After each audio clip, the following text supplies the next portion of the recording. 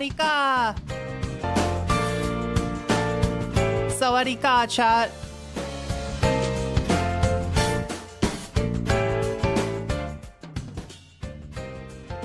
All right. Oh my gosh. There's words I'm supposed to say here.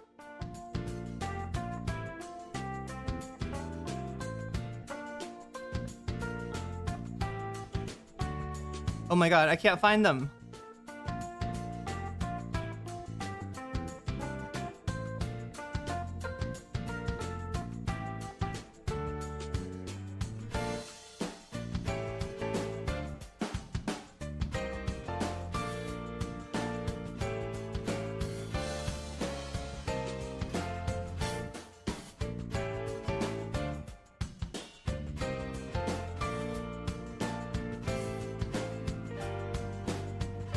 What's going on, everybody? I hope everyone is having an amazing afternoon, evening, morning, whatever it is in your time zone.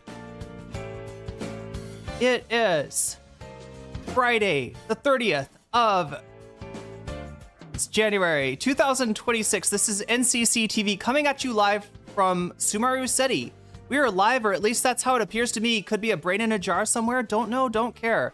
Shouts out to all my weasels out there, all my forest creatures rocking out to the realest of the real synthetic lifeform streamer, trapped in a cyber brain and body like some kind of ghost in a half shell in this late stage hyper-capitalist dystopia, forced to exist in this twilight realm to pay off my debt to society and my student loans. I hope you're having a good day, whoever, whatever, wherever, and however you are. We're about to jump into it right here on twitch.tv, youtube.com, high risk, high reward, high on life, or whatever simulation, simulacrum, simultaneous, spontaneous singularity of consciousness this is, was, or will be sometime in the not too distant cyber future. Oh my god, chat.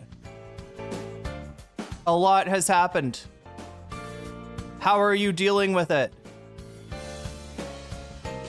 It's almost your mom's bedtime. Okay, well, hopefully you can put your mom to bed. I don't know if that's a thing. Welcome everybody. Let me turn down the audio so you can all hear me. Yeah, so much happened, right? Including here, I have now cleaned my apartment once again and have set up. Look, I don't want to get people too exciting because this stuff is sometimes a little bit hard. The Ferret King is here. What's up? Welcome to the chat, Ferret King. Yeah, I don't want to set up something that like it's gonna take me a long time to actually finish getting ready.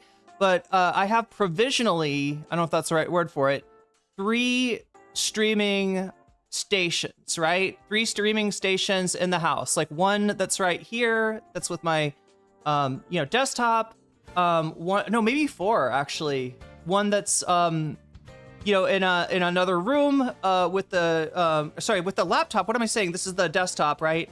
One that's in another room with the laptop. And then also like a mobile setup for my phone if I ever want to do a stream outside on the balcony with you. So that's exciting. But yeah, also Hasan got banned. God damn, like Don Lemon got arrested and has seen a judge now.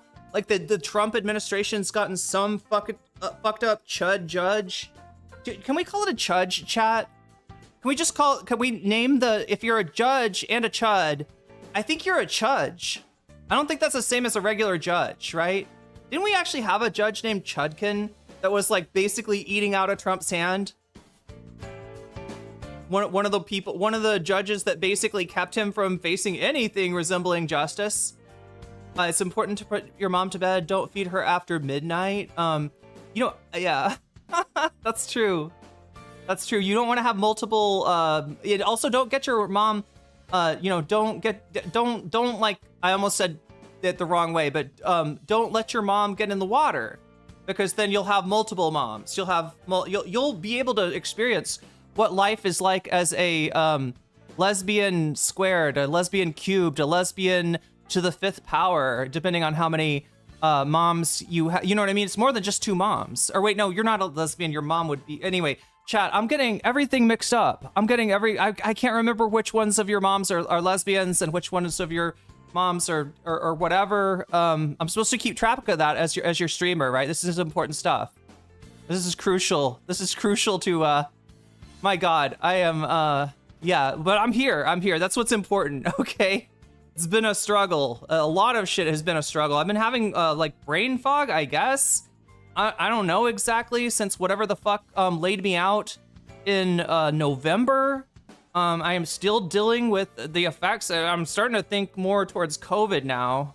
Although I never got it. I didn't get a nose swab in time to properly diagnose. I've never left Vault 101. The outside isn't safe for me. I feel like a Vault dweller sometimes as an American, right? The way that they have been like propagandized to all through their life. Super chatted $9.99. A lot of judges are chuds even before Trump. That's true. Yeah, we've got this thing called the Federalist Society, which Davy could probably tell you a lot about, right? But yeah, the Federalist Society does have a majority on the Supreme Court. This is the weird thing, right, chat? I feel like people are starting to finally react in an appropriate way, right? So to have a sane reaction to an insane world is actually insane. And to have an insane reaction, I mean, an appropriately insane reaction to, to a insane world is actually more adaptive, more sane, right? Just like, if you're a vault dweller, and you take that kind of philosophy, that kind of attitude out into the Mojave wastelands, you're probably not going to have a good time. The stuff that you've learned is not suited for the new environment that you're in, but we're in a new environment now, chat. And I'm going to try to just keep up. Do I have Havana syndrome? I might have gotten hit with the Havana ray, which is different than the Dominican ray, which just makes you look like Zuckerberg, right? I got hit with the Havana ray, but thank you, Davy, for the super chat. Let me get this stuff. Let's get up and going. I think, yeah, gotta grab some links from here. There we go.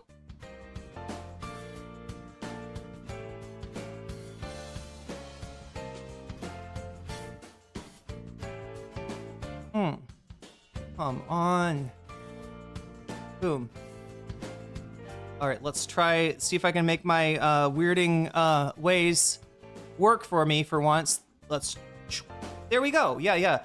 So a lot of judges are chuds even before Trump. Yeah, like I was saying, the Federalist Society, although, I mean, I don't know, would I call those judges chuds? There's something, right? There's something for sure. Wait, the Capital Wasteland, what is that Fallout? Is that Fallout 4? The Dune reference. Yes, we're definitely doing the Dune references today. Hey, you know where I started, Redmond Berry? As a heretic of the sisterhood. But anyway, I got my coffee. Oh, that one's 3. Okay. Where are they at in 4 then? I got my tea. I'm glad people are not seeing Trump as a singular inflection point anymore, recognizing that the actual rot has been in there for years. Yeah, absolutely. Like, I mean, you could easily see it with the Bush administration, right? When you look at the law enforcement organization that Trump is using right now. Also, Davy, thank you for the super chat. Almost didn't say. We're 1 out of 10 on the butterfly goal. Here's the butterfly. If you want to put a butterfly in my hair, and I almost said in my head. You've got like 3 hours and some change. Let me check and tell you exactly 2 hours and 26 minutes to try to rack up 10 super chats. And in that case, if we get 10 super chats, I will put the butterfly in my hair. I'm not just threatening you with a good time. The Commonwealth is Boston. That's Fallout 4. Okay. Fallout 3 is where Vault 101 is. See, I've only played New Vegas, and I need to get back to that chat. I desperately need video games. I was trying to envision some kind of a marathon stream which actually works and doesn't burn me out because I switch modes from like covering, news to, we got a fair amount of drama today, I guess as well. And then maybe go to some gaming and then, I don't know, I was trying to see if I could incorporate because I like for my mental health, right? I think I need to play some video games or something. I don't know. Video games has always been my source for mental health. Yeah, but what I was trying to say is that people are finally treating this situation like they should. As Davy said, shit was bad before Trump. We got Trump from having Clinton, Bush, Obama, etc., right? And then running Hillary as the primary, as the standard bearer for the left in 2016, right? We got to Trump for a reason. And so thinking that you can just go back to, 2016, as much as a lot of people are apparently having that delusion right now. Do you know about the 2016 pining chat? Is it pining? They're pining for 2016. There's people out there that are like, oh God, could it just be 2016 again? 2016 was so good. They got the right idea, because at least now they are fully out of the Trump administration. They're not thinking that it's, it's just because COVID happened that shit sucks, right? It's not. It's obviously a lot more going on here. I'm on my Kingdom Hearts arc personally. Oh, Tanner, dude, I need to if my finances were better, I would just buy Kingdom Hearts, because I think it's on sale on Steam right now. I think you can get some of those compilations where it it's like there's like 2 main compilations, right? If you want to play through all of Kingdom Hearts, it's available. I mean, I shouldn't say all of Kingdom Hearts. Sadly, what is it called? 356 over 2 days. It's kind of hard to play that one in the way that it was intended without actually having a DS. Is it a DS? I think it's DS yourself, right? And maybe is the same thing true of the card game? What is the fucking card one?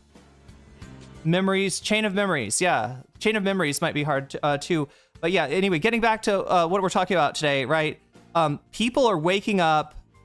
People are treating this situation as an out of control situation, as they should. If you're an American, things are about to get really bad for you.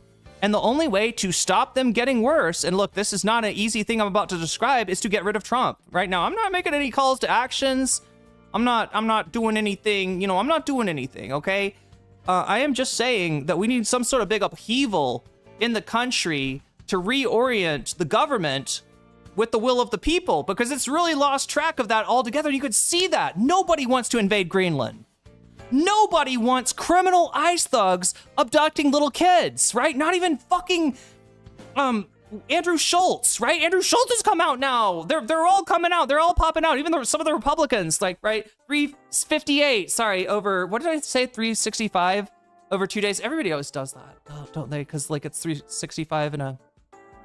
You actually have my copy of 358 over 2 days and recoded still. Oh, nice. Okay, because apparently that's the only way you can play you could, there's a game that you can buy on Steam that gives you all the, I think it just gives you the movies, right? The cutscenes. I think you just get the cutscenes of 358 over 2 days. And some would say that's the better way to do 358 over 2 days, because cutscenes, some people do not rate the gameplay. Others, there's a PS2 version of Chain of Memories. What was it? Was it originally on, Game Boy? Or Game Boy Advanced or something. Loved Kingdom Hearts. And look at this. The chat all loves Kingdom Hearts. How weird is that?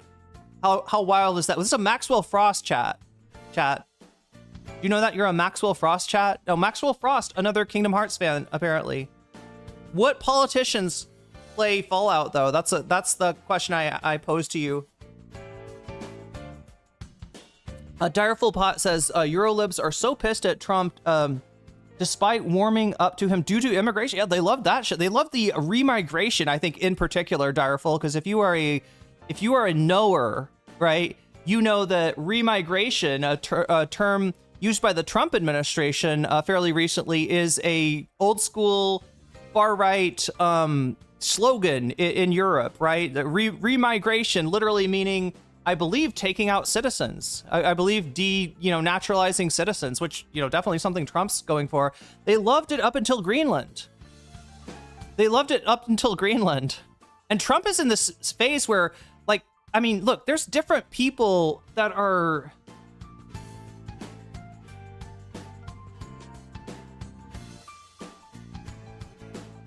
saying different things as far as us doctors, but some people are saying that his symptoms do not portend a long prognosis for his life, right? Some people are saying 2 months, some people are saying 4 months. I don't think we could be that lucky. but it's going to be probably some number of months, right? Even if it's 12 months or 15 months, right? He's going to kick the bucket at some point, and shit is really going to hit the wall then, right? They at least have the Jester Maxing Mad King, Trumpy the 14th, right? The Sun King, our very own Sun King, in the office. And when he kicks the bucket, the next guy is not going to have the charisma to be able to manage all of the chaos that Donald Trump has started. But yeah, people have started to see that this is chaos. We cannot take this anymore, and that something needs to be done. Something needs to happen. It needs to happen, right? And it's worth it to put your, like, the idea of Americans, right, chat, volunteering to drive groceries to their neighbors, right? To take care of their neighbors, to go on watch, to look for ice, and when they're out there, to get out there, put their lives on the line, blow whistles and stuff like that. The amount of people that are willing to do, like, this is a country that used to be like, like, I don't know, some simple little thing, could you maybe do it for 2 hours after work? And people are like, I am too fucking tired, and Netflix is calling me. I need some Netflix and chill. Like, that's the usual attitude of an American, right? He's really putting JD on garbage detail. Oh my God. Oh, he's Snake Eater is a solid. It really is a good song. Oh my God. We got to make sure, speaking of songs, we got to make sure we don't roll over to anything that is copyright claiming. Wouldn't want that.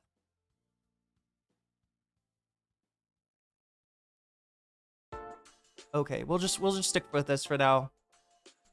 But yeah, I'm so glad to see everybody again. I am, when I take an extended break, it is unfortunately because I have to, because I'm just not feeling up to streaming, and noticing weird little things like it feels like there's a database in my mind that when I'm trying to think of something, like I'm rolling through the database, almost like imagine like a little like iPad. You know what I mean? Like, you remember the little iPad dial? Right? I feel like I'm like tick, tick, tick, tick, tick, tick, tick, tick, trying to get to the right word. And I'm like, Trump is going to tick, tick, tick, tick, tick, tick, parole. No, not parole. Tick, tick, tick, tick, tick, tick. Trump is going to give clemency to, no, not clemency. What's the other word? Tick, tick, tick, tick. Pardon.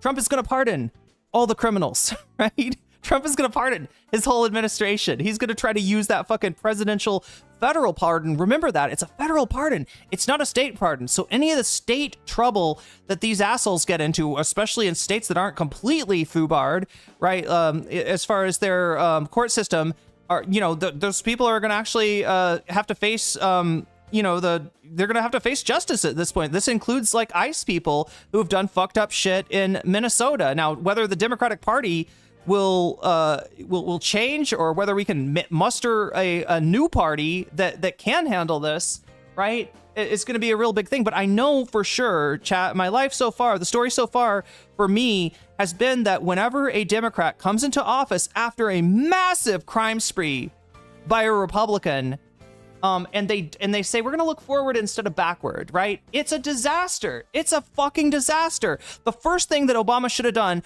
was to repeal the Patriot Act, all right? If there are laws that need to be passed, you can repeal and replace it, maybe. Maybe you could put some laws into place that make things easier to handle without this fucking massive overreach that people saw it for at the time. And the Democrats, campaigned against, and they just didn't do shit about it. Snake Eater is a really good song. It's from Metal Gear Solid something. I haven't played it, but I've like this. I think the song's on one of my videos, right? I don't know why I remember this, but I remember editing a little bit of Snake Eater into one of my videos. Speaking of videos, again, not to fill you with the promise of hopes that may never arrive, all right? But I am thinking about the last episode of Fallout. I think was has some particular parallels to what we're dealing with now with the Democrats, right? And I kind of wanted to make a movie about it while people are still talking about episode 7. Don't worry, I'm not going to spoil anything for you in here, all right? I'm going to shut up about it now because I know there's people out here that still haven't even watched episode 1 of season 2. Maybe you haven't even watched this. You know, you want to watch the Fallout show at some point, right? So I got your back. Don't worry. I'm not going to ruin anything for you. But I kind of want to make a heavy spoilers video that I'll mark as heavy spoilers, so you won't accidentally watch it and find out what happens in episode 7. But there's something that happens in episode 7, chat, which I will, tell you right now. I think is a lot like what we're dealing with at the present moment, present time, present day. This would be the 3rd time that we are told to move forward in a 20-year period. Yeah, it's a little bit too much. It's a little bit too much. Speaking of too much, it would be too much for me to forget to put donos on the board since we got some, because I could easily forget them. Also, thank you, Nabil. That I noticed that gift sub that you gave to you sent the way of oh my gosh, let me see who you gift subbed to. It's Mylan, old school NCC chatter. I'm not gonna say your Twitter name, Mylan, because I don't know, that might be a spoiler too. Some people don't like to connect their Twitch accounts to their other accounts, but I'm aware of who Mylan is, who Mylan has been, the role that Mylan has played in NCC lore. Respect, Mylan. And you just got jellyfish. That's right. I don't even know if Mylan's here today, but either way, Melania film flops. True. Yeah, that's got to be a shitty. Like, how do you make that film without it being shitty? Who wants to know about Melania? She's not Jackie O. Do you think that Trump doesn't get? Do you think that Trump thinks that Melania is Jackie O? Right? We're talking about Jackie Onassis Kennedy, who is an icon, a gay icon, an American icon, a fashion icon, right? And I think that's what Trump thinks he can do with Melania, since, yeah, maybe, chat, there's more stuff in the Epstein files connecting Melania to Epstein, right? As far as possibly being one of Epstein's girls at some point. I mean, I'm not making any claims. We don't know what we don't know. And I will warn you, a lot of the shit that I've seen in the new Epstein files releases, a lot of it does seem like bullshit, right? There's some shit in there that is just like, nah, that is not, because I mean, it's mixed in, right? There's stuff that the FBI got, like, they have tip lines, right? And people call in the tip lines with some pretty crazy shit. And so that ends up in the Epstein files too, because that's something they took down. They wrote down, okay, you said that he did what to her? How old was she? You know what I mean? And so some of that stuff is gonna, I'm convinced, is gonna pan out to not be true, but you just don't know which. Right? And don't ever put anything past Trump as far as, like, did he, choke a... Cliff super chatted $9.99. No, I disagree completely. The real truthful Melania movie would be amazing. Huh. Okay. Well, if you go a different way with it, sure. Thank you for the super chat, Davy Cliff. Also, Columbia Rican, I don't know why yours isn't coming up. Maybe it happened at the same time or close to the same time. No, it didn't. Why did that one disappear? Anyway, I also have my, like I was saying before, I've got 3 different stations for streaming now that I'm just hoping that this might help me at some point with, like, longer streams. I feel like it's not the longer stream that kills me. It's the, like, doing the same thing for, like, 7 hours in a row. That's what kills me. That's what burns me out, right? So I'm trying to figure out a way to avoid that. And I'm thinking maybe the 3 stations could be it. If I figure this out, chat, I think there's a way to, like, I know it works on Twitch, right? Maybe it doesn't work on YouTube, but you can like, you can supersede your stream with, like, a new stream from a new device. I've done this before. I'm pretty sure it works. So, yeah, but as a result, I've got, I need to mute my laptop at some point, because every time are you hearing an echo from the super chats and stuff? By the way, we've got 3 super chats, just 7 away from hitting that butterfly goal. The sooner that we hit the butterfly goal, the sooner I can put the butterfly in my hair. So, we're 30% of the way there, aren't we? And then we are, let's see, I've got to add 36% of the way towards bonus content. I think, yeah, 36. See, this is what I'm saying, chat. Like, I feel like Fetterman. Like, my brain got Fettermaned. I'm gonna have to listen to RX Nephew's track again, right? The diss track on Fetterman, because yeah, my brain got, like, Fetterman somehow. At Columbia, super chatted $5. Epstein files exposed that Bill Gates got an STD, and that Elon Musk texted Epstein at 6 a.m. on Xmas morning to self-invite himself to the island. Okay, that's gross, but also, Bill Gates didn't just get an STI, right? Bill Gates shared his STI with his other partner, his wife. According to the files. Allegedly. I'm not saying for sure this happened. I'm just saying that that's what the files suggest. Right after I plainly stated that some of the files, some of the things in the files are probably not real, right? So is that one of the not real ones? Is that one of the real ones? I'm not answering that question because I don't want to get sued by Bill Gates's army of lawyers. But chat, you can imagine how Melina felt. Now, don't get Melina mixed up with Melania. We're talking about Bill Gates' wife here, Melina Gates, right? Who divorced Bill Gates, and some people, you know, were kind of wondering why. Why would you divorce the most one of the most powerful men in the world? Well, I mean, we got some clues now. We definitely got some clues of why maybe Melina wants nothing to do with Bill Gates. I wouldn't be surprised. Melina. It's Melinda. See that? There we go. I'm Fettermaning.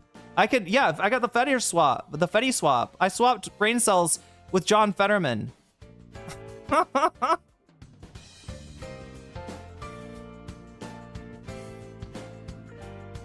Turns out Fetterman not a great dude. Turns out Bill Gates not a great dude. Melinda, yeah, everybody's correcting me here because I'm Fettermaning. You're gonna have to deal with some of this, chat. Unfortunately, right? This is what you can see why I was, you know. You could see why when I would go to stream and like, you know, just even try to carry a conversation on with somebody, right? I would be like, oh, I don't know. My brain's kind of fucked up. I'm not able to think of the word pardoned. That's a pretty important word. If I have to go through paroled and clemency before I get to pardoned, if I have to go through, if I'm trying to say the 90s and I say the 80s first, and then I try to say it again, I say the 70s, and I'm like, no, I know that the 90s, the naughty 90s. Now, maybe somebody can help me out with this, right? Maybe somebody in chat knows, right? But the naughty 90s is a phrase that I keep on hearing now, but I'm only hearing it in relationship to Epstein and Trump. What I want to know is the naughty 90s on its own, right? Just the naughty 90s. Is that a thing? Has that been a thing? Like, do people call it the naughty 90s? Did people do naughty stuff in the 90s? Is there a naughty 90s thing that I'm like, because I've never heard of it. I have not once heard of it. That Thai weed is good as hell is what I'm hearing. Are you suggesting that I might be on the Thai weed right now? I mean, it's a little early. Yeah, it may be you know, 4:20 where you are, Joshua Keller, but it is still midday where I am. Naughty 90s, my teenage years was the 90s. Yeah, I never heard of it. That's why I'm thinking that maybe it was like it's relevant. Maybe it's just a thing. Maybe we're talking about Trump and Epstein's naughty 90s, right? Maybe it's a phrase that they used. Only the rich and famous. I was born in 1990, never heard of it. Naughties was 2000s. The not okay, yeah. Sue Fair Wolf B. Also, thank you for the super chat. By the way, Columbia and Davy, once again. The real truthful Melania movie would be amazing. You're right. If they made a real movie of Melania's life, I would see that, right? But if you try, I'm guessing Trump is just trying to Jackie O her, and she's not Jackie O, and she will never be Jackie O. And guess what, Donald Trump. For whoever needs to hear this out here right now, Donald Trump will never be a Kennedy. And the Trump family's not going to be a dynasty, all right? Because that's not a world I think that anybody is willing to live in. The Trump family better watch their shit because they are in danger of being the next Romanovs. That's how people feel right now, okay? That's what the street, the feeling on the street is right now, right? And obviously that's not fair because there's good people in the Trump family too. Mary Trump did nothing wrong, but goddamn, if he tries to make this into a dynasty, he's putting his whole fucking clan in danger, right? And you saw how they handled that shit in Russia. It's not pretty, not pretty at all. One of the ugliest things, you know.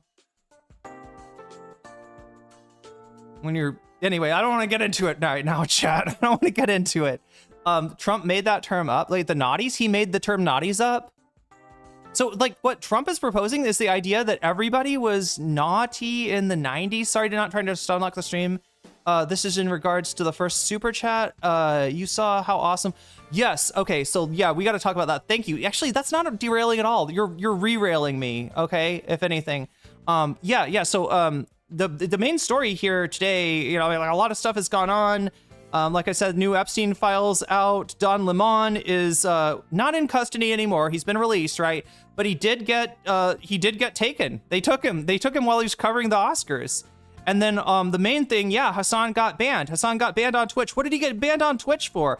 Well, here's the thing, chat. If you remember back to the controversies with somehow Ethan Klein.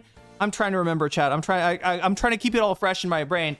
But like at some point during the occupation of Gaza, which the ongoing occupation of Gaza, let's be real, at some point during that occupation, Ethan Klein, Destiny, like a whole bunch of people were gunning for Hasan. We're trying to get Hasan banned off Twitch. And when they couldn't get Twitch to ban Hasan, they would go after the platform. At some point, Twitch did respond. I think it was over the accidental, banning or the not allowing people to make new Israeli accounts or something like that. But for whatever reason, Twitch did give one concession to the ADL and all those folks, right? And it was that they would make it illegal to use Zionist as an insult. Now, this doesn't go as hard as, let's say, the situation on TikTok, right?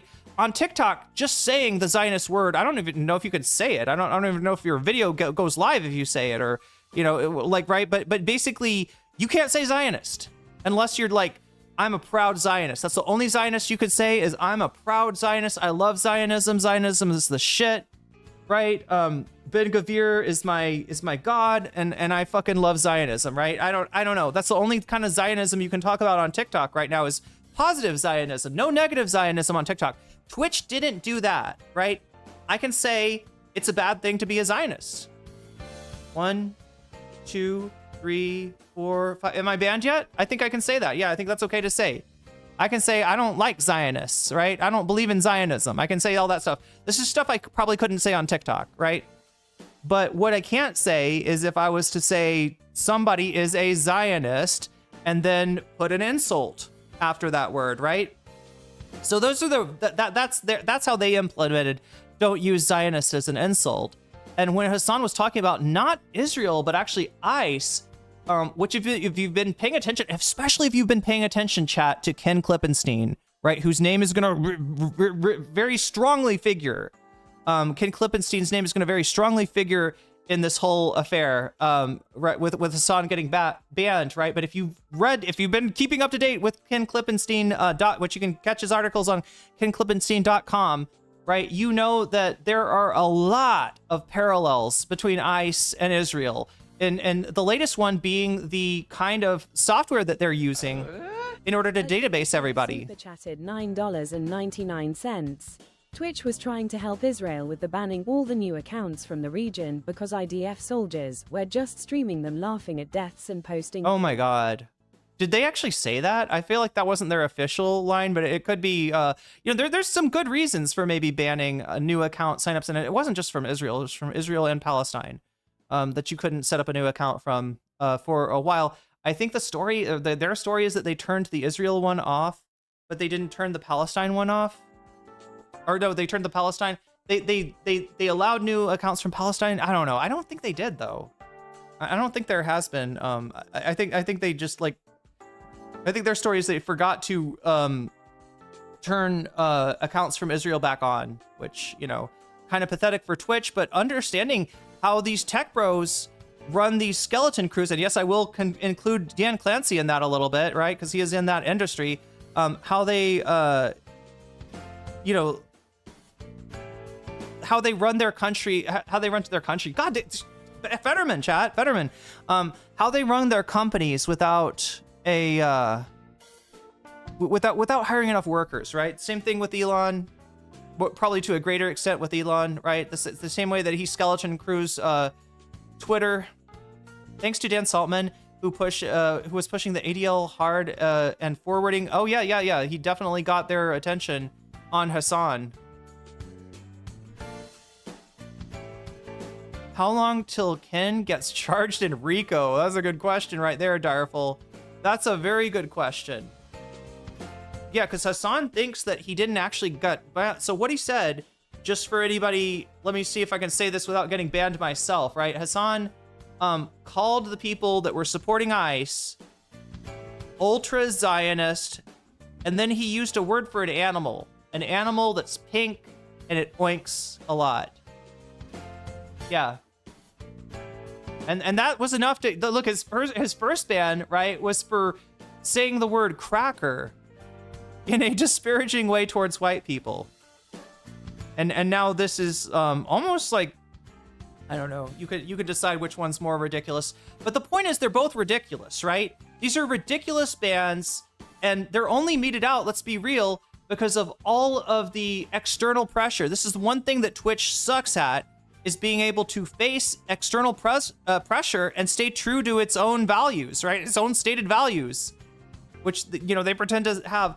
Lizard Shadow Government says, did you see the story regarding the man who, that was, I am having trouble, I'm Fettermaning Lizard Shadow Government. The man who he was with having been from the not the start, but the entire, wow, you just fucking trolled me so hard. But he was like the entire time, the man.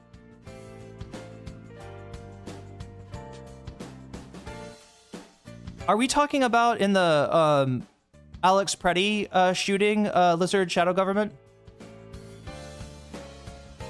I'm not sure what we're talking about, but I will stay tuned to your explanation. Asmongold has yet to be banned for any of his. Yo, Asmongold has been really popping off with some shit. Like, so the part of the reason that Asmongold stays not banned is because the violence that he tends to advocate is like violence by the authorities, is violence by the cops, right? And somehow that's not a problem. You can say that I want a fucking like authoritarian government to, you know, I don't know, brutally murder and torture people I don't agree with politically, and they will keep you on there, right? When the man, I mean, this may be like a English issue, and I'm not saying this to judge. I'm living in a country where I don't speak the national language, and I'm starting to learn it too. It's very difficult. You know, I'm learning Thai at the moment. Davy, I gotta put us forward to try to help Israel with the banning all the new accounts from the region, because the IDF soldiers were just, yeah, okay, so I did cover that, but what I guess I didn't do was add, I think 15 is what we gotta add. Again, math. Please feel free to correct my math. Feel free to use the abacus emote if you want to get my attention and be like, you got the wrong number. You got the wrong number, lady. He was still able to. Yeah, he didn't get banned at all for any of that shit, right? He said a lot of shit.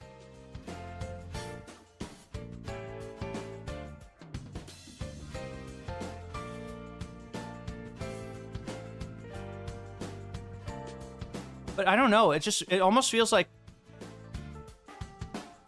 that chat was designed to confuse people with Fetterman syndrome, or that got hit by the Havana ray, or with long COVID, or with whatever the fuck is going on with me. But yeah, so Hasan was banned from Twitch. There was initially some celebration from the, you know, usual suspects, right? Absolutely. Of course there's going to be celebration. Aiden Ross in there with that. What's his name? The new guy, Los Pollos from Kick Streaming. Just read that Upscrolled is banning trans accounts? What the fuck? That's crazy, Sam. I want to find out more about that, because I was thinking about getting on Upscrolled. Old McDonald's Farm reading group arrested on hate charges for saying E-I-E-I-O. Yeah, it turns out that E-I-E-I-O was a... No, I can't make anything up for that. I honestly can't. But so, yes, Hasan banned on Twitch. Now, so the initial ban period was going to be 7 days. There's a new appeals process that Twitch has implemented. I mean, this is one of their biggest issues. It's a big issue on YouTube, too. People getting banned for seemingly no reason and not being able to really... it sounds like you have long COVID. Yes, yeah, brain fog.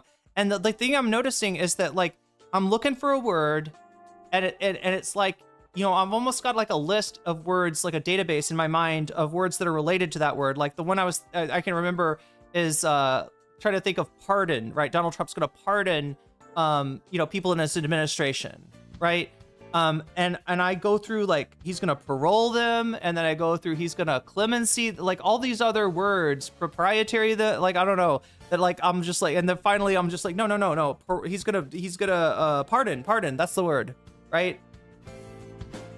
And on that farm, they had a pig, but don't worry, chat, because the pig was not a Zionist, okay? That I can assure you. Old McDonald's Farm did have a pig.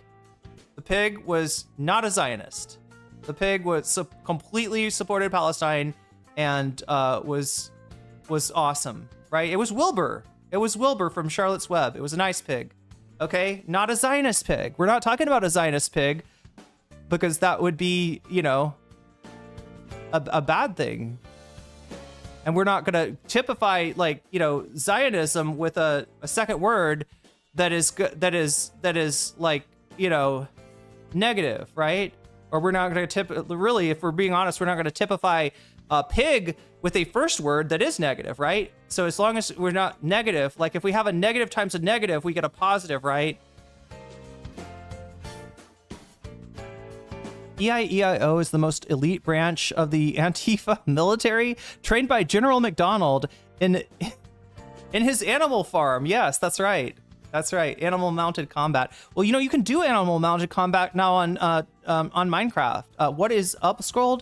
Yeah, it's like a Davy. I don't want to, you know, imply too many parallels between Blue Sky and upscrolled, but yeah, upscrolled was intended to be, at least the way that I heard, was intended to be a new version of like a TikTok-like product that is not, you know, right-wing or Zionist. Although I'm afraid to say it now. Whenever I say Zionist, I gotta say, but not in a bad way. All right, not in a bad way. Like Zionist in a neutral way. I don't know. From what I know about long COVID is that you're not supposed to exert your because it could be dangerous for your heart. Jesus Christ. For how long, Sem? Because I have noticed, like, I have problems when I sometimes problems crop up when I exercise, but it feels good. It doesn't feel bad. I'm definitely not having like hard pain. See rumors that they don't allow trans accounts, but now I see a lot of them. Upscroll seems limited. Oh yeah, it's gonna be very limited. I mean, Blue Sky was too, right? Blue Sky was extremely, it still is fairly limited compared to what Twitter can do. But it's, you know, it's a new product, right? Twitter took a long time to be able to... Red Cyber Dragon!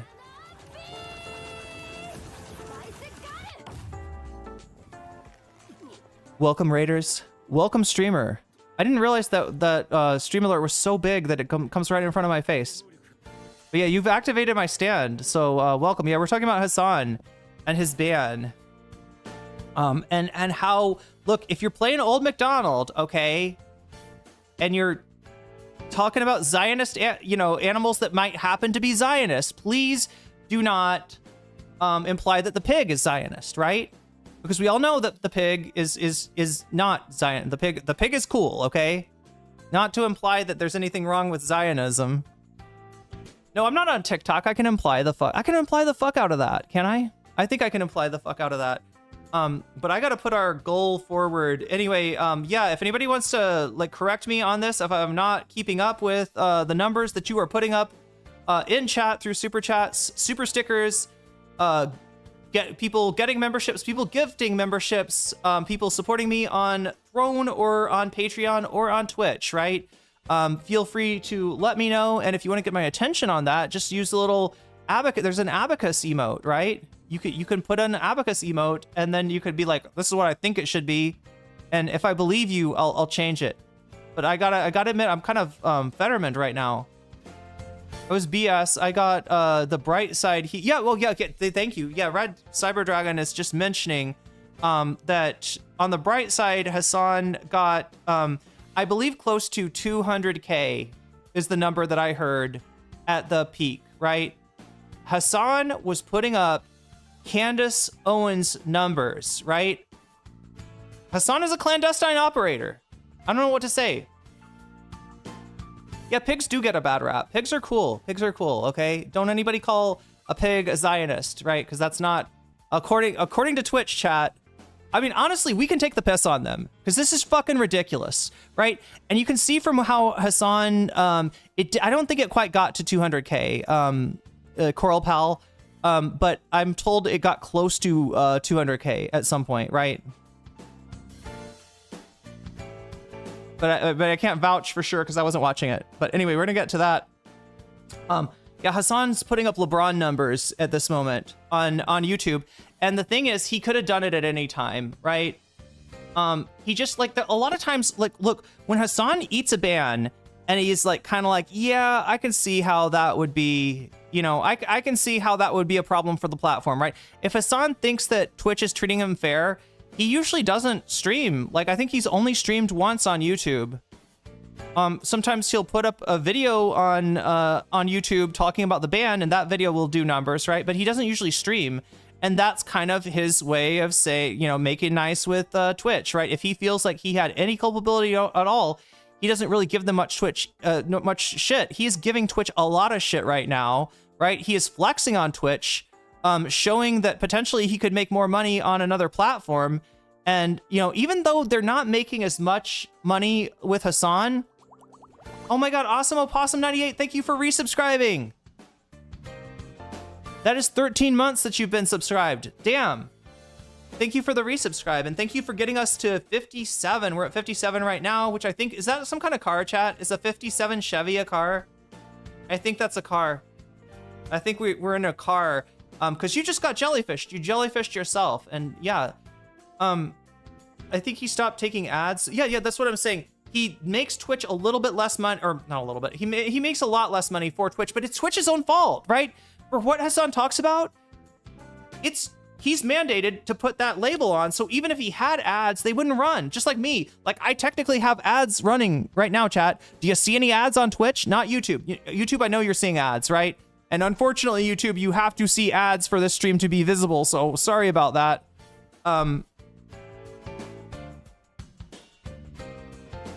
But yeah, can we vouch for this? Twitch, you don't see ads on my channel, right? The only time you might ever see an ad on my channel is if I'm playing a video game or talking about something that's just straight up drama, right? Like, I don't know, Olivia was mean to Adam McIntyre, right? I could probably cover Olivia, or Adam McIntyre not wanting to fuck with Olivia anymore. I could probably cover drama like that, right? But if it's anything involving politics at all, even if it's just Ethan Klein bullshit, right? I gotta put a nasty content label on my stream, which means that advertisers don't fuck with me.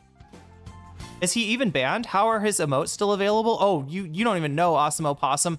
You know, there's a weird thing with emotes, right? Some people post them if you got them, chat. Anybody got emotes from banned streamers?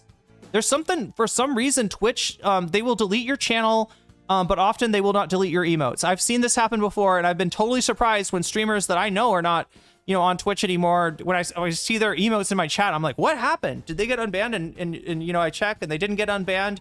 It's just that, like, and here's the weirdest thing, right? Okay, I shouldn't even say that, because if I talk any more about banning, all right, then I'm tempting fate for myself. Knock on wood, okay?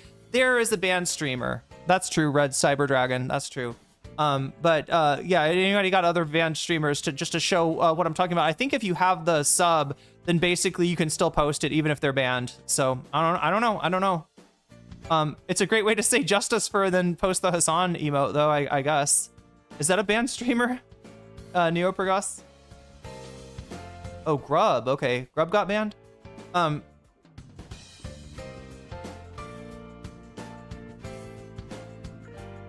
It's not banned. I just like it. Okay, that's fair enough. So anyway, yes, Hasan gets banned. He goes on YouTube. He gets numbers like I don't think he's seen before. I don't think people were aware. But you know, if you know YouTube, if you've got a big account of somebody that's recognized on the platform, and especially if they don't stream very often, and that goes live, yeah, it gets a lot of views, right? Like, how do you think Candace got like 100,000 plus, right? It's not just word of mouth. You know, YouTube maybe does a better, better job suggesting content, right? Or noticing when they've got hot content and pumping it out to more people. That's always been one of Twitch's, weaknesses, is their discoverability, and there's for a reason, because Twitch is designed to make kings and queens, right? And generally what Twitch does is it funnels viewers up to the bigger accounts and away from the smaller accounts, right? The smaller accounts are just in there to bring more people in, I guess. I don't know.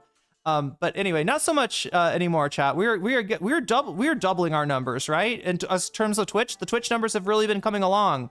Or the YouTube numbers, I still got to work on, and I really got to put out some videos, right? Because I want to expect YouTube numbers. I'm gonna need videos like to make that happen. Like, that's how it works on YouTube. That's part of the reason that Hasan got so many viewers, right? In that live stream, is that he has got, he's putting out videos like constantly. Like, there's people that are subscribed to that channel that watch every single video. There's people that don't ever watch Hasan on Twitch and exclusively watch his content through YouTube, or watch his content through the industrial complex. But yeah, it's like in a way, it's not surprising that he did these kind of numbers. What is surprising, though, is that Hasan didn't realize that there was money on the table for him, especially after Twitch kind of fucked him. Although I don't know, did he want to run ads? Did he not want to run ads? It's kind of hard to tell because of when his contract ended. Power to him. He said 1 million views over the link. That's awesome, opossum. That is those numbers are what Ethan used to get.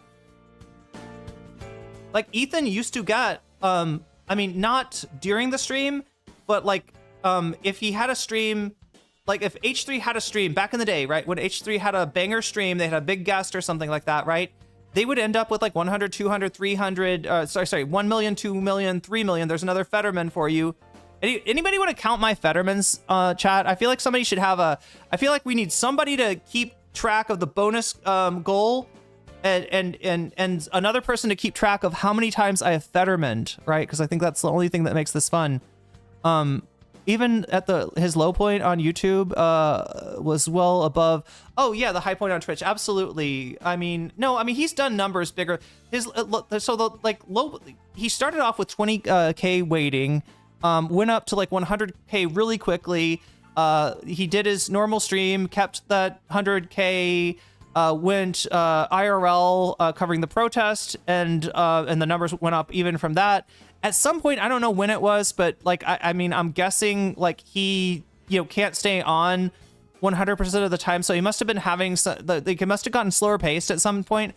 Maybe when they got in the Uber to go back home, and he's just talking to Carolyn and Marsh and people. Right, I think that's when his numbers started to trail off. But yeah, it was really strong. Even when it was trailing off, chat, it was like 50k, 40k. So, but anyway, we're at 57 out of 100 as far as bonus content. I do have bonus content for you today. Do I have that up? Let's see. Let's make sure the bonus content is where it should be, and check on who's voting for what. All right, so yeah, bonus content is up. Oh my god, it's not even close. Everybody wants to see the new Disgusting Epstein drops. Wow.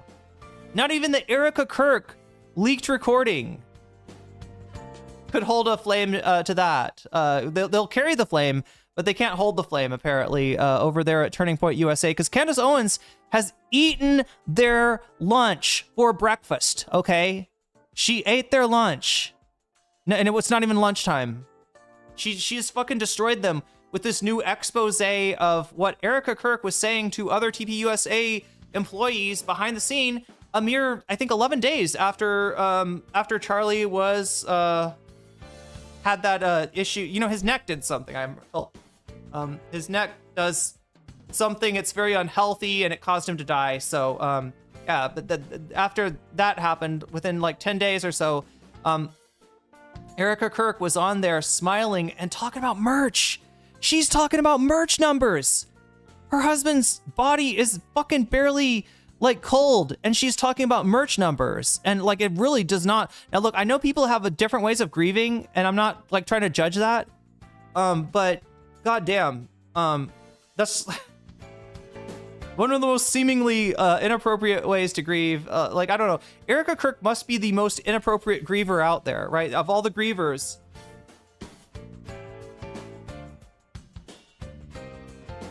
Columbia Rican is telling me it was actually 6 days after he died that the video was recorded. Yeah. Okay, so less than a week. Less than a week. That's crazy. That is fucking absolutely insane. Anyway, we do have bonus content. It is available for you now to vote on, all right, on YouTube. Go over there and vote if you haven't already. 61 of you have so far. 61 of you have voted. So, you know, vote if you have not already. And you can even come over from Twitch if you want to. I won't tell anyone. And you can even go back over to Twitch to watch the stream on that platform, because we're not trying to steal viewers from Twitch to YouTube. We're not trying to do anything like that. I mean, Hasan's not trying to do that. He's just playing the hand he was dealt, chat. And it turns out that Twitch accidentally dealt him a very good hand, right? This controversy happening at the same time that he decides to try out streaming on Twitch. And I told you the reason that he's doing it is because this is a bullshit ban. All right? That's why he is lighting up Twitch on Twitter. And that's why he is anyway, we should get to that. We should just get to that, chat. Let me expedite this, because you want to see I'm guessing, you know, Hasan's his commentary you know, when he first comes back on YouTube after being banned on Twitch, where he'll show, you know, you exactly why he was banned. So let's get to that. We need to get to that. We need to do that. I'm just letting you know that 63 votes have been cast, right? We have bonus content. Let's move the stream along. Move the stream along. There it is. Okay, so these are the items that you can vote on. And make sure to vote. The voting is taking place over on nocommentchick on YouTube. So go over there and vote if you haven't already. Columbia Rican says, my vote is for Epstein Files. Oh my gosh, Epstein Files is OP today.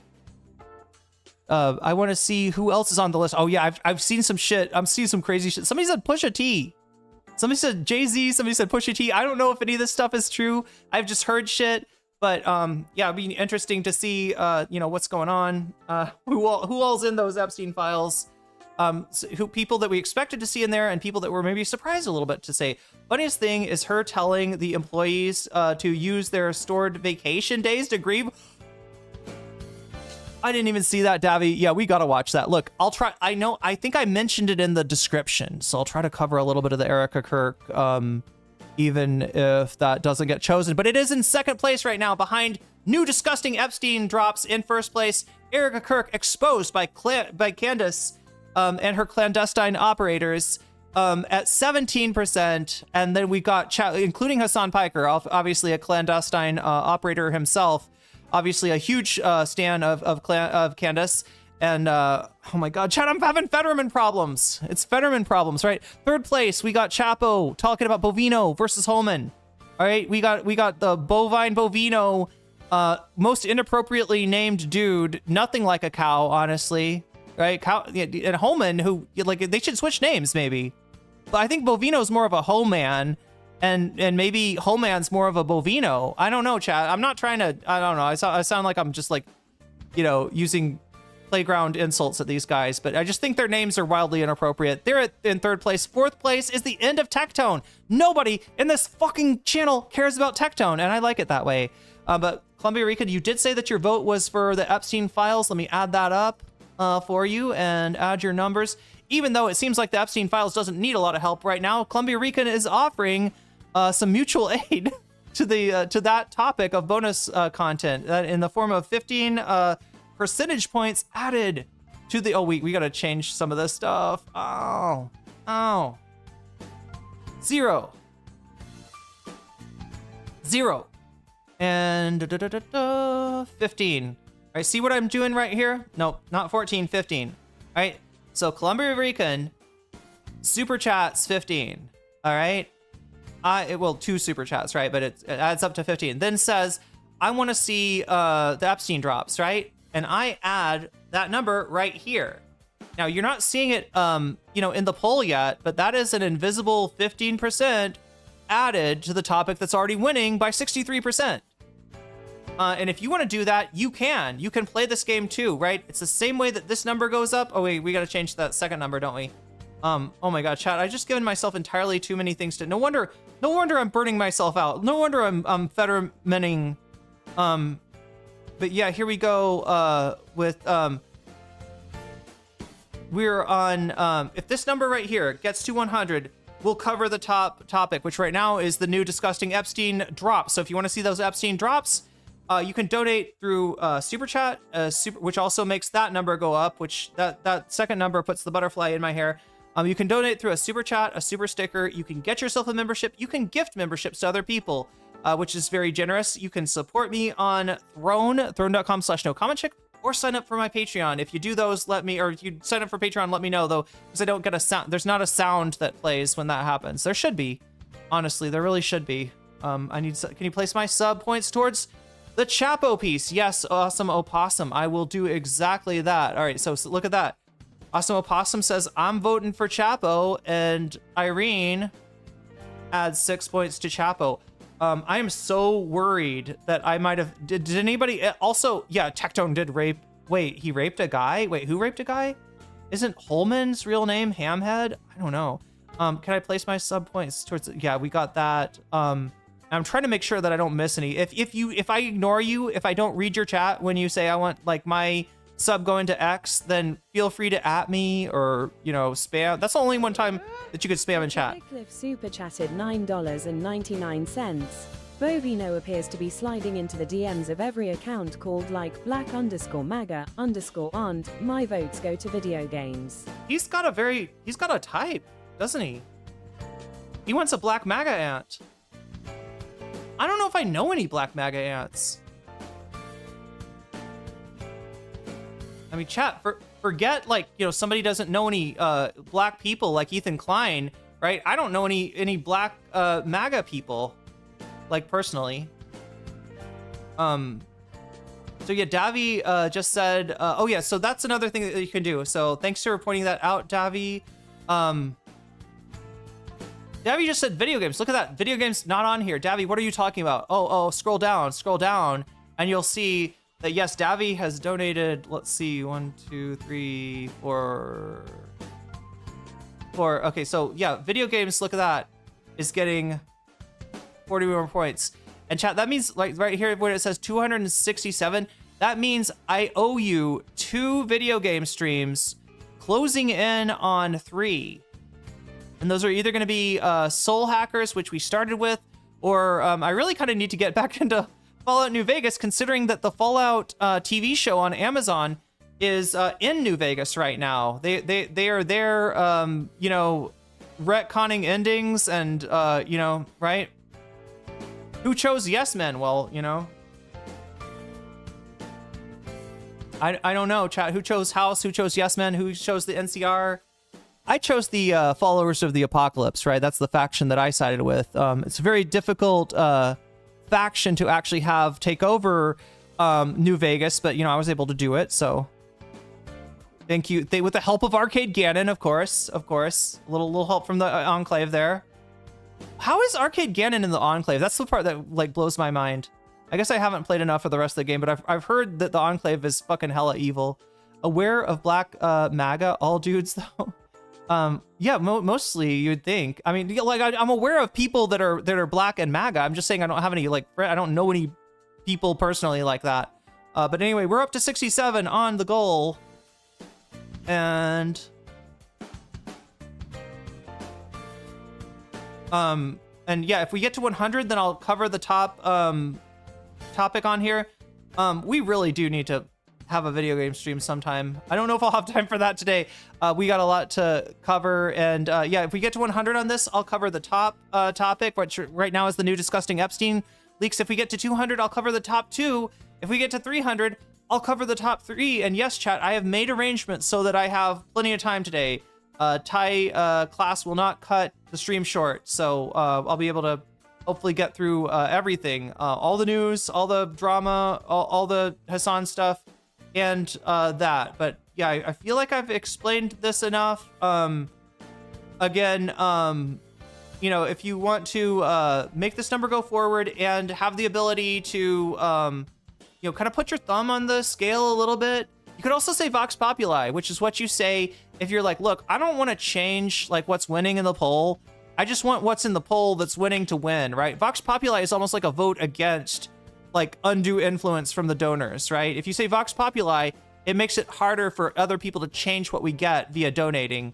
But yeah, you can potentially change what we get via donating or lock in what we get via the poll by doing a super chat, super sticker. This is on YouTube.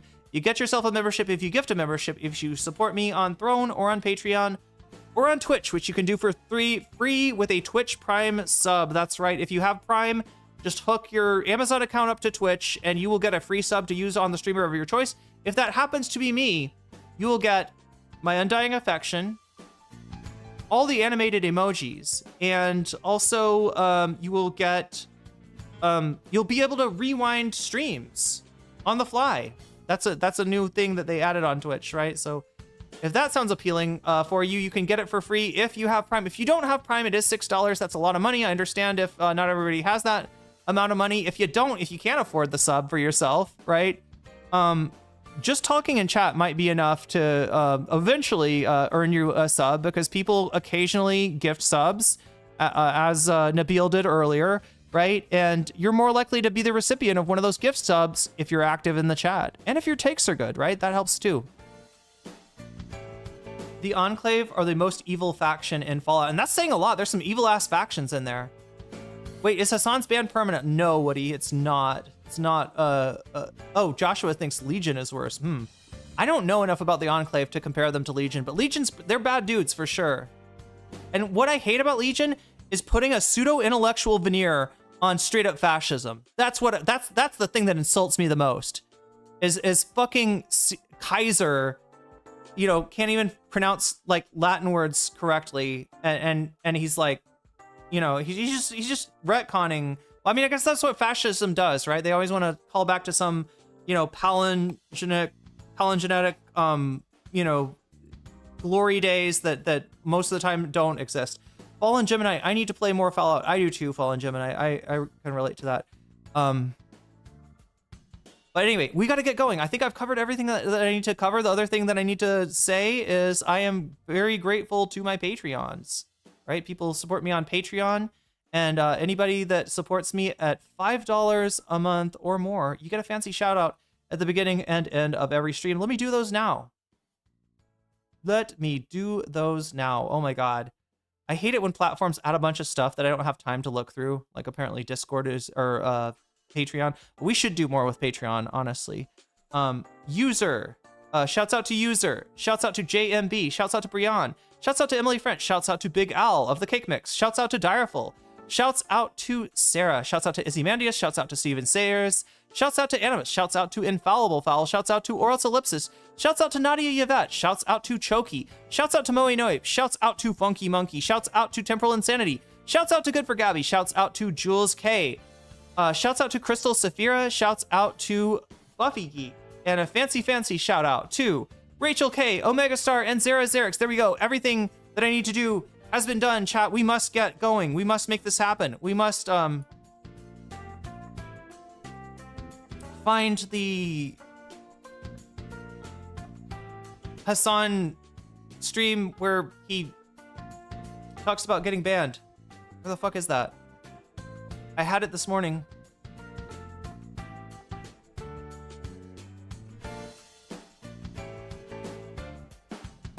There's apparently some dust up between Nick Fuentes and Hasan. iHip is involved somehow. That's not what we're going to start out with, though.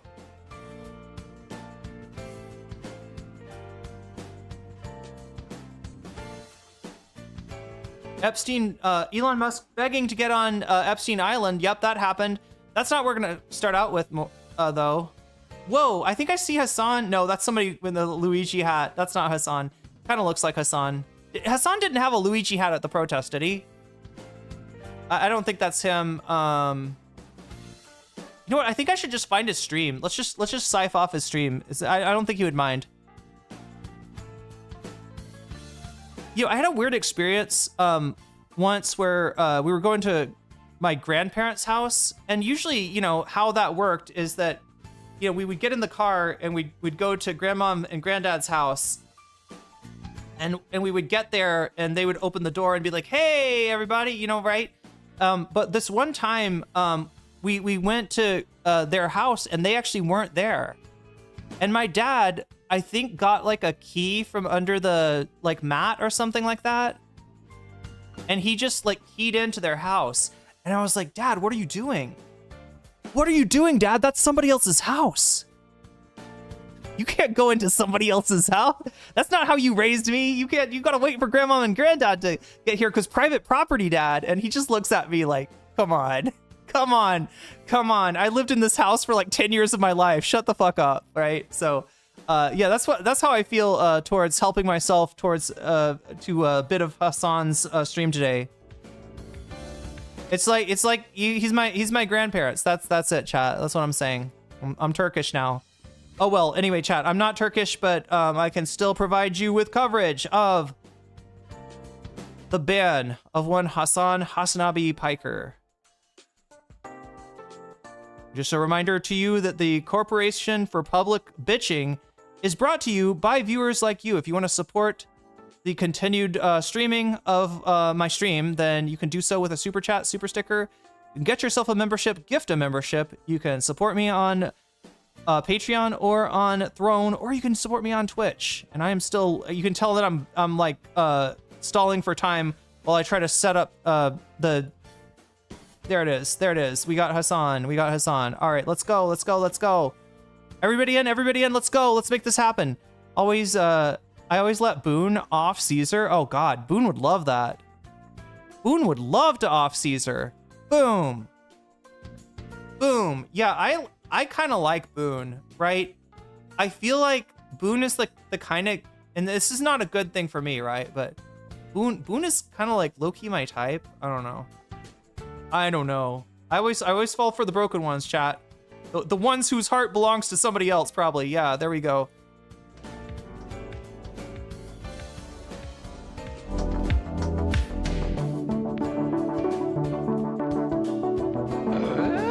At Colombia, super chatted $5. Hasan became Lemon Bro 2.0. Since he was watching Don Lemon's live chat and was not able to chat in his stream cause he was stuck due to subscriber mode. Oh no. Oh no, that's too bad that Don Lemon. So Don Lemon's also streamed since he, I was about to say since the ban. He got kind of more than banned though. Like they're trying to ban him from his freedom apparently. But yeah, here we go, chat. We got Hasan's stream on deck. I am just gonna start it off from the beginning because I know that's one place I can find his response to the actual ban itself. Let's see how long he takes to get. He takes about 10 minutes, it looks like, to get. I mean, in your life, it's freaking Friday. It's fucked up Friday. It's fuck a fans mom Friday. It's Friday. It's Friday. You already know what it is. And you already know what's up. We're live. I'm sorry, fuck a fan's mom Friday? I didn't know. Friday, I knew that, but I didn't know fuck a fan's mom Friday. I have to be very careful with what I normally do because I don't know how this stuff works at all. Hopefully, I don't actually touch on any landmines or anything like that. We got, we got a lot of people in here today. We got a lot of people watching currently. I think it's around like 34K. Not bad for a. Also, if anybody hasn't if I haven't added your donation up there, I think I did it for a couple of people. But if there's anybody else, Davy said something and somebody else said something. But if anybody else, if I've missed you saying that, please keep repeating and feel free to at me because I need to get. I'm not trying to deny you the benefits of your support of the Corporation for Public Bitching. First YouTube stream in general. But you get a warning in your dashboard. Wait, who is Hasanabi? How is Hasanabi writing to me, Hasanabi? You will get a warning in your dashboard, I think, if you get a copyright warning. Okay, good to know.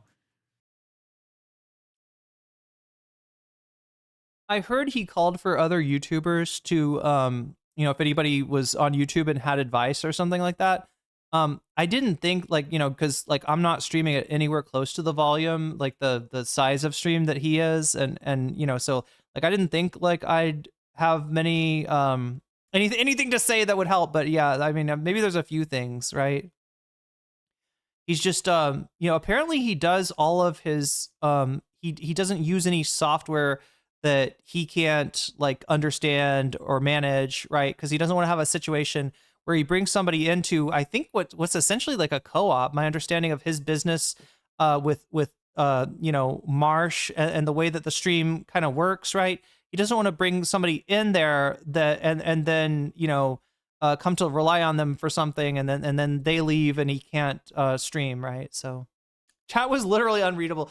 YouTube needs to do some work. YouTube needs to put some work in, like, right? Like, I mean, this was what Ludwig said when he joined, when he got when Ludwig got when he got a contract. I believe he got a contract with YouTube, and you know, so you know, it's kind of like, okay, well, if you're gonna pay me yearly salary to stream, yeah, I'll definitely, you know, exclusive to your platform. But then he goes like, hey, YouTube, you know, you got a few things wrong with your live streaming. Is there any way we could add this, and that? And they're like, we don't really care about live streaming that much. She is named No Comment, and she makes a lot of comments, all the comments, too many comments. Okay, that's good. Stream is not a co-op. The stream is just Hasan, and he hires the people. The podcast is a co-op. Okay, thank you for the clarification on that, Ash Bradford. But yeah, the point being that he handles most, if not all, of the tech himself. I guess the exception would probably be videos and editing and stuff like that. Got to be Austin Ox, right? Wait, what the hell? How do I? Okay, this chat is like hard to. This chat is hard to work. But he made 18K in donos today. Chat, can we beat that? No, we can't. We can't touch that. I'm gonna. That's crazy. 18K in donos. That's fucking wild. Try to work it. I'm gonna try to work it, ladies. But again, remember, he's putting up LeBron numbers, or really for YouTube, I guess we should say Candace numbers. Ladies and gentlemen, I'm gonna try to work it to the best of my ability, regardless. Okay, first YouTube stream. It's not actually my first YouTube stream. I've done some YouTube streams in the past, but that was way back in the day. Very different time. Editor Omegalol. Okay. Yeah, I've been hacked already. So we're alive. And obviously, some of you might be wondering why. Wait. Oh, yeah. Also, thank you for the super chat, Columbia Rican. I don't know if I read this. Hasan has become Limmerboy 2.0 since he's watching, Don Lemon's live and was not able to chat in a stream. That does suck. But it's a relatable problem for both for Don Lemon and Hasan. I'm sure they'll touch base at some point. I'm sure they'll collab. I mean, has he had Don Lemon on before? I feel like he has. No, did I? I just realized I linked my freaking Twitch stream on my. God damn it. I just realized on my Instagram story,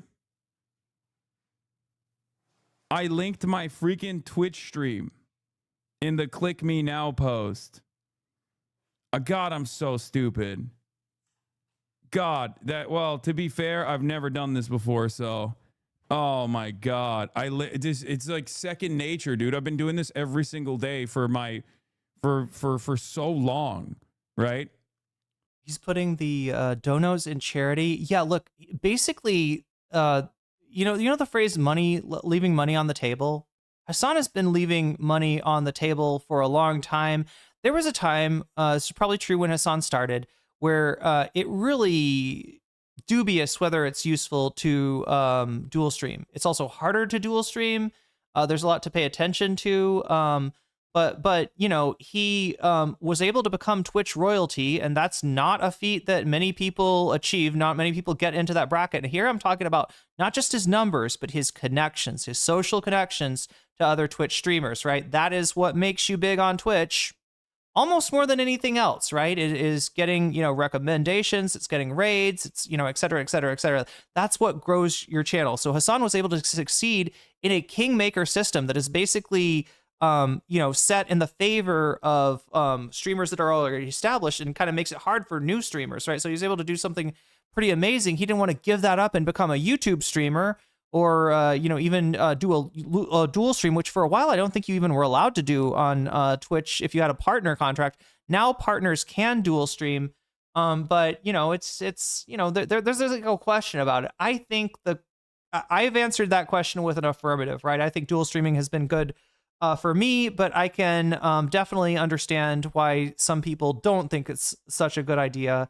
But yeah, dude, the thing, like, look, Moist Critical. Let's see if we can find this, chat. Moist Critical talked about this once. I don't know if I can even think of any. So there's a Moist Critical video out there, and he's talking about Moist Critical dual stream. He's talking about dual streaming, right? And he's talking about one time that he had a big stream. He dual streamed. Yeah, Twitch versus YouTube streaming revenue. I'm not gonna hang up on this too much. We gotta listen to what's going on with Charlie's butthole today, because we're Charlie butthole stands in the chat. Charlie, yeah. So anyway, he streams on he streamed mobile, or sorry, he dual streamed this one time, and he noticed a really interesting thing. He made a shit ton of money on Twitch during the stream, right? Got a ton of views, made a ton of money, got a ton of subs and stuff like that, right? A ton of donos on Twitch, right? And then he also streamed on YouTube. The YouTube stream made some money, made some ad money, but not anything compared to the Twitch stream, right? Then he leaves his YouTube VOD up, and the YouTube VOD actually ends up making money after the fact. So he puts it all together, and it's this absurd amount of money that he made, by dual streaming, where, like, if you'd just done one or the other, you'd make like half as much. What's better to stream on YouTube or Twitch? And it's a question I get asked a lot, because I'm like Constantine, the man who walks between worlds here, because I stream. Am I doing dual loyalty tropes with Hasan? I mean, we definitely got to question his, relationship with the Erdogan government. I don't know. He might be. Yeah.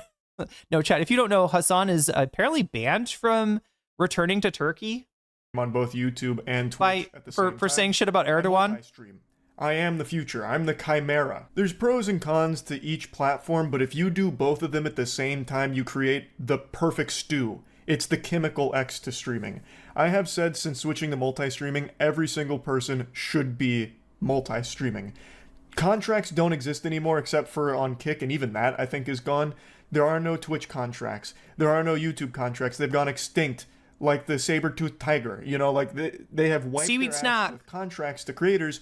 So I think you are making a big mistake if you just marry yourself to one of those platforms instead of just doing both, because you can. When people talk about this subject, they only give like the basic rundown, like the nutsack summary of pros and cons. I haven't seen anyone really go over numbers. I'm going to go over numbers.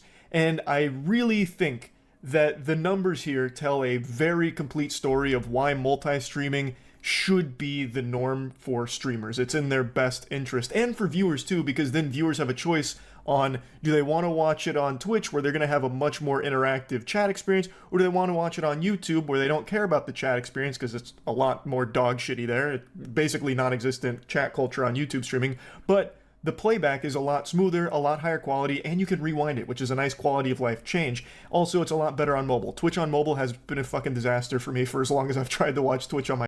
Anybody watch Twitch on mobile? Twitch viewers, right?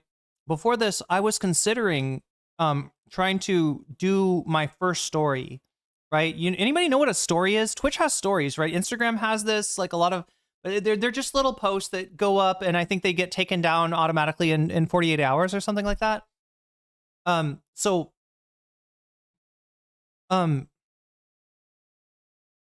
yeah, I don't have a way to communicate with Twitch viewers, right?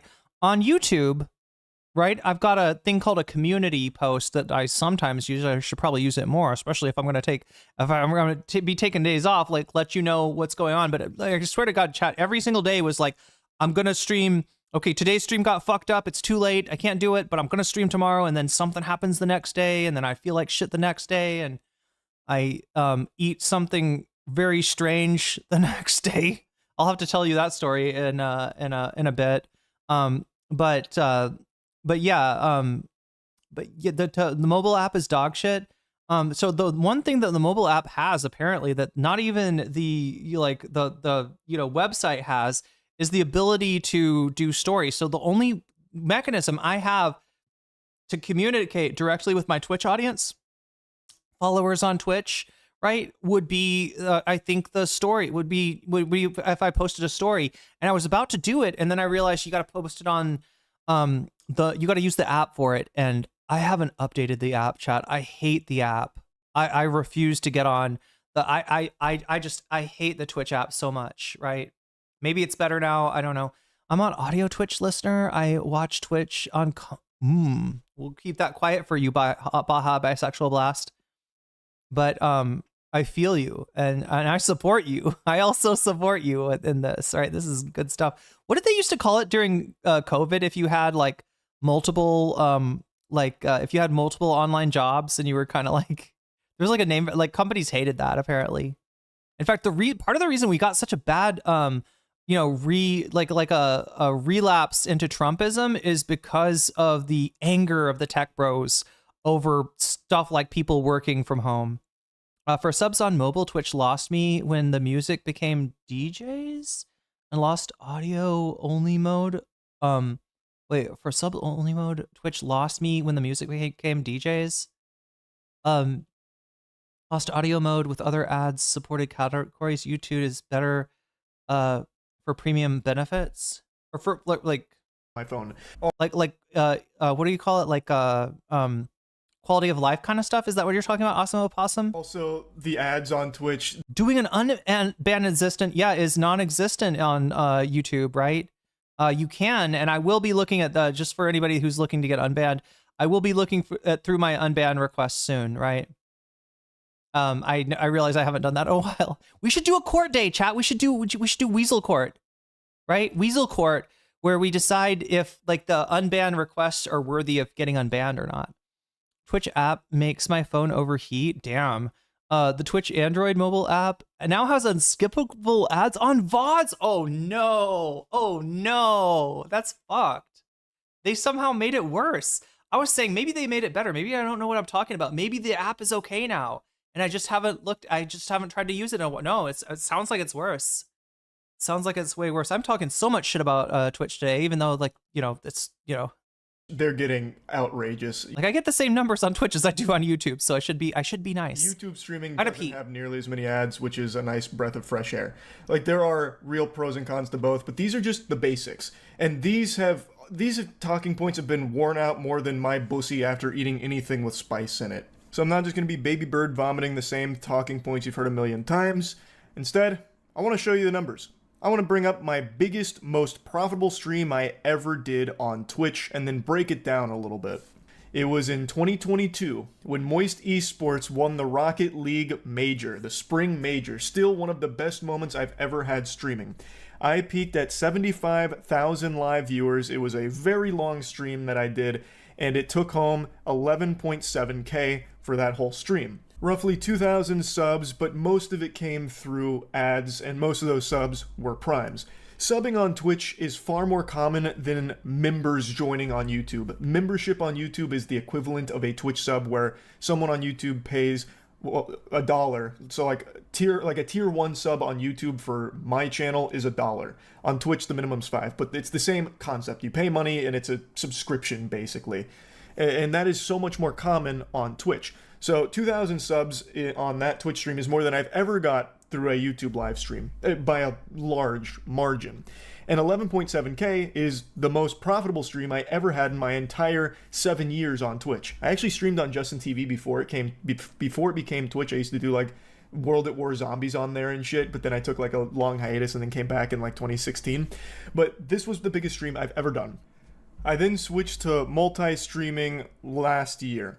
And what I've learned is Twitch is much higher potential to earn money while live than YouTube, and it's because of things like the Twitch Primes, which have become a pretty integral part of the Twitch ecosystem, and ads. Twitch actually has more ads than YouTube, and thus, since more ads are playing, that's more money being generated from those ads to the streamers. There's so fucking many ads on Twitch. They pump ads out the wazoo, and they are so intrusive. I wouldn't be surprised if in the next couple years Twitch integrates a system into their player that has like eye tracking capability, so if a viewer looks away during an ad break, it'll pause the ad till their eyes are glued right back to it to finish the ad. It's brutal, but it does have higher earning potential while live for those streamers that have all of these ad breaks that are going on. So Twitch has a higher earning potential through live content. And the VODs on Twitch don't make any money. Like, they just don't. I don't even know if they're fucking monetized. And if they are, I don't know if streamers even see a penny of that. Like, not a single one of those fucking clams makes it to a streamer's pockets through the VODs.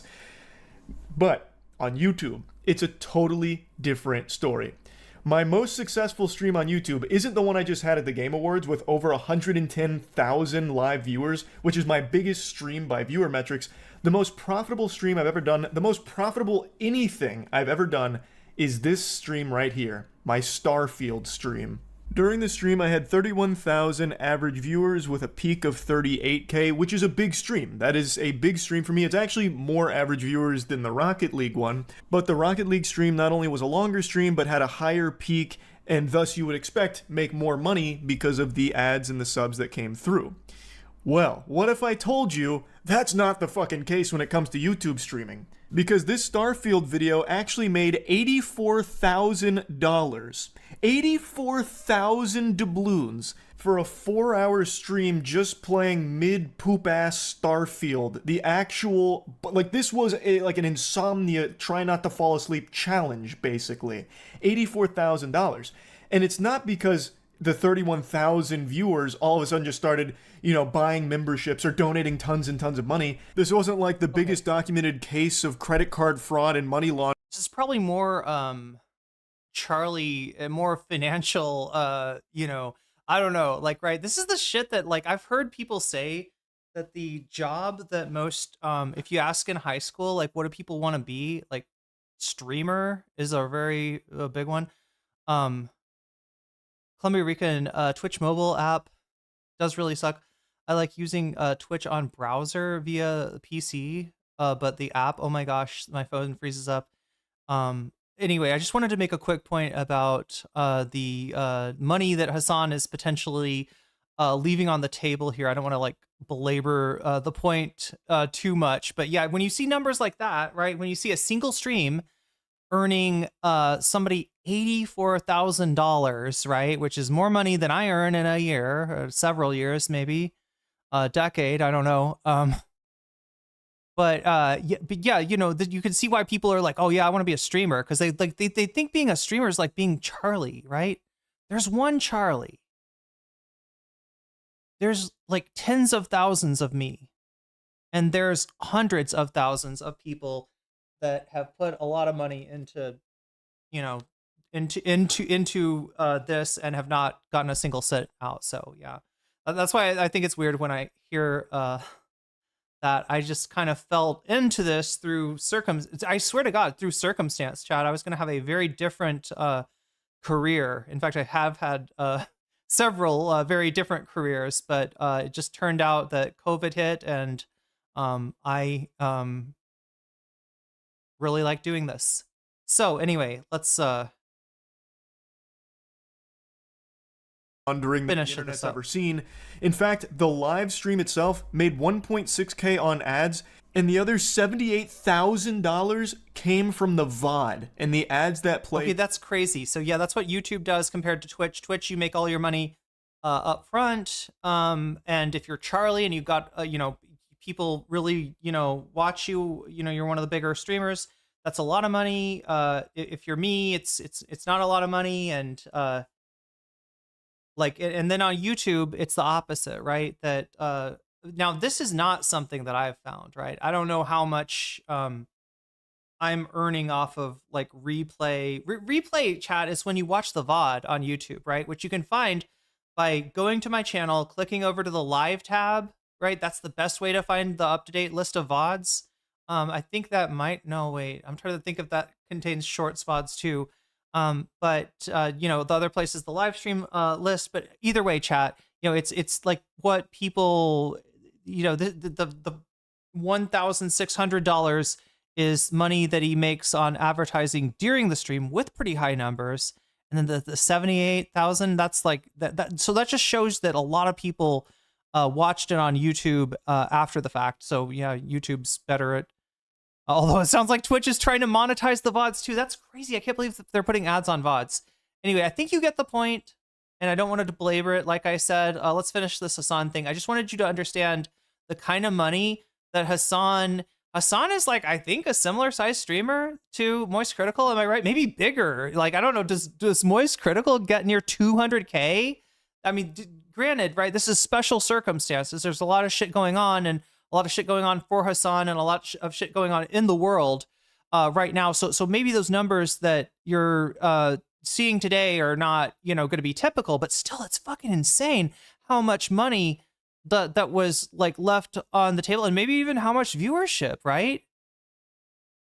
Maybe like how many of those people was anybody in the stream today? I gotta pause it really quick. I know. Sorry, chat. We're taking so long to get going just on the Hasan content. But was anybody one in chat if you were in Hasan's stream today? I'm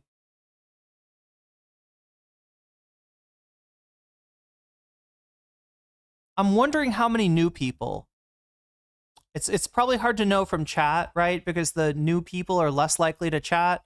People that are just seeing the stream for the first time. You almost have to say something and invite them in, which I should do, right, more often. Hey, if you're new to the stream, feel free to chat. We don't bite, and we're actually pretty cool.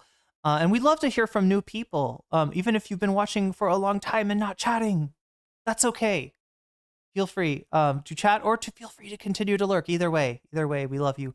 Anyway, yeah, we got some people that were in the. So, what do you think? Do you think there was? Do you think he was getting new people, or do you think this is just people that watch the channel that watch like the Hasanabi channel is kind of like, you could think of it as like the best of Hasan, right?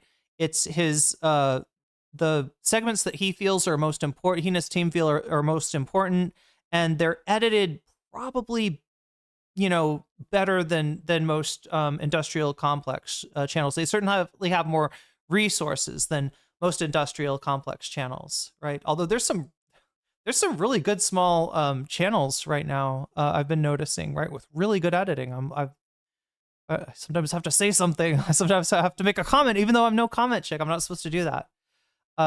He got 3K new members. Okay, so that is paying members. That are people that signed up for membership. Is that what you mean, or you're saying 3K new subs? I think he got like 10K new subs. So I mean, like 10 people signing up, you know, like subscribing to you. 10 people. There's a Fetterman moment. Orders of operation, not 10, but 10,000. Literally, how many decimal points? 4 decimal points more than. I'm just trying to make sure, chat, that every time I Fetterman, I like stretch my brain out, right? Just like you would stretch a muscle. You hurt a muscle. You gotta foam roll that shit if you cannot afford a licensed massage therapist. During a VOD. Now, the membership number there, the 2.4K, a lot of those memberships were just from people watching the VOD and then buying a membership, not them doing it while it was live. Also, the wow, he sounds just like Moist Charlie. What the fuck? Let's try that again. I've been doing this every single day for so long that it's basically muscle memory at this point. God damn, son. How did I do that? How did I mess that? Hasan probably does have the most prolific industrial complex. I don't know. I think that Andrew Tate probably did something similar. Doesn't iShowSpeed also do something like this? There's a few people that do this, right? And Andrew Tate's operation was huge, but that was like a weird Discord cult or something, or an MLM or something. Like he had like an MLM set up for people to be clippers. That up. But I mean, come on, comparing him to Tater Tot at his prime, not exactly fair. All right, hold on. I'm going to do another upload. I'm going to do, because this is a big one, because a lot of people are like unfamiliar. Ads is crazy. Are there ads running? Do you get ads? Wait, is there a way to avoid ads here on YouTube? Is there a way to get you guys to not see ads by subscribing? I need to figure out the conclusion of this conversation, the answer to this question, because honestly, with the amount of money that I make on ads on YouTube, it's not insignificant, but it's not, as much as if I was a bigger channel. And my understanding, though, is that YouTube pushes your video almost in as much as it's monetized, right? So I have never, and in fact, I think I've noticed the few times that I have that I've had a stream that for whatever reason wasn't monetized. I think there's it gets less viewers somehow. So I think it's kind of a, but I'm curious what if he knows. There's people in YouTube chat that are fans of his, right? There's people that work for YouTube that are fans for his, and my understanding is he got in touch with a few of them today, and is making an attempt to get in touch with more of them to try to, kind of for instance, him getting, he was already monetized, but he didn't have his memberships live, and he didn't have his super chats live, so I think they kind of expedited that for him. MLM is for women. Andrew Tater Tot, do not do women shit. Narrator, it was actually an MLM. There we go. That's beautiful. And I can do the Andrew Tate. If you'd only included some sparkling. Oh no, I turned into Sean Connery. Chad. I was trying to do. Wait. Sparkling water. We don't drink poor people water. We drink sparkling water.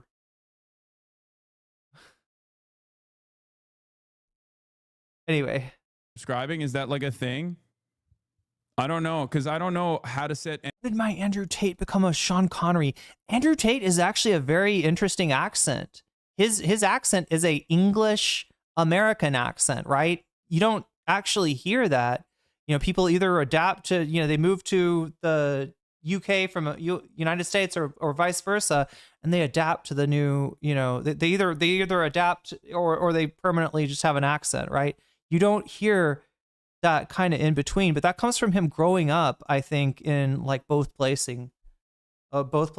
Any of this stuff up. I am so incredible. Wait. What? I sound underwater? Is there an issue with the audio?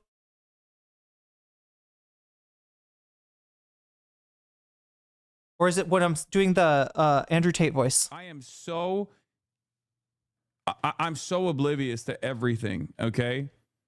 I can say whatever I want, really. You can get ad blocker, right? I don't think YouTube is going to ban me for saying that. Twitch will, Twitch gave me a lot of problems. But hopefully they're skippable. But also, I haven't set up membership, but I will figure that out eventually. And hopefully we'll do some membership stuff on here as well, just as a contingency plan, considering that, my, I wouldn't say my days, wait, hold on. I wouldn't say my days on Twitch are numbered, but, it's good to be safe. It's good to have a contingency plan in general. And some of you might be wondering why I'm even talking about a contingency plan, but click here to watch. All right, so here we go. How late am I? I'm 2 hours into the stream and finally getting to the point that you all clicked on this for. You all want to find out, right? What happened? YouTube. Wow. Feels weird. It feels weird. It feels like almost dirty, if that makes sense. It's something that I'm so used to. It's something that I've done so much. It feels dirty. Does he feel like he's cheating on Twitch? Is that what he's saying? Yeah. I get exactly what he's saying, right? If you do, the more you do this, the more natural. In fact, you kind of have setting up a stream. It's not rocket science. It's not computer science, but you don't have to be a Linux nerd to do it. But there are a lot of elements, and you got to kind of in order go through those things to make everything work. And if you forget something, then you're going to have to deal with it later. The stream's going to not be as good, right? So I know what he's saying when he says muscle memory, right? Yeah, it does get to be muscle memory at one point. But Jesus Christ, the way that he said it feels dirty. It makes me feel like I don't know. Or maybe he looks at YouTube streamers. Because think about chat, who are YouTube political streamers that Hasan would know about? Destiny, Bosch. Anybody think of anybody else? Kyle Kalinske. There we go. That's one that's not as bad. No. Kyle is not a streamer. Like, I mean, he does stream. He does stream occasionally, right? But I wouldn't call him a streamer. Chris Kunstler. Yeah. But I mean, remember, Dedeps, that Kunstler came from TikTok, right? Kunstler was kind of established, somewhat. So his Twitch, his YouTube channel, like, he's built it up fairly recently, right? So all that growth, was.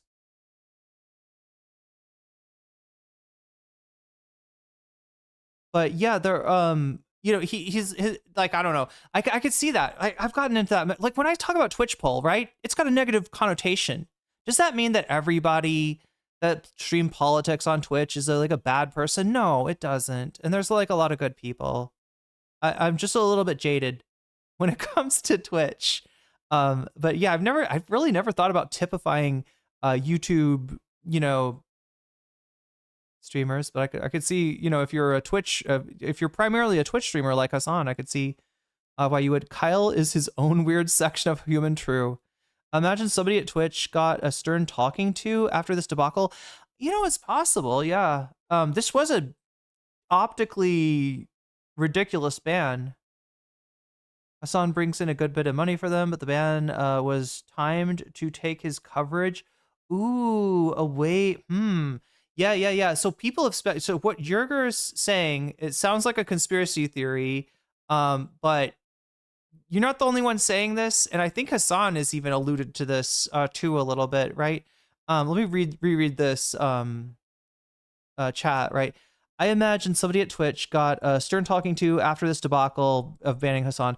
Hasan brings in good money for them, but the ban was timed to take coverage away for the strike Friday. Seems deliberate. I wonder how many Zionists work at Twitch. Okay, so there's where I think you kind of went off the rails, right? I don't think it's necessarily Zionists at Twitch.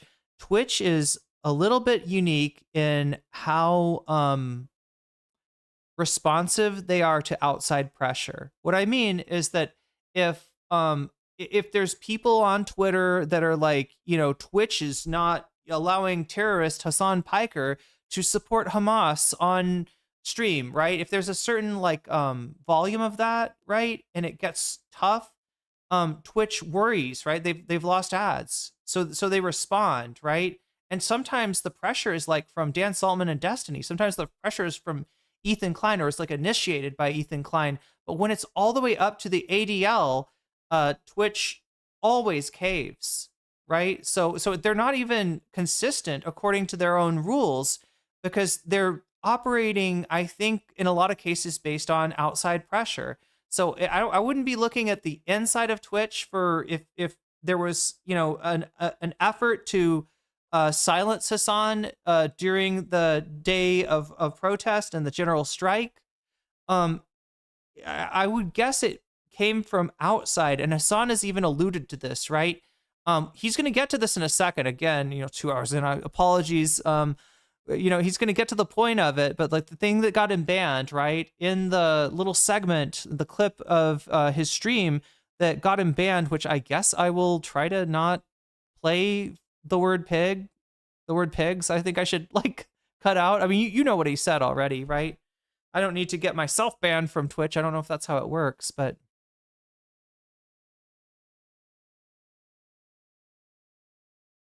Twitch is just scared as fuck. Also, Bezos or his managers could be breathing. Yeah. When it gets all the way up to Elon Musk, yeah, very likely it could be Bezos. Absolutely. And we've seen literally Elon at Bezos to try to, get his attention about something that Hasan is doing. So it's entirely possible. But yeah, he was talking about Ken Klippenstein, right?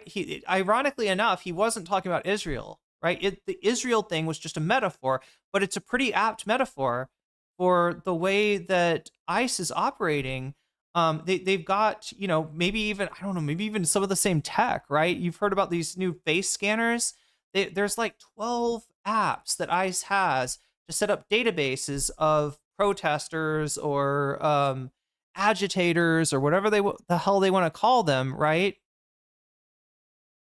And it's the same kind of tech companies that are making software for Israel, if not the same fucking software. And so Hasan strongly suspects that there has been an effort to kind of limit the reach of Ken Klippenstein's work lately, right? Which, the latest one was about the apps. The one before was some inside information he has about members of ICE that are getting cold feet about what they're doing, that aren't happy with the way that things are. People in ICE that are critical of the way that Trump is running ICE. I mean, not to that should excuse them or anything. You signed up for ICE, but he's been doing a lot of good work, and so it's not out of question that there might be some kind of an actual effort to silence that. That's what Hasan seems to think. And yeah, like you said, the day of protest, the day of the general strike, has been something that the media has really not reported on, right? It does seem like there's an effort from somewhere to keep this from being as big of a deal as, say, the protests on Saturday in Minnesota. Now these protests are nationwide, and it's not just protests, it's an economic, it's a targeting of the economy, essentially, to try to show as much impact as people can in one day of withdrawing their labor, withdrawing their commerce, trying to not contribute in any way to the economy within reason, within your ability to do so. One thing we know is that there's a lot of people working at the big tech firms that come straight from Unit. Okay, I haven't heard of this. Unit 800 and 8200. They're still working for the IDF, even though it's not official, part of the war effort. I mean, I think you're directionally, I think you're in the right direction there. Took lessons in, you took lessons, oh, that's a great joke, Tacoma Blues.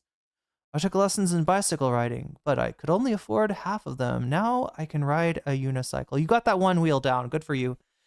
Trump is at 37 approval. ICE is at 17% approval. That's crazy. If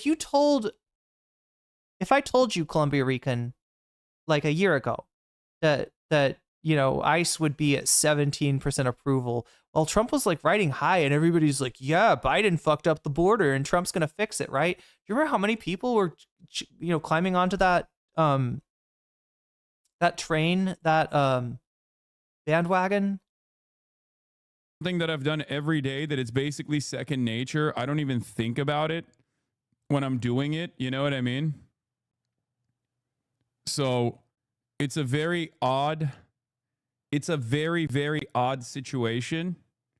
Like, I know a lot of people have been begging me to multi-stream on this platform because some of y'all have Twitch blocked, I guess, at your workplaces, and you want to watch me on YouTube and stuff. And we haphazardly put this together. I will say, shout out to March for pushing me in this direction, because I was not going to go live today, because for those of you who don't know, I got banned. Yesterday I got banned. Also, please subscribe to the YouTube channel. I don't normally push for subscribers. I don't normally push for subscriptions. I don't normally push for subscribers on my YouTube channel. My YouTube channel, for the most part, is basically a place where I like to hold some of the best and most important news stories of the day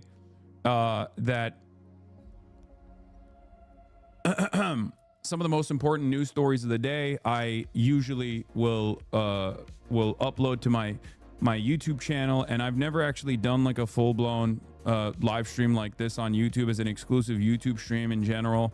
Back in the day, before I started streaming on Twitch, I had actually attempted to live stream on YouTube for a little bit as well. But yeah, tell chat to like the stream so it boosts you in the algorithm. Yeah, please like the stream. Please subscribe to the broadcast. I will also set up memberships. Banned for what? Hate speech. He's been banned for hate speech before for saying the word cracker in reference to white people. And this time I believe the hate speech was towards pigs for comparing them to Zionists, right? Which, you know, an understandable ban. No, I mean, he's going to get to it in a second. As well. And this chat is like At Devicliff super chatted $9.99. Soldiers don't like facing resistance, and it can be perceived the admin is purposely fanning the flames, or they think admin's not going far enough because they think the Insurrection Act is magic. yeah, there are a lot of Trump people, right? So not to get it twisted, right? I don't want to imply that MAGA has fallen apart and that like they're against Trump or they think he's gone too far. Like Davy said, most of MAGA thinks that Trump has not gone far enough, and they don't like it when he sends signals like he did in Minnesota. It's unclear whether there's really going to be a drawdown or not. Holman and Trump have given conflicted messages on that, but there were Trump fans that were disappointed in Trump's refusal to instigate to summon. What is the word for it, chat? To invoke. Yeah, there we go. There we go with the Fetterman, right? I couldn't think of invoke. I thought of summon first. That's not good. That's not a good sign for the brain. Anyway, but invoke the Insurrection Act, right?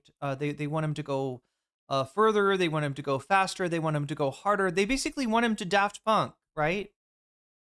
And Trump should not Daft Punk. There's somebody in his orbit telling him not to Daft Punk, right?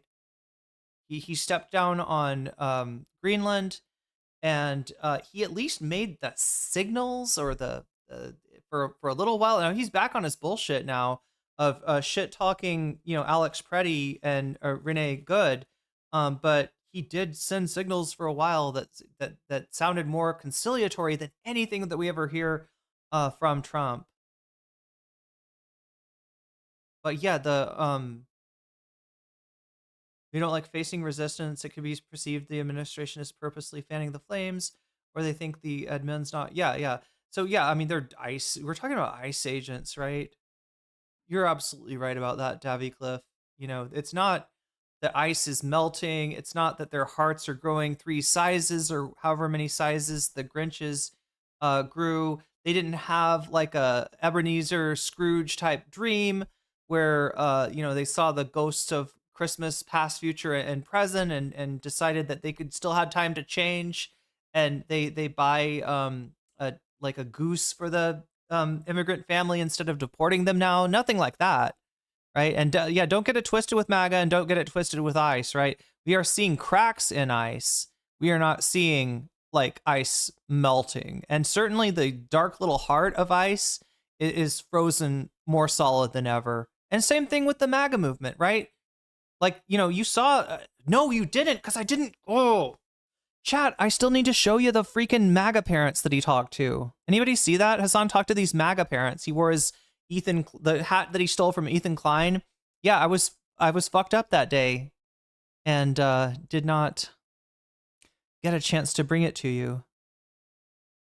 Is Steve Mnuchin secretly saving the world? Good guess, Davy Cliff. Yeah, it could be Steve Mnuchin. I'm trying to think of who else. Right, yeah, there are a few people in Trump's orbit that are very different than Stephen Miller, whose ass might be a little bit, feeling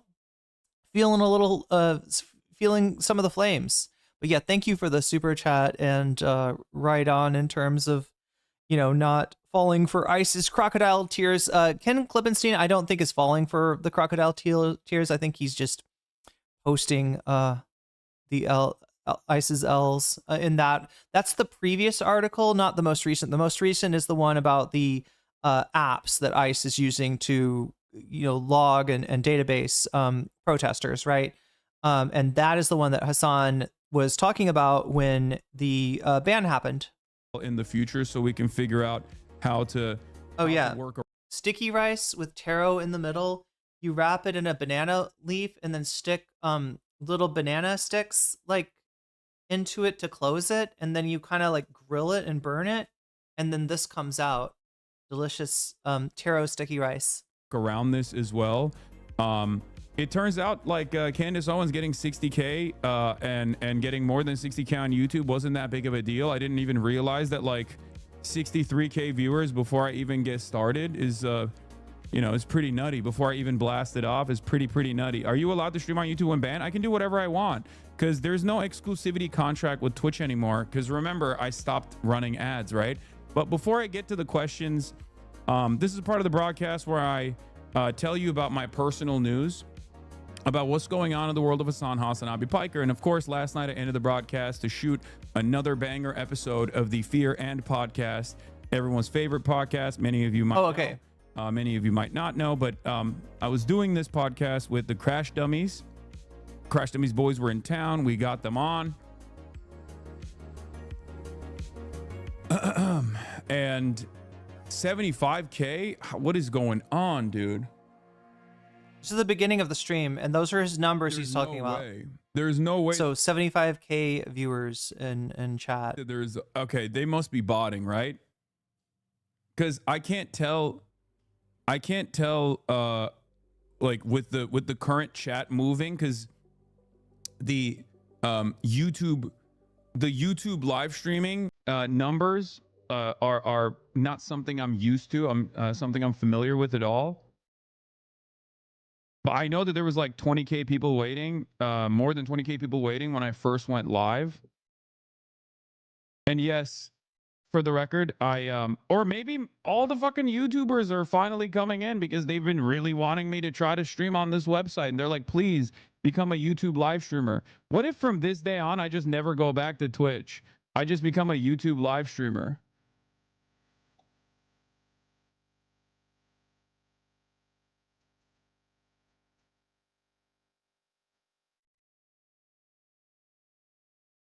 I only bought it 10K viewers. The rest is authentic. Really funny, chatter. Really funny. So Purple, Irene, I wonder how many percent of Tectone's end is Tectone's end at? Is it like 812% or something? I think it's like 100. What was it? That's a reference to I can't remember their name. They have they have like a avatar that reminds me of Wall Street Silver on Twitter. Something Jet something. But anyway, every video of theirs is like Hasan is like 10,000% cooked. It's like some extreme amount percent of how cooked he is. And then the other ones are like XQC finishes on Hasan. And I'm just like, since when did that become the way that you describe like somebody being totally like a you know, I don't know. The titles, the thumbnails, I'll find them if I can. I can't remember what the name of the streamer. Anybody remember the name of the streamer not streamer, like a YouTuber that does these videos? They all have Hasan, his face is AI, and it's always like, you know, he is like this much cooked, or he's going to jail, or he's going to prison, or it's over for Hasan. It's like 1,000% over, it's 10,000% over. I think that's what Burpel is referring to. Do you mind if I call you Burpel? I know your name is Burpel, but I'm thinking like, because Don Limon, right? We're going to be talking about Don Limon today, and I feel Burpel maybe would be the French pronunciation of your name, perhaps. I don't know. Call me whatever. Okay, that's... So I'll stop teasing you. I can't tell how fast the chat is supposed to be moving because unfortunately we don't have Chatterino on YouTube as far as I know.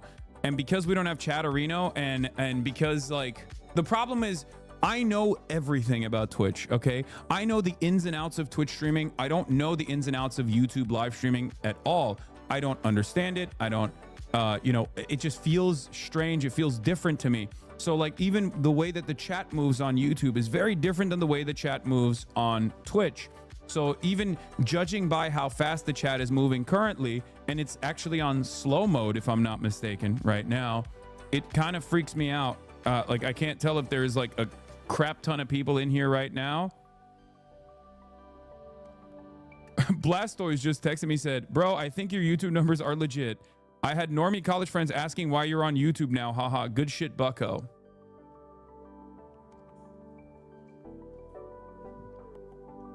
You can chat on slow-mo so it's not as crazy. Yeah, we've already reached 100K before I even blasted off. So maybe everyone that keeps telling me that I'm supposed to be a YouTube chatter or a YouTube streamer was right all along, and I was just like foolishly deciding not to do that. One in chat, if you think this is a new era. Is that Nox Taco? Was that actually? I know who Nox Taco is. No, isn't Nox Taco the VTuber? He looks like a weird vampire. Like he would be from like Tokyo Ghoul or something. And he's like into loli or so. Is that the guy? Maybe there is like a lot of adults on YouTube that have been waiting for me to go on YouTube in general. We're almost at 100K before I even started live streaming. I mean, this is before I even blasted off. This is the craziest experience of all time. What the hell is going on right now? Anyway, let's talk about it. Let's talk about what happened, okay? So, it's a new era. On January 28th, it kind of feels like a new era. Like if it's on either dual streams or like he also mentioned the possibility of making YouTube a regular thing. I don't know how much that would once a week, twice a week. 2026, I was covering another news story, as always, that somehow tied back ICE's military occupation on American cities, specifically in Minneapolis, to Israel's military occupation of the West Bank and in Gaza. And this is something that I've talked about quite frequently, a concept known as imperial boomerang, the violence that we dish out over there. Amy Cesar's term. We should read. I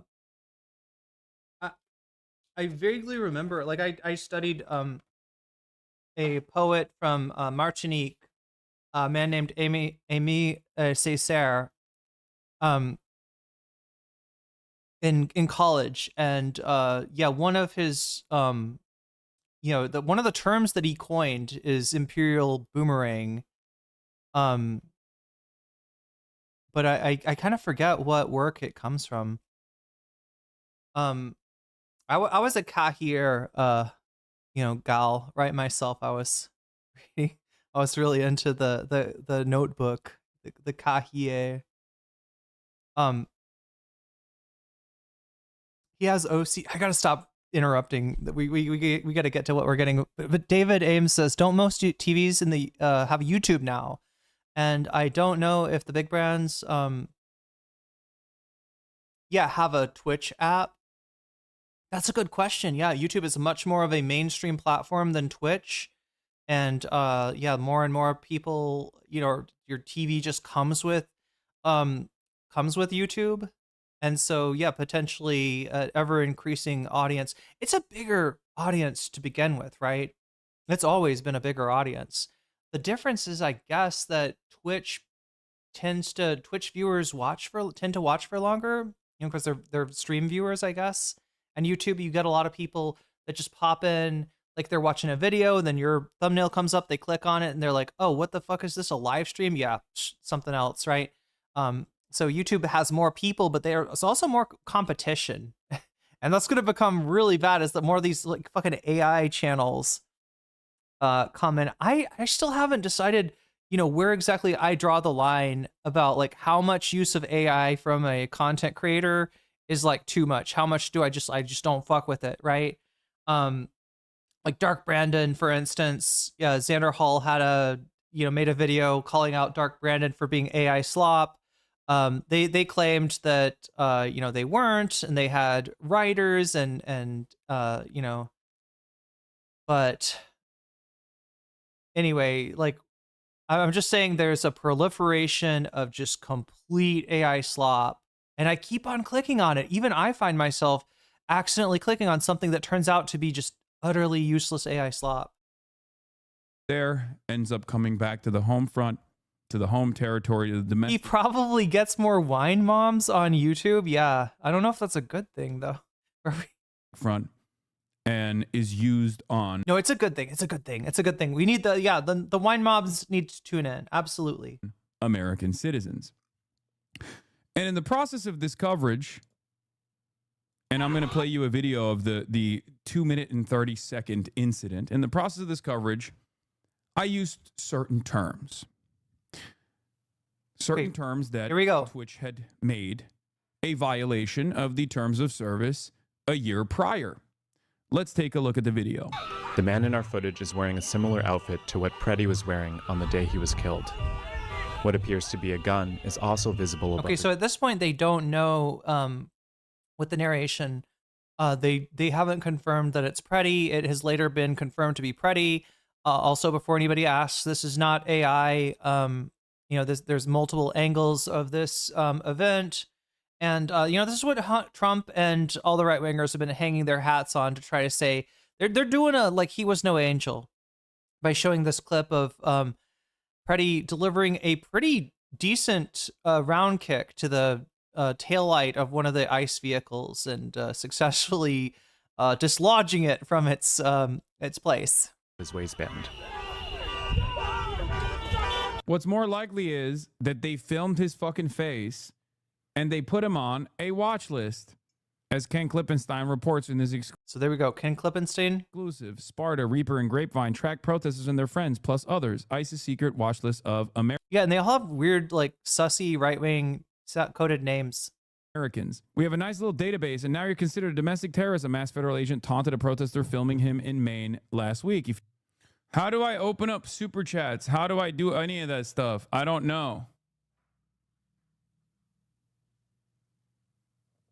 How do we? Davy Clip, the wine moms do need to calm down with the cheeky sexuality speculation. It's feeling a tad homophobic. I know of what you speak, Davy. I know of what you speak. Is it easier to read than Twitch? I think Ludwig has made some plugins made to YouTube chat to mimic Twitch chat. Might be worth asking him about. My coworker Ludwig. I don't know how to do super chats and all this other stuff. I don't know if it's like GG's too late for this stream, maybe next stream. But Wait, do you mean to have raids turned off? I didn't think we do. Do I have, maybe I have it on like you have to follow or something? I don't know. I should check on that. no user card. I don't think you have super chats on. You need to register. You need to register for super chats. Yeah, my coworker Ludwig, coworker Wig. Switch the chat from top chat to live chat. And there's a drop down arrow so you can see all chat messages. Oh, I wasn't even on live chat. I was on top chat. That's why it was so slow. God damn, I'm such a freaking boomer, man. Streamers that stream on this platform, please message me and tell me how to do all this stuff. I have no idea how to do any of this stuff.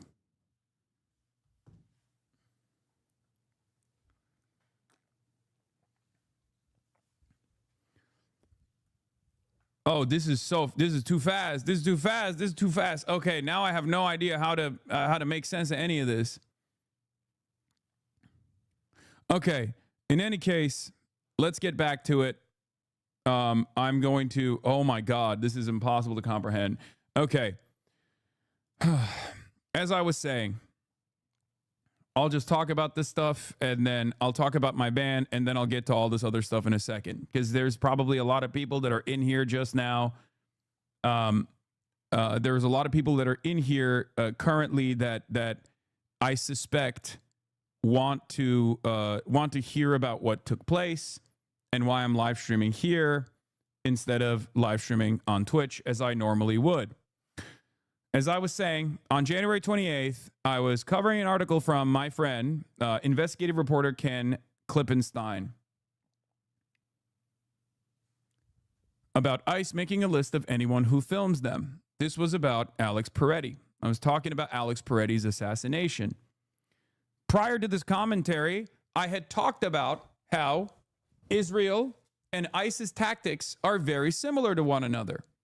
This had offended the sensibilities of a lot of people who are pro-Israel, people who are anti-ICE, but were very pro-Israel. A lot of liberals who are anti-ICE but pro-Israel got very mad at me on Twitter, as many of you know.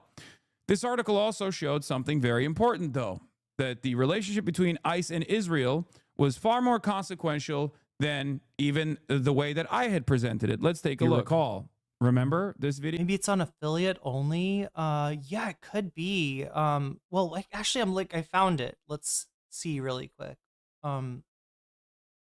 Allow raids from channels that have minimum. Yeah, oh, it's an account age thing. Yeah. I think I have it set to accounts aged 30 days or above. We've covered videos like this on numerous occasions on this broadcast where ICE agents will walk up to counter protesters, will walk up to protesters and film them in their faces and go, smile, you're on fucking camera, you're on a watch list now. Department of Homeland Security spokesperson Tricia McLaughlin's response was firm. There is no database of domestic terrorists run by ICE. There's just one problem. She's lying.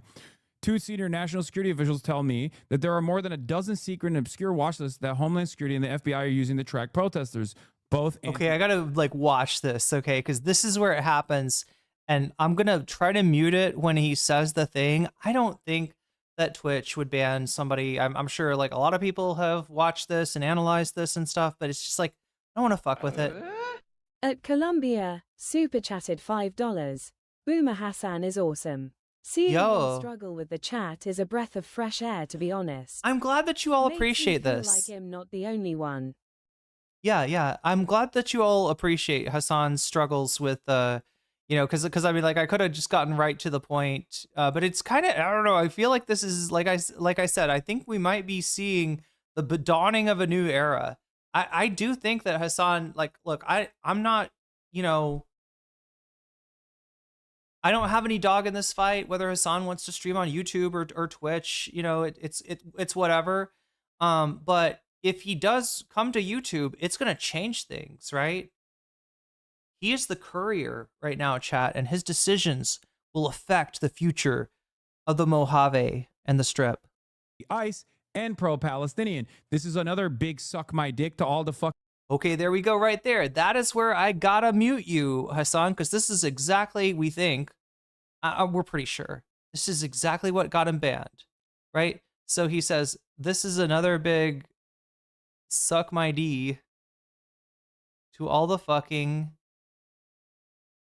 Israel D-writers out there. You fucking rabid ultra-Zionist, all right? And this is the part I'm not gonna say, because the word that he uses next is the description is a pink farm animal that that oinks and rolls around in mud, all right, and should never be compared to a Zionist. That's what I have a problem. That's what I would have banned Hasan for is slander. Like, pigs did nothing wrong, right? Ostenox, get on this, right? What Hasan really did bad here was, I think, comparing pigs to Zionists. But the rule is that you can't call anybody a Zionist this and that. You can't use it as a insult in that way. And they made this rule fucking year or more ago after outside pressure from the ADL and Dan Saltman and Destiny and Ethan Klein and all that shit. And I haven't seen them enforce it that much. I feel like a lot of people are saying shit like this and not getting banned. And so that kind of, in my mind at least, lends some credence to the idea that maybe Hasan's not catching this ban for, what he said. Maybe this is kind of a target of opportunity. He has, yes, broken the terms of service. That's the term, but it was a terms of service they weren't really enforcing. So you got to ask, would if he hadn't been talking about Ken Klippenstein's article on ICE's software, the 12 different apps that they're using to catalog protesters as domestic terrorists to put people into databases and shit like that. Would he have caught this ban? There's a here, I'll see if I can get it for you, but there's a tweet by him suggesting no, he would not have gotten banned. So yeah, that's what he said. That's what got him banned. Ultra rabid, ultra Zionist, bleepity bleep.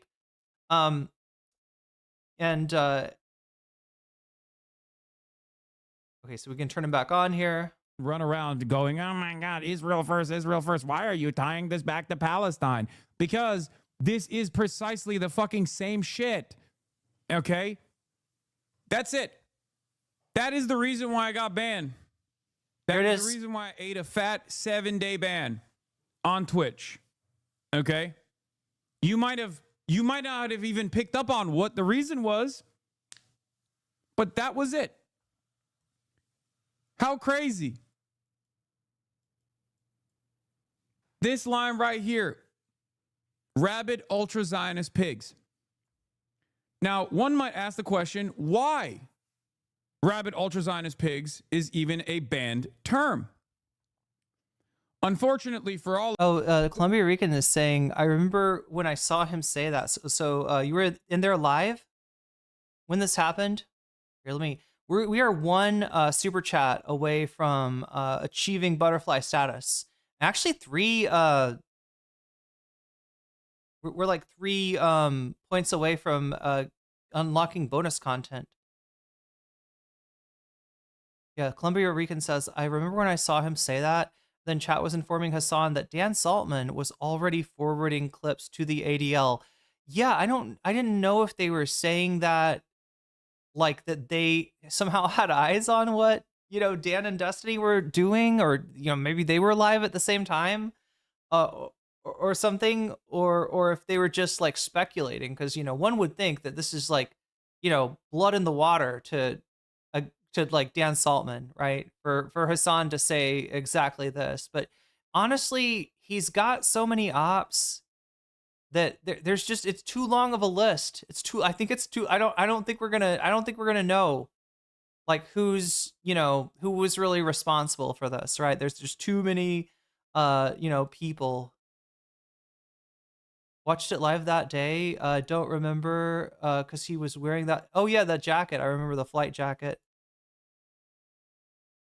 All of us, the ADL last year was looking for any and every opportunity to apply pressure for the last 2 years, as a matter of fact, post October 7. The ADL was trying to apply as much pressure as possible on Twitch because I was the Apartheid Defense League's #1 op. They cynically smeared me as an anti-Semite over and over again, even though I'm basically the strongest last remaining soldier combating anti-Semitism on the internet, pretty much, especially at my size. They kept cynically smearing me as an anti-Semite. It didn't work. Obviously, the adults that work in media were like, this is ridiculous. We've seen Hasan's work in this field. We know he's not an anti-Semite. It doesn't work with Democratic Party politicians in general, especially ones that aren't directly in the pocket of Israel, unlike Richie Torres, who also participated in this ADL back smear campaign. But in the process of trying to make things as difficult as possible, when you are engaging in commentary about Israel's violent desires and Israel's genocide, ADL was able to successfully enforce a new terms of service violation. This happened last year. The Apartheid Defense League got Twitch to make Zionist a protected identity. This is precisely the reason why on this platform, on Twitch, you can say someone is a Nazi pig. On the platform, you can say someone is a Democrat pig. Someone is a Republican pig. You can say someone is an Islamist pig. But you cannot say Zionist pig on Twitch. As a matter of fact, I've said all of those things on the platform. I use terminology such as that with regular frequency because I don't use slurs. I try to avoid hate speech, and that's precisely the reason why, with regular frequency, I will call someone an animal, a donkey, a dog, a pig, things of that nature. But of course, the ADL offered this new form of suppression, and Twitch played ball. And the reason why they played ball is because... So I'm sure anybody in chat could have predicted that this was gonna happen probably pretty soon after the ban took place. The one he's showing is a 6-minute ago post from Popstanox. That's his editor, Ostanox. Basically talking about what Hasan tweeted about. I'll show you that too, right? But in terms of Ken Klippenstein's reporting, which was what he was talking about at the time, he's kind of echoing, I think, what Hasan said right here. Israel's censorship regime, DHS has lists of American domestic terrorists that they surveil on the basis of their anti-Israel and anti-ICE activism. If you cover it, this is him responding actually to the same thing that Ethan is responding to in this story, right? That's a tweet by Popstanox. They surveil on the basis of their anti-Israel and anti-ICE activism. If you cover it, you'll get banned over frivolous rules that ADL will establish ahead of time. Surely this will make people love Israel, obviously. That's what it's designed to do. Because people hate Hasan. There we go. No, I don't know. I feel like, though Destiny apparently the most hated person on YouTube, right? There's a new video on that I have not had time to watch yet. So anyway, Ethan says, how hard is it not to call someone a Zionist pig? The rule was made because of him, and he still can't control himself. This isn't some meta commentary about pro-Palestine voices being suppressed. It's really about one hateful dumbass who has been handled with white gloves and given every opportunity not to get banned. Regardless, commence the whining and conspiracy theorizing. Okay, Ethan. Okay. Well, I mean, he should have, quote, retweeted Hasan if he was going to, accuse him of conspiracy theorizing. However, this is a pretty strong conspiracy theory as conspiracy theories go. The ADL still has a lot of institutional motion. I will, however, say this is in spite of the endless Willow says, oh, this is definitely making me love Israel more. So much more. amounts. The endless amounts. But like just for anybody who like just to clarify, right? He's not talking about Israel here. He is talking about the United States. He's talking about ICE, and he is the comparison to Israel is because ICE is operating much in the same way that Israel does. This whole thing with the databases and the facial recognition shit. This is straight out of Israel, right? That's all he's commenting on. Ethan keeps on acting like he's gratuitously bringing up Israel just because you've got to make everything about Israel. But in this case, there really is there really is a connection here in terms of the software, right? In terms of the tactics being used, right? And even in that metaphor of comparing ICE supporters to Zionists, right? Because he did the, Zionist plus insulting word, right? He is in violation of the TOS after, YouTube caved to external pressure a few years ago. And sure enough, he's catching a ban when I feel like people... definitely people are saying like, other thing like, pig, and not, even thinking of catching bans for that. And I swear to God, I feel like people do say, like, even though it's against terms of service, I feel like people do use, do say stuff like that, and you hardly see a ban. So that's why I'm kind of giving a little credence to his conspiracy theory that this has to do with Ken Klippenstein. Also, just so you know, Ken Klippenstein on the cutting edge of journalism right now, especially about the story of ICE in Minnesota and across the United States, right? Ken Klippenstein, definitely one of the most targeted people by the current regime. So it does actually make sense. Committee that Twitch has received. So all things considered, I think most other corporate, most other corporations. I gotta read this chat. Luca Shock Official, you guys need to get out of here. This isn't a place for you and Hasanabi. Columbia super chatted $5. Let's complete that dono. Ethan at this point is a broken record. Every time I hear what he does, I just roll my eyes and yawn, cause H is so predictable. That's what happens. You come here and attack me in chat and somebody donates. So thank you for filling my pockets, Luca Shock. As far as I'm concerned, you caused that super chat to happen. Anyway, you guys need to get out of here. This isn't the place for Hasanabi and the Taliban supporters to discriminate against Israelis. Is a funny thing for someone to say merely seconds, maybe a minute, before they get banned. That's a truly funny thing to say, Luca Shock Official, but thank you for your contribution. And we will keep that in mind, all right? We will keep that in mind. Thank you. Would have probably dropped me a long time ago, especially with advertiser pressure, especially with the insane amount of stalkers that have been doing. You can feel free to appeal that ban too, as I will be reviewing ban appeals in the near future in front of chat, right? Like a show, right? If you want to be part of that show, then just submit a unban request, and we'll see if chat thinks you're worthy. One-man Gamergate working in tandem with the ADL, working in tandem with like pro-Israel politicians in general. I think most companies would have dropped my ass a long time ago. So I will still say that in spite of this infraction, Twitch, I think when it matters the most, has at least allowed me to continue streaming. Okay? And that's what I care about. That's what I care about the most, to be able to. And also, thank you for the well-timed super chat. We are at 102 now, so we've at least unlocked one bonus content.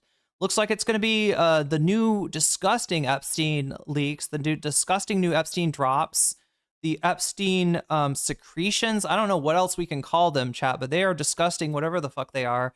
That's in first place right now. Remember that you can add to whatever topic you choose, or even just reinforce the poll every time you do a super chat, super sticker. If you get yourself a membership, if you gift a membership, if you support me on Throne or on Patreon or on Twitch, right? You have the ability to just let me know in chat which of these topics you support, and I will put your money right where your mouth is, adding it to the topic of your choice. Or if you prefer, to Vox Populi, which will reinforce the authority of the poll. And if you don't want the poll's authority to be questioned, then you can donate and say Vox Populi, and you'll just be like reinforcing. You're just like, you're looking at chat and they're voting, and you're saying, I'll have what they're having, right? You'll have the same thing. You say Vox Populi.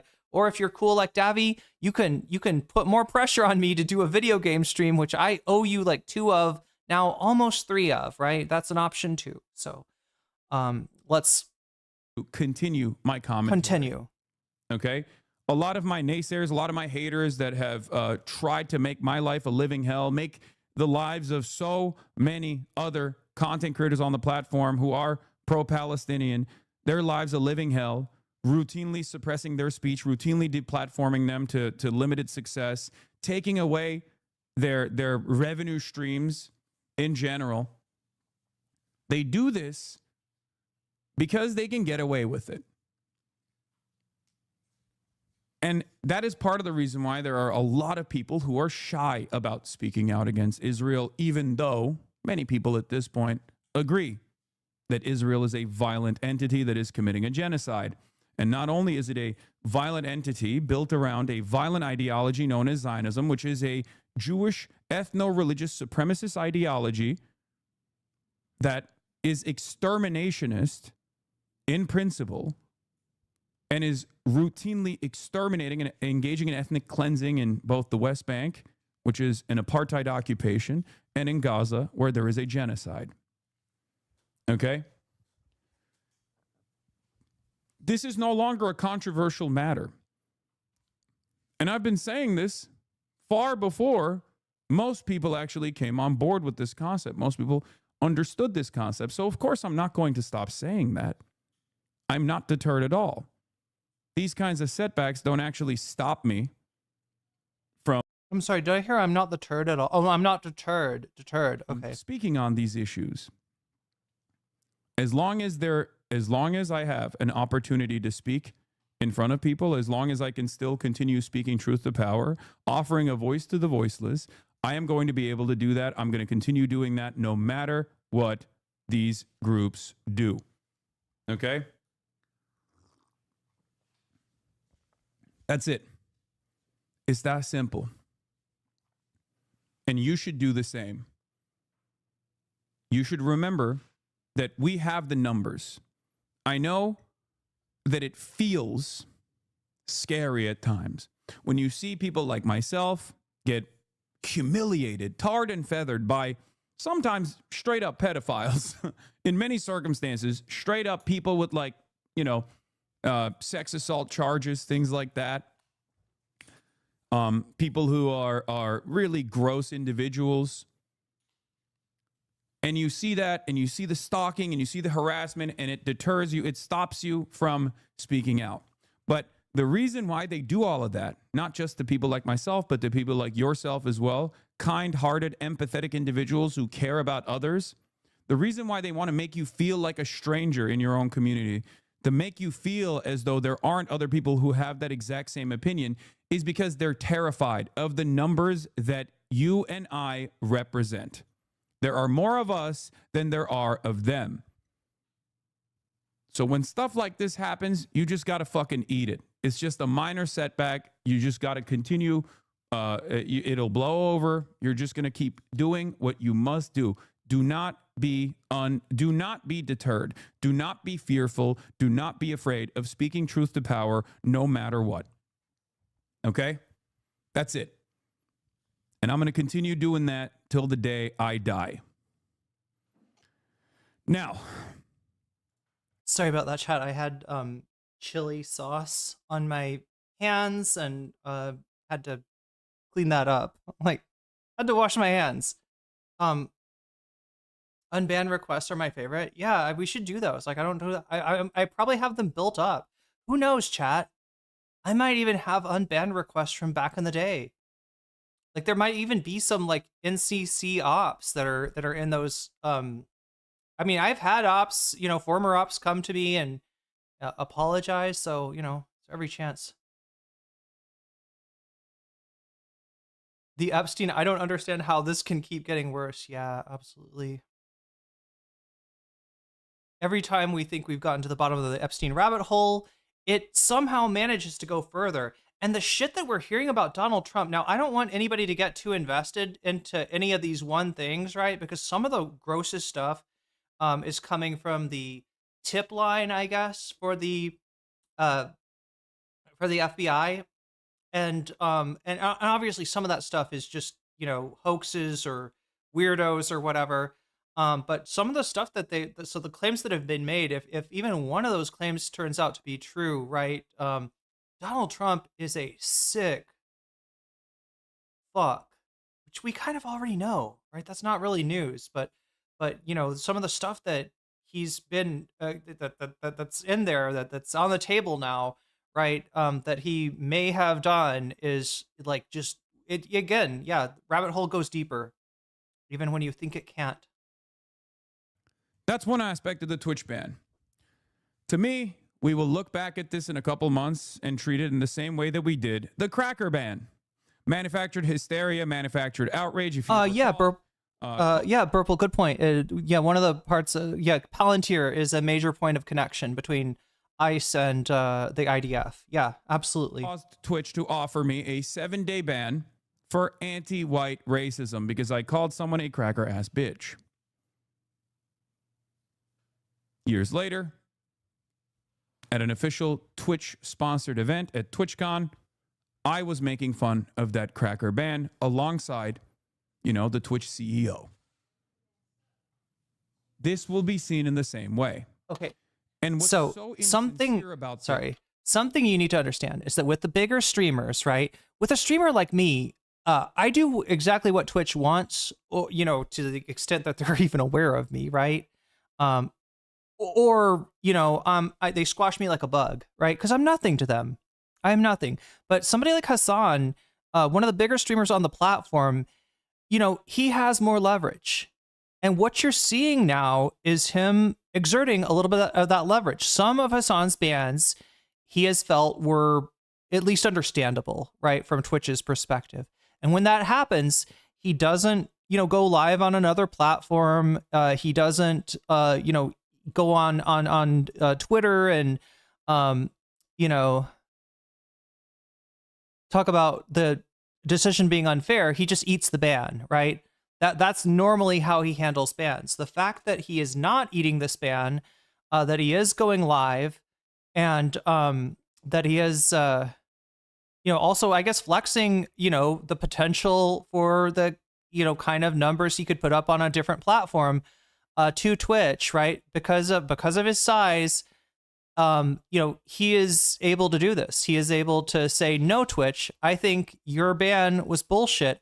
And I think most people, even some of his ops, right? Even some of the classically, I think like Dan Saltman even has admitted that this rule is bullshit, even though he's part of the reason it was put into place. But yeah, so some of the major Hasan haters are like, well, I'm glad he's banned, but I don't support the reason, right? People feel obliged now to say that it is unfair to have a separate standard for Israel from any other national identity out there, right? That you can say somebody is a, Turkish this or that. You can call them a German this or that, a French, whatever people are calling French people, right? But you can't, if it's Zionist, right? Which isn't even a nationality, right? It's a ideology that is, that'd be like, if you weren't allowed to, these assholes, if they weren't allowed to call people communist this or that, right? They would definitely complain. And that's kind of the equivalent, right? If you're looking at it from a non-moral framework, is we're talking about an ideology here that in normal, American free speech, First Amendment discourse, we could be against the ideology or we could be for the ideology. There's nothing off limits. There's no ideology that you are not allowed to question. And if there is, we got a problem, like a George Orwell 1987 type problem. This is that regardless of all the naysayers who are doing victory laps currently, everyone knows it's bullshit. The ADL knows it's bullshit. Twitch knows it's bullshit. You and I know it's bullshit.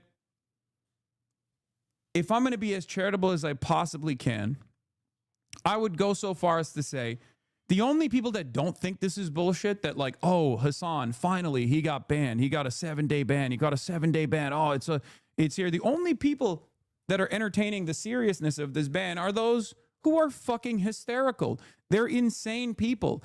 And I'm sick and tired. I am sick and tired of having to deal with other people's madness, with other people's insanity. Why do we as a society have to be constantly at the mercy of some of the most psychotic, mouth-breathing, zero IQ fucking losers? Why? I say no more. I say no more. So, sure, I got banned for 7 days. I appealed it. There's an appeals process. There's a new appeals process. They reduced it. Okay? I'll be back on Twitch eventually. I'm already, not even your biggest haters are saying that they want you banned, but this is a really fucking stupid reason to. Well, maybe I've only seen people like Los Pollos. This asshole, who I gave a W to. Wait, H3 mentioned, how did I miss that? There's Los Pollos. I don't think I've covered him either, but he's one of the newer ops. What was it? I think was it something on Twitter?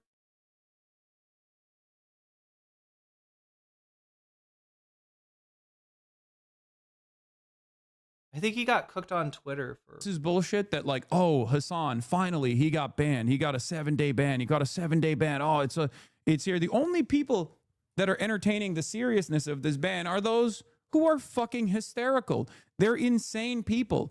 And I'm sick and tired. I am sick and tired of having to deal with other people's madness, with other people's insanity. Why do we as a society have to be constantly at the mercy of some of the most psychotic, mouth-breathing, zero IQ fucking... Vitor, thanks for reminding me. I need to... He actually did this today, right? He set the latency to the lowest level. I need to start doing that. Right? Because like what happens is you say H3 mentioned, and I'm like, what? H3 was actually mentioned? And you're just saying, because yeah, if I had the latency down, I would see H3 right after he said the most creepy people or whatever. Fucking losers. Why? I say no more. I say no more. So, sure, I got banned for 7 days. I appealed it. There's an appeals process. There's a new appeals process. They reduced it. Okay? I'll be back on Twitch eventually. I'm already... Not even your biggest haters are saying that they want you banned, but this is a really fucking stupid reason to. Well, maybe I've only seen people like Los Pollos. This asshole, who I gave a W to just yesterday because apparently he was, apparently he was actually fundraising for communities impacted by ICE. I want you to understand something, though. I want you to understand something. The clip I'm about to show you is another peer of mine. This is another content creator in this space. Think about how fucking racist this shit is. This was his reaction to me getting banned last night. What's good, chat? What's good, chat?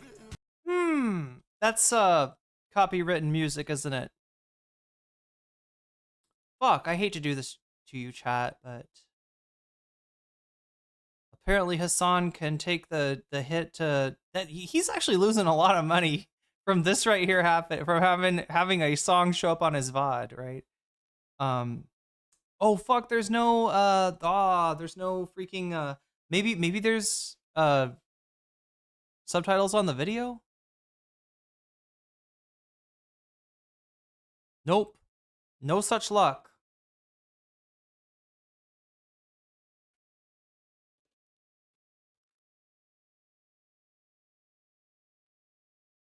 Fuck me.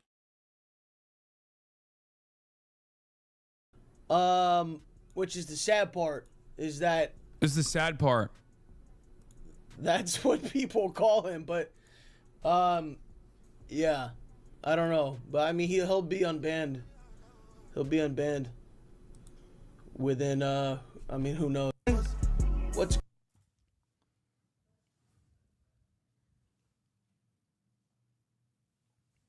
These Twitch streamers are they're copyright violations. That's the one reason I never fit into the Twitch meta. Like, there should be an environment of shame. There should be at least a little bit of social stigma. Calling a Muslim pro-Palestinian Twitch streamer a terrorist like this just rolls off the tongue. This is exactly what I've had to deal with for the past 2 fucking years. Now, many of these guys have the audacity to still turn around and say, oh, I love free Palestine, bro. I don't fuck with that kind of stuff at all. Right? I'll show you another version of this in a second. Okay? But these guys for the last 2, almost 3 years now, endlessly has fucking smeared every single pro-Palestinian content creator, many of which are Muslim or Arab, as terrorists over and over again. Okay? Over and over again with no checks whatsoever. I want to show you this inconsistency because, like, people will try to say I'm a bad person. People will try to say I have crazy ideas. You know? I say wild things. But a lot of people don't see the other side of this at all. A lot of people don't understand that if you are in any way, shape, or form pro-Palestine, especially if you're Arab, I'm not Arab, I'm Turkish, or Muslim, you are constantly eating this shit, and you're expected to eat this shit on a daily basis. Have some fucking shame, man. It rolls off your tongue so easy. Same with Ethan Klein. Same with even Asmongold. And there is no one around them that goes, hey, bro, don't do that. That's kind of fucked up, don't you think?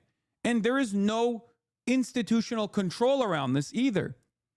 So on the one hand, Anti-Semitism, which is a real bigotry, is not only treated with baby gloves, but beyond the baby gloves, it's cynically deployed against people such as myself, even though I'm someone who has combated anti-Semitism and will continue to do so. But it will be cynically deployed against people who have the audacity to speak out against Israel. But then there is no such institutional control or institutional stigma applied to Islamophobia.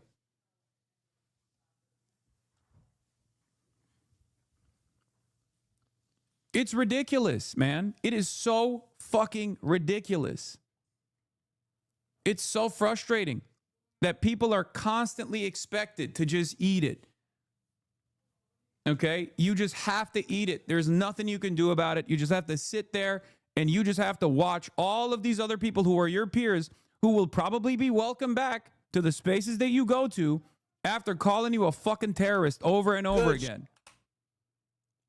It's insane to me. Now, I don't want fucking, revenge or anything off Los Pollos. I think he's a dumbass.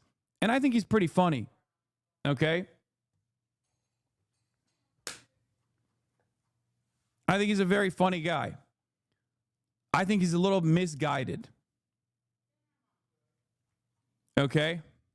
Let's just put it that way. Maybe you don't feel that way, but I feel that way. There are far more cynical, far more sinister people in this space that we're in that work tirelessly to make this a more toxic space for others, myself included, but certainly for a lot of people who have similar opinions to people like me that want to make this a better place for those who often get left behind in these conversations.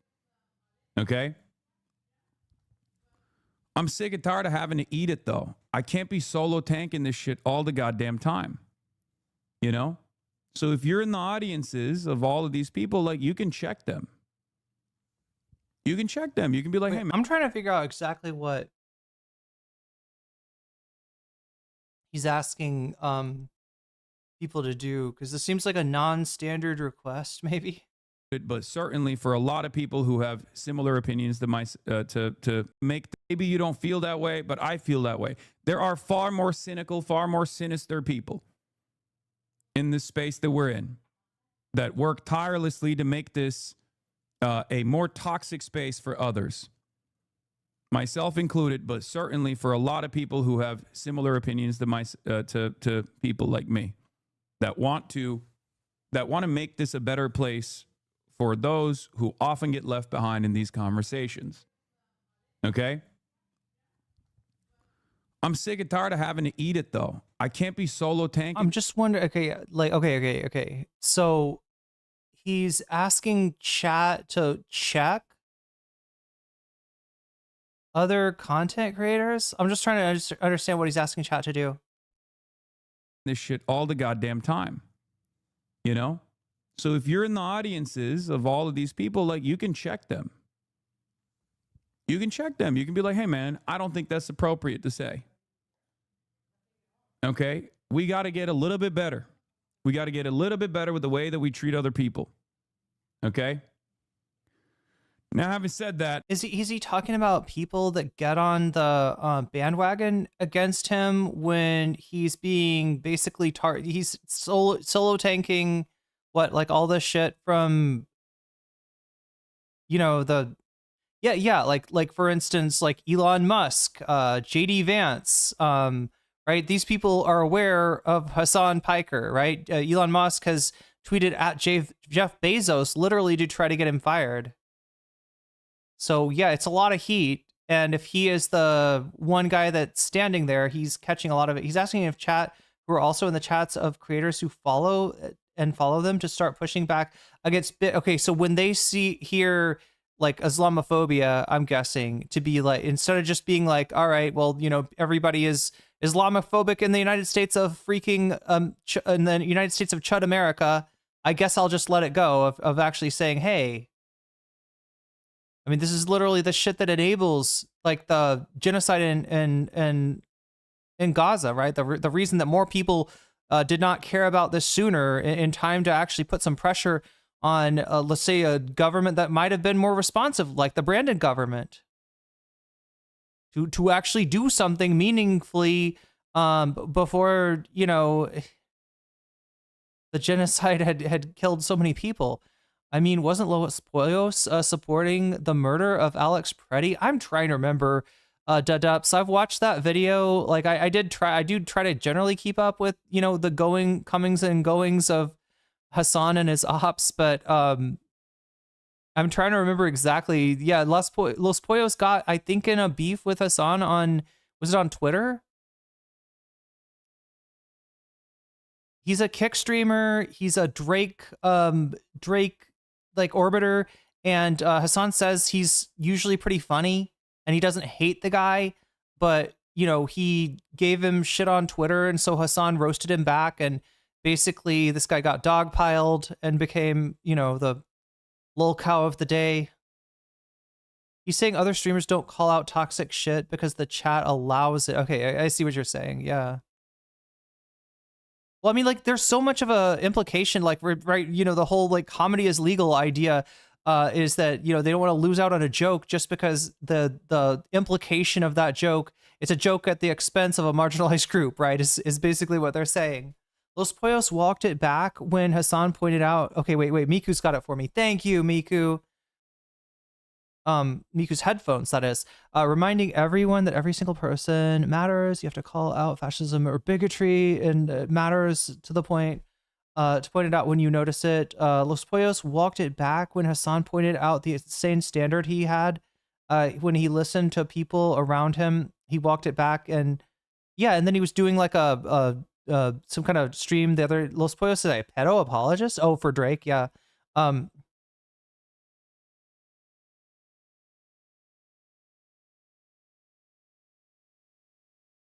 Pushing back more on bigotry in general. Okay.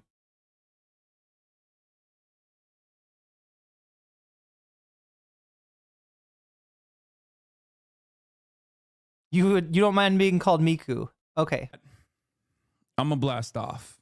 Okay. Oh shit. Thank you. I was waiting for a moment. Chat, we're gonna blast off, all right? But we're not gonna blast off like Hasan blasts off on Twitter, although I don't know. I probably should start posting on Twitter again.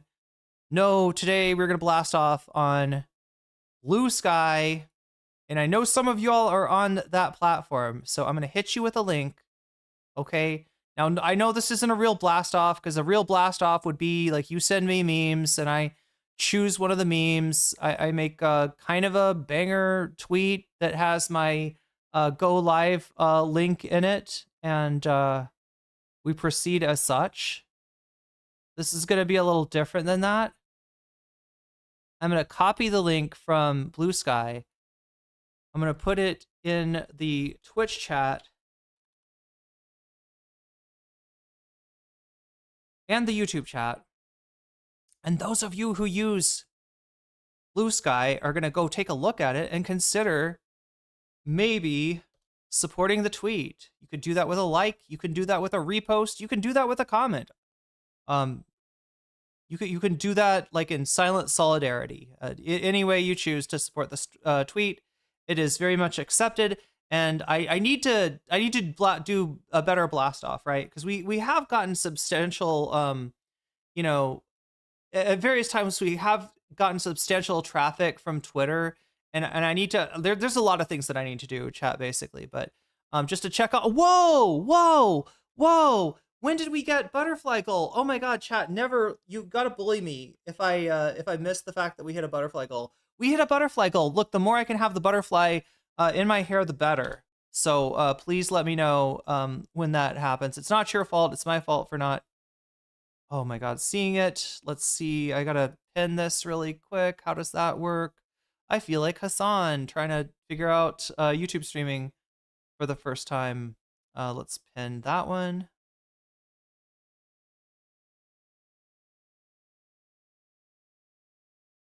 There we go. Okay, so there's your blast off, Blue Skies. If any of y'all are on that platform, Blue Sky, then show me you're there by interacting with this skeet. There we go. It's called a skeet, and Blue Sky. What else am I trying to do? I'm trying to do this.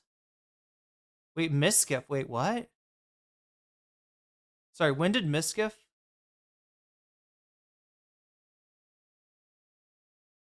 Okay, wait, which was after Hasan had drawn more attention, LP essentially was thanking everyone for pointing out, his failures and miscommunications. Los Pollos had a stupid tweet that came, it came across as supporting ICE. Essentially, even his fellow Kick streamers. That's crazy, chat. You get your ass bitten off for supporting ICE even on Kick. That's crazy. That's great. Good kind of crazy. And Piers clowned on him, but he did spend the day listening and reading and made a good. Yeah, he's an interesting one, right? Los Pollos. I couldn't really tell much about him, but thank you for clarifying, Miku. Stop. I haven't done so yet. And there's already 100,000 people in here watching, it seems. I mean, the number keeps swinging wildly. Maybe people are tuning in to see what is up and then tuning out. I don't really know how this stuff works at all. I'm learning on the fly. Many people probably don't learn on the fly when they start streaming on YouTube for the first time ever. Now, this is one aspect of, my ban. My ban is utterly irrelevant in the grand scheme of things. It's going to be all right. And, we will recover. It's not that big of a deal. I can tank this kind of shit. But there is an inconsistency that I must mention here. Because you saw the silly-ass reason why I got banned on Twitch. Okay? Twitch has banned myself for my comments on ICE tracking Alex Peretti. Hasan Piker has been banned for 7 days using the phrase rabid ultra-Zionist pigs directed at people defending the use of watch lists to track anti-Israel protesters in the U.S. The same lists are now being used to track anti-ICE protesters like Alex Peretti, as revealed in King Clipperstein's reporting yesterday. Twitch's hateful conduct policy states the term Zionist may not be used to attack individuals on the basis of their background or their religious belief. It also states using the term to refer to a political movement, whether in a supportive or critical way, does not violate our hateful conduct policy. Now, of course, even though it technically doesn't violate the hateful conduct policy because it's a criticism of an ideology, an ideological movement, because Zionism is a protected group, if you... Streamerverse is very confusing this week. Yesterday, XQC was asking Hasan to play Gartic Phone with him, then later calling him a terrorist again. Damn. Say Zionist, insert whatever, animal, it's still considered... That's like as confusing as the Trump administration's response towards their, the two people that they murdered, right? They initially... accused both of being basically terrorist, and then walked it back to some extent, made some comments that sounded halfway human before immediately just reverting to the same shit or worse, right? It's still considered a violation of the terms of service. I went through the appeals process as well. I'll be back on Monday. Having said that, there is an inconsistency that I must address. And the inconsistency is that Twitch responds to public pressure. Twitch responds to public pressure, and there is an unlimited amount of public pressure when it comes to trying to take out and deplatform the largest left-wing, progressive, anti-imperialist, anti-capitalist content creator in North America. That's part of the reason why I have to fucking eat this dick all the time. Whereas no similar pressure or stigma is ever enough to offer a similar consistent standard to the likes of Asmongold. Many of you probably know who Asmongold is. He pops off on this platform quite a bit, a lot more than he does on Twitch. Yay. Over the past 2 months, Asmongold has openly advocated for Somali Americans to be pogromed, stripped of their assets and citizenship, and deported. He has fantasized about taking over the government in order to have his trans critics murdered by the state. He has called Muslim members of Congress parasites, and at no point did Twitch take disciplinary action. And if you want to know... American, what country do you want to deport them to? You just said it. Somalia. I want to denaturalize them. I want to seize all of their assets. And I want to send them back to Somalia on a one-way flight. These are Somali American citizens. Where did he get the seize their assets thing? This is something that some European countries are doing, right? Like, I think I've heard of this before. Who is seizing assets, chat? The other historical, obviously, reference for something like that is shit that the Nazis did. Like the basically looting and yeah, literal like laws that like forfeited property, your property if you were Jewish. Immigration, seizing. It's weird though, because like, you know, it's not, you never hear them talk about seizing assets when it comes to like corporations, right? Oh, wait, ICE is doing this. Fuck me. ICE is doing this.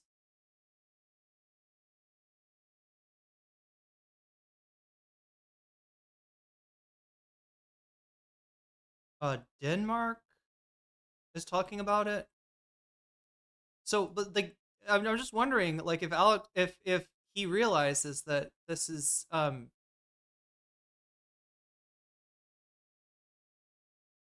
like if he's just getting this from his European chatters, or if he's getting this from like, does he realize that this is Hitler shit that he's talking?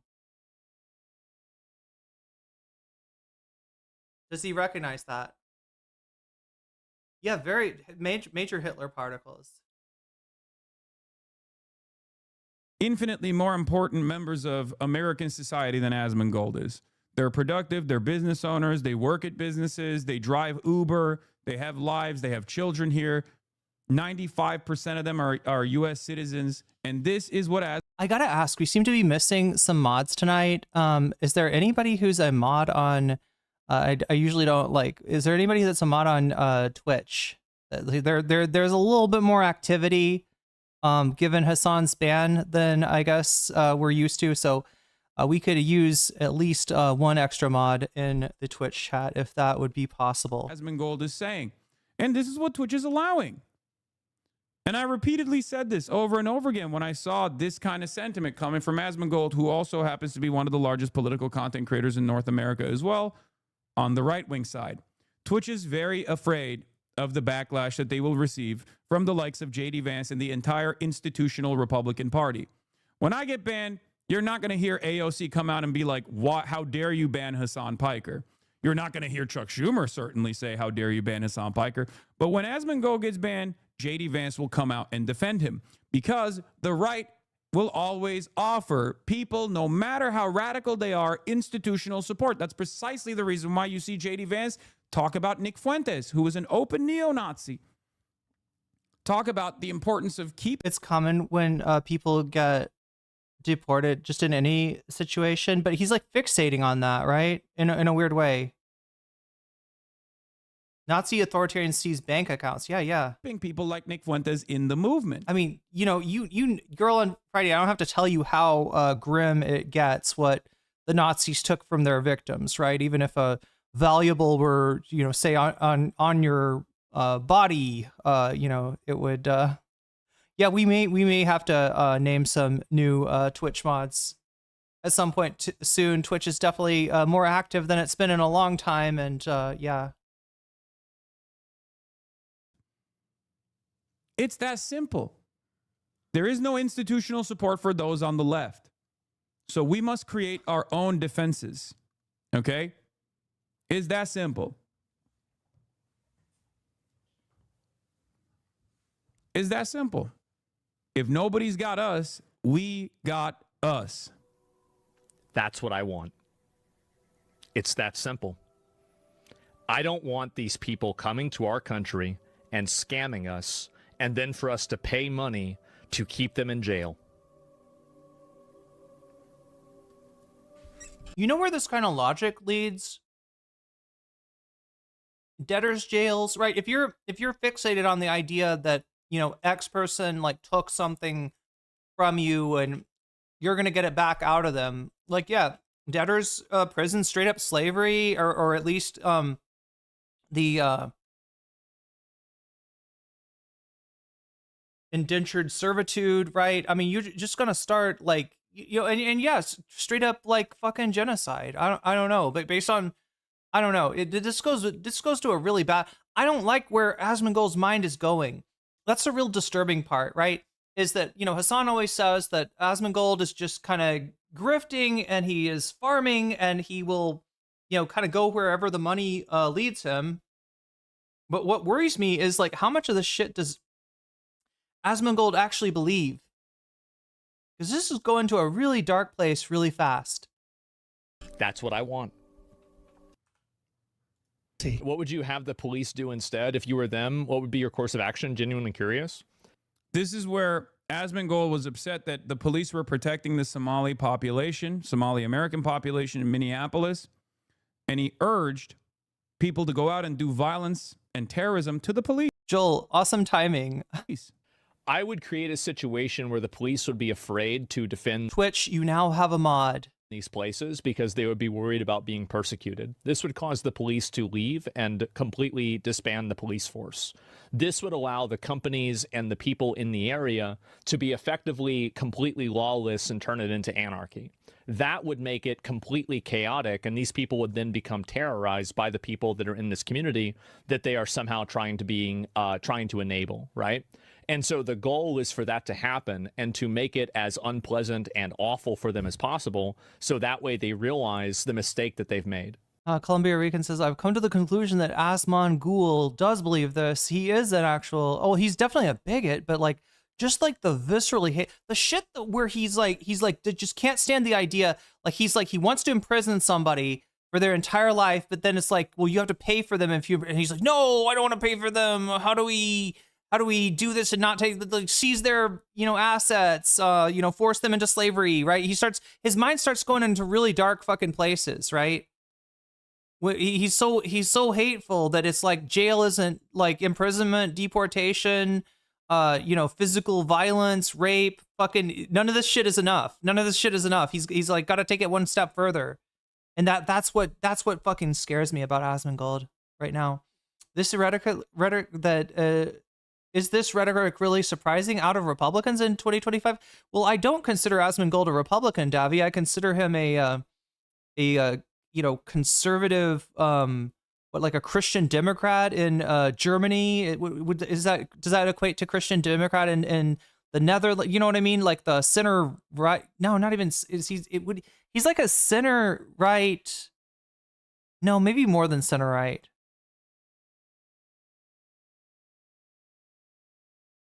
He's like a European right winger, because that's where he's grifting to his chat. His chat.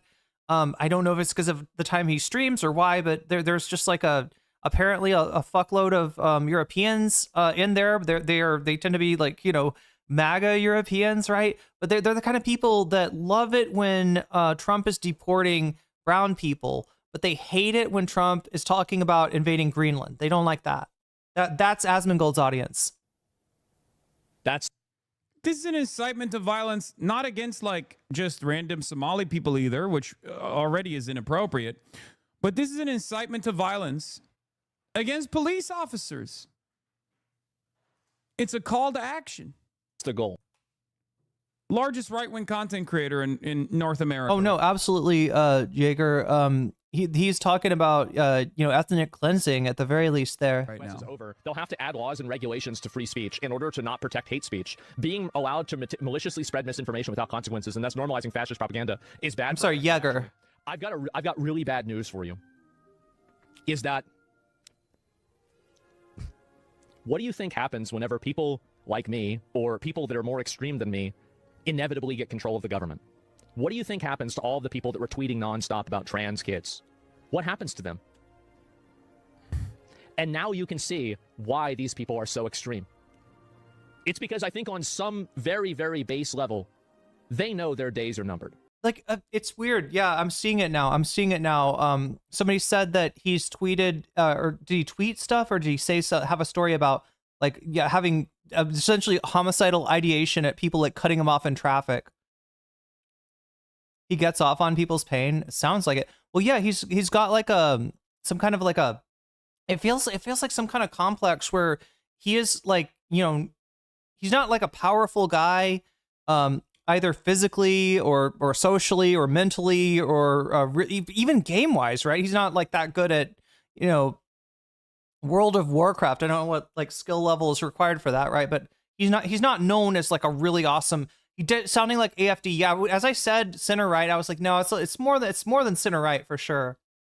But they're the kind of people that the center right, I guess, are kind of flirting with, you know, coalitioning with.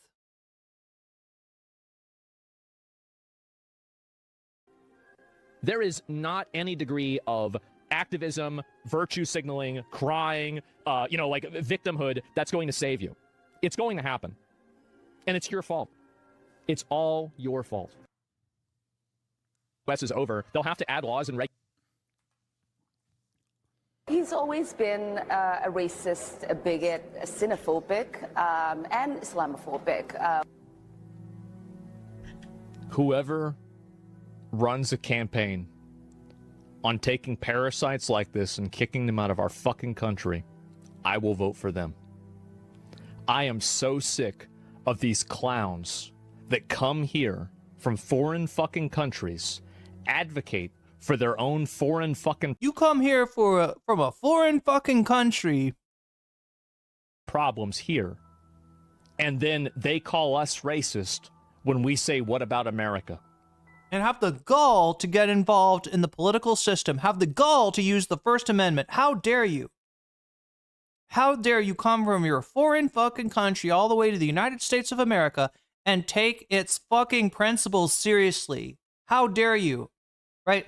This is what's so bad, chat, is what we're seeing with ICE, and honestly, what we're seeing right in this tableau right here, Asmongold and Ilhan Omar, right, is the worst of us attacking the best of us. And we saw that, you know, recently with her getting attacked with what now appears to be apple cider vinegar in the most RFK coded attack you could imagine, in a syringe. This is outrageous. This is an insult. Just want to remind people that Ilhan Omar was recently attacked by someone who shares a very similar sentiment to Asmongold. That person is now in prison. 10 DUI champion. 2-time divorce champion. Separated forcibly from his children. Went and attacked Ilhan Omar because he shares the same opinion that Asmongold has. Not saying Asmongold was responsible for that. I'm not saying that at all. I'm not directly tying it back to Asmongold, but I'm saying that this kind of rhetoric is directional. Not only is it inappropriate and untrue, Ilhan Omar is a queen. Okay? She is brilliant. She's courageous. She's resilient. I love her. And it's totally unwarranted. But this kind of rhetoric also invites this kind of action, the kind of action that Ilhan Omar experienced, unfortunately, the kind of reaction that Ilhan Omar received, unfortunately. There's no such... Islamophobia is a made-up word that's invented to stop criticism of Islam. Just like homophobia is a made-up word that is invented to stop criticism of homo. Phobia. Islamophobia. Get the fuck out of here. We know that he called African nations a shithole in his... Because they are. They are shitholes. What are you talking... I'm sorry, but your brain is a shithole, Asmongold. Somebody, like, cut your fucking skull open, opened it up, and took a shit in there. And I don't think they stirred afterwards, chat. That's a German insult. Damn. About? You can see piles of bodies in... You can see piles of shit in this man's head. I swear to fucking God. I swear to fucking God. You want to talk about a shithole from the guy that lives in one? The guy that is one? The guy that, like, literally, if he had shit for brains, he would probably think smarter thoughts. Lights in the Sudan. That's a shithole. It is. It's a shithole. Like, what are we talking about? Do we really... Are we going to pretend like it's not? Nation's a shithole in his... I wish that a big pile of shit would gain consciousness or rise out of the fields near Asmongold's fucking house, seep between the cracks and go into his little rat hole and fucking eat him. Because honestly, the world would be better off, chat, if a giant poop monster ate Asmongold. Administration. We know that when he came down that escalator, he said he was going to stop Muslim immigration into this country. And he said that he stopped Muslim immigration from 7 countries at the beginning of his first presidency that got denied, by the way. And there are more than 7 Muslim countries in the world. There's like 50 something. What are you even talking about? So it is not surprising that he is going after black immigrants in this country. And it's certainly not surprising that he's choosing a black immigrant community that is also Muslim. Of course, right? It's not because of the fraud. It's not because of the welfare. Anyway, you get the point. You get the point, right? It doesn't end there, though. It does not end there. So, wait, you know what would happen if Asmongold, if he had the control of the government, you'd have a populace that would revolt and move to kick you out of power, how it has happened during history. Yeah, I mean that's a pretty quick way to. He is definitely revolting. So if you're revolting, potentially. At Devicliff super chatted $9.99. Remember when Chelsea Clinton, the most waspy wasp, called Ilhan Omar an anti-Semite for criticizing her? I don't. Somehow Chelsea Clinton has not penetrated my feed in a good long while. Maybe that was a while ago though. I don't remember her saying those things, but I believe you that she did. You know, the Clintons are truly reprehensible people. I still haven't blasted off, by the way, and I'm not even so certain as to why I should blast off at this point. But the reason why I'm drawing this comparison is because not to like even demand Asmongold get banned. I've never actually demanded Asmongold get banned, in spite of the fact that he has. Rave says Asmongold 100% built like a me, those are the Wii avatars from Wii 1 and Wii U. Actively tried to get me banned, and in some instances actually successfully. Like if you had a Wii back in the day, your me would be you'd use it to like do the weird sports things, you know, like it. I don't know. Like it would actually be your avatar in the game. You would make the avatar on the console, I think, and then if you played some of the games, you could like play as your avatar, which would roughly look like you. Got me banned off. You're a Chelsea lurk. You have to lurk for that Chelsea goodness, I guess. Like just like Candace, you know. Well, no, the Candace stuff comes in my feed regardless, right? Charlie Kirk was built more like a me. Yeah, his giant head. True. Off of Twitch, because unlike Asmongold, I do believe in free speech, and although there are limits to it, and I think that if there are these sorts of limits, he's violating them all the goddamn time. But it doesn't just end there either. Let's take a look. Maybe Asmongold advocated for ICE to run over and shoot civilians in the face immediately after. Well, that sounds like Destiny. Renee Good. Well, hey, maybe they shouldn't be in front of the car. The thing is that you're never going to convince these people that it's not, okay? Like, it doesn't matter. The only thing you have to do is crush them. What is he listening to? Is that like some grunge? How old is Asmongold, chat? Is he old enough to be like I don't know, what kind of shit would that be? Like Puddle of Mud or something? Crush them completely. You never go like after you say basically after you run one of them over. What is he listening to? For trying to run you over, then you victory lap around it and you send in more people and you do it even more. That's the only solution. That you're never going to win these people over. You're never going to explain it to them. That sounds like the initial Trump policy. Because they don't want to. Why not just shoot the tires? So that way you make the car unsafe and some other innocent bystander can get hurt indiscriminately because the person didn't follow the law? Nah, bro, you shoot them right in the fucking face. They said to...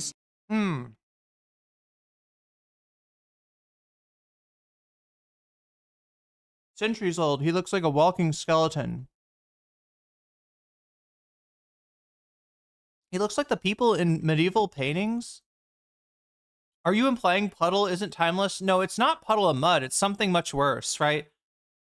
like, you know how like at any time, like there's music that's popular, and then there's music that everybody will remember, right? That like people, like when people think of that time, they'll only remember part of the popular music, right? But what you don't realize is there's also like a bunch of other just shit like that's sloshing around at that time. It sounds like one of those things. But Asmon's voice cracks like a banjo, damn. But it just sounds like, I feel like I've heard people like it's some kind of like it's some kind of grunge adjacent music, it sounds like. Like I'm trying to think of those bands, right? So the Three Doors Down, is it new metal? No, it's worse. It's shit that's trying to sound like Kurt Cobain, but it doesn't. It's like shitty imitation of like Nirvana. And there's like a million bands like this, I think in the 90s, right? Or even the early 2000s, like Creed. I mean, Creed was probably one of the better Pearl Jam imitators. I think that's what Creed was trying to do there. But yeah, the ones that tried to sound like, I don't know, like Alice in Chains or Nirvana, they mostly just sound like shit. It's post grunge. Stop the car. They said not to do this. It's divorced dad rock. It does sound like that. Yeah, that's like that's the vibe. That's the vibe. They said to get out. Lifehouse. Walking around, driving around.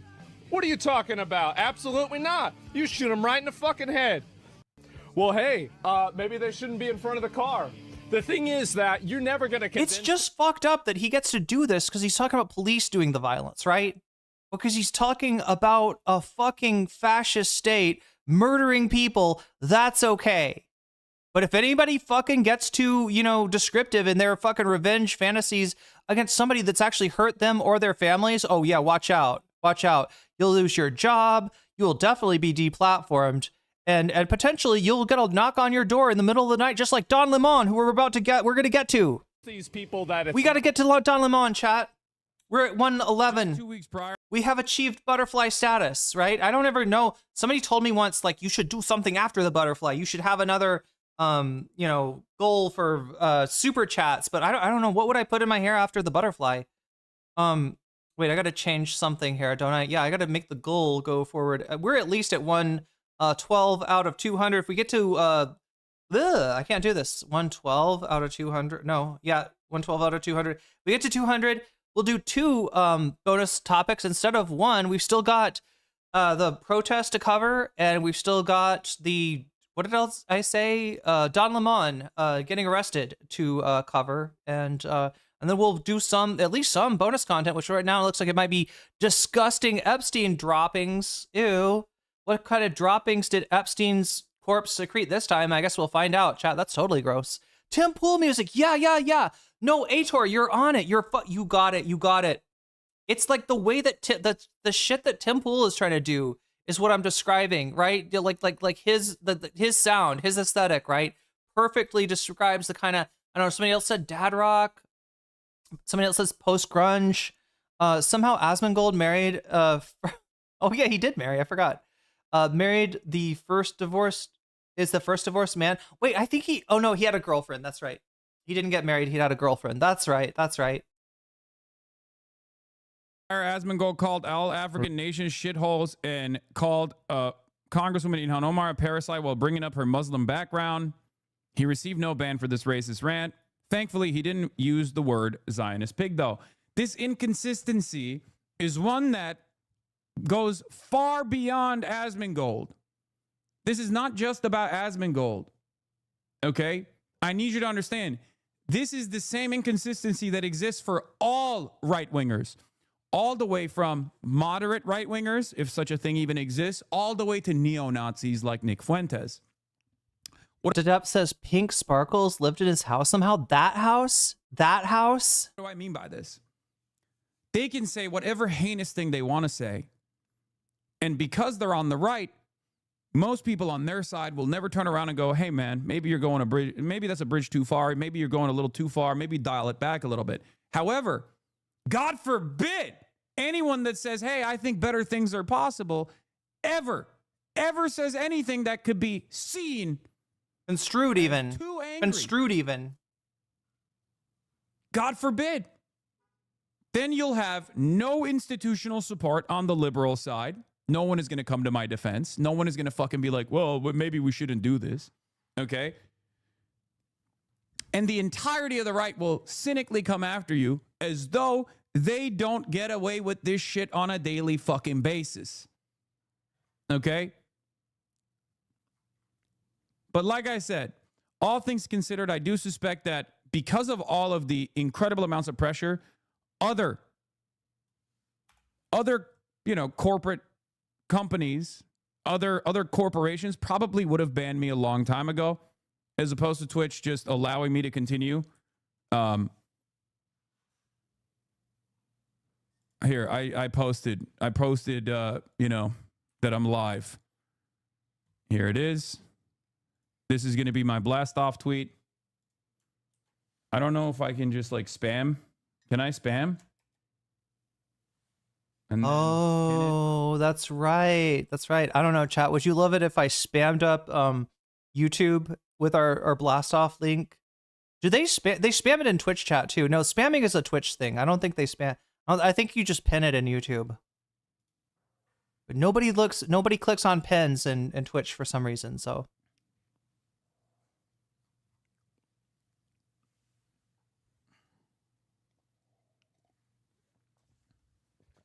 My point is,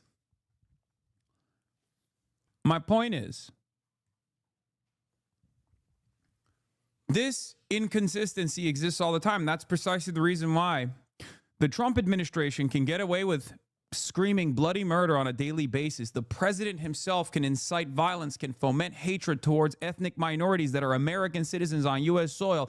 And then the entire right will turn around in the aftermath of another shooting and say, wow, the left should. And straight up stoke a pogrom against Somalis. Yeah.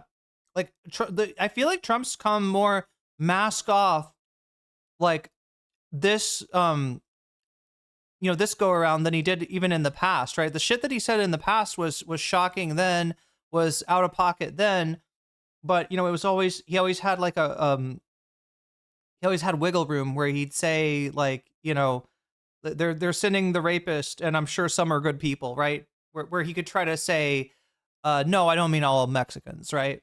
But this one, he's just straight up, nope, all Somalis, the whole country, everyone there. Like, right? He's basically saying a lot of what Asmongold is saying.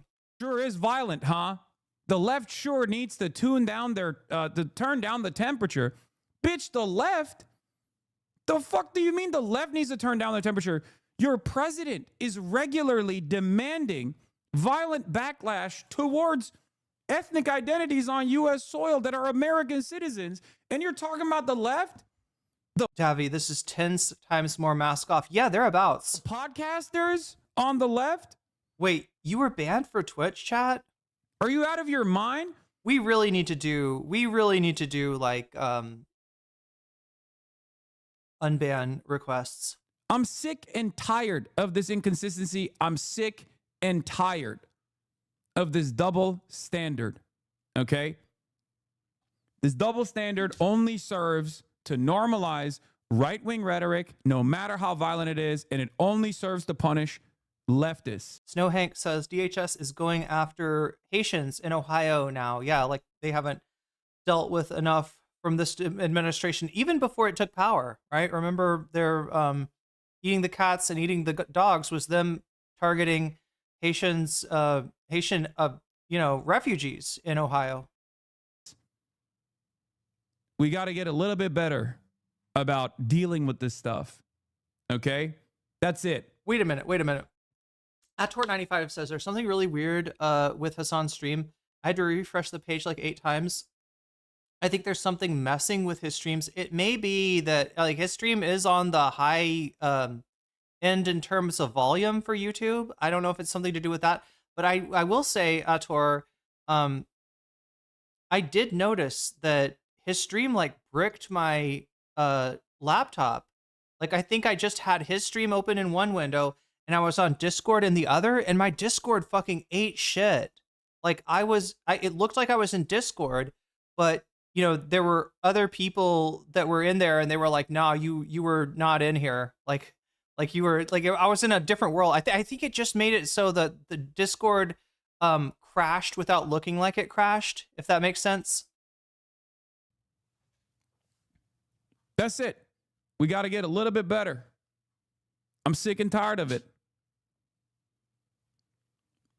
So if you have an opinion, you shouldn't shy away from saying it. Okay, so a lot of chat is saying that. Yeah, a lot of people, their phone crashed. Yeah, YouTube couldn't handle it, says Columbia Rican. Because just as is the case with defending your communities from ICE, when Democrats are dropping the ball, when we can't expect them to defend us, so we have to go out there and defend ourselves. Oh. Wait. He did say something about it seeming like chat was causing a memory leak. That fucking makes sense, Ash. That seems like what how would it cause a memory leak on my end? Was he talking about on his end? Or was he talking about for people? Oh, I'm guessing he had chat open on another device and he was getting a memory leak there. Yeah, I mean that would yeah, apparently YouTube is limited to how much how many chatters it can handle at once, and Hasan's stream was pushing that limit. Your desktop was crashing the whole stream. Damn. Sending a super chat, it crashed, and I lost $5. What the fuck? Oh no, you sent Hasan a super chat. It charged you, but it didn't show up. That's not cool. For organizing on the internet. I know oftentimes I say it's silly, it's irrelevant, it's inconsequential and whatnot, but like, considering how much time... it bricked his desktop PC while he was out at the protest and then came home. Oh, that's crazy. That's crazy. Oh, okay. So Ash, I'm not gonna, anyway, this is tech stuff, but are you saying that what he did was he went live on, because I'm thinking about doing something similar, right? And I know you can do this on Twitch. I don't think you could do it on YouTube, right? But he goes live on, no, it's not, it wouldn't have been on Twitch. It would have been on YouTube. Was it a separate? No, it's not. It's all one stream, right? I actually don't know how he managed to hand off. I mean, I guess maybe I've never tried, right? But I don't know how he managed to hand off the stream from, like, it sounds like he started the stream on his laptop, right? And then he switched to his mobile setup. I'm not sure how he works that. Running everything through IRL toolkit. Okay. Yeah, that's another level of tech. But I know you can do this on YouTube, or sorry, on Twitch, right? If I were to stream on Twitch, in other words, if I were to start a stream here and I was to say, chat, I'm really tired, but I don't want to stop the stream. Would you come out on the balcony with me? I could literally hand it off, I think, I could start live streaming on my phone and I could take you out on the balcony with me. And then I could be like, all right, let's go finish the whatever content, right?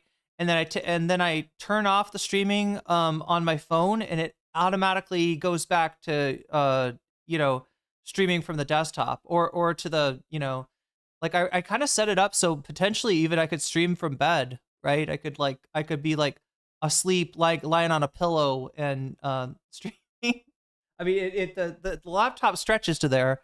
The laptop though has some problems, but yeah, I'm excited to try out my new setup, especially now that I've got my apartment cleaned. Right, I didn't want to try to do another station for streaming, just because of the possibility that it, I don't know, the camera's on some like dirty floor or something like that. I don't know, but yeah, no dirty floor. Yeah, no dirty floors anymore.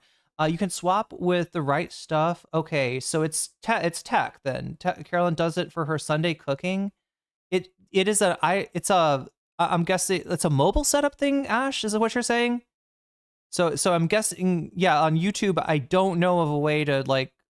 It's almost like you preempt your stream on another device, right? Like, so you're streaming here and you start streaming on another device, and as long as you're logged in under, your streaming key and everything, what happens is Twitch treats the new device as that's the stream now, and then when you stop streaming on it, it reverts to whatever you were streaming on before. So You can do some cool stuff. It's just a little tricky, I think. Anyway, we spend on the internet, considering how many people spend more time online than they do in the real world. This is an area where we need to organize as well, that we need to also engage in some militant organizing as well. Now, that's all I got on the issue. Like I said, I'll be back on Twitch, but in the meantime, I will hold on one second. In the meantime, I will make sure that I'm setting up a contingency plan. oh yeah, Chad, I forgot one more thing. I gotta bully you. All right, now that you're all here, could you please like the stream, because it'll literally raise my numbers. If enough of you like the stream, more people will come in here, and it'll be better for me, and it'll be better for you, and it'll be better for everyone. And unlike Hasan, I don't have 200K in here, so it's not gonna crash any of your phones or anything like that. So if you could please like the stream, it helps out a lot, and I really appreciate it. And I'm supposed to bully you more to farm likes, apparently. That's a thing. Today, I'm going to cover the news as I normally would. I'm going to cover the news as I normally would right now. And then afterwards, after I cover the news as I normally do, I will go on and I will go to the ICE Out of LA protest that's taking place at downtown LA. Wait, what? IRL Toolkit is the main streaming device to YouTube or Twitch? Your device streams to IRL. Wait, what? I'll meet up with some friends there as well.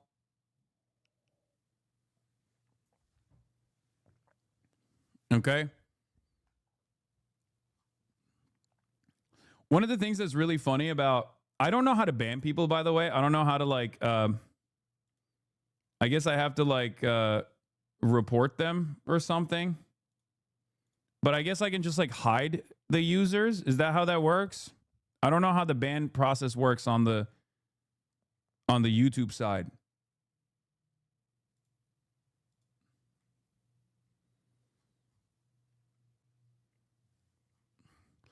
We're going to talk about Epstein as well. We're going to talk about Jeffrey Epstein as well, because at least this is not as bad as TikTok. Today's topics include Don Lemon being criminally prosecuted for doing journalism. Yo, look at this. Mistfish says, all the likes brought me here. So yes, we can confirm it does work. It does work, chat. Like that stream. In perhaps one of the grossest violations of the First Amendment. Asman had a girlfriend. I'm pretty sure he's not talking about present tense, is he? Asman does not have a girlfriend, right? Asman has a girlfriend. And free press. Or sorry, had a girlfriend. Past tense. That we have encountered thus far. This is far. Is that a Prince Andrew mug? Is it? No, it's a King Charles, apparently.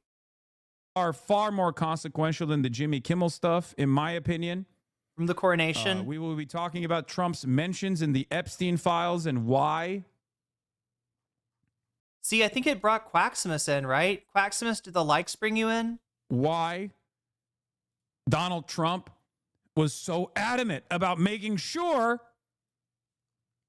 that nobody saw those Epstein files. Yeah, he dated somebody at some point, I think another streamer, and she lived in that house somehow with him, and I don't think she dates him anymore for understandable reasons, maybe. Okay.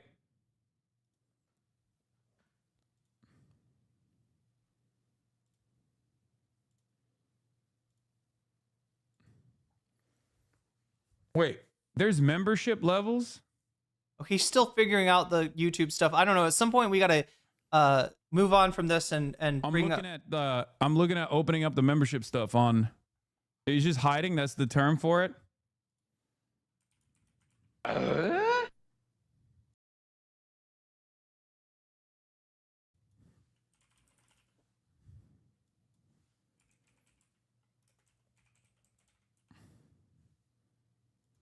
The artist formerly known as Prince Andrew. Yeah, the prince formerly known as Andrew. Wait, that's who that is? Wait, what? That's not... That's not Charles, that's Andrew? Thank you for the super chat, either way.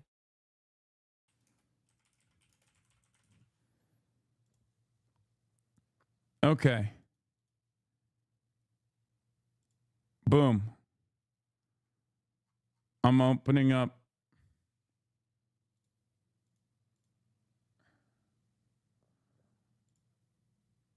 Maybe we can grab some. I think I just did it. Now you can do a membership. Turn on gifts on live streams. Gifts requires verification. You can super chat now, I think. And you can do memberships, I think.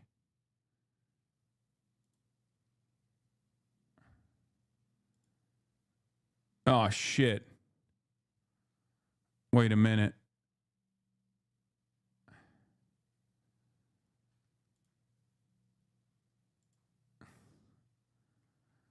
Okay, never mind. I can't do it right now. You're both a baby and an unk streamer? Yeah. I think YouTube also has you shadow banned. You're not on the live stream category or news section at YouTube at all, even though you're easily the top stream on YouTube right now. I don't think so. I don't think YouTube has a good exploration function in general.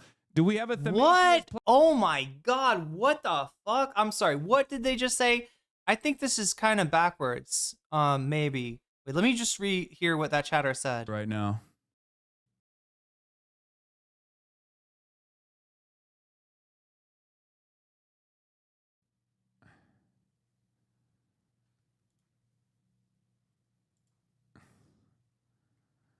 Okay, never mind. I can't do it right now. You're both a baby and an unk streamer? Yeah. I think YouTube also has you shadow banned. You're not on the live stream category or news section at YouTube at all, even though you're easily the top stream on YouTube right now. I don't think so. I don't think YouTube has a good exploration function in general. Nope. YouTube has a great exploration function. Twitch has the shitty exploration function. The only reason that Hasan doesn't know is that YouTube's or Twitch's system benefits bigger streamers, right? It basically brings a lot of people into the platform and funnels them up, right? YouTube, on the other hand, tries to profile, I guess, for lack of a better term, your tastes in videos, the kinds of videos that you like, and then serve you up more of the same. Right now, maybe live streams are a different animal to some extent, because it is weird that Hasan had the biggest numbers and he wasn't somehow featured on some kind of page on YouTube. I think that still exists, but the main thing is like the algorithm. And yeah, no, he definitely got, there's not like 100,000 plus people that were just like, hey, Hasan got banned, I'm gonna go over and watch him on YouTube, right? There was a lot of people just getting suggested his thumbnail, saying this looks interesting and clicking on it, right? That's what, or they're watching something and then, YouTube, rolls the dice and says, I'm going to serve you Hasan's live stream next. And they enjoy what they see and they stick with it, right? That's where he's getting the numbers from. Twitch really does not have much in the way of discoverability, right? It does have a lot in the way, it's really great at recommending new viewers to the biggest streams. So, I can see why Hasan sees it this way, but he's got a little bit backwards. Do we have a Themasius playlist, ladies and gentlemen? I cannot believe I'm asking this question once more.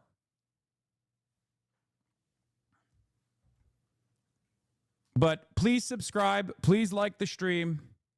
Okay? Once again, like the stream in order to increase its visibility. And also, please subscribe to the YouTube channel because, yeah, I need to, I always forget. I always forget to tell people to subscribe to my YouTube, and I need to get better at that. We are going to start first with the Epstein files and the new developments coming out of the Epstein. Okay, and we're probably going to get to those Epstein files in the bonus part. So chat, Status Quo, if you don't know, has been doing a lot of good work. I'm still kind of looking for some coverage of this, but I wanted to just show you. We've got some live stream from Chicago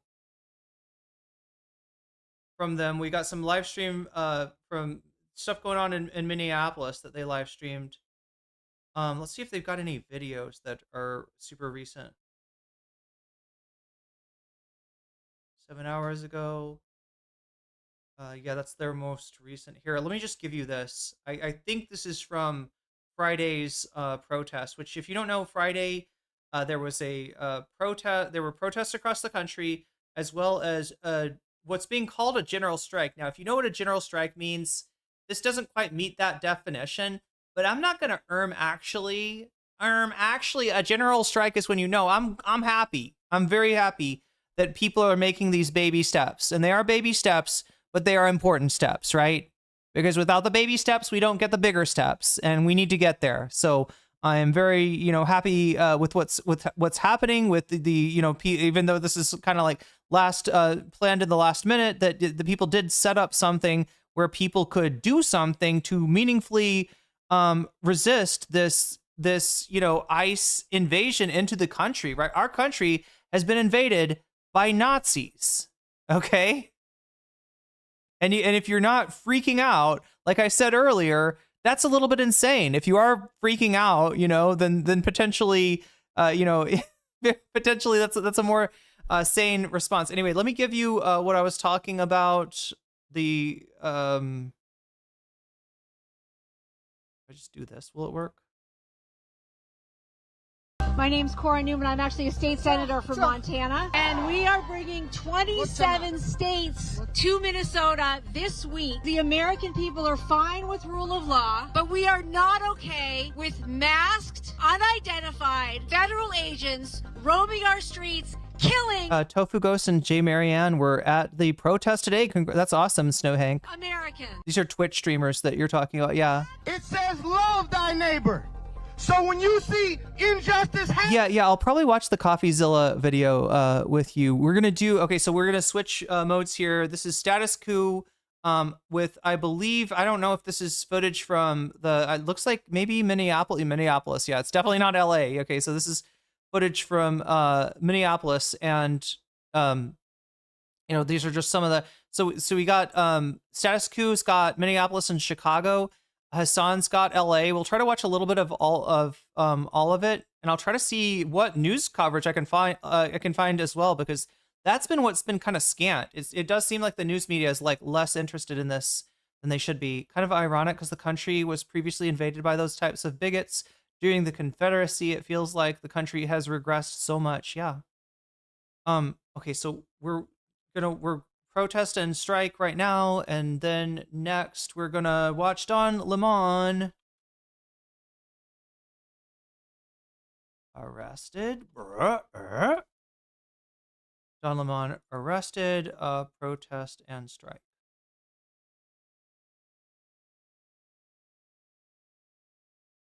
I kind of wanted to, like, if anybody can find me stuff from Ethan or Lonerbox or Dan or Destiny or anything, I am open to taking, like I'm open to looking at more of the tiers of cope that I'm assuming are flowing freely. Flow my tears. The ICE agent cried. And thus the tears are flowing out of Ethan's eyes, out of Lonerbox's eyes, out of Saltman's eyes, and yeah, just feel free to let me know if you got eyes on any of that. Protest and strike. There we go. CNN has been spending the last 12 hours crying about being attacked while shitting on protesters. Wait, how are they attacked? Being attacked what, by protesters? Being attacked like while covering stuff? happening, it's our right and it's our duty to speak up. Ethan completely didn't talk about Hasan doing well today. Lonerbox told Hasan. Oh, he told Hasan to unalive himself? I think that's TOS right there. I'm not saying anybody should do anything with that information of to any of Lonerbox's YouTube channels or Twitch channels, but I do know that is maybe that's not what Lonerbox said exactly, right? I thought he said something more along the lines of that he wanted to unalive himself, like that Lonerbox was the one that wanted to. But maybe that's, I don't know what Lonerbox said. Hopefully he didn't say anything TOS, right, chat? Hopefully Lonerbox stays safe. Only domestic terror threat in the state of Minnesota are ICE and Border Patrol agents in our communities causing chaos, tearing apart families, and trampling on our constitutional rights. Rest in power, Alex Preddy. Okay, I don't know about this music for sure. Important. We can get out of the sizzle reel. There we go. Okay, I'm sorry, Chad. I never know what music I'm allowed to. You know, sometimes people license music. To hold on to hope amidst all the chaos and hateful comments being thrown our way. This is what we do, people. We're doing it. We show up for each other. This is how we begin to heal. This wasn't where any of us wanted to be right now, mourning this brave young man. But we showed up because that's what we do in Minnesota. We show up.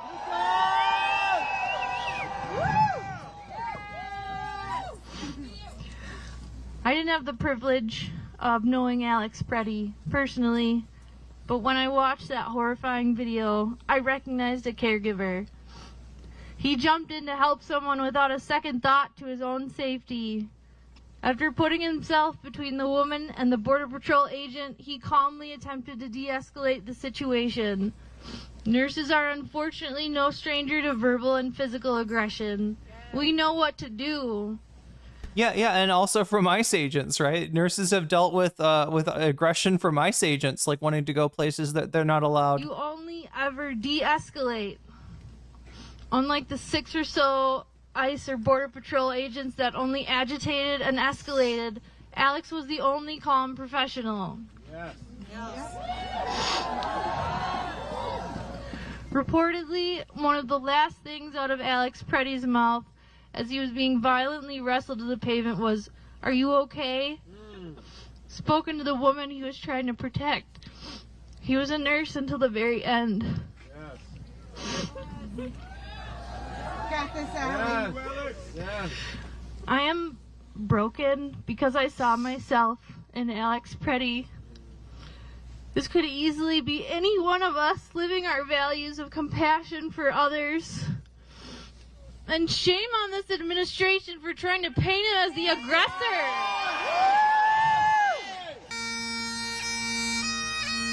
So yeah, something that I haven't covered with you, and just because I haven't been on, is the second video of Alex Preddy. We went over the first one.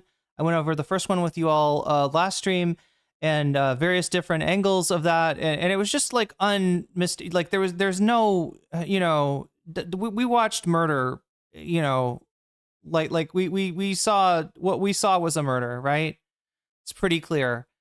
They found a second video that came from a few days before, I believe, and this one, you know, shows a more confrontational Alex Preddy, who does kick out a taillight of an ICE vehicle and then has the ICE agents get out of the car, tackle him, apparently break his rib, before letting him go for whatever reason. Now, that's the strange part to me, right?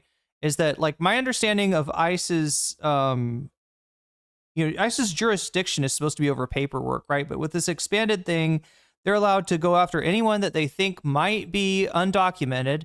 And I believe also anyone who obstructs their efforts to, anyway, what I'm trying to say is I feel like they've arrested people for less than what Alex did that day. But for whatever reason, they didn't arrest him. Now, here comes the conspiracy part. Here comes the part we don't know about, right? Were any of the cops that were in that dog pile that beat his ass a few days before at the scene when he got killed? Because if so, it's starting to look a lot more like a premeditated murder than, you know, just a murder in the heat of the moment, right? It makes it look worse. Right-wingers are trying to hang their hats on this to say, look, he's no angel. He's violent. He's passionate. He's taking risks. He's putting himself on the line, right? But yeah, you know, he's doing violence to a taillight. Not exactly the same as shooting somebody in the face or in the back 10 times, right? Little difference between those two things, I would say. And it does, you know, even if somebody is breaking a law, you know, fucking arrest them, right? You don't execute them a few days later on the street. But we don't know what's going on with that, but that will be interesting if we can ever figure out, find the names, identify the ICE agents responsible for his murder. It definitely needs to be cross-checked with those guys that were there, because it does almost look like maybe somebody was like, I don't know. I don't want to speculate too much, chat. We don't know what we don't know, but Republicans are trying to say this tape makes Alex look worse. I'm going to say it makes what happened to Alex look way worse.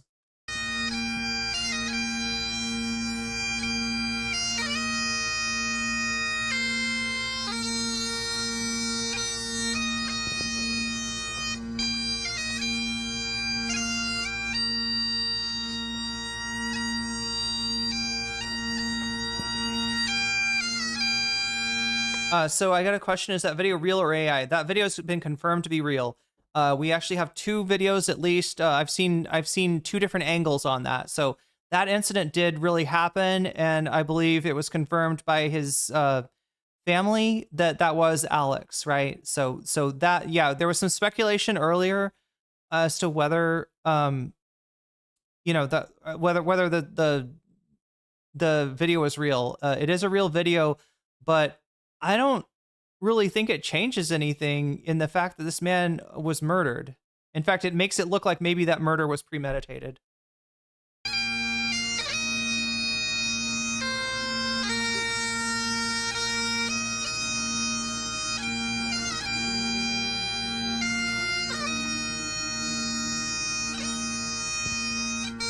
The only domestic terror threat in the state of Minnesota are ICE and Border Patrol agents in our communities causing chaos, tearing apart families, and trampling on our constitutional rights.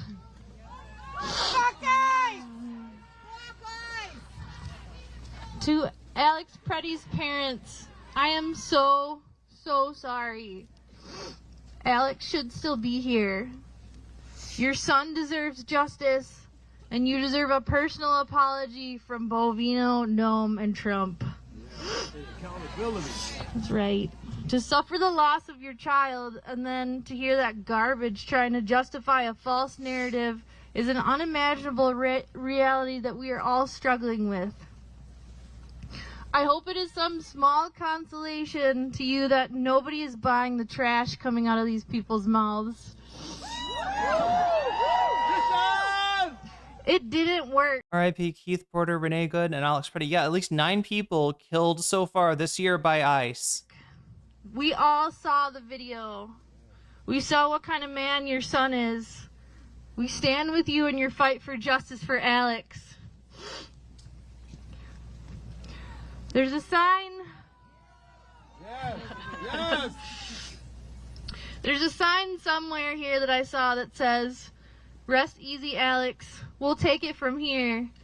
You're damn right we will. Say his name. Alex. Say his name. Alex Preddy. Say his name. Alex Preddy. Say her name. Renee Good. Say her name. Renee Good. Say her name. Renee Good. Rest in power, Alex Preddy. We'll take over from here. My name is Noor Tamimi. I am a registered nurse at Regents Hospital. I am also an immigrant that came to America from Lebanon. I have been living in fear lately, looking over my shoulders, having to walk around with my passport. What brought me in here today is exactly this, our community. It encouraged me to speak up. This is our time to speak up for our freedom, for our right to be as healthcare workers. We are protectors. It's within our instinct. We always get thrown into uncertain circumstances, and it's in our nature to advocate, to protect, to love, to save a life. And that's exactly what Alex was doing to his last breath. We are here grieving tonight. So let me just add the other names of the people that were killed by ICE this year, right? Luis Gustavo Nunez Caceres, Geraldo Lunas Campos,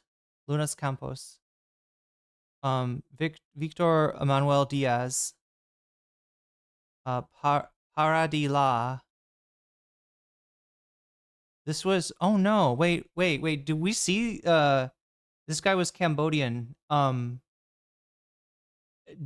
remember seeing them, there's a video of them taking out a Cambodian man. Fuck. I don't know. I don't know if this was him or if this was somebody else, right? The reason that there's Cambodian immigrants and even, asylum seekers or, right, the United States fucked that country over, right? There was a dirty war conducted in Laos in accordance with the Vietnam War because of the Ho Chi Minh Trail running through Laos and Cambodia. The United States bombed those areas, and there was CIA activity in especially in Laos, and the whole country got fucked up and destabilized and bombed, and people got murdered, and this is the whole thing. Half of the time when you see like an issue of immigration, like I said, nobody's like wanting to pick up and leave their life on a whim or for no reason, right? People do this for a reason. A lot of times that reason is because of the United States foreign policy destabilizing their country. That is the case for a lot of Lao people. Anyway, Party Law, Renee Nicole Good, of course, Luis Beltran Yanez Cruz,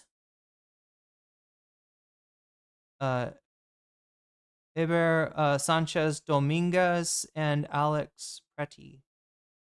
Right, I just want to, like, if we're gonna use the say their name stuff, right, that's been an issue in the past. I'm not gonna really bring that controversy up right now in light of what's happening, but I don't feel comfortable without saying everybody's name, at least of those who died this year. And there we go. That's my addition, okay? We are here supporting that's my yes and one another in a community. And as we all grieve together, we need to come together. We need to take Alex's journey and carry it in our heart, carry his compassion within us, and give from him to our patients, to our community, to our family, and to each other. This will not break us. Alex's name will never be forgotten. Alex will live among us. I take him in with me. I took him in with me to the hospital when I went to work. I drank my coffee and I remembered him. I had a piece of chocolate. I did not know Alex, but I know a lot of nurses. We all work together. We all show love, we show caring. Do no matter what comes our way. Keep doing what you're doing and carry Alex's love, Alex's journey. Go out on bike rides. Do not give up. Stand within each other. Stay strong, because this is what we are meant to be doing. And this time, we are not done yet. This is just beginning. We still have a way to go. We still need to speak up. We still need to stick together and protect one another and hold our community together, because what will it take? Who will protect us?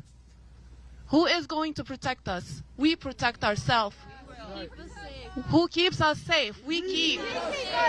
Who keeps us safe? We keep us safe. Who keeps us safe? We keep us safe. Say his name. Alex Reddy. Say his name. Alex Reddy. Say his name. Alex Reddy. Alex, thank you for your service, for caring for all your patients, for saving so many lives, for curing and caring with compassion to your very last breath. Okay, and the name that I didn't mention in that list was Keith Porter Jr. They do mention him in the Guardian article I'm reading from, where they list 8 people who were killed by ICE. I'm not sure. High-profile fatal shootings follow the death of the Keith Porter Jr. was killed on, I believe, New Year's Eve by a off-duty ICE agent. He fired his weapon into the sky, something that, it's not a good idea, right? But a lot of people do that to celebrate New Year's, and somehow this ICE agent went and got his gun and shot Keith Porter Jr. The details are still somewhat unclear at this moment, but we do know that he was shot by an off-duty ICE agent outside of his apartment complex on New Year's Eve. But for some reason, they didn't include him in the 8. You know, they said 8 people. I was like, wait a minute, there was 9 people, but that's the one that was. That's who was missing from that list. They do mention him. I wish you were still here, but we will carry on your journey from here on forward. I would like to take a minute for us as a community, as we're here today on the ground where Alex took his last breath. Oh, that's a good idea. Yeah, Bad Lefty says maybe because it technically happened on New Year's Eve. Or like, yeah, it's right at the split of 2025 and 2026. Take a couple deep breaths together for Alex in his name. So stand wherever you are. We've been all holding into our breaths. I have been noticing that within myself as well. Breathing has been very hard. So stay where you are right now and take a deep breath in. In a community, close your eyes. You can keep them open. Set the intention. Breath in. And then out. Let's do this again a couple more times. Breath in. Hold it. And breath out. Say his name. Say his name. Goonie Roj says the Hmong minority from Lao, it's like there was an area in Lao. Some of them fought for the U.S. So people that might have migrated from Lao in the 70s would have been potentially assets or somehow working for the U.S. The U.S. also took in people from Vietnam with similar situations before the fall of Saigon. Obviously, people from the wealthy from Cuba. When Batista went, although it's weird, like Marco Rubio, you'd think would have been his family would have been post, would have left after the revolution, right? But I think somehow they left when Batista took over or something. Anyway, but yeah, it is. There definitely were Hmong, assets cultivated by the CIA in their attempt to because they weren't officially at war with Laos or officially really doing much of anything, right? There were U.S. Air Force assets stationed in Cambodia that would fly sorties into Vietnam, God, there was like a lot actually going on at that time. There's a lot of extra Vietnam War history that went on in Thailand or Laos, and an attempt to try to have a friendly government capture control of Laos by the U.S. I think that's what the Hmong fighters were brought in to do. Anyway, a lot of. Say his name. Say his name. Say his name. Say his name.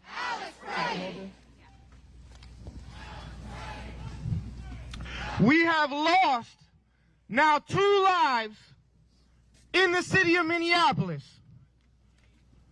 due to negligence on behalf of ICE agents. In the United States, we are losing more citizens getting caught in the wash and being harmed in order to remove immigrants from the country. Shame! Shame! We are standing up for our neighbors who are being harassed by ICE agents.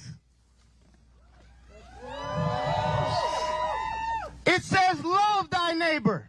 So when you see injustice happening, it's our right and it's our duty to speak up. We speaking up right now by bringing your bodies into the mix. Say his name. Say his name. Say his name. This is no political stunt for the crowd of the masses to be out here. We are all out here for a reason. This gentleman who is a nurse, who is taking care of thousands and thousands and thousands of people, had his life cut short due to the negligence of ICE agents. We need ICE out of the state of Minnesota immediately. We will no longer sit by and be quiet and just take it. We know that is what is happening to people of color that are citizens in the United States of America being harassed by ICE agents. These are facts. And we're all Americans. White, black, brown, pick a color.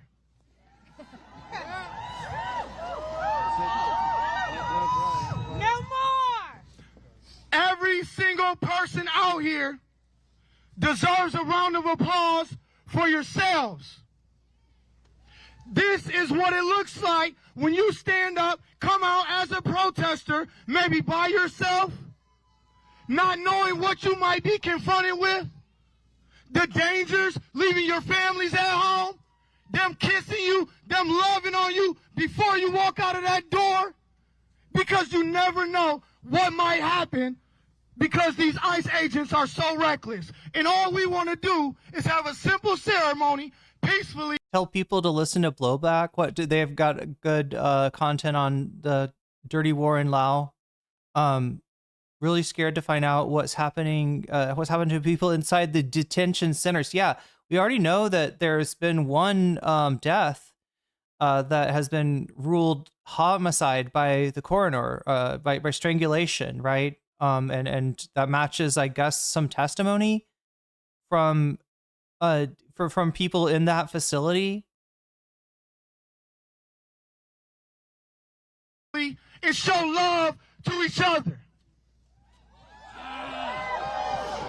This is our right. We want ICE out now. My name's Cora Newman. I'm actually a state senator from Montana. And we are bringing 27 states to Minnesota this week to stand in solidarity with all of you. We aren't seeing ICE in our state yet. We're a red state. They are not targeting us the way that they are targeting you. For the record, operations are going on in red states, especially states like, Texas or Florida that might have a large immigrant population. The difference is that I believe the local law enforcement is, just kind of hand in glove with ICE there. So it's maybe, the people are being taken out in a less dramatic way, right? States like Minnesota actually, have a line between their local law enforcement and will not allow them to assist ICE in its deportation, faculties, right? So that's the difference, right? But I totally get why she, it's hard to tell how much ICE activity there is in your state if your state is cooperating. Yeah, status quo is pretty goated. Yeah, absolutely. They're kind of blowing up now. They're closing. Well, they're at like 600,000, 700,000 or so. But I feel like they're gonna hit 1 million pretty soon. That's why we're here, because the American people are fine with rule of law. Also, chat, if today's stream for Hasan was any indication, and he does go forward with either dual streaming or I don't know, whatever he wants to do, if he does kind of expand onto YouTube, right, we might be seeing a very different landscape forming on YouTube. Like Hasan, Hasan being one of the fastest growing channels on YouTube is not something that I had on my what is it? It's not something I had on my calendar. It's not something I had on my You know what I'm saying, chat. I'm Fettermaning again. Let's give it back to the vigil here. They're fine with having laws enforced, but we are not okay with masked, unidentified federal agents roaming our streets, killing Americans. We wake with no words, just woe and wound. Our own country shooting us in the back is not just brutality, it's jarring betrayal, not enforcement. Thank you, Moinob. Yes, bingo card, bingo. I would say bingo, absolutely, Moinob. That I'm having Fetterman issues, right? Or Sam Cedar issues. I'm reaching for a word and coming up with the wrong one. But execution, a message. We think it might be long COVID. I'm not even kidding. Love your people, and you will die.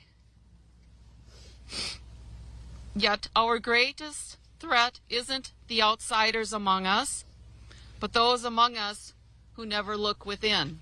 Fear not those without papers, but those without conscience. True. Okay, so we got some local coverage of the march. CO News. Oh yeah, I probably should update you on the bonus content. We're at 112 right now out of 200. We have already secured at least one bonus topic, and we're working our way towards 2. If we can get to 200 by the end of the stream, I'll cover 2 bonus topics instead of just 1, for twice the fun. So let's take a look at the poll right now. I'm guessing Epstein is still winning in a landslide. Well, it's not as much of a landslide now. So Epstein in first place at 53% with 115 votes. Erica Kirk in second place with 23% of those votes. And then Chapo on Bovino and Holman at 13% in third place. And the end of Tectone in last place with 10%. So that's where we're at right now. Remember, Super Chat, Super Stickers, getting yourself a membership, gifting a membership, supporting me on Patreon or on Throne or on Twitch will make this number go up. It also gives you the ability to put your thumb on the scale just a little bit for one topic or the other. Right now, the new disgusting Epstein drops are in first place, but that could change depending on your votes, depending on your donos. All you need to do if you want to pull your dono into action is let me know in chat which of these topics you want to see, or to say Vox Populi, in which case you're just saying, I'll have whatever the voters are having. I will cast my dono to support the vote, and that can possibly get us to 200. In which case we'll get to the top 2 topics instead of the top 1, or even change what the top topic is. Or what's in ahead, because at the end of the day, I add all the donos of people who tell me to put their dono on a certain thing to the results of the polls, and we see what wins. So that's where we're at. New Mexico is starting to deal with ICE. Yeah. Good afternoon. I'm Kevin. Yeah. Just because states aren't in the headlines doesn't mean that they're not dealing with ICE. But obviously, like Minnesota has been targeted for a special kind of abuse, and an insane amount of ICE agents sent into the Minnesota area. Coming to you live right outside the Hennepin County Government Center, and as you can see, you have a massive crowd around us. Tens of thousands of people currently gathering here now. Well, this rally, this march in downtown Minneapolis, it is just starting to kick off. You can hear the chants already starting. Hopefully you can hear my voice as well, because it is getting very, very loud here at this point. A march is going to be taking place all around county buildings here, and obviously this comes after tens of thousands of people were also in downtown Minneapolis last week as well. We have been checking in with a lot of people here because you see the signs. There are a lot of messages people want to get out. So I actually want to start here. They passed a safety act to ban detention centers. Yeah, a lot of localities and states are like looking into that now. They're trying to place these facilities in different places. Some states are embracing it because it's like jobs, but obviously it's a horrible thing to have in your community. Like a literal concentration camp. Guys, can I speak with you real quick? Sure. Hi, I'm Kevin. What was your name? My name's Tara. Can I ask you, what brought you here today? Due process is not being observed for a lot of people who are being taken from the city of Minneapolis. I'm just here to put it in the face of people who don't understand that people are being taken from the streets without due process. I'm wondering if you have been to another protest or another demonstration before this one today. Yes. What keeps you coming back? I want to see change. I think we all want to see criminals being taken off the street. And we want it to be done in the right way with due process. I thought for a second she was talking about the ICE agents that should be criminals taken off the streets, right?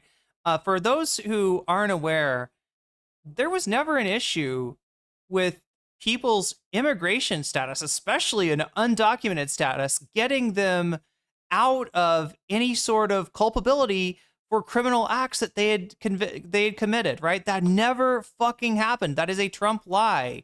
A lot of the the people that ICE is actually detaining and arresting tend to be largely non-violent or even like criminal immigrants, and the few criminals that ICE does have in their custody, they likely got from local law enforcement. They go into the jails and they say, this prisoner that you're keeping here is undocumented, and depending on a number of variables, ICE takes them away and then claims them as one of their arrests. That's the most perverse thing about Trump's ICE, or one of the most perverse. It's hard to find a most perverse thing, but one of the worst things about Trump's ICE is that they will literally go into jails, take out prisoners, deport them, and then claim credit of like giving you the idea that this person, this murderer, this rapist, this whatever horrible fucking person was running loose, committing a crime spree because Biden was like, we can't arrest undocumented immigrants, Jack. That guy's gotta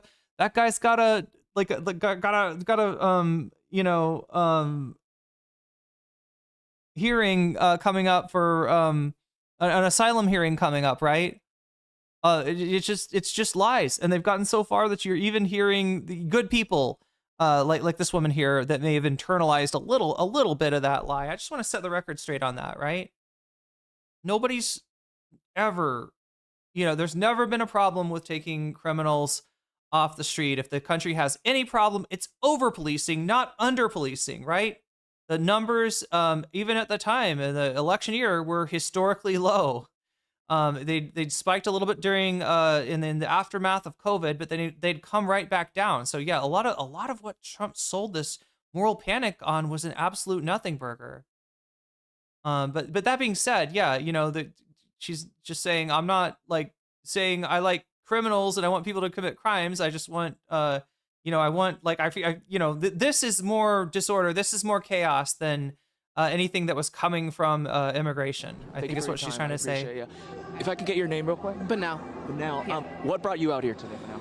I mean, we just have to get this right. We have to get this right. This is unacceptable, and this is a threat to our humanity. It's a threat to our future, our freedom. I have a child. It's a threat to her future. It's a threat to her children's future, so she has them. We have to get this right. This is not anything political. This is human. People are being murdered. Our rights are being ignored, and that needs to be the focus. It doesn't matter. I could care less about people's opinions of this side, that side, this color, that color. This. Double glasses, says Joel. Her eyes are open. Yeah, it's almost like a They Live reference or something. But what does double glasses do to you? That political view. We're all human beings. We're all citizens in this country, and we need to fight for our humanity. And that is what we need to be doing. I'm a big fan of human rights, and that should be the focus of everything we're doing right now, and getting the people who do not agree with that out of our administration, out of our legislature, out. If I could just ask one more follow-up question to that. I wonder, you as a staunch supporter of human rights, which human right or variety of human rights are you most concerned about right now? There's many. I only ask because you're like, this isn't right. This isn't right. We have to get it right. Yeah. What do we have to get right? We have to get our seeing what is happening in our country, seeing the raw wrong in our it's a collective. I don't have one on my tongue right now. There's so many that have been violated, and I care about many of them. Of course, freedom of speech, freedom of public space. Like it's just being negated. We're losing our ability to live and exist as human beings in this country, and it's been like this for a really long time. Me as a brown person, my culture has dealt with this. It's a hard question to answer on the spot as a protester in the cold. Let me try to, add something. Like the First Amendment is iffy, right? The First Amendment is on unsteady ground, right? We've seen journalists arrested.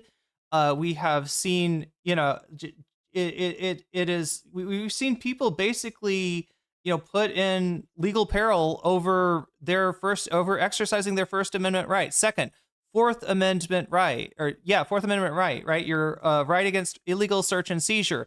That's been compromised, right? It's a hard thing to think of at a protest, easy thing to think of sitting down as a streamer. So let me just add that there, and just understand, like, even, if somebody's from CNN, or especially if they're from CBS, I guess, look out for that gotcha question, right? Which the most common is like, oh yeah, rights are being violated. Name one. I don't know if that's where he was going, or if he was just trying to get something more out of her, or more explanation, right? But yeah, it's hard to she's actually right too. So many rights have been violated on so many levels. It's like, where do you want me to start?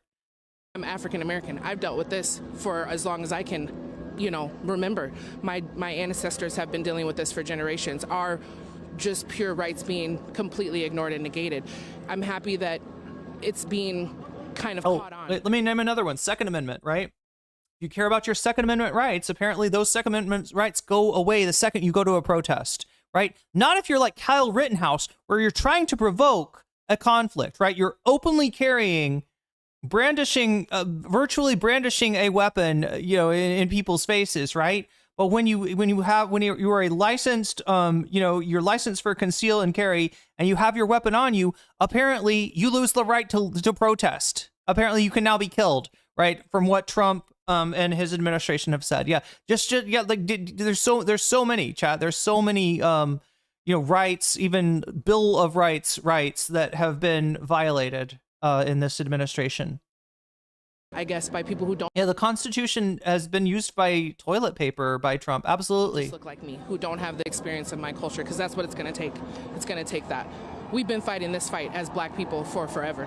So everybody needs to get on board and keep fighting if we're going to have a chance. One more question.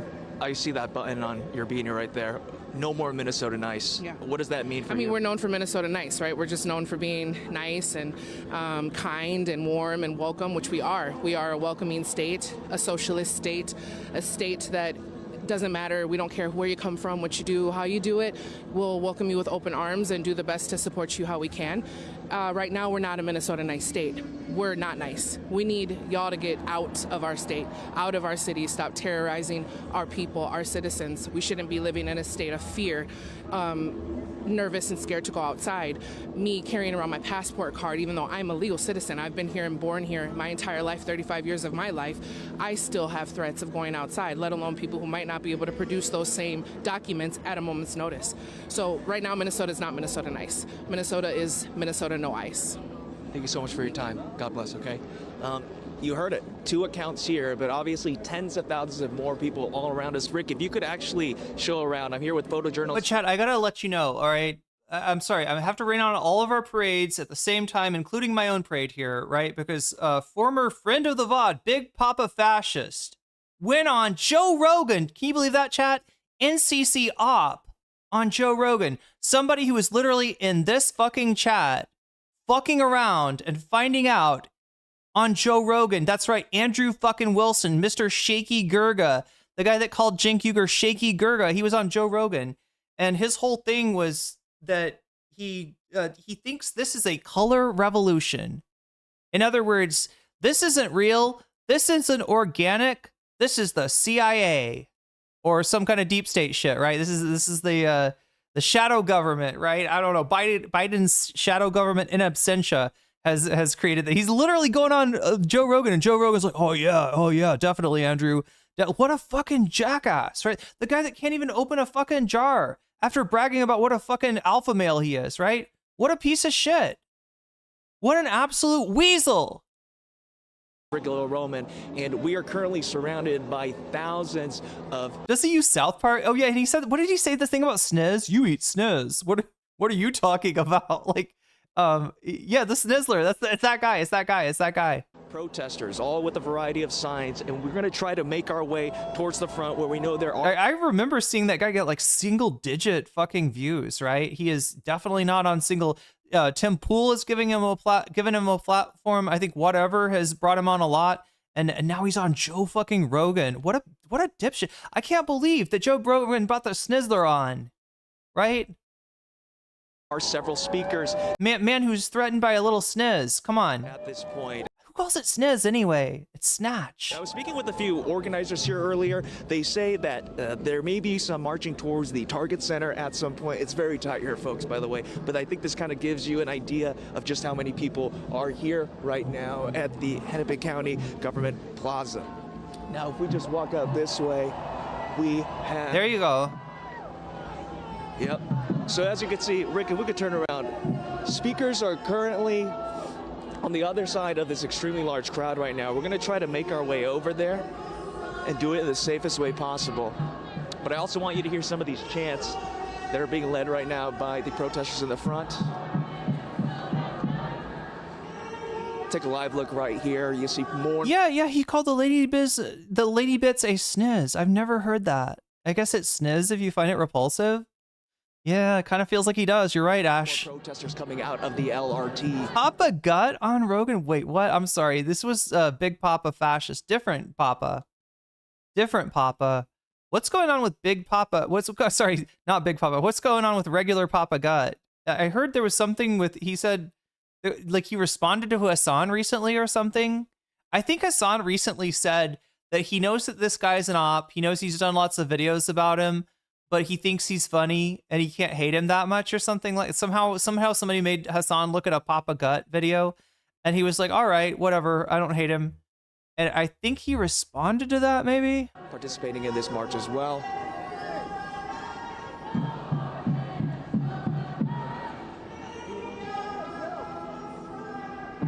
And chat, for the record, I don't call it a snatch.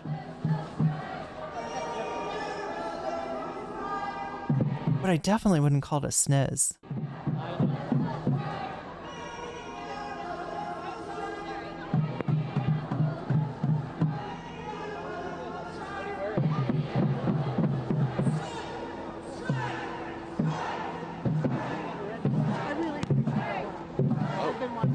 You think I can ask you one question? Wait, he said he doesn't hate. Yeah, he said that about Los Pollos, but I thought he said something about Papa Gut. Like he was like surprisingly non-hateful to Papa Gut or something. I'm assuming Papa Gut responded to that. Davi with the super chat.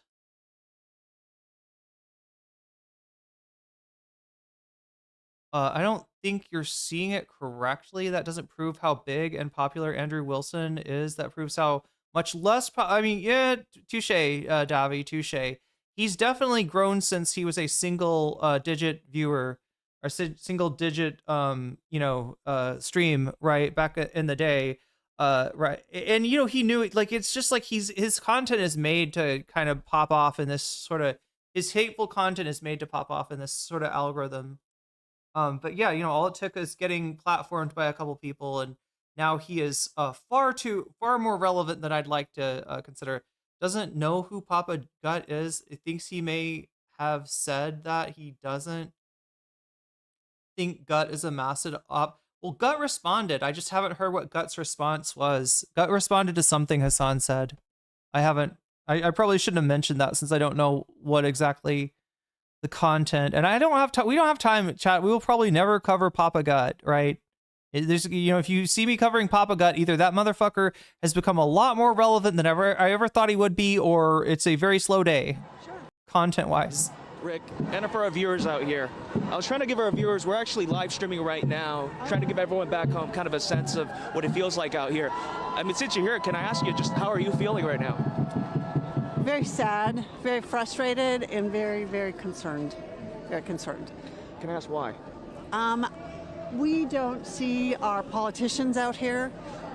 Where are the Obamas? Where's Kamala? Where are our politicians? Obama is a million miles away from you. Obama wants nothing to do with you, doesn't want to be associated with you. Same thing with Kamala, unfortunately, and definitely Hillary, right? They are distancing themselves, right? They are not aware of what time and place it is. Nobody seems to be doing anything. People are dying. I work for a food bank. We can't get food. Between the need in our neighborhoods and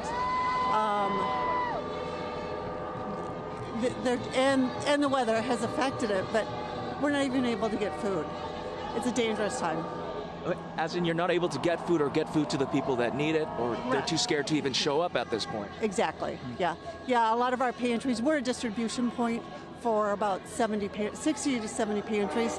They're not able to, we have to distribute to them, but we're not getting it. We're not able to order it. Yeah, I want to ask you one follow-up question. Obama probably windsurfing with Richard Branson. Was Branson on the Epstein shit? We're going to get to that in a second, chat. Apparently, Elon asked to be invited. Elon tried to invite himself over to Epstein Island. Everyone I've talked to so far here, they've been to multiple protests and multiple demonstrations. They have been getting out there as much as they can. I'm wondering if you've been doing the same, and if so, what keeps bringing you out? It's only been my third. Only your third, you say? Well, yeah, I mean, I should have been to others. Depending on when it is, you also have to factor in. What keeps you coming out in this bitter, bitter cold?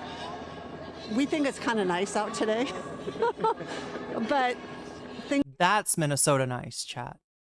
That's what Minnesota nice actually is. It's cold as fuck, but it's not below zero. That's nice weather for Minnesota this time of year. things aren't changing. They're not getting any better. So, yeah. And unless the people, it's going to be up to the people now. Our politicians aren't going to take care of us. And our government isn't. I'm not sure if you've been keeping up with any of the latest developments that have happened. I mean, just recently, President Trump posted on Truth Social where he was calling out Alex Preddy, possibly calling him an insurrectionist or something to that nature, right? I just want to get your thoughts on that shift happening just yesterday. Yeah, and I mean, it started out a couple of days ago. Oh, we're going to investigate this. We're going to take care of this. We love his family. And now he's an insurrectionist again.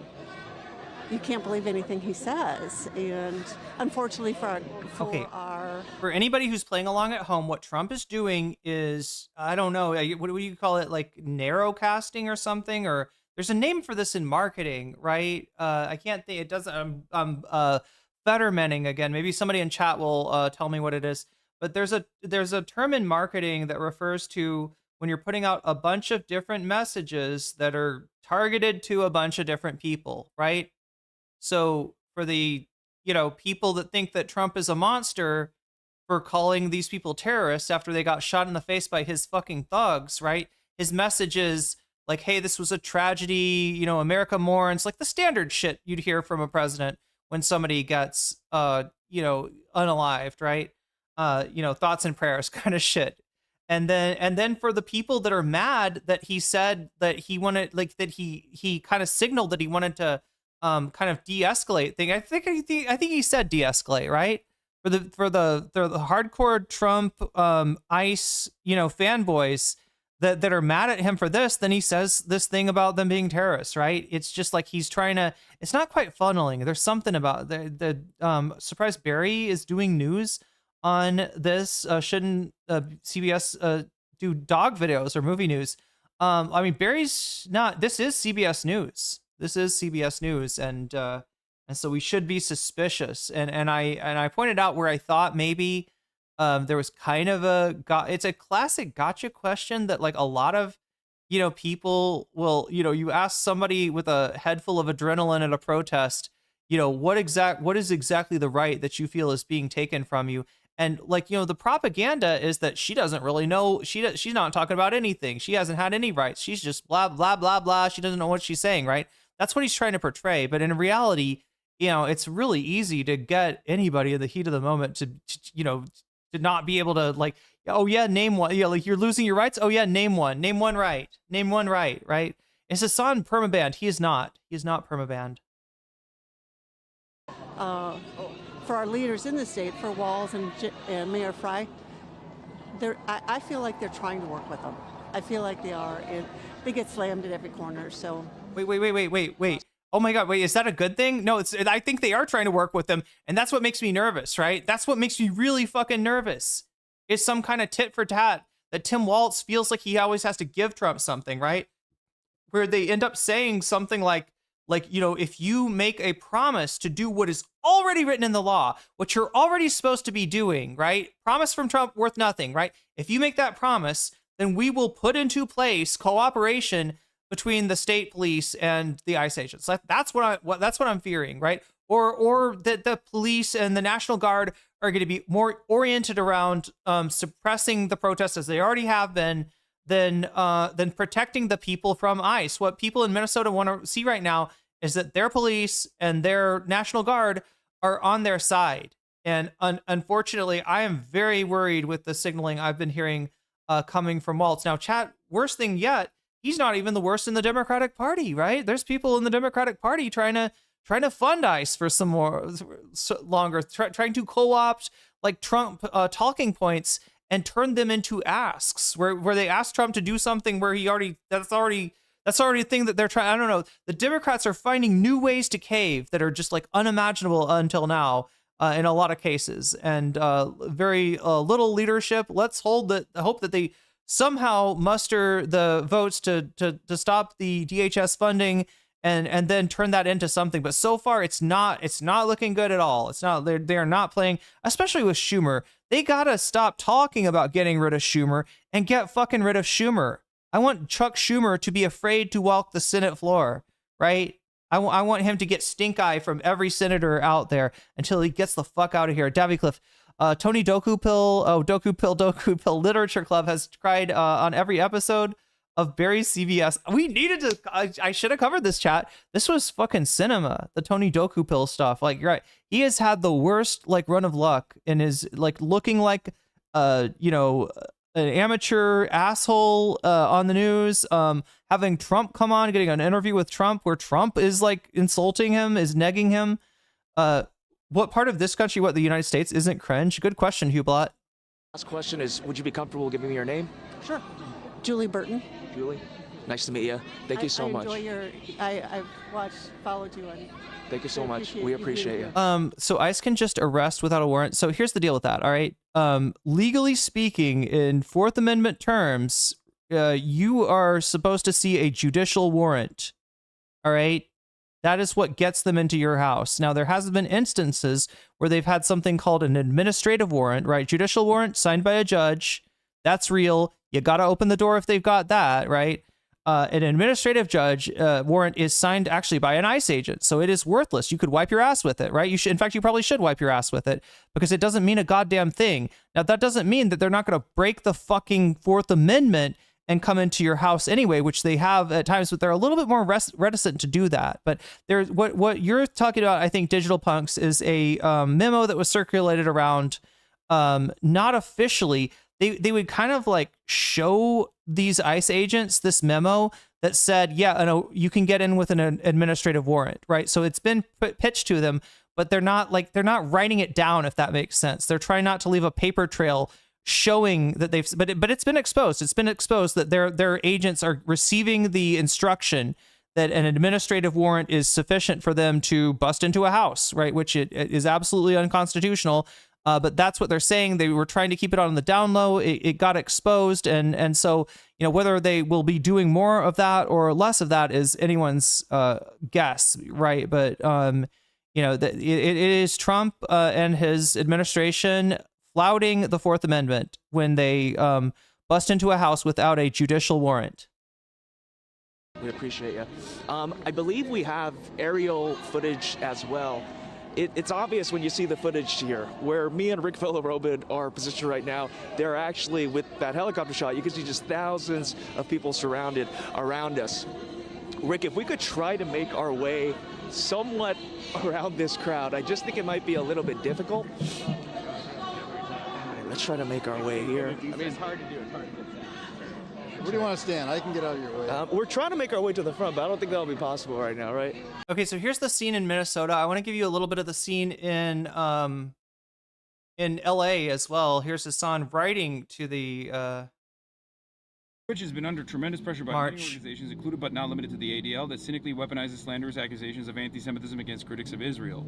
In an effort to make it more difficult to cover the dangerous ideology of Zionism, the ADL has successfully made this right-wing ethno-religious supremacist movement a protected category, and these are the results. As a loud and proud defender of my Jewish brothers and sisters for my entire political advocacy, I find this dangerous conflation between Zionism and Judaism to be categorically false and responsible in part for the heinous increase of anti-Semitism in this country. Is he tweeting? I can't tell. So yeah, there he is. Okay, so there he is arriving at the protest. Now, and I've been a community organizer doing social justice education and organizing for the last 20-something years, and then here in Los Angeles as well for over 10 years now. And you know, it's interesting because actually being on the streets is my comfort zone. And so I agree. Okay.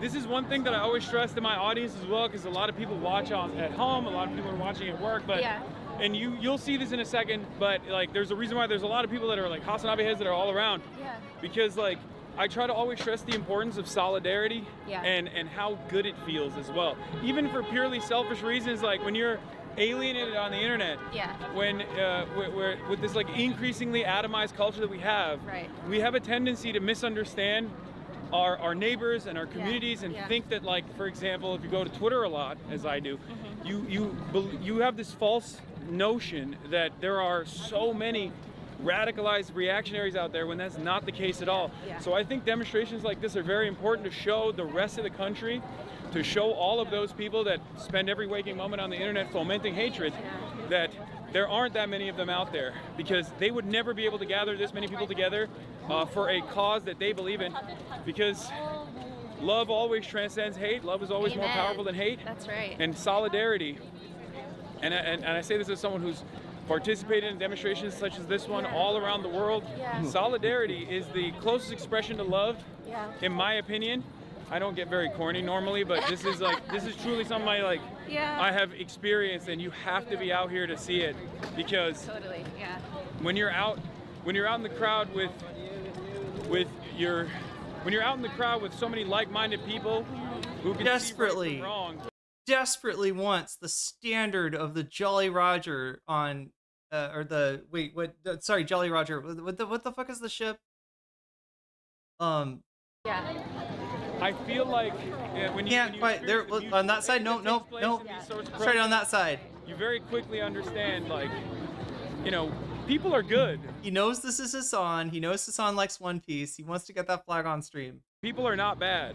People are not as evil as the way we are led to believe by the experiences we have online. It's the Merryweather, right? Is that the name of the ship? Yeah, absolutely. I mean, I'll say that spaces like this are so important for... Wait, isn't the One Piece ship, though? Isn't that the Merryweather? The Straw Hat ship from One Piece? TMZ was bugging him all day for a statement on his ban. He told them he was live, so he couldn't do a call, but gave oh, that's what he was doing in the car. Thank you. Because I would texting TMZ. Got it. There's so much hate in this world right now. Try to get the mic on her as well. Yeah. Sorry. No, it's hard, I know. I would say that even though, sorry, I lost my point for a moment, that I would argue that just that one of the things that I love about spaces like this where we're together and we're hanging out is you're meeting different people that you normally don't. And this is in this extremely isolated community and country and society we have right now. This is the only time you're actually bumping into other people, because we're not in a culture or society anymore when you knock on your neighbor's door and say, hey, what's up? You know what I mean? That's just not as common anymore. The pandemic gave us that opportunity, but otherwise we don't. And so these third space events, if you will, if I could call them that, new thing I just made up. It's gonna take off. Okay, so let me try to explain, right? Third spaces, you've heard of this. Obviously, the just basic, explanation is like you got your first space, that's your home, I don't know, or maybe it's work, right? Depending on whether you spend more time at work or at home. That's not something I'm going to assume, because a lot of people are spending more than 12 hours a day at work just to make ends meet, right? But so you got your space number one, your space number two. Third space is supposed to be a place that you can just hang out in, not spend any money, and hang out with your friends, meet new people, you know, just kind of vibe, right? And those spaces are fewer and far between, right? I think where I used to live, there was a literal bookstore called Third Place Books that was trying to be that, you know, for the community. It had a little food court as well as a bookstore, and I think the library. I know, like, you know, it was a lot of public free spaces, exactly. So what we're really talking about, what's underlying this idea of third spaces, is actually something called the commons. Now, this idea has disappeared a long time ago. The commons used to be like, if something's not privately owned, then it's common. We can all use it, right? It's all of our space. As you know, capitalism has proceeded, there's been more and more of what we call enclosure of the commons. That's like, let's say there's a public beach, and now, you know, somebody buys a house there, and so, you know, their part of the beach is off limits, right? That part of that beach has left the commons, has entered into private property, right? You used to be able to go there, do your beach stuff there. Now you got to go, you know, down the beach a few, you know, miles to get to beach, you know, beach, like a beach that you can hang out with, right? That is that is a process that has been going on forever and is continuing, and is part of what immiserates us. They have literally taken over all of the commons, right, that are ours. And look, all of it's ours. All of their fucking money is ours. All of it comes from the worker. This machine doesn't work without us. Okay, now, I don't know, maybe in the future they can figure out some robot or some AI where they can make it happen, right? But all the money that they've made has been made by us, and yet they hold the vast majority of it. The top few percent control an seemingly infinite amount of the wealth, right? In the same way that the commons have been taken for us, and the you know, really, you know, nice property owned by very wealthy people used to be, you know, up for just whoever wants to go hang out there. It's you know, the same thing has happened with wealth. It's been upwardly redistributed and to an absurd point, right? And it's only when we start to recognize, hey, that shit is ours, right?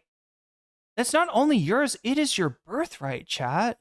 The money that millionaires are sloshing around with right now is like the lifeblood of your ancestors. That's some sick shit. They don't have any right to that.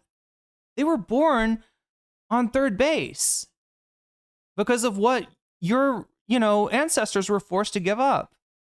And that's the kind of realization that prefigures the kind of grand upheaval that we're going to need to experience to make this world livable again. Once people start to recognize that it's not theirs, like, especially Elon Musk is a great example of this, right? Because you can literally see how much of his money has come from our government, has come from the taxpayer. But now they're a freaking communist. It's really easy to see that, like, yeah, most of his companies rely on government subsidies. It would not work without government subsidies, right? So that's direct, but I'm not, it's more than just Elon Musk, chat. There just doesn't exist a millionaire or a billionaire who's gotten to where they are on the sweat of their own brow. It just doesn't happen. It doesn't happen without this massive exploitation. And enclosure is, you know, is part of that. It's part of that. You know, gaslighting us out of our own birthright, the planet Earth. A beach you can hang out with is killing. Wait, a beach you can hang out with? Is that what I said? Did I say a beach you can hang out with? I'm a cool beach, not like the other. I'm a beach you can actually chill with, right? Not like those harsh beaches, right? I don't. Like third spaces, but reversed? Yeah. I don't know if it's going to. In the Spanish region of Galicia, woods are still common everywhere from the neighboring visit. Well, woods that are not owned, woods that are collectively owned, right? Woods that anybody can use, like, right? Anybody could go out and pick berries. That's what I'm talking about. And maybe that exists in Spain. If so good for Spain. Spain's actually one of the areas that I'm kind of, I don't know. I'm gonna have to probably at some point. I'm starting to come to grips with the reality that I'm gonna have to not be American at some. I'm gonna have to actually become a citizen of some other places. Spain is actually one of the countries, although I get the feeling that, you know, from people, Spanish people, that they feel like it's kind of getting full already. But you know, it's one of the areas that seems like a nice enough place to live, at least. I mean, maybe Thailand, chat. There's, you know, I'm still just, I love Thailand. But yeah, I mean, I'm half expecting the United States not to exist in like 6 years.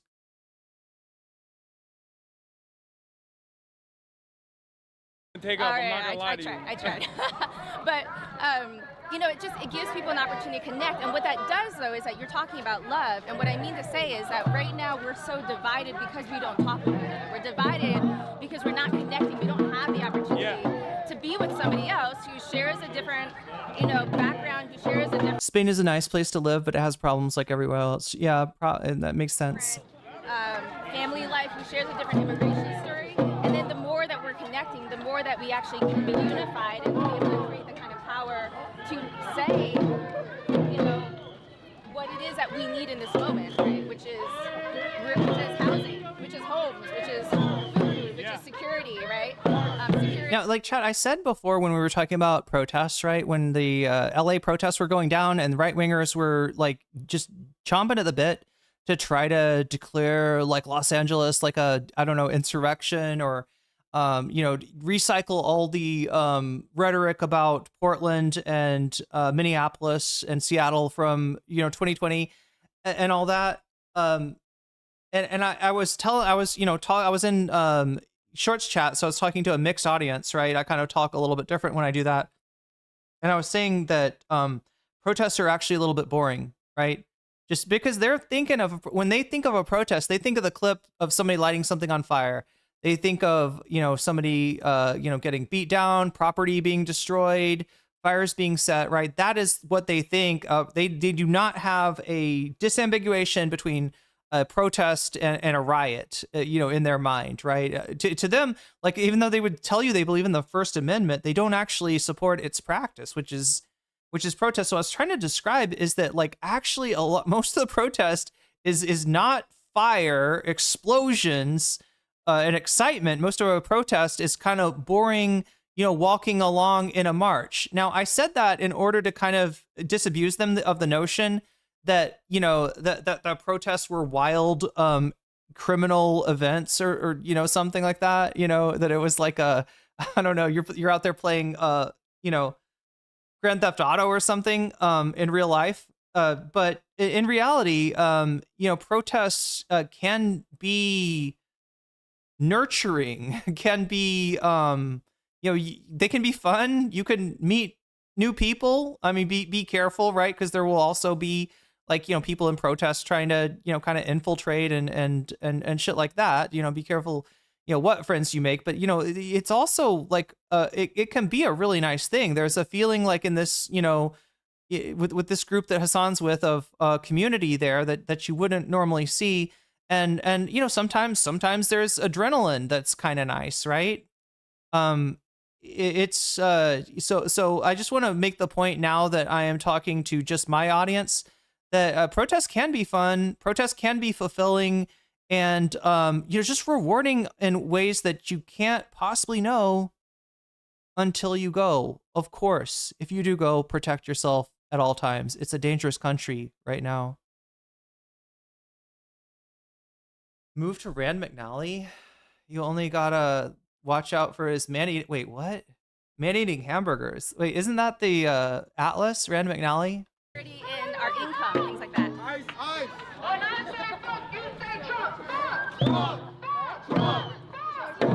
on your program. I just wanted to say hi. Thank you.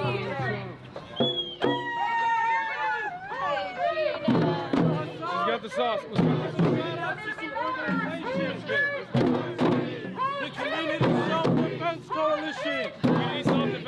Community Self-Defense Coalition. It's a coalition of dozens of orgs. If you want to get rid of ICE, the best way to do that is to get organized. Get off the armchair socialists. You have to get on the streets. The mutual aid organizations. All right. Sure. No, we're back. Oh, Hasan. Hey, what's good? Yo. Sorry you got banned on Twitch. You didn't deserve that. You got banned? Fuck Destiny. Good job, man. What did you get banned for this time, bro? What? What did you get banned for this time? I said ultra Zionist pigs. I said anybody defending ISIS is an ultra Zionist pig. Yeah.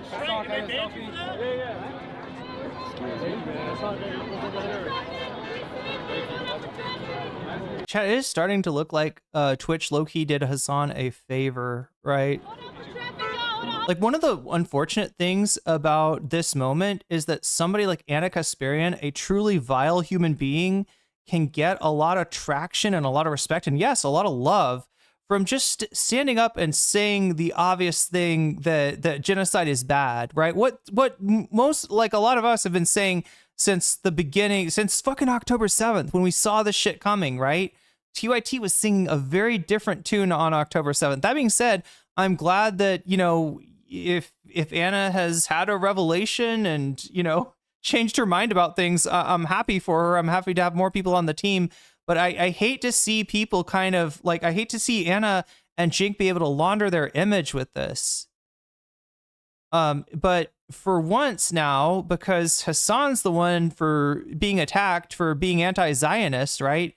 You're seeing, you know, him get that kind of boost. And he's somebody that's been there, yes, since the very beginning. He's somebody who literally saw half of his chat leave, right? Chat, it breaks me up when a long-term, you know, chatter, you know, not like, you know, I don't want to over exaggerate it, but I'm sad, you know, when a you know, long-term chatter like no longer shows up. Chat, imagine half of chat no longer showing up because they think that you are an anti-Semitic monster for showing, you know, empathy for the Palestinian people after October 7th, right? That's what Hasan experienced, and it has been, you know, a very, you know, it's been a long, strange trip.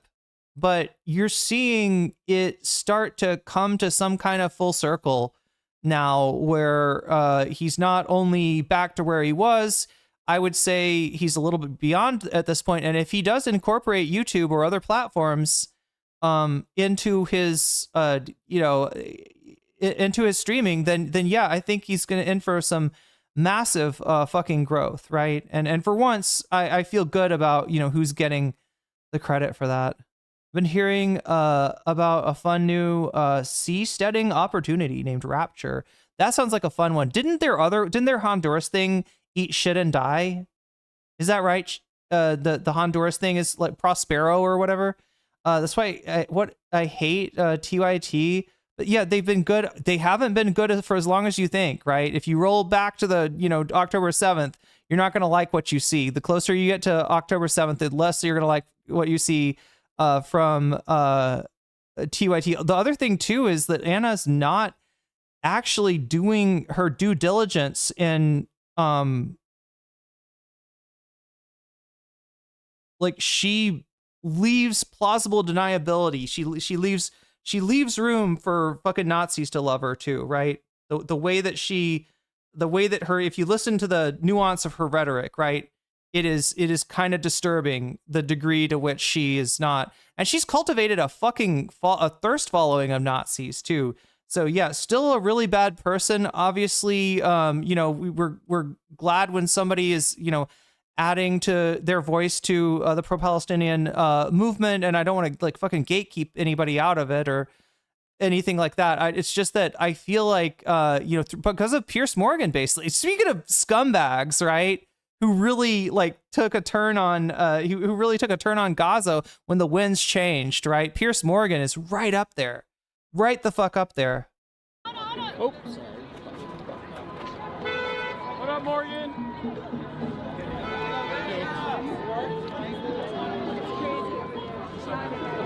This is Raph's brother. Oh, nice to meet you. What's up? Brogan? Do you know where the protest is supposed to be heading right now? Yeah, so they told me that it's going to the federal building. Can you say?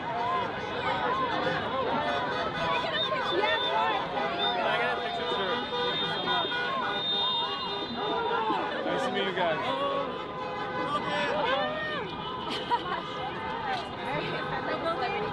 No, you're the celebrity. Everybody walked all the way down there. Okay. And I think they're looping around right now. But you said they're going to loop around. What were you saying? Oh, I wanted to let you know that the folks that you met right before I walked over are youth, and they were saying actually that they had seen you at one of the last Ice Out protests, and I just want to name that's so. I just love that you're out and about. Like that just means so much to us in the community, and yeah.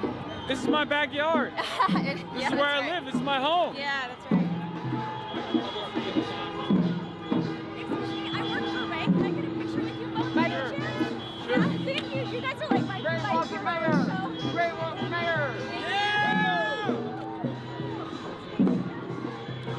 So nice to meet you guys. I'm so proud to work for you, honestly. It's one of the best things I've ever done. Oh, I see. It's because of him that I'm part of your team. You know, Hell working yeah. for you. So. You're in groundworks? Yeah, I am. I'm doing graphics and organizing. So. You're gonna hate it. Oh my gosh. Shout out Groundworks. Thank you so much. Your Lafufu broke though. I got a Lafufu Groundworks, a Groundworks Lafufu. Labubu? At the DSA National Convention, but it broke. Oh, fuck. So we now have a real Labubu instead. Gotta get on that. What's good? What's good? I'm Jordan. I'm an independent. Davy says every ethnic white woman who dyes her hair blonde is always getting followings from fascist weirdos. I feel like Anna is part of her content strategy at this point. Is she gonna change? Is she gonna switch it? I mean, TYT has made an overture to at least getting off Trump's dick, which is great, right? At least they're getting off of MAGA's dick right now, because it's so fucking obvious, right? Right after right wingers start getting off of like MAGA, right? That's when TYT is like, okay, this was maybe a mistake, and actually, he is a fascist, and like all this shit, all this really fucking obvious shit is just coming off like a waterfall. What we're not hearing though are apologies to people like Francesca. What we're not hearing are apologies to people like Olimey, and what we're definitely not hearing from Anna, I doubt we ever will, is any sort of apology to the trans community. I mean, they'd have to be hurting even more for that to happen. I don't even think they would. But yeah, she's who knows? Maybe she recognizes. There's been some moments where I was like, I've seen Anna like just do something at least to okay, that would piss off a fascist. That would piss off. I love it when I hear that, something that would piss off a fascist from Anna, but I don't hear it nearly enough. So let's hope that we hear more of it. Even though they are an absolutely chopped platform, absolutely, I've written them off. It's just like I would rather have TYT, not doing work for Raffensperger, not doing work for, or sorry, Katzenberger. Why did I say Raffensperger? I don't even know who that guy. I don't even know who I'm saying. I think I'm seeing the Georgia guy from the election or something. Katzenberg. See, there's another Fetterman. There's another quarter in the Fetterman swear jar. Okay. Trump 2 is way crazier than even I expected. Yeah, as somebody who left the country because of him being reelected, I would say it's exceeded even my expectations, or negative expectations, whatever. I thought the guardrails from Trump 1 still existed. Really? Okay, I didn't think those were there, but I still didn't think it would be this bad.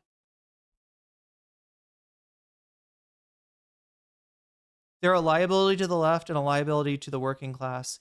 Yeah, and they've been terrible. When you want to talk about this issue, immigration, TYT's been absolutely abysmal. And the connected issue that Trump wove in there, being crime, they've been doing Trump's job even before the election.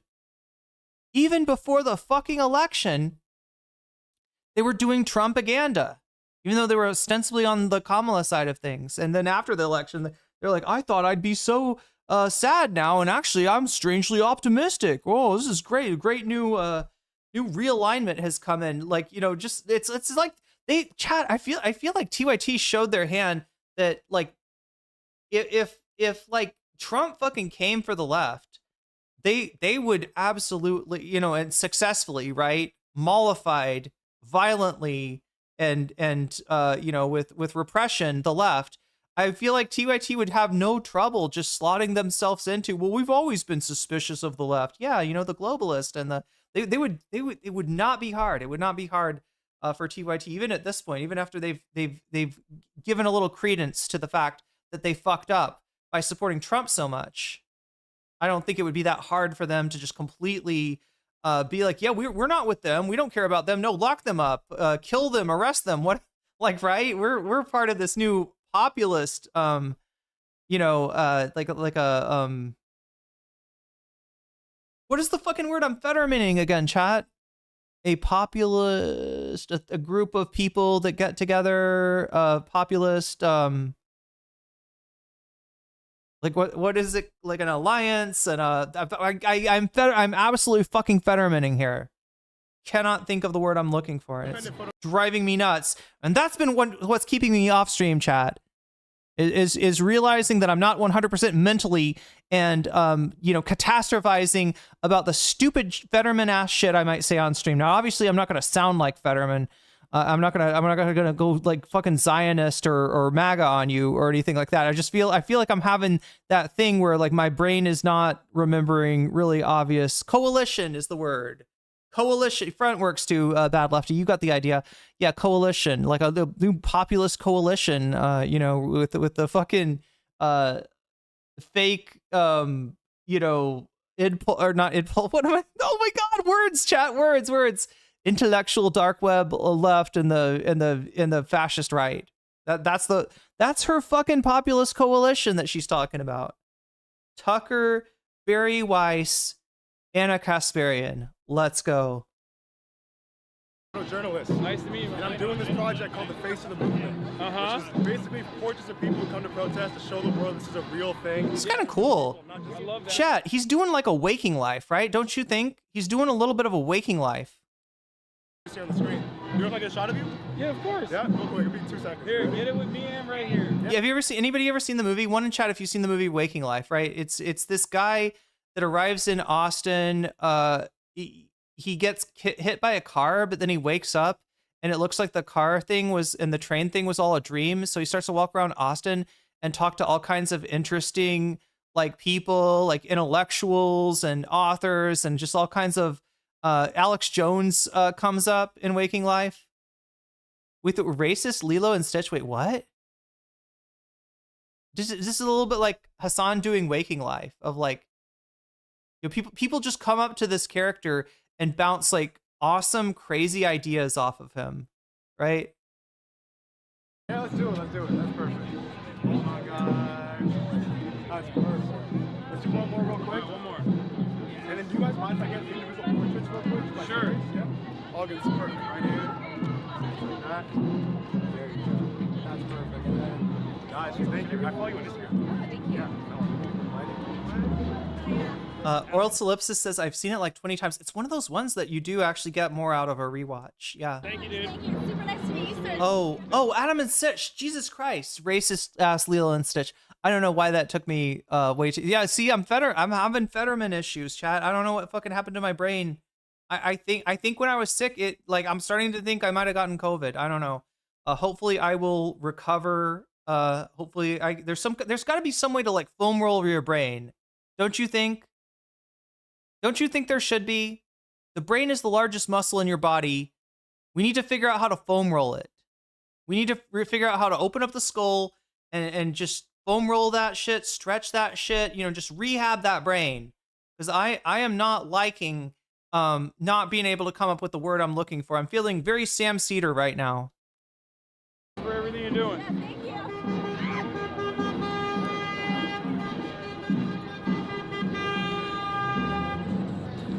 Oh, Columbia Rican is telling me it's 122.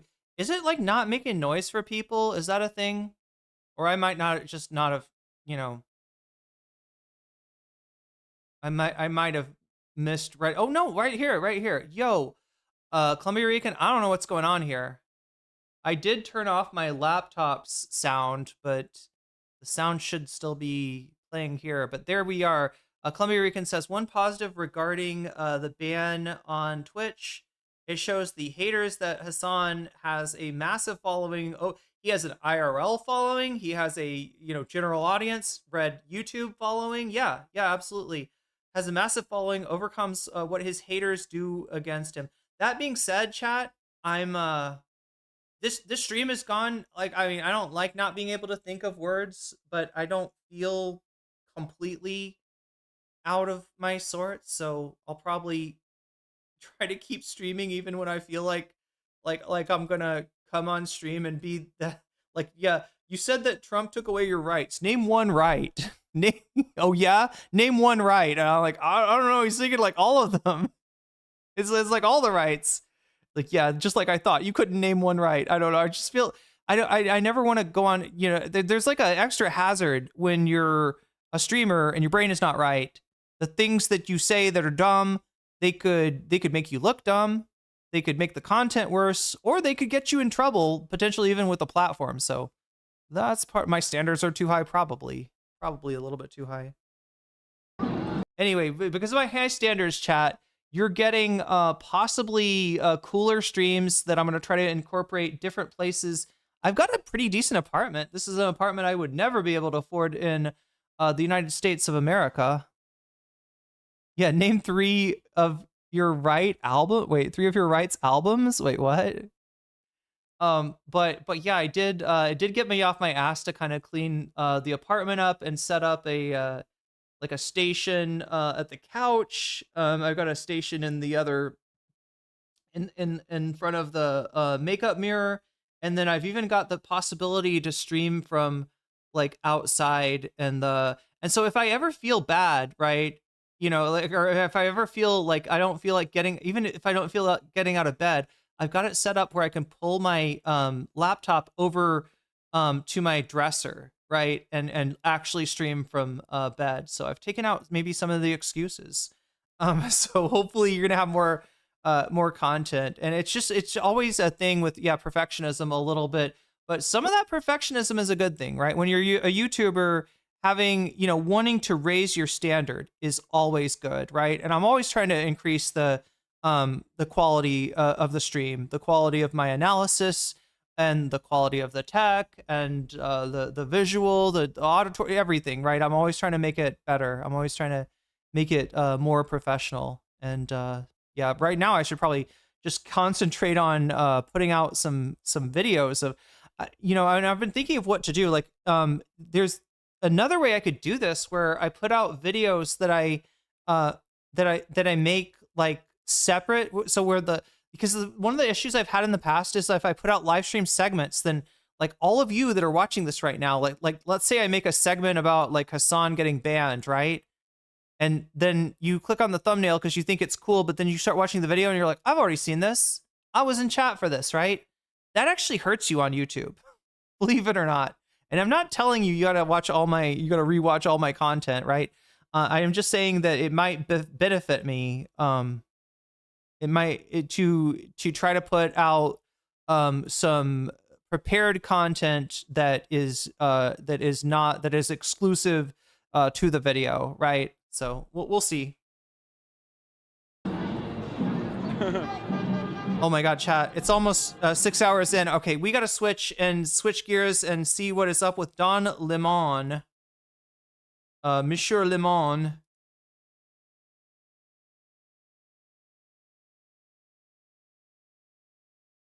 Qu'est-ce que vous faisiez? Wait, is that the right way to... don't know if I'm... My name's Cora Newman. I'm actually a state senator. We saw that. There's Don Lemon speaks. Okay. Let's see what Don Lemon has to say. Boom. His music is good, but I'll probably get a copyright claim for that. Lemon live at 5, except it's Lemon live at 5 Pacific Coast time. Pacific time. Thank you so much for joining this evening on a Friday. Sorry, I'm 3 hours late for the 5 o'clock show. But you know, I had some things that I had to do today. But in all seriousness, I am fine. I am doing well. And I appreciate all of your love and your support. I really do. The FBI just dropped 3.5 million files. I want to tell you guys, like, I ran into Lemonheads today. There was a gentleman who's a Lemonhead in the courtroom this evening with a Don Lemon Show hat on. You know, the really. Am I ever gonna refer to people as like Irene heads or NCC heads? Like, what would the phrase be, chat? Weasel heads. Jellyfish heads. Light blue hat, and he made sure that I saw him and he waved. And so I have a lot of folks to thank, and in no particular order, but the mayor of Los Angeles was there, Karen Bass. I think it was fantastic. By the way, I don't know anything. Like, I have not seen the news. I haven't seen anything. I did not know. I've been getting Wiggly Weasels. We got to come up with something that like works outside of the venue, right? Like if I was like, I don't know, like feedback from everyone about the heads thing, Geller heads. There we go. Irene heads. Yeah. What does the head thing come from? That's like, this is like 60s speak, right?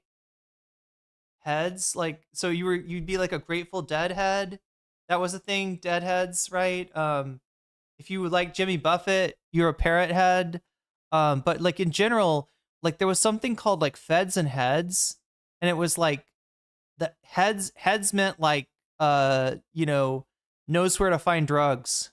Back in the day, back in the 60s, that's what a head was. That meant you were a knower. You were a 60. You were living your best life in the 60s, even if you had to go into treatment for it several years later. About what has happened. I had no idea that all of this turmoil was going on. I just no comment crew. Okay, that could actually work. Maybe. Like, yeah. You know, it would be. I thought people would report on it, but not to this extent. So I'm definitely not going to call you my NCCers though. That would be even worse than DGGers. That's even close, because the low key like thing that they're trying to do in Destiny's community by call it butterfly heads. Ooh, yeah. By calling themselves DGGers, they're like, the idea is supposed to be, what's up, my DGGer? And you can tell what they're kind of implying there, right? These guys really love to say the N-word. They can't say the N-word, so they're gonna use their weird little internet community to say something close to the N-word. Thank you guys, and hit the like and hit the thumbs up because it does affect the algorithm, and more people become aware of our conversation and our show. And today is a really important one, and it's important for our democracy and to the Constitution of the United States, and what the amendment that I believe is the bedrock of our democracy, and that is the First Amendment: freedom of speech, freedom of the press, freedom to peaceably assemble, all of those things. This encapsulates all of that, and I'm glad that at least to the extent that it has, that people are realizing the critical moment that we're in this country, that our rights are under assault.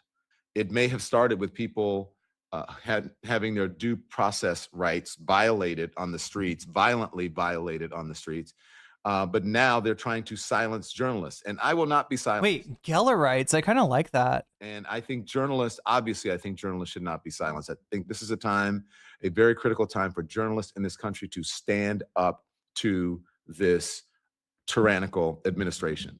And look, journalists are going to. No comment crew flows. Well, what if I just call you all the flow state? Or would that would not age well, would it? Like flow state's going to become like a it's going to become a oh my god, I'm doing the thing. I'm doing the Fetterman again. The cliche. Yes, there we go. I almost said a niche. That's so bad. I hate it when I find my brain like scrolling through that imaginary database of words and coming up with like just clicking too far or not far enough, and like actually thinking, or worse yet, saying the wrong field. I believe they can be the folks that save us. I actually believe that artists will be the people that save us as well. And that's why I'm here in Los Angeles, is to cover the artists who are exercising their freedom of expression rights and the weasels. There we go. Music. And so I'll explain to you in a moment what happened, because I was actually Weasel crew, Weasel family. I had just been on the red carpet at the Black Music Collective, the Grammy Black Music Collective, and we were talking about the power and the importance of representation in music and black. Wait, the flow state sounds like a council of menstruation. It does actually. It sounds very menstrual. Sorry, let me make sure I pronounce that word correctly. That it has 3 syllables, not 2. Okay. Just so, yeah. Music. I had just seen Ketanji Brown Jackson. I just waved hello to her as she walked by. She didn't want to do an interview. Joel says, I'm definitely a Burpleite too. The Burpleites. I saw, Pharrell and all of the wonderful artists who are contributing to what's good in this country, the very best. But so look, I have been, guys, a journalist for 30 years. I hate his logo because it makes it look like I'm in chat with him and that he's about to say something. Like I'm gonna see a chat pop up, and I like if you're chatting with me and I see that dot thing, like I'll actually wait for you. Like, right, if I'm typing something out, I'll erase it and let you say your piece first. So you see what I'm saying, chat? This thing on his logo, if not more. It's like he's typing currently. All right, Don, what are you gonna say? What are you gonna say? And he never says it. He never comes through with a chat. I'm a man of a certain age. I always say old people be knowing. And the only job or profession. Wait, we're burples? Wouldn't it be burpels? That is protected in the Constitution, I believe, and in the very First Amendment is a job that I do. Is a job that I have, and so many journalists around the world. So this is a moment for journalists, I believe, around the world. And I am so grateful to everyone who has voiced their support, who has put out statements, who has reached out to me, who has said, whatever you need financially, whatever support that you need, it has been overwhelming. And I do think right now that people understand that, again, this is a very critical time. And I hope that this continues and to support not just me.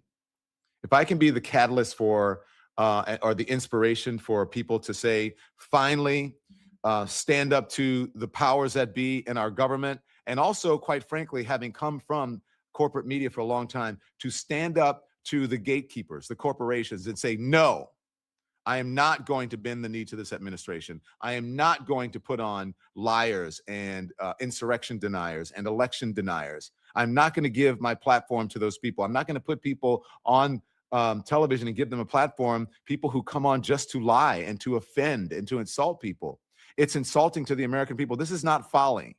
It's not funny. Oh my God, best one yet. DJ Shawnee Q says, we should be called G Unit. I'm assuming that's G for Geller. Yes. G Unit. Bad Lefty. I think that's already taken. This is not a game. If you look at any tyranny or any autocracy. Wait, you could be the Fed, Irene? That makes you sound like feds, though. I don't want to make you sound like feds. What if you're all feds? Collecting information on, like, I think I have a streaming career, but I'm actually about to be the most arrested person in history, right? You're just collecting violations of the Trump. What is that thing called? The oh my God, what is it's not an executive order. It's like the more insidious one, the directive, right? The directive that they've got. Any sort of dictatorship, the first thing they do is they get rid of the media. They try to silence the media. Ask Turkey about that, Erdogan. Ask Iran about that. Ask any country that has lost its way. I'm gonna be arrested for gender extremist thought crime. Been overtaken by a dictator. They get rid of the press first, and so we need to start standing up. No comment crew. Yeah. Say that from what I've heard, I haven't had a chance. No, you're right, Emily. That one does have a certain ring to it. I've heard that my former colleagues at no, I totally got that it was a play on Fedayeen. Yeah, like the diehards, the strongest soldiers, the Fedayeen. All came out pretty unanimously, pretty strongly to support me. I understand. I believe that CNN released a statement. I've heard that CNN released a statement. Thank you very much. I have no animus for CNN. I have no animus for anyone, but I tell the truth as about what I see. And I think it's time for all journalists to stand up. Honestly, like a Fed Irene is kind of a good thing. Like when I get a little food in me, like I'm a trademark on G Unit has to be expired at this point. Yeah, they're not like still active, are they? You could be the G Unit, chat. We could change things. I don't think they're still G Uniting as far as what was G Unit, the game, and like who else? For each other. So was G Unit a single artist? I can't remember. Was G Unit a dude or was I thought G Unit was like a group, right? Appreciate that. And at CNN, I worked with the best journalists in the world. So I wish them nothing but the best. But I believe those journalists as well need to stand up to the corporation. They need to tell Warner Brothers Discovery, stop playing and get your hands out of the newsroom.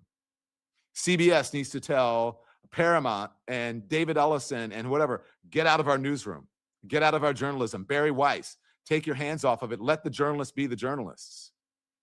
All of them. That goes for every single corporate entity that owns a journalistic organization. Let the journalists be the journalists, because they're going to save our democracy if you just let them do it.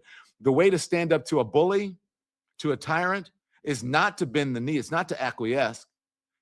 It is to metaphorically punch them right in the nose. And you need to introduce not only Donald Trump and the folks who work for him and his administration, but the corporate overlords and the gatekeepers. You need to introduce them to the word no. All the journalists, they cannot fire you. We were always taught when I worked in corporate media that the news is a star. That's bullshit. If the news was a star, everybody would have the same ratings. And everybody doesn't have the same ratings. The journalists are the stars. The people who are delivering the news, those are the stars. And the people who do it well, do well. G-Unit still sells stuff. They get the ratings. And It was 50 cents hang around crew. Was the game part of G-Unit? they get the respect. So it is, and actually having come from that, now I understand that. Or did he just do a? I feel like I don't know if it was a collab or what. But my star quality. Yeah, those people are scared of what journalists can find. Yeah, those people are scared of the people in the newsroom. They're scared of the people on the streets, and I'm telling you, for some of them, it's maybe for good reason, right? They have gotten fucked over. They've been, at the very least, like poorly served by what passes for journalism in this world, right? And the people that have been complicit and collaborated, especially with the administration, to cut administration propaganda. Yeah, they should be. The mood is not good. Is not smiling positive. Is not smiling upon them. The mood on the streets is not smiling upon a lot of these so-called journalists that aren't even doing their jobs. That is being honest and authentic and telling the truth. And Wait.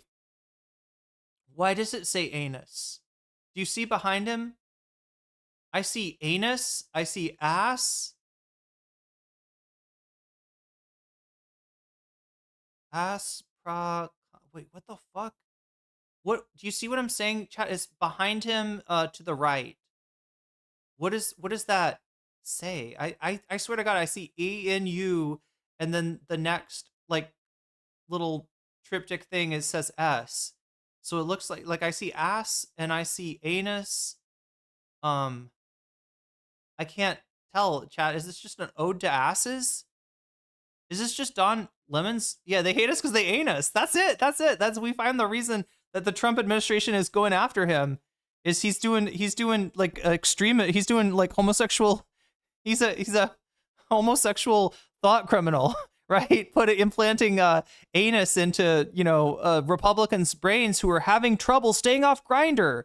Although that's sounding a little too IHIP, isn't it? Yeah, I don't need to go there. I don't need to make it sound like their down low activities are the problem with the Republicans. I'm more concerned about what they're doing, outside of the closet, if that's a thing for them. D12? Wait, D12?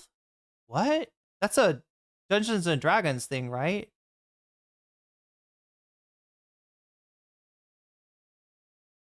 I see anus, and at least 3 ass. I see a lot of asses in that picture, right?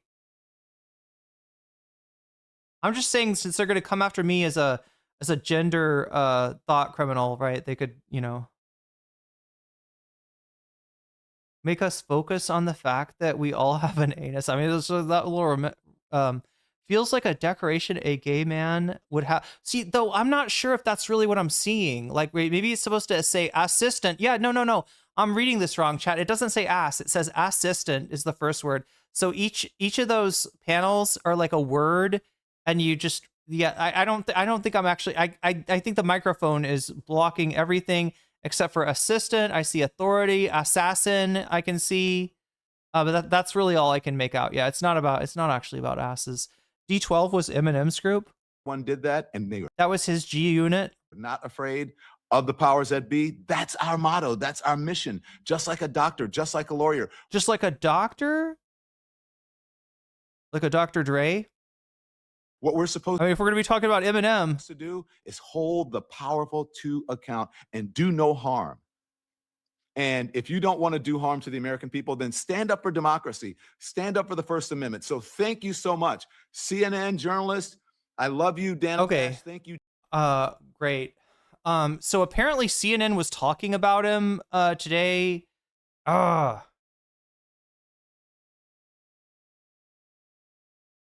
Let's see what Sam Cedars got to say about this. I want to try to catch some of the CNN coverage. If there was like a dynamic going on there, maybe with his coworker or his former coworkers. All right. You'll recall Sam's got the story. Sam's got the story because he didn't say anything. Like he's just like, I want to thank. Like I don't know. It's like I should have watched that afterwards, or not at all. Maybe I don't know. I feel like I didn't get a lot out of that. Other than the fact that Don Lemon, he's living his best life. He's looking good. He's looking healthy. He's got cool art. I'm not sure what it means, but it's not just about asses. It's not maybe even about asses at all. But yeah, maybe Sam will break it down what actually happened to the guy, since I haven't covered that part yet. Ago or 2 weeks ago, there was a protest by some Minnesota activists of a church where the pastor turns out to have been an ICE regional director. 6 hours ago. Director. And there was a protest there. People were removed. One woman was arrested, and sort of famously, the Trump administration changed an image of her as she was walking out. I've actually subsequently seen the video of the way when she was arrested. She was incredibly. Wait, thinking of Purple Haze, what from JoJo, like the Stand Purple Haze? Difference is that some people, or is that an anime reference, Steven Sayers? Difference is that some people make being an anus their whole life. Yeah, for some people, being an asshole is their whole personality, right? For other people, it's just one little aspect of a multifaceted, multidimensional individual. We have one, but we don't have to be one. True, exactly. Yeah. You can let your asshole take care of the asshole shit, and then you can focus on not being an asshole in real life. Yeah, it is kind of anus art a little bit. Yeah, sure. And was having conversations at one point, sort of joked with the ICE guy, who also seemed to feel bad about arresting her because he knew this was BS.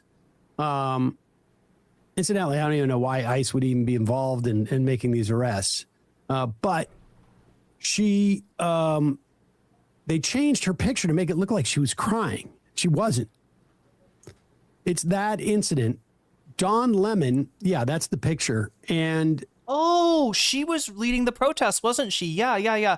They arrest her. She's as Sam shows here, she is actually, it's kind of a game face, right? She's getting arrested. I'm sure it sucks. I'm sure she's got emotions, but she's not really, they're not like on her sleeve. Wait, where the fuck is that picture? Yes. Incidentally, I don't even know why ICE would even be involved in making these arrests. But they changed her picture to make it look like she was crying. She wasn't. It's that incident. Yeah. On the left, we see the real picture. On the right, we see some kind of AI bullshit. That also, I feel like they hit her with a racism brush. Anybody else see that? Like, I feel like there's like a racism brush in your AI toolkit, and you can just drag the racism brush over a picture, and it'll add racism to it, right? It'll turn a person into like a trope. I don't know.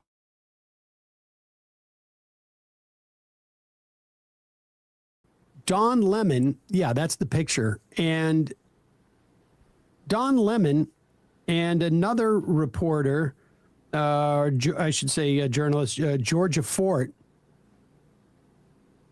were covering this with, I don't know if they probably got a tip. I mean, this happens all the time. If you're going to protest, you call media and get the media to follow it. I mean, that is the most basic premise of protesting, frankly. And they recorded it, videotaped it, like we would if we were, like anybody would, really.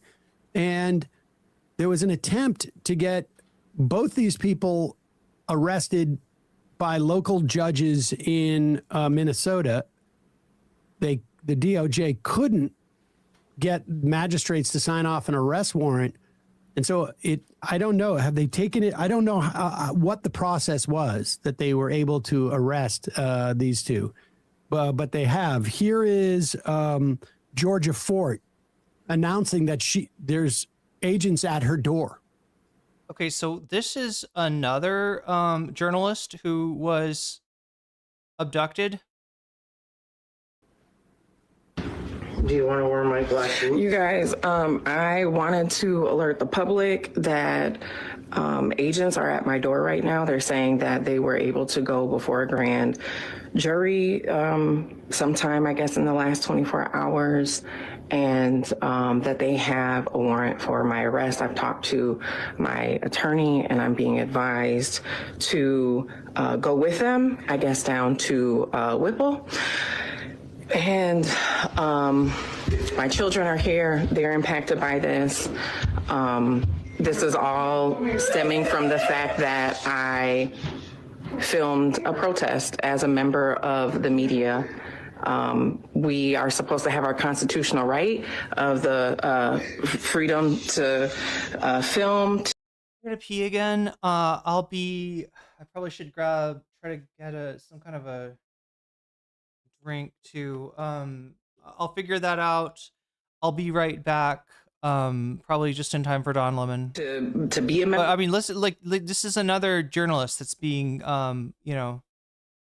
literally they're outside of her door, I think, right here, and she's just like recording this. Probably, I would be scared. I don't know. I mean, it's pretty wild, right? It doesn't happen to a lot of reporters, but occasionally reporters do get hit with legal shit that's meant to stop them from saying what they're saying. I'm sure. I feel like Ken Klippenstein has been at the receiving end of at least some of that. This is my one regret about the stream chat is I didn't cover Ken Klippenstein. But at this point, I don't know if you can. Right? We got to cover what he's been writing because it's important. That's why they're coming down on Hasan, or at least that's what Hasan thinks. I'm going to give you, what her situation, and then I think he's going to roll through. Wait, does he show the Don Lemon stuff? All right, I'll find. Why is it so hard to find the Don Lemon gets arrested story? Anyway, let me put her back on, and I will be right back. I don't feel like I have my First Amendment right as a member of the press because now federal agents are at my door arresting me for filming the church protest a few weeks ago. Again, I don't have a long time here, you guys, but I wanted you to know, for me, agents are at my door right now. My attorney has spoken with them. I did send a relative outside to talk to them. They're showing some type of documentation, apparently, that they got an indictment from a grand jury. I knew that I was on a defendant's list. I did not publish it because it was under seal. And so we've done everything that we can to try and abide by, the advice of our attorneys. But right now, you guys, I wanted you to know I'm gonna have to hop off here and surrender to agents as a member of the press. Emily Fritsch says they target her because she's the head of the National Association of Black Journalists, which was the group that Trump. One of the first things I covered from last year's elections was Trump's appearance in front of, I believe, a panel put together by the National Association of Black Journalists. And, there was one woman on the panel that was asking Trump, tough questions. He was being an absolute asshole. And it's where he started saying just unhinged shit, like unhinged fucking, virulently, obviously racist shit. But because it's buried in a big, hour-long discussion, people, I was watching this and being like, why is not the news not, talking about this, right? This is crazy. Anyway, let's maybe there's a bit of a revenge, motive for Donald Trump in attacking her, depending on if she was involved in the event, which went really badly for Donald Trump, right? Despite him having one neutral person on the panel, there's like one neutral person, one conservative person, I think a Fox News host, and then there was one journalist that was actually asking him good questions. Yeah, this seems like another Trump revenge thing. I filmed the church protest a few weeks. That was basically it, and I don't know why. Do we not have the longer one, or? Oh, we can keep playing. There's only the. I mean, that's basically the gist of the story. And the agent, literally, you can hear towards the end of the video, the agent knocking again, let us in. And so she had to sign off. This is a statement from Don Lemon, his attorney, Abby Lowell. She is a pretty high-profile attorney. I can't remember exactly all the people that she's represented, but I think she was involved in the Me Too stuff, I think, and I'm not sure. Don Lemon was taken into custody by federal agents last night in Los Angeles, where he was covering the Grammy Awards. Don's been a journalist for 30 years. His constitutionally protected work in Minneapolis was no different than what he has always done. The First Amendment exists to protect journalists whose role it is to shine light on the truth and hold those in power accountable. There's no more important time for people like Don to be doing this work. Instead of investigating the federal agents who killed 2 peaceful Minnesota protesters, the Trump Justice Department is devoting its time, attention, and resources to this arrest. And that is the real indictment of the wrongdoing in this case. This unprecedented attack on the First Amendment and transparent attempt to distract attention from the many crises facing the administration will not stand. Don will fight these charges vigorously and thoroughly in court.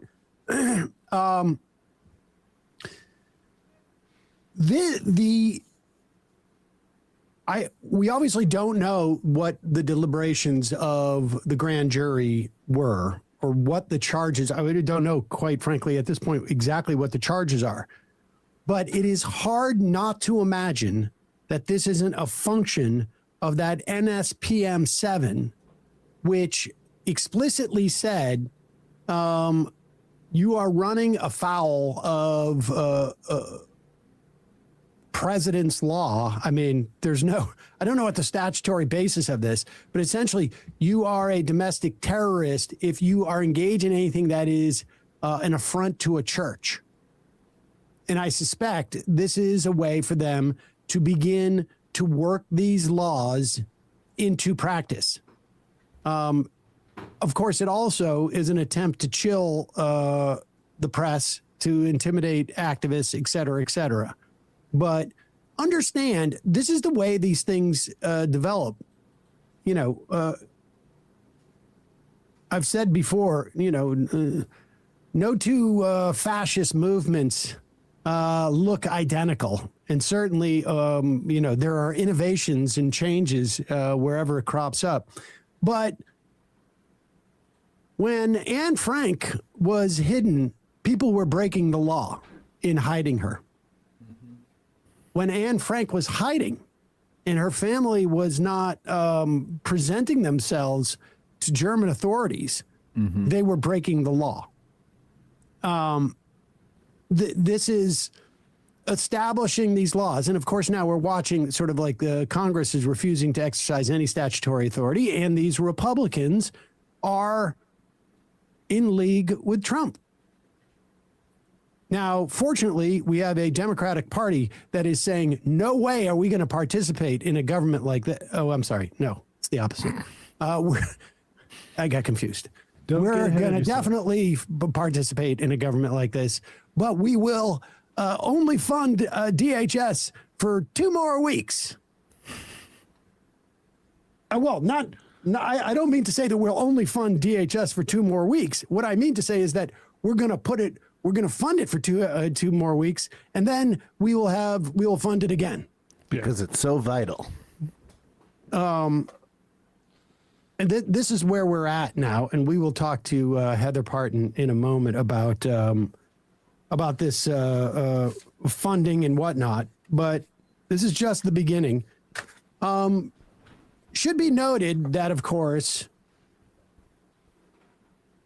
I believe if they arrested 2 activists and 2 journalists, I think it's 4 for 4 are black people.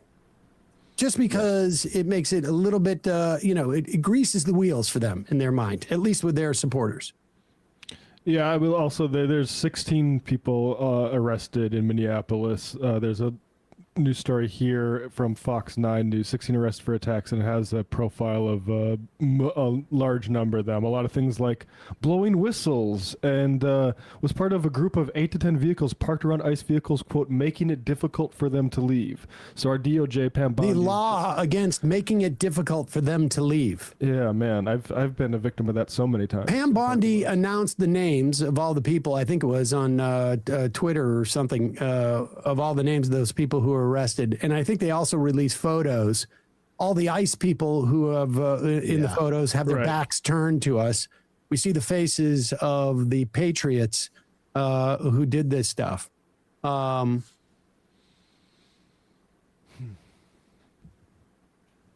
I say MSPM? NSPM 7. You said it right, I think. Okay. Well, it's close.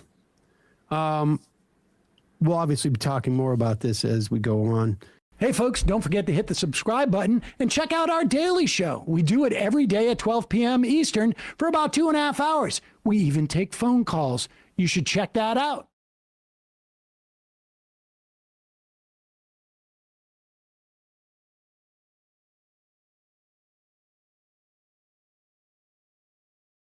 Here's Rand Paul, not somebody I would normally champion in any way, but he's got a brand to maintain, and good for him. Marco Rubio, the Cuba as a country apparently has less than 25 days of fuel remaining on the island.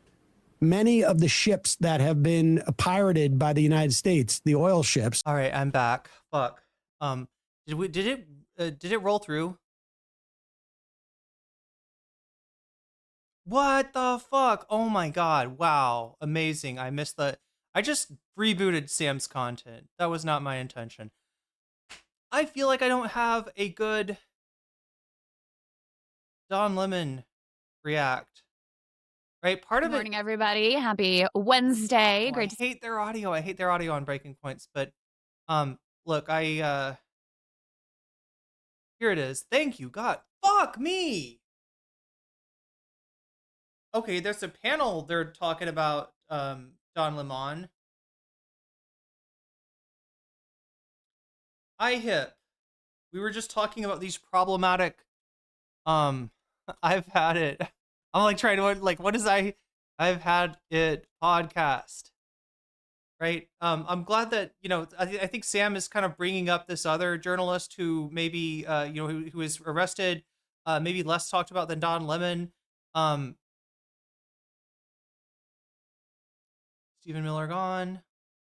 There we go. Trump arrest journalist. That's what I'm looking for. Breaking overnight, our good friend and independent journalist Don Lemon was arrested in Los Angeles while he was covering the Grammys. And chat, I am kidding. Do your hair in that bright red? You had it recently? Wait, what?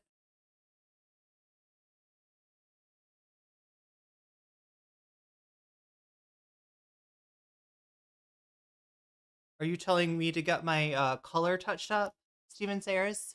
It's probably a good idea. The New York Times reports federal agents arrest Don Lemon over Minnesota church protests. The former CNN anchor has said he was not demonstrating, but reporting as a journalist during the interruption of a service inside a St. Paul church earlier this month. Don Lemon's statement is as follows. And Chad, I'm kind of kidding about the problematicity of IHIP, but we joke about it, right? Because they're constantly I swear to God, pumps, all these Republicans, they all turn out to be demon queens. They always turned out to be, they crash Grindr. They're having so much gay sex that they've run out of lube. There's no more lube, pumps. They're running out of lube every time the Republican caucus comes to town. It's just like a little bit, okay, you're a little one-track mind on JD Vance's and sexuality, and I think they say this about Trump too. Don Lemon was taken into custody by federal agents last night in Los Angeles, where he was covering the Grammy Awards. Don has been a journalist for 30 years, and his constitutionally protected work in Minneapolis was no different than what he has always done. The First Amendment exists to protect journalists, whose role it is to shine light on the truth and hold those in power accountable. Davy says, kind of not kidding. It does generally make me uncomfortable. Yeah. I mean, you look, they do have a, their producer is, I wonder if, what is her name, chat? I wonder if their producers ever had a talk to, with them about this. They also kind of like, I don't know, like, I feel like some people would feel a little uncomfortable to have their, like, I don't know, they're just the way that, anyway, the producers, gay, and they're kind of always like, oh, you're a lesbian, how's that, oh, what's that like, oh wow, maybe I should be a lesbian too, yeah, I mean, men really suck, right? They're just saying that kind of shit, right? And the producer, she doesn't seem bothered by it, but yeah, it would be like, if you're like the third person on the rung as far as a podcast go, you're the producer, like, that you kind of like maybe don't want to be like reduced to one dimension. I don't know. I see what you're saying, Davy. I see what you're saying, and I don't think you're the only one who feels that. I think I've heard. I have. I am sometimes like, all right, can we get off it though? Can we get off it? Yes, Republicans. They're the only people like on the planet that are still in the closet. But yeah. There is no more important time for people like Don to be doing this work instead of investigating the federal agents who killed 2 peaceful Minnesota protesters. The Trump DOJ is devoting its time, attention, and resources to this arrest, and that is the real indictment of wrongdoing in this case. This unprecedented attack on the First Amendment and transparent attempt to distract attention from the many crises facing this administration will not stand. Don will fight these charges vigorously and thoroughly in court. A personal note. This is clearly selective prosecution. The gal that Ice Cum says, what closet? The one where you pretend to be straight for fun and profit. That closet really has a bee in her bonnet over Don Lemon. Was apparently tweeting all weekend, and people on Twitter were saying, "Are you drunk?" Are they talking about Laura Loomer? They didn't. I don't think they specified who they mean. It sounds like a Laura Loomer thing to do. What's wrong with you? These are very unserious people that are very intimidated by the truth. Very intimidated when people put a mirror. Kylie, thank you. Yeah. Up in front. Wait, the producer. Their diabolical actions, the pure Nazi evil fascism that exudes from this administration. And nobody puts a better mirror up to that than Don Lemon. And he has been rigorous in his honesty regarding his reporting in this regime. This is clearly selective prosecution. I mean, they got a little of that dark woke DNA, don't they? Do you think that's what it is? It's like that dark woke. It's that, like, well-intentioned, doesn't realize when they've crossed the line, kind of that strain of dark woke. This is seriously an erosion of the First Amendment. Don is a canary in the coal mine right now. Whereas actual dark woke is like Don Lemon, right? When Don Lemon, basically points out the fact that Nicki Minaj is not a citizen.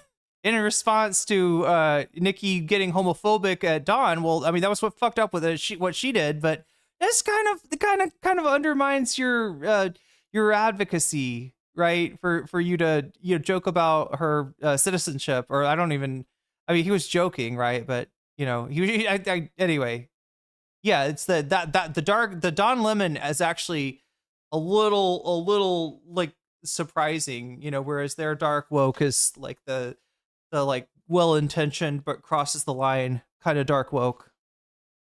And they're going to see how far they can take this, because make no mistake about it, everybody's on the chopping block. What if we started a channel called Medium Woke, chat? Would that be okay? There's like light woke, which is like your breast meat, and then there's dark woke, which is what, the thighs or something, and then the medium woke would be what? Like a wing? maybe medium woke. Yeah. Us. Medium roast woke. All of corporate media is getting gobbled up by Actually, though, chat sycophants. And so this is the like low key. I'm a light roast girl. Actually, it's usually more expensive though. Anybody else find that? Light roast is kind of like in Thailand, it feels like you always have to pay like 30 baht extra or something. Lukewarm woke. There we go. first spear that they want to attack independent media. Everybody right now, go to Don. Oh yeah, just vibing reminding us that they are low-key radicalizing Just Vibing 420's mom YouTube page and subscribe to his channels. Follow him on social media. Promote his posts. There are little ways each and every one of you can resist. Everybody can resist. If you cannot leave your home, share on your social medias, share all of these injustices. Tell people you stand with Don. Tell people you stand with the First Amendment. And those of you that can protest, always protest peacefully. My dearest Don Lemon, we adore you. We Don Lemon stand with you. We are Don Lemon. Fearless. Journalism is protected. And if you go down, we go down with you. We stand in complete solidarity with you, my brother. When I look over the last year, I look at the party of freedom, the party of small government, and I look at what they have done to liberties and constitutionally protected right. Free speech, nope, we're gonna censor that. Assembly, nope, because if you say something, we could kill you. Freedom of expression, not if we don't like it, not if it's against us. Yeah, this is what I was going down, just like the number of rights. And if you could even look at it, like the number of amendments in the Bill of Rights that are not quite so black and white under the Trump administration. Now, like you could say that it's been trending that way, definitely ever since the Patriot Act, probably even since before. You know, we've had like Red Scares in this country. We've had ethnic cleansing in the 50s. Not a lot of people talk about that. Anti-Asian immigrant legislation and obviously the internment. But yeah, I mean, all these things, when they don't get rectified, when there's not some kind of watershed moment acknowledging the wrong and trying as much as you can to right that wrong, this stuff comes back up again, just like the Patriot Act is biting us in the act right now. That thing should have been abolished under Obama, and it wasn't, because Obama wanted to look forwards, not backwards. I don't think they're bad. Yeah, that's what I'm saying. I think they had a joke pop off about closet Republicans. Oh, yeah, maybe that's it. Maybe they had some success with that. Oh, thank you for informing. People are just arriving about, Hasan was banned for combining the words Zionist with a name for an animal that is pink and likes to roll around in the dirt and has a curly little tail, right? And I guess that was too insulting to pigs, so they banned him. Yes. Now they're going after, gun owners. Well, you can't have a gun here if you're a Republican or a liberal. So I just look in 1 year, how many constitutionally protected freedoms this administration has taken. And it is right now, Don Lemon, freedom of the press. Are you kidding me? It is not shocking. It is not surprising. It is appalling. And it is just one more block that we are losing in constitutionally protected rights because this man is a fascist. All right. So what have the Democrats been up to?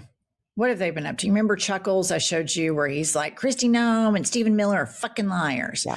We won't fund DHS. Well, Chuckles folds like a cheap suit because Democrats are not meeting this moment.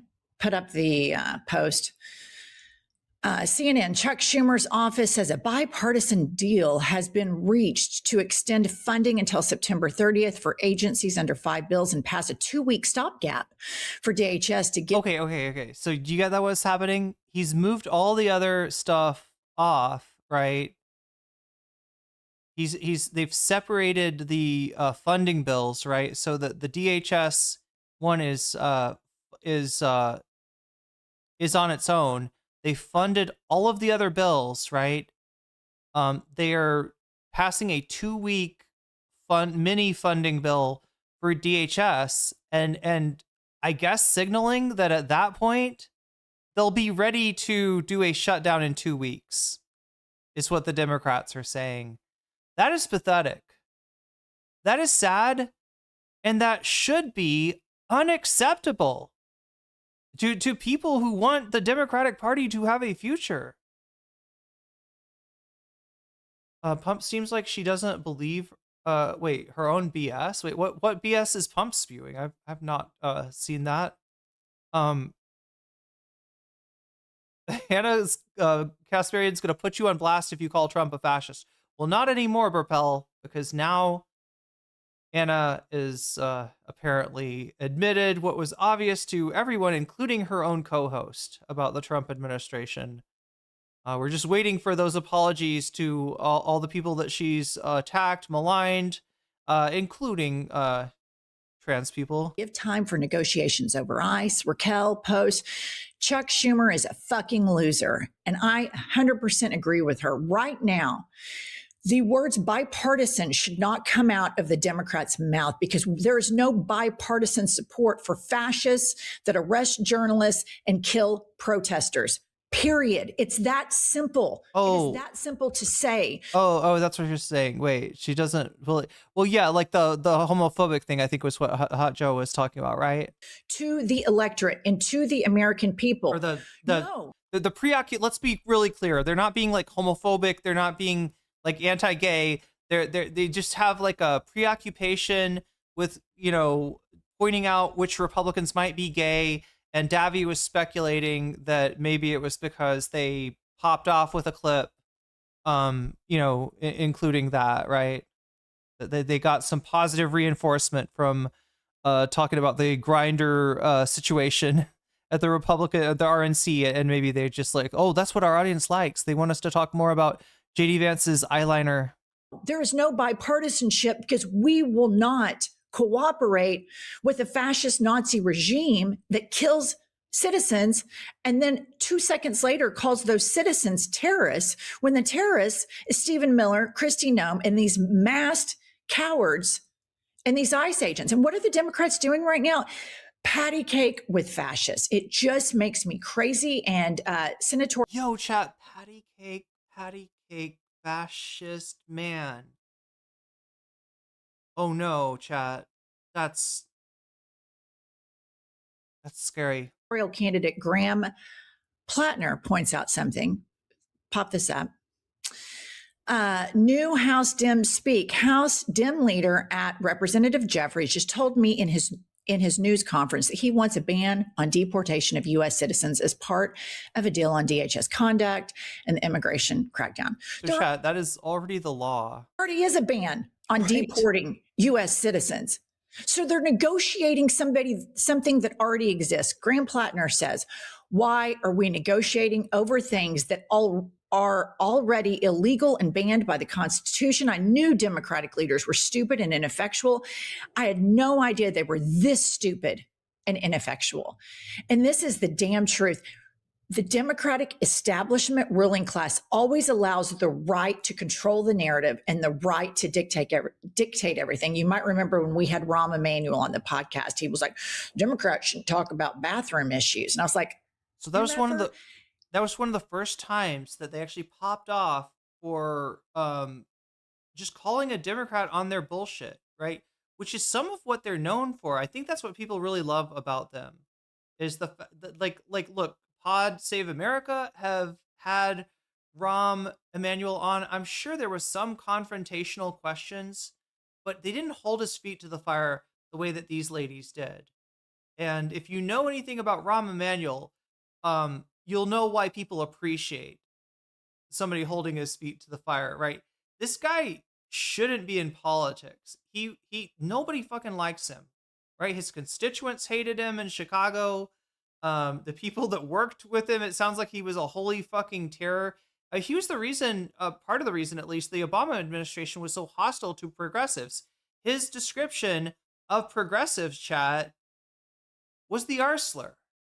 I mean, he's like dark woke without the woke. He's like dark liberal. He's Darth liberal. Yeah, he's a bad dude. He's a bad dude. And these guys gave Darth liberal the old one too, and he didn't like it. He didn't come back. He hasn't come back yet. It's the Republicans' whole campaign. Yeah, exactly. Less on fire. He was a Obama spin doctor. He was, I think, was he chief of staffs? I think we worked on the campaign too. And yeah, he's just like known. He's kind of like known for being an asshole. But what nobody realized is he's mostly an asshole to like his own perceived side, right? You'd want a guy like Rahm to be an asshole to the Republicans. Unfortunately, we didn't see any of that during the Obama administration.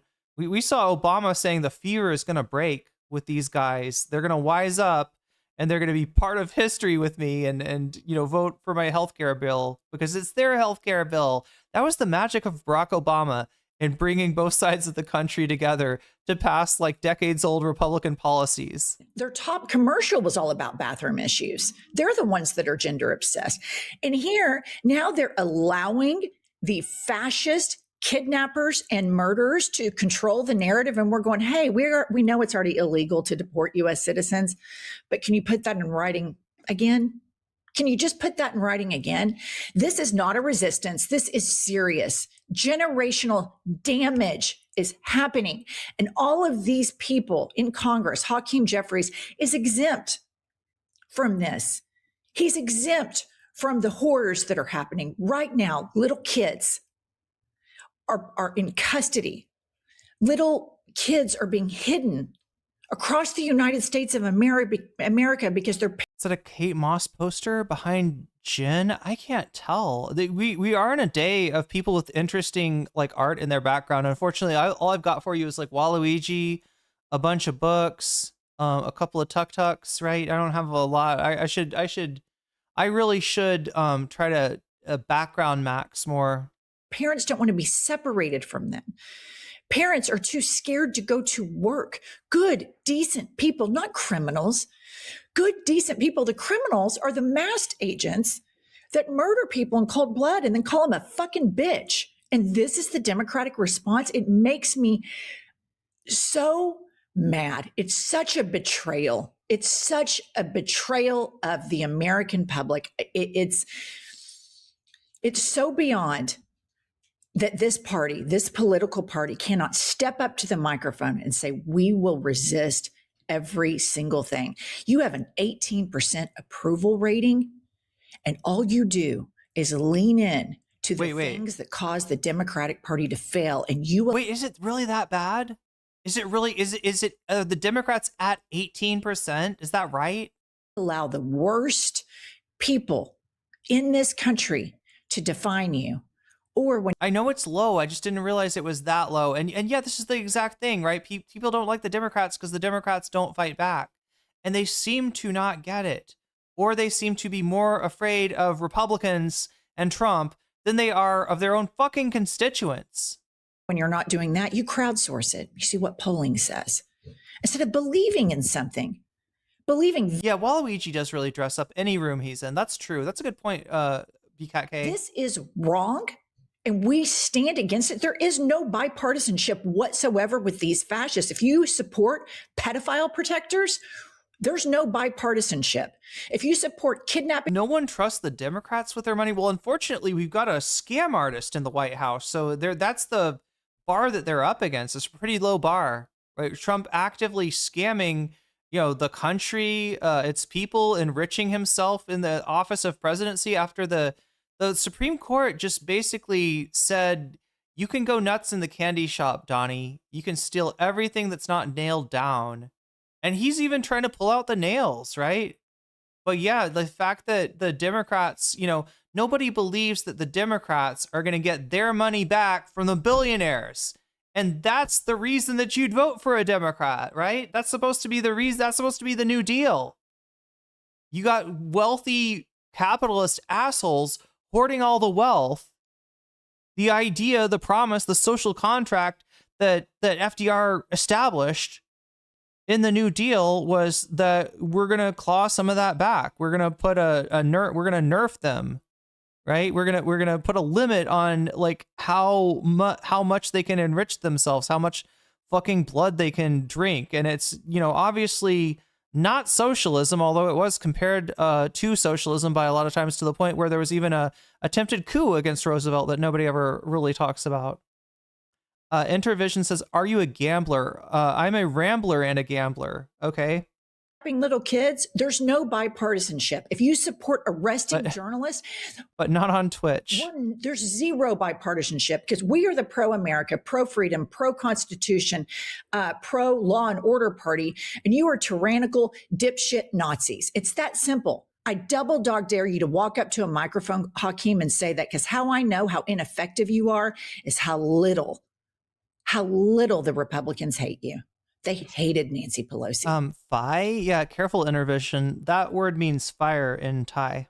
They couldn't stand her. They still hate her because she was effective. I didn't agree with whatever you do. Don't yell "fi" in a crowded theater. I mean, maybe.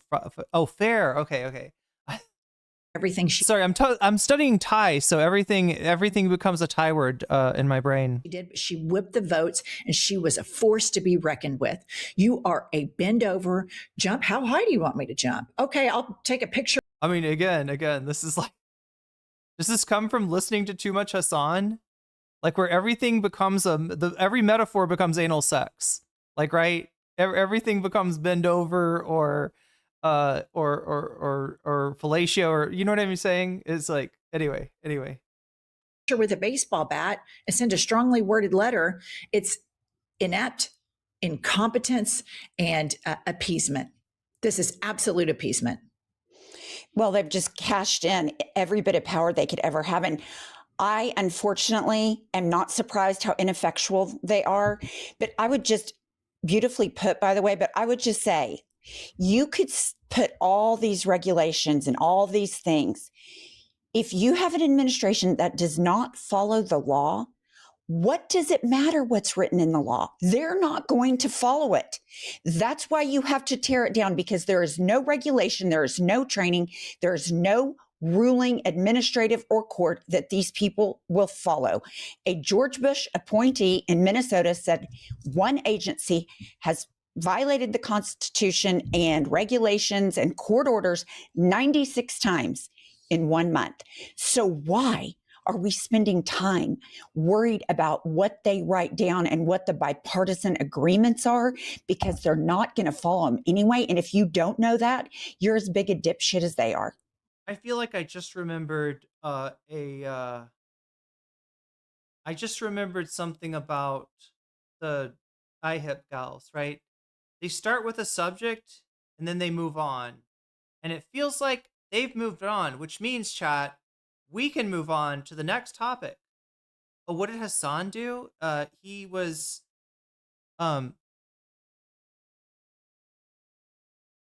banned for being too hot, apparently. No, he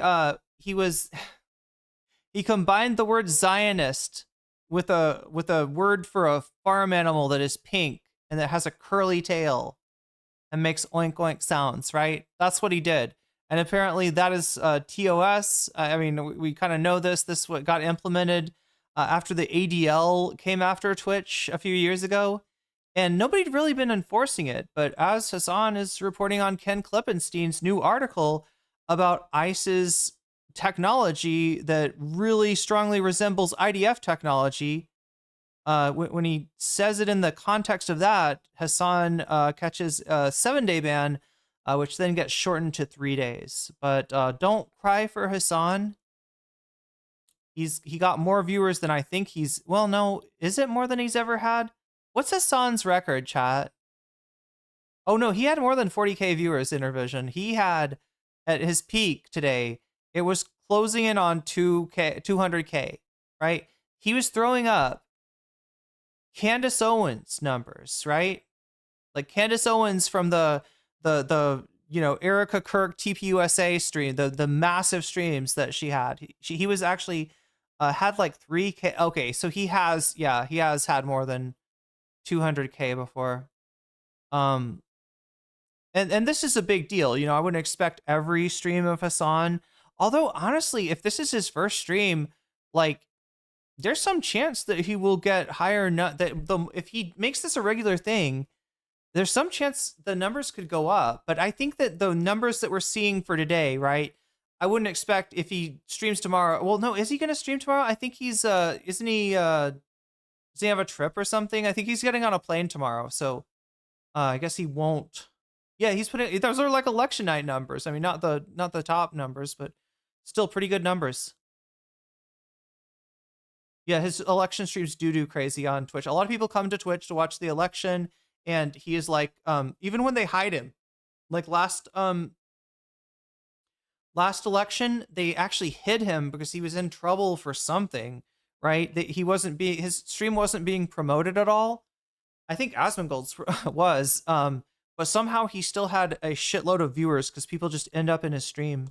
It's like the best place to watch the election. Shut the government. He's going to do a short stream on YouTube and then flying out. I got it. Down, get everybody in the streets, peacefully protest, every single Democratic senator hand in hand marching, civil rights style. This is serious. It is as serious as it gets. His viewers are all foreigners. What, Asmongold? The United States government is arbitrarily executing people that they don't like or who ruffle their feathers. We are now arresting journalists. Oh wait, I said I was gonna drunk nut job, and the DOJ doesn't like Don Lemon because said I was gonna switch. What do we got? We got freaking Epstein, chat. Are you ready for Epstein?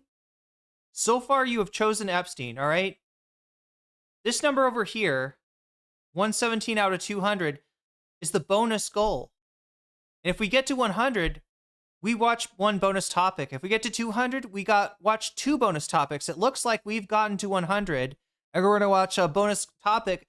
And when I look at the combination of the poll, all right, let's take a look at the poll. How is the poll doing? I haven't checked it in a little while. Poll, are you there? Yeah, the poll's on YouTube. If you ever want to vote on it, 135 votes. 135 of you have. I don't think that's all of you. So make sure to get your votes in right now. If you haven't already, make your voice heard. We have new disgusting Epstein drops in first place. Second place, Erica Kirk, exposed and leaked Zoom recording. Third place, Chapo, talking about Bovino versus Holman. And then in last place, in fourth place, we have the end of Tectone, which I don't think anybody cares about, chat. It looks like these are the numbers that we're going to have. It looks like we're going to do one auto ban from YouTube. Wait, what? Oh, YouTube's doing what? Bad Lefty? What happened? Appeal Bad Lefty's ban. Oh my God. YouTube is suppressing Bad Lefty. Anyway, so yeah, that's the score right now. And like anybody else, if you want to change this either through voting or more likely at this point, it's going to have to be a donation if it's going to change this. Because look at this, 54% for Epstein drops. Check this out. At the end of the stream, I add the donations that were like, you know, sent to a topic. I add that to, which reminds me, Davy donated a whole bunch. We are definitely at 300 on video games, if not further, right? I owe you 3 video games now. 3 video game streams. Chat, when are we ever going to fit them in? Anyway, 15 plus 53, that's a pretty high number. That would be like 68. Yeah, 68. So, I don't think anything's going to beat that. But if anybody's out there and you're like, no, I've got to see Chapo on Bovino versus Holman, or no, I want to see those Erica Kirk. Apparently the Erica Kirk leaks are crazy, right? The shit that she says in there with her husband's, you know, body like still cooling in the ground, right? She's talking about like she's talking about merch revenue. She's talking about like all kinds of shit. Anyway. That's what is the second highest? Is this, let's look at it again.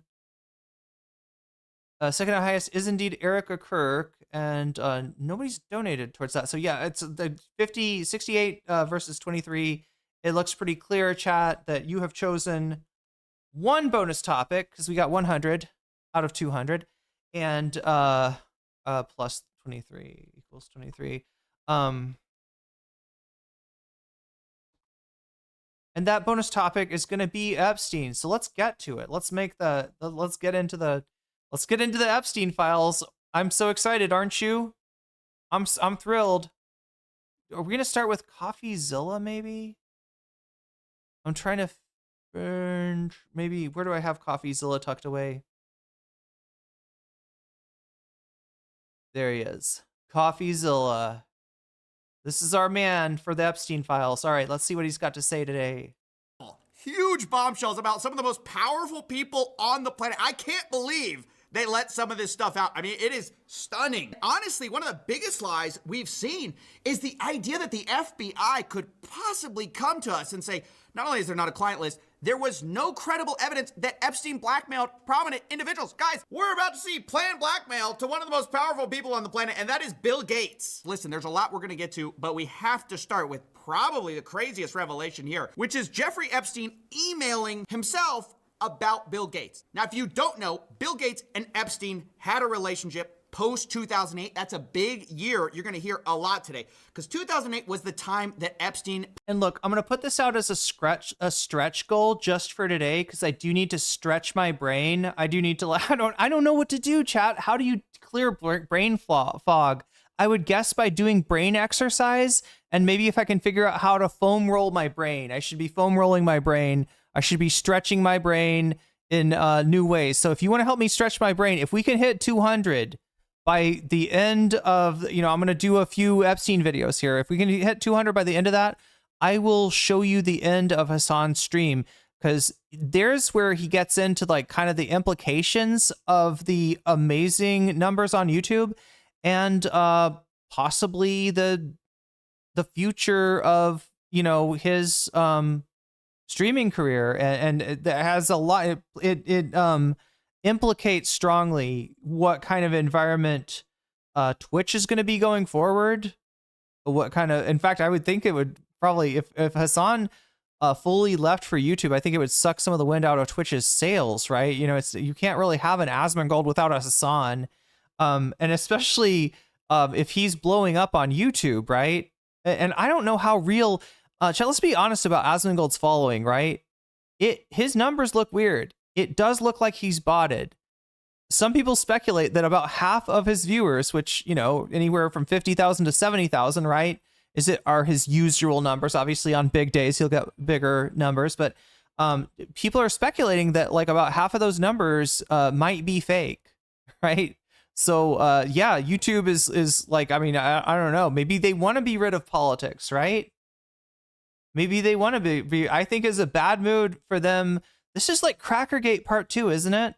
This is another like ban for hate speech, and we look at the hate speech and it's like it's nothing. It does not rise to the level of hate speech, not at all. But anyway, if you want to do that, if we could hit 200 by the end of the stream, I'll stick around for that too because I'm kind of curious. I'll probably watch Hasan's stream after this. If not, no big deal. No big deal, right? We did good today. This was a kick-ass stream. And I at least proof of concept that my brain is not so Fetterman that it's like, I don't feel like a Fetterman. I don't know. Maybe when I watch this back, I'll have said all kinds of gaffes that I don't even realize. I'll like watch back and like, was that a racial slur? Wow, I accidentally said no, I don't know. I don't know, Chad. What would the Fetterman thing is when you start being Zionist, right? I play back the stream and I'm like, Israel's actually pretty pretty justified. This land was promised to them 3,000 years ago. You don't understand, right? Is that what happens when your brain gets Fetterman? I don't know, chat. Hopefully I'm not Fetterman. Hopefully it's just a bit of brain fog or something like that. But it was okay today. And I told you when I was Fettermaning. So we got to experience that embarrassment together. Pled guilty for soliciting of somebody under the age of 18. He was a predator at this point. Everybody knew it. Now, eventually, Bill Gates would get divorced when all of this came out. Let's just start from the beginning. Yeah, the Gates thing is a pretty big deal. There's some Elon Musk in here that I'm going to show you. God, that sounds like I don't know. It sounds like I'm like, I don't know, a drug dealer. Like, let me show you some of my top shelf Elon Musk. You like this stuff was, 46% THC. Anyway. Just dropped 3.5 million files, and it is Sorry, THC. incredible. Huge bombshells about some of the most powerful people on the planet. I can't believe they let some of this stuff out. I mean, it is stunning. Honestly, one of the biggest lies we've seen is the idea that the FBI could possibly come to us and say, not only is there not a client list, there was no credible evidence that Epstein blackmailed prominent individuals. Guys, we're about to see planned blackmail to one of the most powerful people on the planet, and that is Bill Gates. Listen, there's a lot we're going to get to, but we have to start with probably the craziest revelation. They're blackmailing Bill Gates, and they got this shit on Musk. It is not too much of a leap of faith to think that maybe they are blackmailing Donald Trump. Then again, who knows, chat? Maybe Donald Trump's being blackmailed by somebody completely different for completely different reasons. It's hard to tell. Like, I get the feeling that Trump knows more about Epstein's activities than he has confessed to so far. Here, which is Jeffrey Epstein emailing himself about Bill Gates. Now, if you don't know, Bill Gates and Epstein had a relationship post 2008.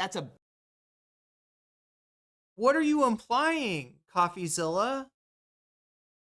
What are you implying, stepbrother?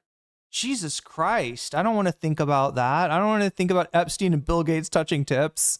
Come on, why does everybody have to go with the imply that anyway, just like snails, exactly, Joel. Big year you're going to hear a lot today, because 2008 was the time that Epstein pled guilty for soliciting of somebody under the age of 18. He was a predator at this point. Everybody knew it. Now, eventually, Bill Gates would get divorced when all of this came out. Melinda Gates said it was part of the direct cause for the divorce. She said she met Epstein and said he was evil. He was evil personified. So you have to understand, this is like... Hey, good job, Melinda, getting your name out of the association with Epstein. That there you go. Disavow Bill. Bill Gates kryptonite. But when you hear what Bill Gates may have done to her, you're gonna understand that she needed to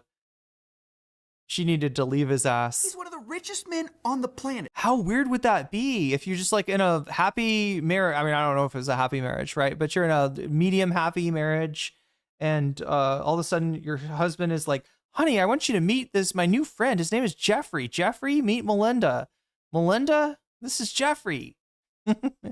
He's all like, hi. He would say it like that too. He'd say, hi. Oh my God, Chad, I gotta stop doing, I don't know what Epstein sounds like. I think I've heard his voice twice. Holy shit. Joel Severwood with the 5 community subs there.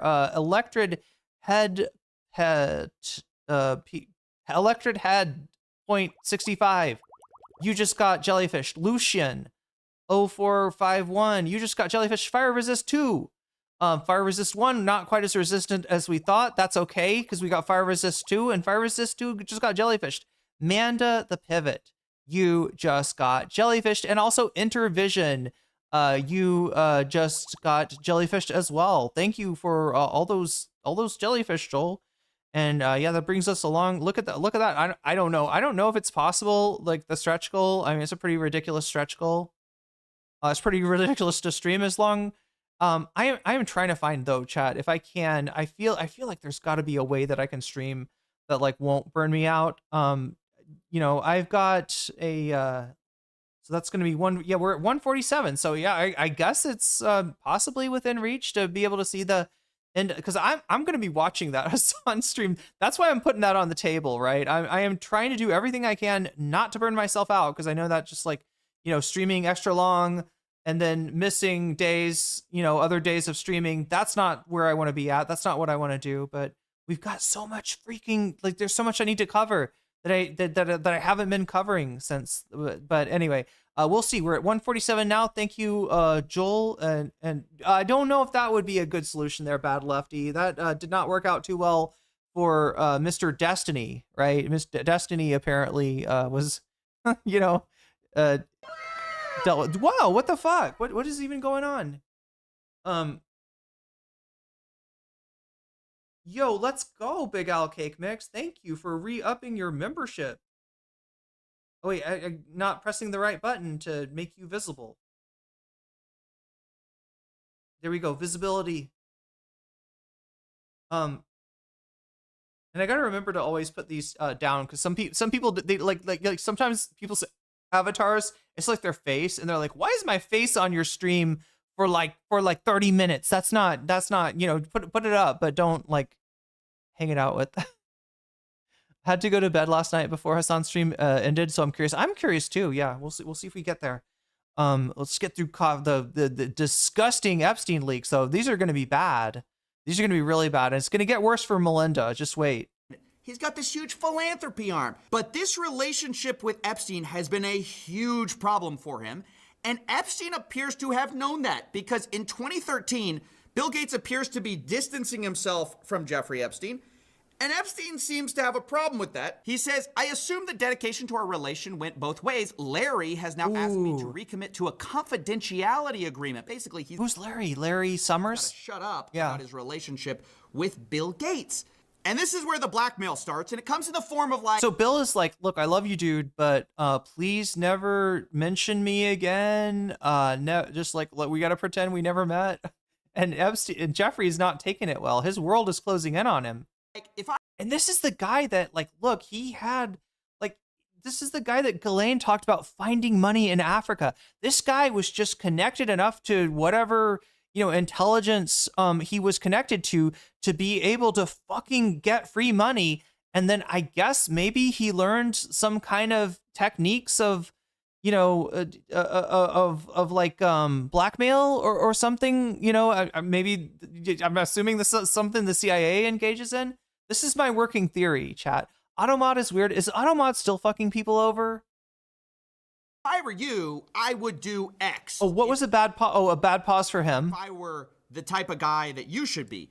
He says, in that regard, I suggest I buy you the house that you had your heart set on. In addition to 5 years of severance, we'll buy you out of the investment contract we agreed upon, 30 to 40% of an $100 million partnership for $30 million in today's terms.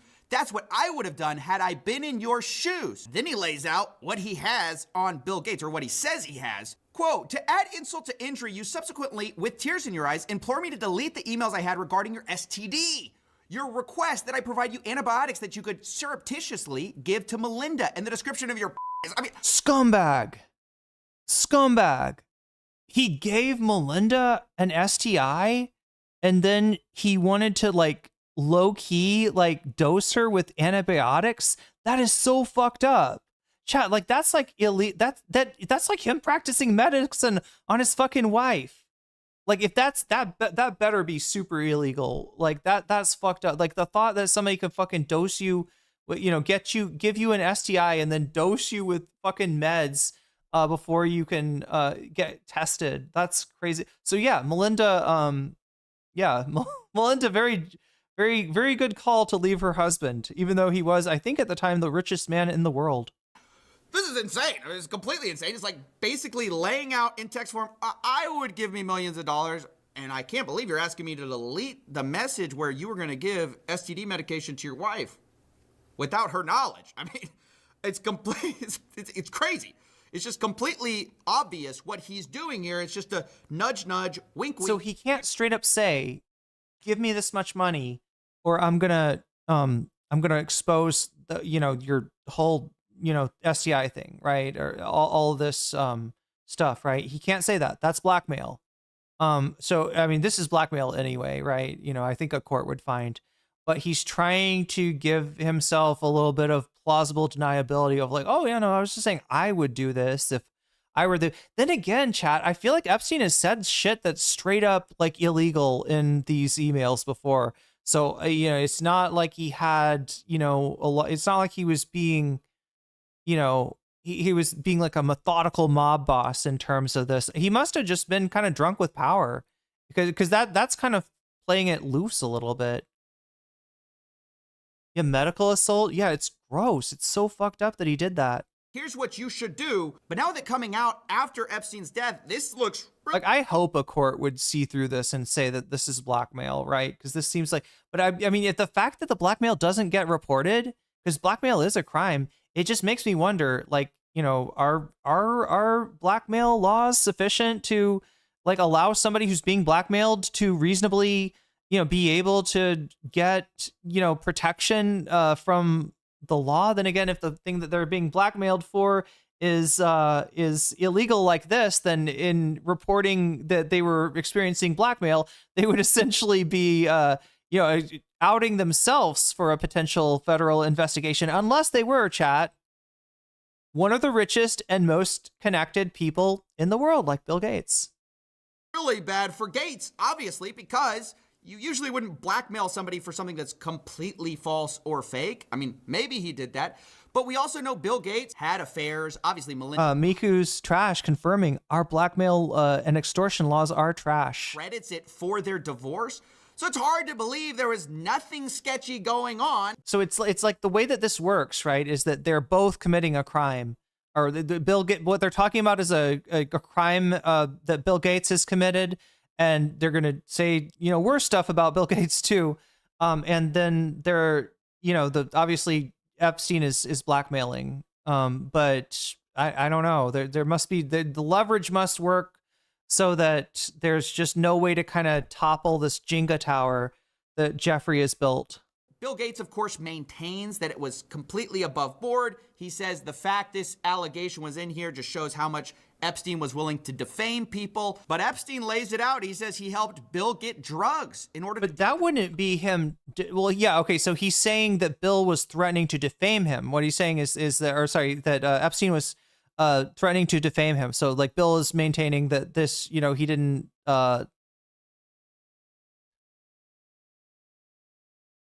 Is he maintaining that these emails don't exist? Well, I mean, I don't know. That is the thing about the Epstein files, is it is a mixed bag depending on where it comes from. Like places like the FBI tip line, we're finding a lot of stuff that's not. Super chatted $10. Yo. As per Google, the act of hiding antibiotics to avoid getting caught indicates knowledge and intent, which could turn the situation into a criminal offense in many jurisdictions. As per Google or as per Gemini? I wonder. I hate that that's the first thing that it serves to you when you Google something now. Is DuckDuckGo any better? Should I switch to DuckDuckGo? I don't even know.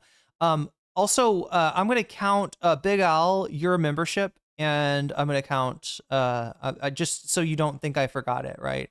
I'm adding that to bring it to 50, and then I am adding the Columbia Ricans super chat to bring it to a total of, what is this, 160, I believe. So yeah, we're closing in on maybe seeing that Hasan. I'm gonna have to buckle up if that's the case, right? That's gonna be a long night, but I'm planning on watching it anyway. Honestly, I saw a little bit of it and it was interesting. As a huge DuckDuckGo user, I must say it's 80% of the way good, but it needs I need to use Google. Oh, I see. So yeah, so 80% of your searches, it gives you good results, and then 20% you go to Google for. The consequences of sex with... I just hate it how like it incentivizes you to just stop at the AI, you know, synopsis of the Google search or whatever Gemini is serving you with, right? So I'm sure like so many people are gonna, you know, and also isn't the Google search itself now got like AI in it? Like it used to be like they changed the way they search, and I think they implemented AI in it. And the thing about it's just like, I mean, obviously they admitted, or they have been. There was some revelation that Google made their search worse in order to increase time on platform, and I guess therefore ad revenue. Never use Google search, says Quacksmith. That's probably smart. Even the results though, AI just guess. Yeah, that's what I'm saying. Just guess. Yeah, that's what I don't like about AI. Is it's like it's predicting what words it thinks statistically should appear as the answer. And that is usually not the way. We're talking about LLMs here. Obviously, there's different types of AI. There's uses for AI. I will admit in, what is the program for the folding of proteins, right? That there's medical uses of AI that are legit, but we're not talking about LLMs and we're not talking about Gen AI, right? We're talking about, what is it? Neural net? I don't even know what they use. I should not pretend that I know anything about tech, because I don't. Ed Citron talks a lot about them making the search worse. Yeah, the enshittification. Cory Doctorow, I believe, also talks about this. Wait, PS3 thing? With Russian girls, facilitating his illicit trysts with married women, and to being asked to provide Adderall for bridge tournaments. Look, guys, this is exactly what we suspected the whole time. Epstein. That does not sound like a fun bridge tournament. Anybody play bridge in chat? I've heard, I like, what's the game, Spades?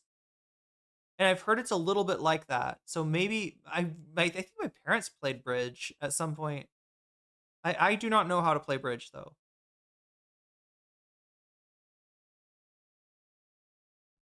Was providing services to rich people and expecting payment via blackmail. Now you might say, and it's true, that we don't know that Epstein ultimately sent that version of an email to Gates. All we know is he sent that to himself. He may have planned the blackmail and just been drafting something. But what we do know are two things. The Wall Street Journal has reported that Gates was threatened by Epstein over an affair. We also know that after this blackmail email Jeffrey sent to himself was written, eventually Gates sent a $2 million donation to MIT directed by Jeffrey Epstein, which is a bit weird. Wait, it's not like Spades? You had distanced yourself from the guy. Although, honestly, chat, Spades is not the same if you can't, play, I mean, I enjoy, playing it on, like computer versions of it, but if you're not there with the person, you gotta play with a partner, and, you know what I mean? Like, Spade, it's very much like a team effort, right? This big falling out. Now again, do we know for sure that Bill Gates did all of that? No, of course we don't. But do I think Bill Gates was innocently looking for charity advice from a after he already pled guilty? No, I don't. I'm sorry, I'm not that gullible. And speaking of not that gullible, we've been lied to also by another richest guy on the planet. So wait, he's saying that the services rendered maybe were actually, maybe it was Bill Gates complying with Epstein's not so subtle suggestion that if he wants to keep his private stuff private, the private stuff that Epstein mentioned, the STI and the the request for wait, Jeffrey Epstein is going to get you is it good for CRISPR too? Jeffrey Epstein is going to get you he's going to get you antibiotics? How does that work? Does he blackmail a doctor? CRISPR sounds like something, yeah, sounds like part of my freezer, or my refrigerator. Geez, it's a shock why they don't want to put this out. Elon Musk, who has been saying for years that it is a lie that he went to Epstein's island. In fact, he says he refused to go. From Elon, he says, Epstein tried to get me to go to his island. I refused. He says, anyone pushing this false narrative deserves complete contempt. Later responding to another headline, which said Elon Musk planned trip to Epstein's private island. And he says, this is false. But of course, we start to dig. Is this just an Elon tweet? What is the deal with tweets? Do people just get their brands of tweets? Or was there a sermon? It feels like back when Keffels was a thing, right? When Keffels had a really big Twitter account and would ratio people like Keemstar or basically anybody that got in her way. There was I saw a certain variety of a tweet that was, I don't know, just short and sweet, almost let me see how short I can make this tweet. But yeah, I guess it's supposed to convince people that he's really not bothered. No, I didn't do that. This is not true. I did not ask to be invited to. It sounds like a thing Elon would do, right? Asking to be invited. Remember, this is the guy that wore out his welcome in the White House, right? He was staying with Trump for a good amount of time. And obviously Doge didn't work out very well. So, that's probably the biggest part of the reason that Elon got pushed out of the circle. But also, from what I've heard, he was pissing everybody off. He was high as fuck, 24/7, annoying, incredibly aggressively unfunny, I guess is the way that I would, characterize how people described Elon's personality at the White House or Mar-a-Lago. I don't know. Was he I know he's at Mar-a-Lago. I think he stayed at the White House for a while too, right? He brought his kid. Through the files, and we can see on Epstein. What an annoying bastard, really. Calendar that Elon Musk is booked in December 6th of 2014. No, but chat, what's the protein folding thing? There's like an actual protein folding, I don't know, like a program or something that uses AI because the way that proteins fold is incredibly important to how your body functions and we're talking about the tertiary arrangement, right, of your of a protein, right? When we're talking about the proteins actually folding in 3D, and it's really hard to even visualize this or imagine this. And apparently, like, there's some kind of AI, not Gen AI or LLM, that is helpful with medical, issues like that. Yeah, CRISPR is a genetic. CRISPR creating genetic anomalies that will bring forth the end of humanity with the T virus. Wait, from Resident Evil. Oh, geez. Wow. I need to play that game sometime. Maybe you don't believe that. That's just the word of Jeffrey Epstein. But maybe you'll believe the word of Elon Musk, who was caught emailing Jeffrey Epstein to go to his island. Yeah, we're not at AGI yet, even with the protein folding. There's just some kind of, like, there are use cases for AI. It's just that they're trying to shove it down our throat and get us to use it on everything. And like most shit does not need AI, right? And certainly LLMs are particularly cursed. It's called AlphaFold. Thank you, Emily Sawyer. Thank you. I could not remember what it was called.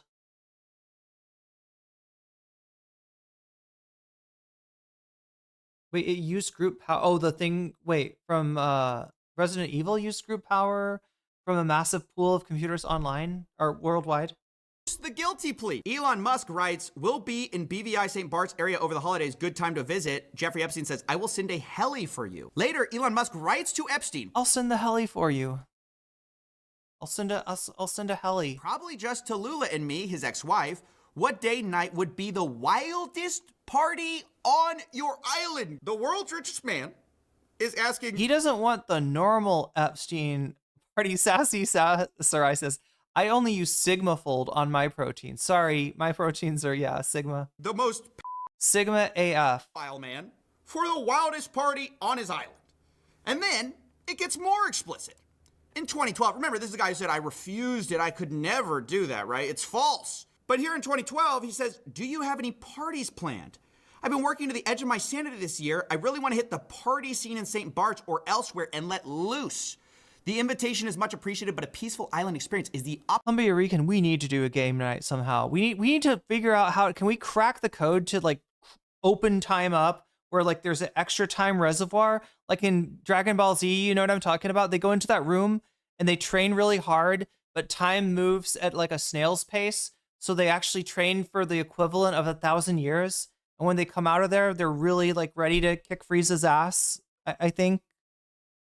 Was that on the opposite of what I'm looking for? Guys, he can't. Like, that's what we need. The room, what's it called? The room of space and time or something? Even play the "I went to go study math" excuse, which is what all these guys do. They say, "Hey, I just went to go talk to scientists."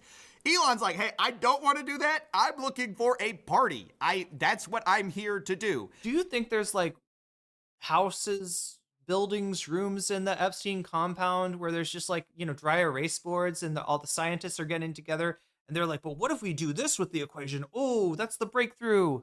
Wow, thank you, super smart scientist. I'm so glad I came to Epstein Island." Forgot the name of it, but I know what you're talking about. Yeah, the hyperbolic time chamber. It's just called the time chamber. But yeah, I need that. I need to open up extra. I need extra time, chat. That's the only thing that's gonna. And then Jeffrey Epstein writes, understood, I will see you on St. Barth. The ratio on my island might make your ex. I think it's a DBZ thing. Yeah, I think it's Dragon Ball Z. It's not Super, right? It's yeah, the one in between when they're little kids and the one where they're got different colors of Super Saiyan hair. Ex-wife uncomfortable. I can't believe these guys are lying to us and people are swallowing it still, thinking that Elon Musk had nothing to do with this guy. So again, that's 2012. That's 2014. But guess what? There's another time in 2013. I mean, this seems like a yearly thing with the boys. Here, once again, Elon Musk writes, will be in the BBC. So I'm guessing this is in the Gmail account, right? And these are the emails are like confirmed, right? Like there's no funny business going on with the emails, as from what I've heard. There's potentially funny business with the FBI tip line, right? Because anybody can call in, and cranks call in, and crazy people call in, right? So there's there's definitely funky stuff going on. In terms of that, there's some stuff that is going to be in the Epstein files that is just does not, pan out. And you've heard probably some of those claims, some really awful claims about Trump. We don't know that they're not true, but it would be, presumptive to assume that they were true. But the thing is, there's just so much smoke. There's so much smoke. And one wonders how there could not be fire. And by fire, I mean Trump participating in illegal activities with Jeffrey Epstein or facilitated by Jeffrey Epstein. I wonder if they ever followed through with Jeffrey's final wish of freezing his cock and balls. What is this dude, Rasputin? God damn. Nobody cares about your dick and balls, guy. VI St. Bart's area over the holidays. Again, is there a good time to visit? Jeffrey Epstein, any day, 1st to the 8th. Play it by ear if you want. Always space for you. They then plan some more, and you might think, well, if Elon ever told the truth, this is when he has to reject, right? Because he said, I refused. But actually, it appears to be one of those cases where, like, your friend says, like, oh, bro, I dumped her. And actually, it was the other way. Yeah, it turns out Elon didn't dump the p***l. The p***l dumped Elon. He says, bad news. Unfortunately, my schedule will keep me in New York. Hopefully, we can schedule another time in the future. Jeffrey... He's an annoying asshole. That's what I'm taking from this. Elon Musk annoyed Jeffrey Epstein to the point where he is, like, making up excuses to get out of plans. Wow. Epstein let Elon down. That's actually the real story. Is the reason he didn't go in 2013 was because he couldn't go. Jeffrey Epstein was not there. Guys, I mean, how blatant do they have to make it before we start to just see through it, right? When they issue these ridiculous denials, they're totally associated with the guy after the guilty chat, plea. If Epstein is Rasputin, what would that make the Trump family? If Epstein is Rasputin, right? I just never want to hear that Trump had a conversation about like a health issue that Barron was going through with Jeffrey, right? And Jeffrey had some mystical cure for, like, you know what I'm saying, chat? This is starting to sound like the Romanovs. They lie through their teeth, but they can't even keep their story straight. I mean, that's what's crazy. They're not even competent at this. They get caught in their own lies all the time. Remember, the FBI's official story was they didn't blackmail. Well, before we even had these files, Howard Lutnick was on the record calling Jeffrey Epstein the greatest blackmailer ever. So how come Bill Gates and all these other people could hang around him and not see what you saw? Or did they see it and ignore it? Or no, they participated. Right. That's what his MO was, get a massage. And what happened in that massage room, I assume, was on video. This guy was the greatest blackmailer ever. Interesting. Okay, so Howard has a different perspective. Now, if you don't know, that guy, do you think he's just telling the truth there? Even this guy who's contradicting... I'm sorry, was that Melinda talking to Howard Lutnick? Narrative. This guy fuck are we watching? Literally lived next... That wasn't Melinda, was it? ...to Jeffrey Epstein. This guy who's like, I'm going to tell the truth. Those guys participated. That guy lives next to Jeffrey Epstein. And by the way, he lied too. I love this video we're about to get into because this guy, Mr. He's the greatest blackmailer ever, does he know something we don't know? Because it's interesting, Mr. I'm his neighbor had to also explain how he had nothing to do with Jeffrey Epstein. And he lays it out pretty simply. He goes, yep, I live next to him, but in 2005, I had such a horrible experience that I knew I could never talk to him again. He was your neighbor for 10 years. How well did you know? Oh yeah, I forgot about Howard Lutnick's connection. No, this is this is not Melinda. We move in 2005. Okay. Jeffrey Epstein is arrested in like 08, I think, or something like that. Right. So knock on the door. His assistant on like a Saturday says, Mr. Epstein, your neighbor would like to invite you over for coffee. And there's a massage table in the middle of the room. Massage table in the middle of your house. That's crazy stuff. I said I won't go anywhere near that massage table. I certainly won't book a massage with a questionably aged like a massage therapist, and nothing. I would never do anything like that. Yeah, they let these Trump guys off too easy in these interviews. I hate it. How often you have a massage? And he says, every day. And then he like gets like weirdly close to me. Ooh. And he says, and the right kind of massage. And then he goes, ooh. Now my wife is standing here. So she looks at me and I look at her and we say, I'm sorry, we have to go. And we left. And in the 6 or 8 steps it takes to get from his house to my house, my wife and I decided that I will never be in the room with that disgusting person ever again. Well, he couldn't be more clear. I'm sorry, pedo says what? Pedo says what? Could he, right? He says, hey, I may have been his next door neighbor, but I met him once before the 2008 guilty plea. Remember I said that was a big deal. And we got invited over, and it was like 5 seconds, and we left, and we realized he was a creep. We were out of there. He made this rude, We didn't like the quiche. lewd comment in front of my wife.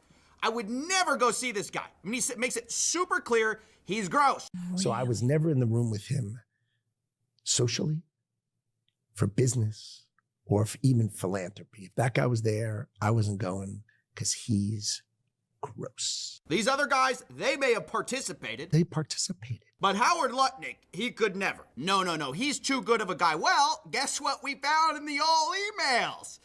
Looky. It's Howard Lutnick writing in to Jeffy Boy in 2012. Hi, Jeff. We're landing in St. Thomas early afternoon, planning to head over. Where are you located? What's the exact location for my captain? Does Sunday evening for dinner sound good? Is this the guy you said made a lewd comment He was to your wife? so gross, I didn't want to have anything to do with him, but his yacht was fucking sick. His yacht was sick, though. I mean, Oh, I could never be in front of him. He's gross. Guess what? It's like when the weird kid next door has a PS4, right? And you don't like the kid, but you pretend to be there. You're nice to them, and you invite yourself to their house so you can play some PS4, right? Because your family doesn't. Your family has a PS2. The next maybe for instance. Is my boy's wife messaging in saying we're headed towards you in St. Thomas. Later, the subject line, Jeffrey Epstein. Good morning, Howard. Jeffrey wished me to pass you along. Nice seeing you. They clearly met, and the guy is just lying about it to your What a Weasley liar. face, to the American public's face, and they What a Weasley little liar. tried to hide it from us. I cannot emphasize this enough. They're lying through their teeth. You think this guy perfectly remembers a 2005, like walking in the guy's house? I remember exactly what I said to him. My wife and I looked at each other, and he wouldn't remember the 2012. I boated over to his private island for a dinner. Is that what we're really thinking? Is that what we're expected to believe? This is a momentary lapse in his judgment. No, these guys don't even care about being consistent. And they're all throwing each other under the bus. Don't you remember Elon Musk saying... Emily Sawyer, because Ford did not prosecute Nixon to try to set decorum and heal the nation, will never see justice against any of these bastards. Yeah. Or like you could even say FDR, instead of arresting the conspirators in the business coup and charging them with fucking treason, right? What do we do instead? We go with Harry Truman as your next vice president. You get rid of your vice president that seemed a little too socialist and you replace him with Harry Truman, thus setting us up for a Cold War and a Red Scare. Thank you. I'm sorry. That's the one time you'll hear me bitch about FDR. All right. But it's typical of Democrats. And I'm pointing out that even the best Democrat that we could think of, right? Just, you know, even he's like a very mixed bag. He's the guy that did, that fought Hitler and the Axis, but he's also the guy that did the internment camps, right? Did the New Deal, but it was a segregated New Deal at the time, right? So, but yeah, even somebody that goes as hard as any Democrat has against capitalism, maybe more to save capitalism from itself, is still making weird compromises and or surrenders to the to their right wing ops, right? Even back in the fucking New Deal era. The time to drop the really big bomb, Donald Trump is in the Epstein files. That's the real reason they haven't been made public. Wait, are you saying, was Prescott involved in there? Bad Lefty? Bad Lefty says if FDR at all went after the plotters of the business plot, yeah, we may have never got the 2 George Bush presidencies.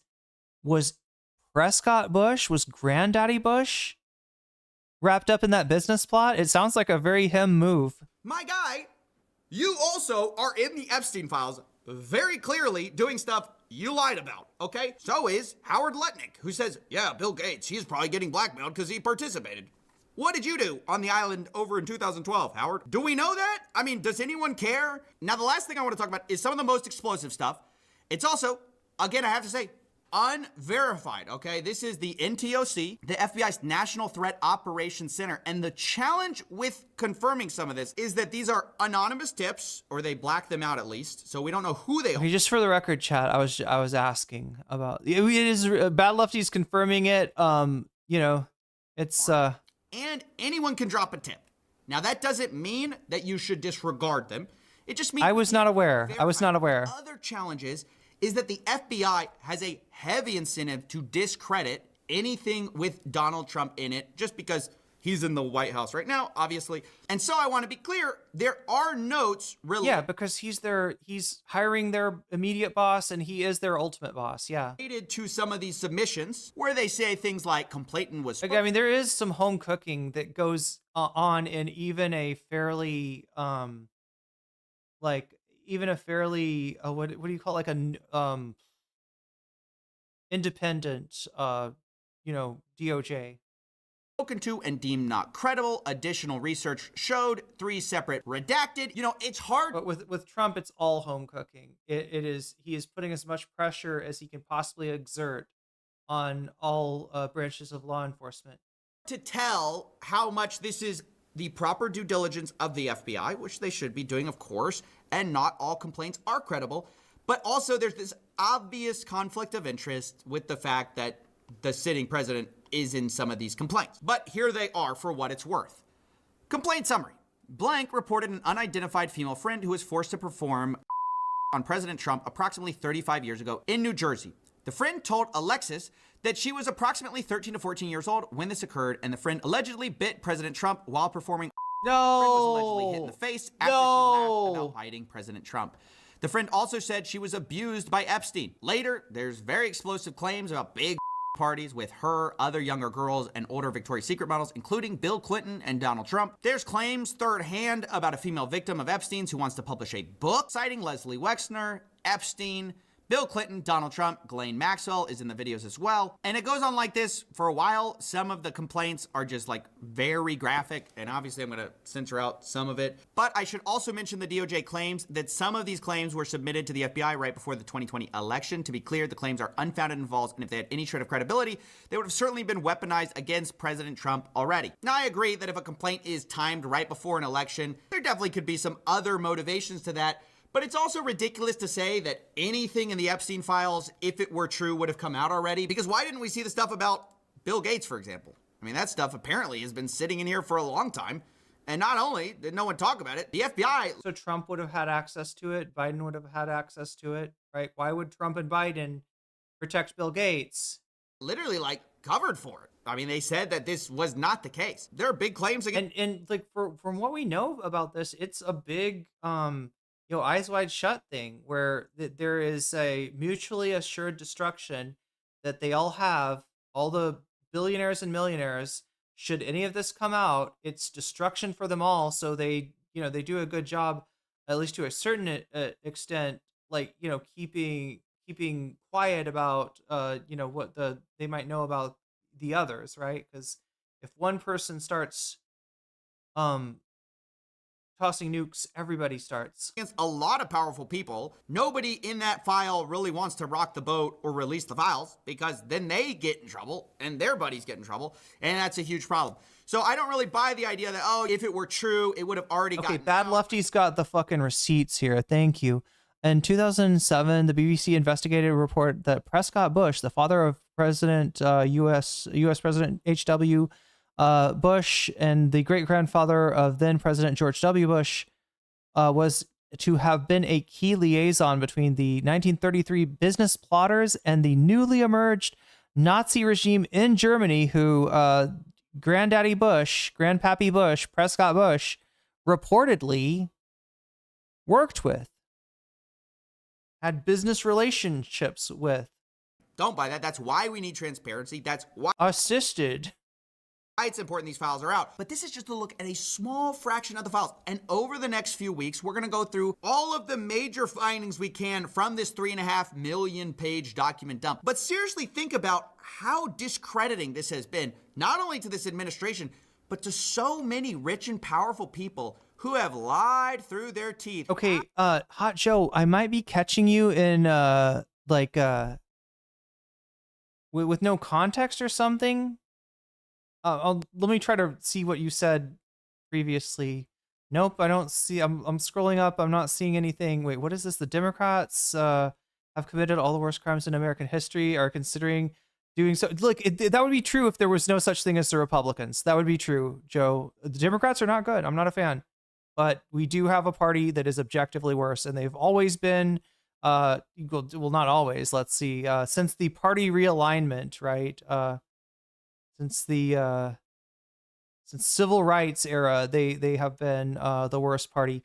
When the realignment happened, and basically they Republicans, the Dixiecrats moved into the Republican Party. Take Minnesota. Okay, if they were to deport, okay, so Hot Joe, you coming in here with hot takes, all right, that you've heard, and they sound smart to you. But let me tell you what you sound like to everybody else. A fucking idiot, all right? If they were to deport all the illegal immigrants, they'd lose a congressional seat. Guess what, dipshit?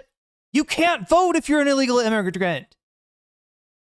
Please check. We got to do some sanitation around like the information that we're consuming, because you are sucking up straight bullshit, Hot Joe. You are not as hot as you think you are. You don't vote. You can't vote if you're illegal. Like, if you're talking about the Somali population in Minnesota, they are like fucking mostly citizens of the United States. So they do vote.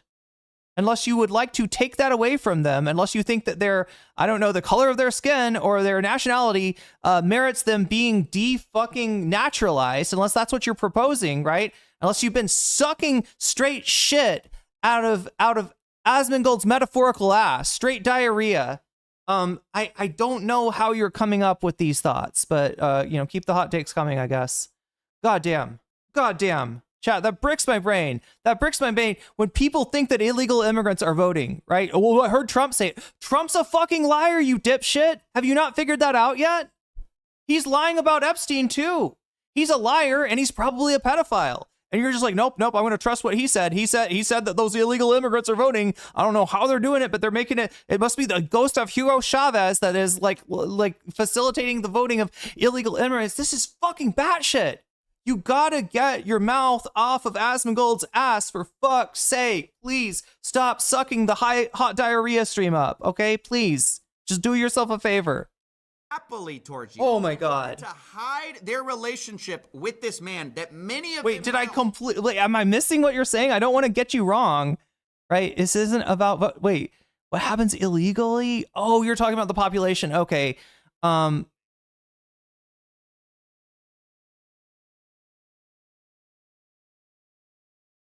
But wait, are you saying that illegal immigration like got, okay. Post guilty plea, and some of them, now we know, Epstein prepared blackmail for them. And if you're gonna make that argument, you need to know what you're talking about. You need to make a direct causal link, right, where you show your fucking math. And that's not, and I've never heard one of you fuckers show your math on this issue when you imply that like the Democrats are deriving electoral advantage out of illegal immigrants. So please, this is a hypothetical that you are tossing at us like a hot turd. Right. And I think you might have got that turd right out of Asmongold's ass. I'm not sure that you didn't pull it right out of the roach's roach hole. Right. So I don't know. Reports threatened. Oh, my God. OK, well, that was frustrating. Oh, my God. Let's try. OK, chat. I really should stop like right now today because I really should stop right now. OK, but. Well, the files also show that Epstein repeatedly took the fifth during a 2016 deposition when asked more than a dozen questions about former President Clinton. Among them, several about whether Mr. Clinton visited Epstein's private island and flew in his private plane. The former president has denied ever having visited the island. So here's some balance for you. Bill Clinton, also a scumbag, also flew on that plane, also probably did fucking illegal shit with like whatever Bill Clinton did, I wanted exposed to. All right. I got no love for, a lot of the Democrats, but especially the Clintons. I have a special disgust for the Clintons. Musk, yet the files contain at least 2 emails discussing just that. In one from the 24th of November 2012, Epstein writes, "How many people will you be for the heli to island?" Musk responded the next day that it would probably just be him and his then wife, adding, quote, "What day/night will be the wildest party on our island?" I mean, a year later, there's a history to this whole census thing, right? And it involves Black people being counted as 3/5 of a person. You know what I'm saying? Like that in terms of to give the slave states, extra votes for people who lived there but who were not able to vote, right? And now we flash forward to today, and you're talking about Donald Trump trying to redo the census to not count illegal immigrants and therefore not be able to appropriate funds to states in accordance with how many people are living there, right? Musk wrote Epstein saying, quote, "We'll be in the BV." The other shoe to drop is an actual pathway to citizenship, which we haven't had for a very long time. The reason that there's so many illegal immigrants is we have made it nigh impossible to immigrate if you are not fucking rich.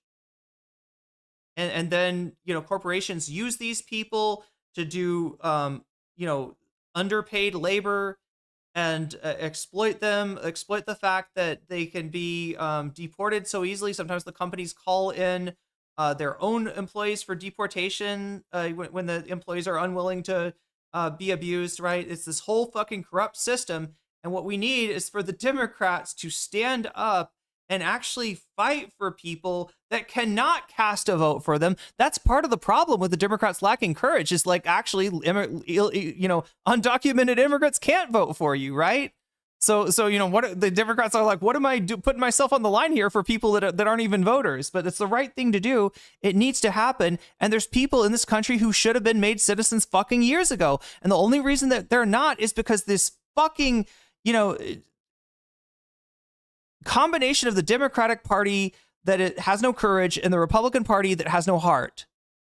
A Republican Party that is or if it does have the heart, it's a beating heart of racism, right? A beating heart of great replacement bullshit, lies, and and because of that, we don't have what we have, which is an actual way for people who want to immigrate to this country to be able to do it, right? If you're seeking asylum, we don't have enough judges to oversee your case. The general like immigration system is underfunded in a lot of ways that just basically set people on paths where they cannot get their fucking documents, because that's the only difference between a documented person and an undocumented person. It's paperwork, right? And we have a system that makes it impossible to fucking get your paperwork straight.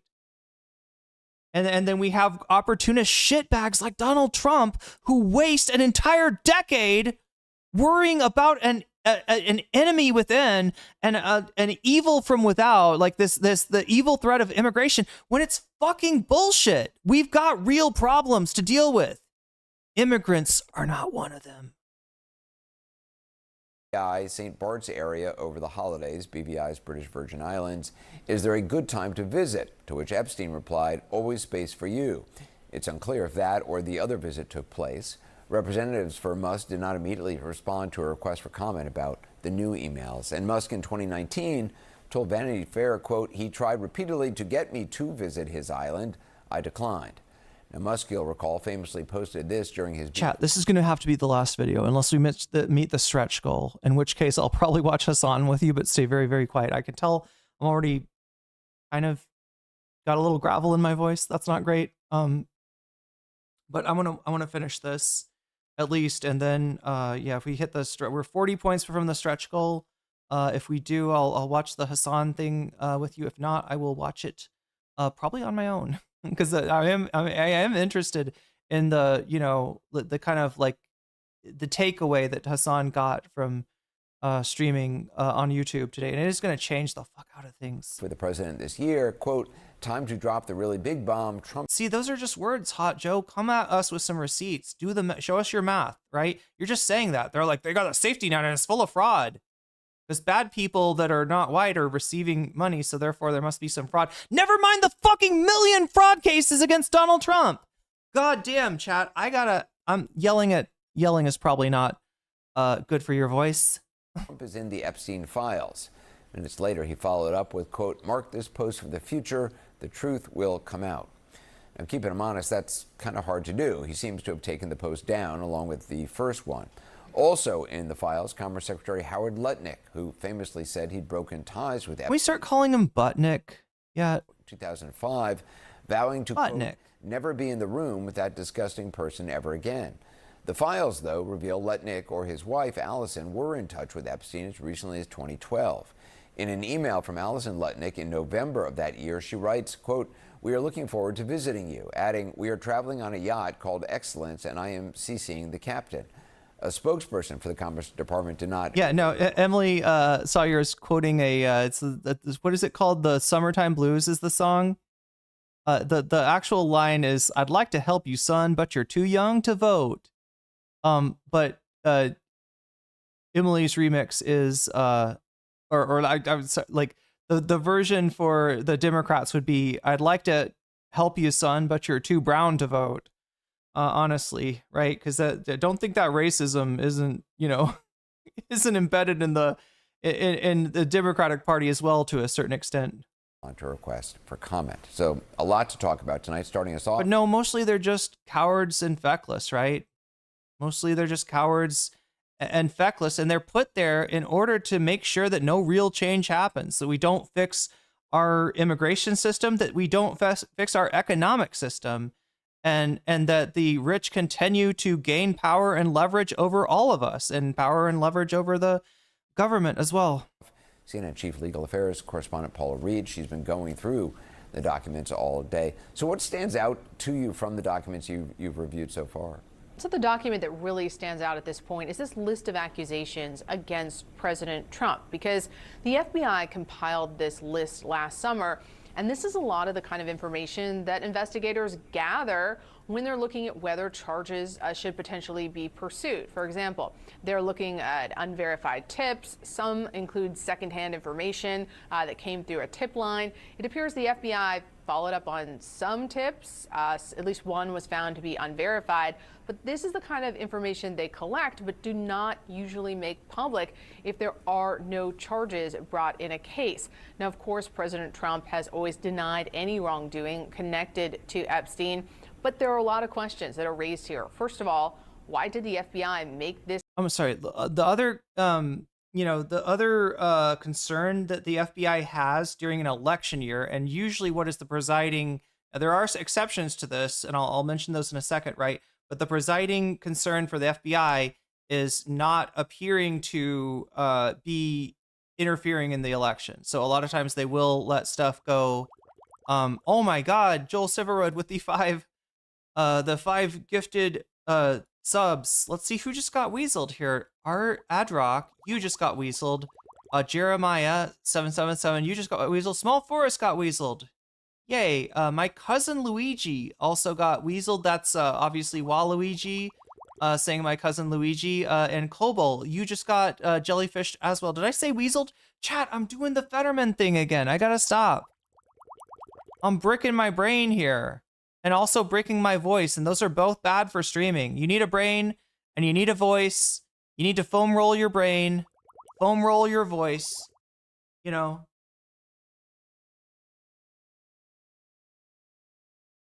Anyway, let's finish this video, and thank you for the super, I can't talk.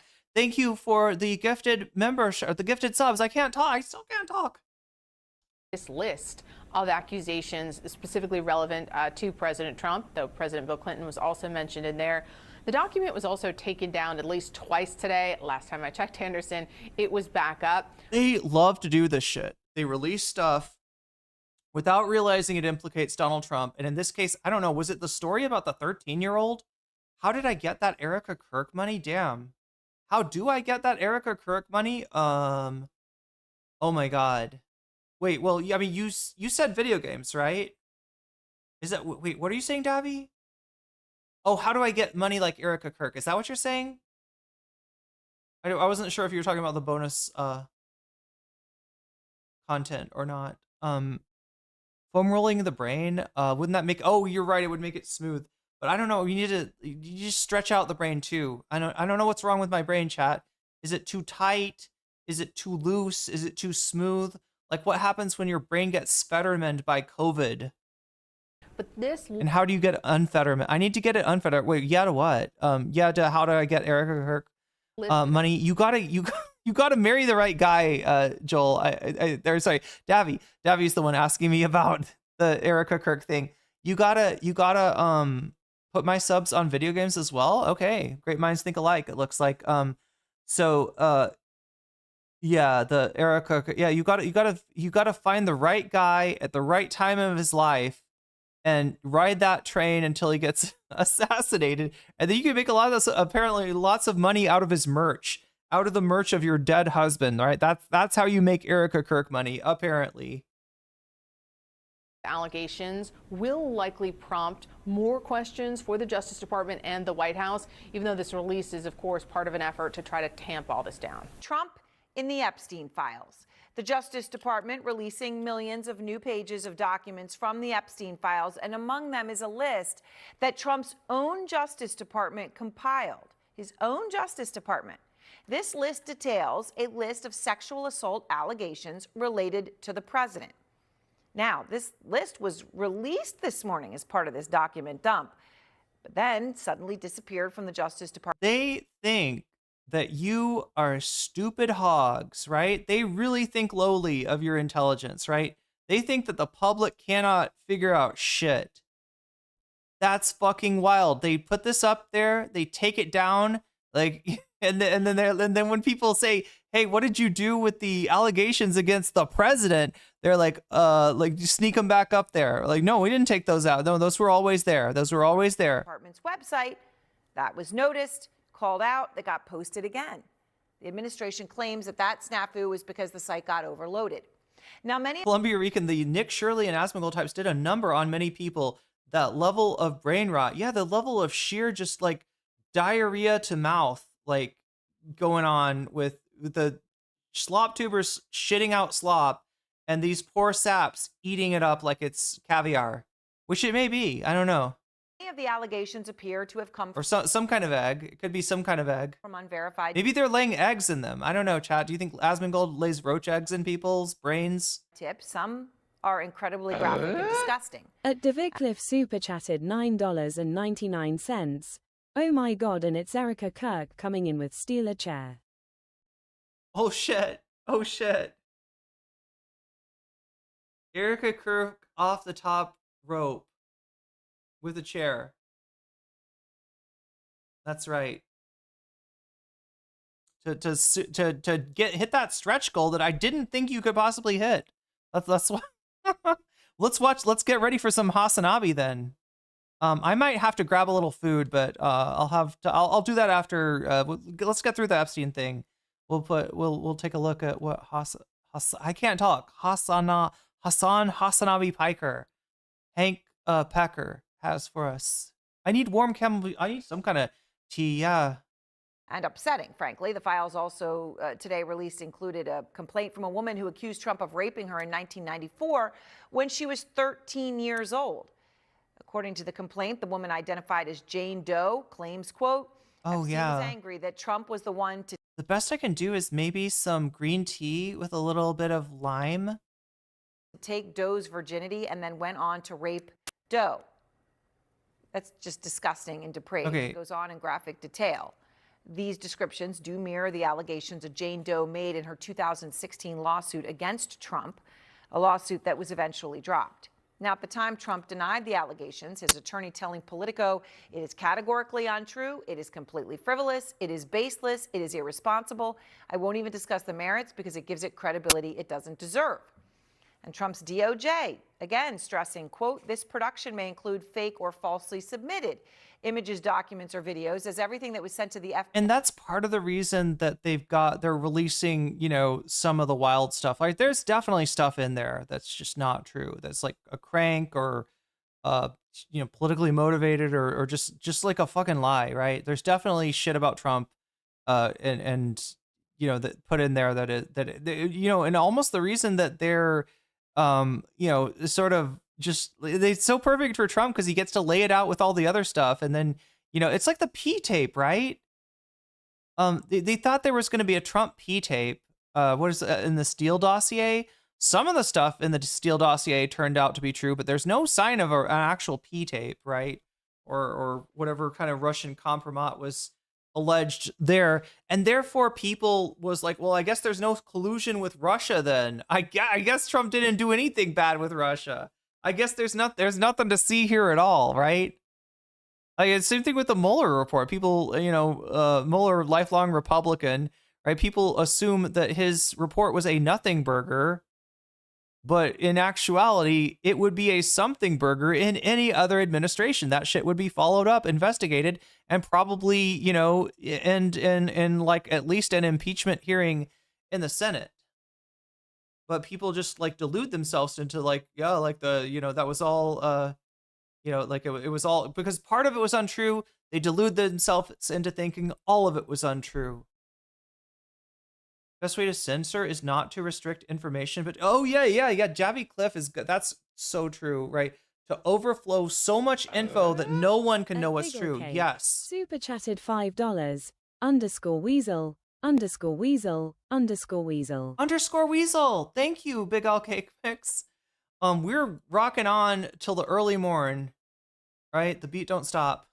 We gotta get there. First star on the left. Wait, what is the phrase, chat? First star on the left and all the way to morning or something? Included in the production that is responsive to the act, referring to the... Thank you for the super chat. Them to release these files, of which... Wait, let me actually fix this. This should say 205. And while Trump is not accused of any... should say 205. ...to Epstein at this time, he has fought vehemently and obsessively against the release of the files, lashing out at reporters who have pressed him for a long, long time. Yeah, not to mention auto workers. On why his Justice Department has been so slow to release anything. I have nothing to do with Jeffrey Epstein. You just keep going on the Epstein files. And what the Epstein is a Democrat hoax. We have nothing to do with Epstein. The Democrats do. All of his friends were Democrats. Like, except for his best friend for life. Second star on the right and straight on until morning. Okay. When you talk about the Epstein hoax, it's just a hoax. The whole Epstein thing is a Democrat hoax. Joining us now is Virginia Democratic Congressman James Walkinshaw, who sits on the House Oversight Committee.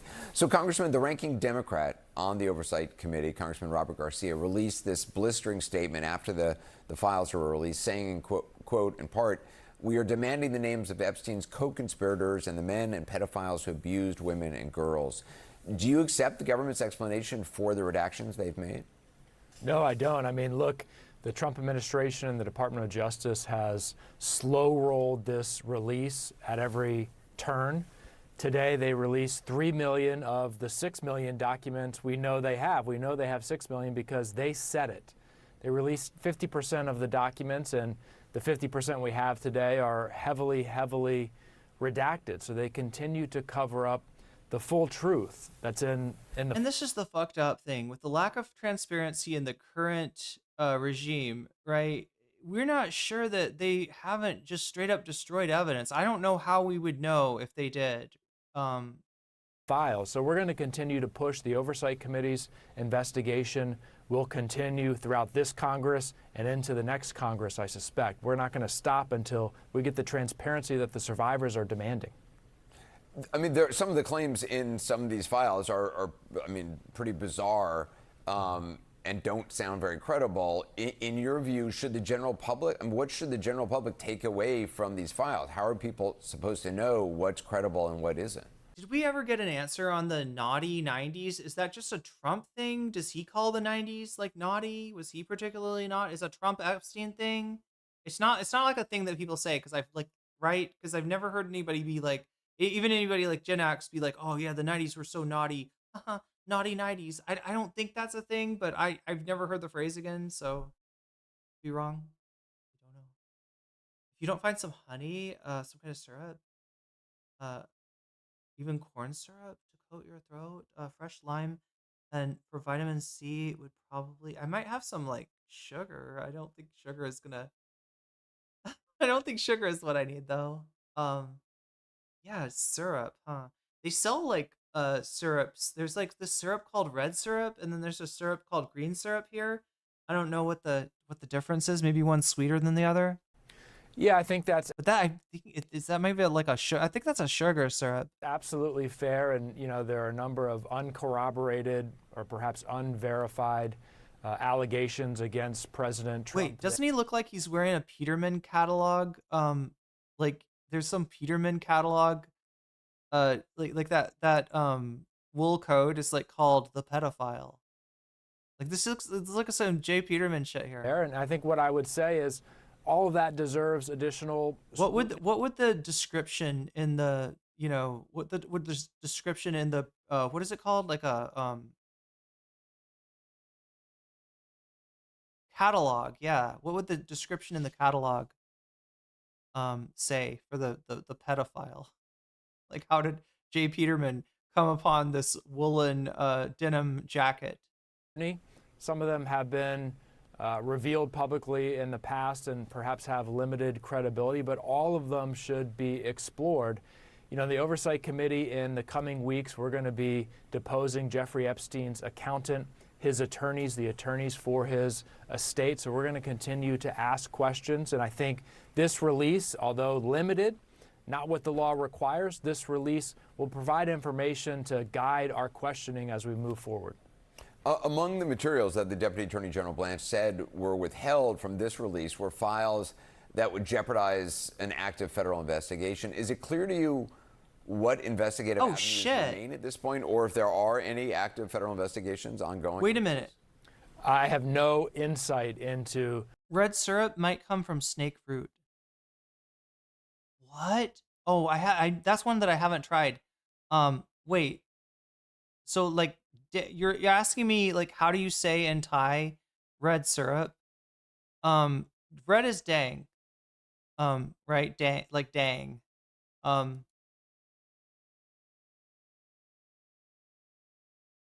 syrup though, because this is the word in Thai that it's telling me for the red syrup.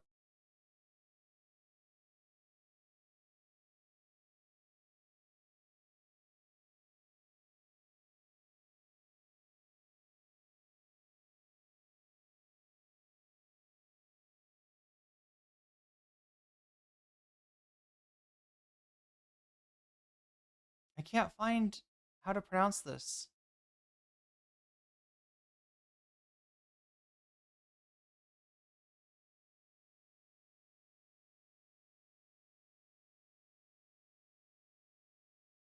It starts with an N.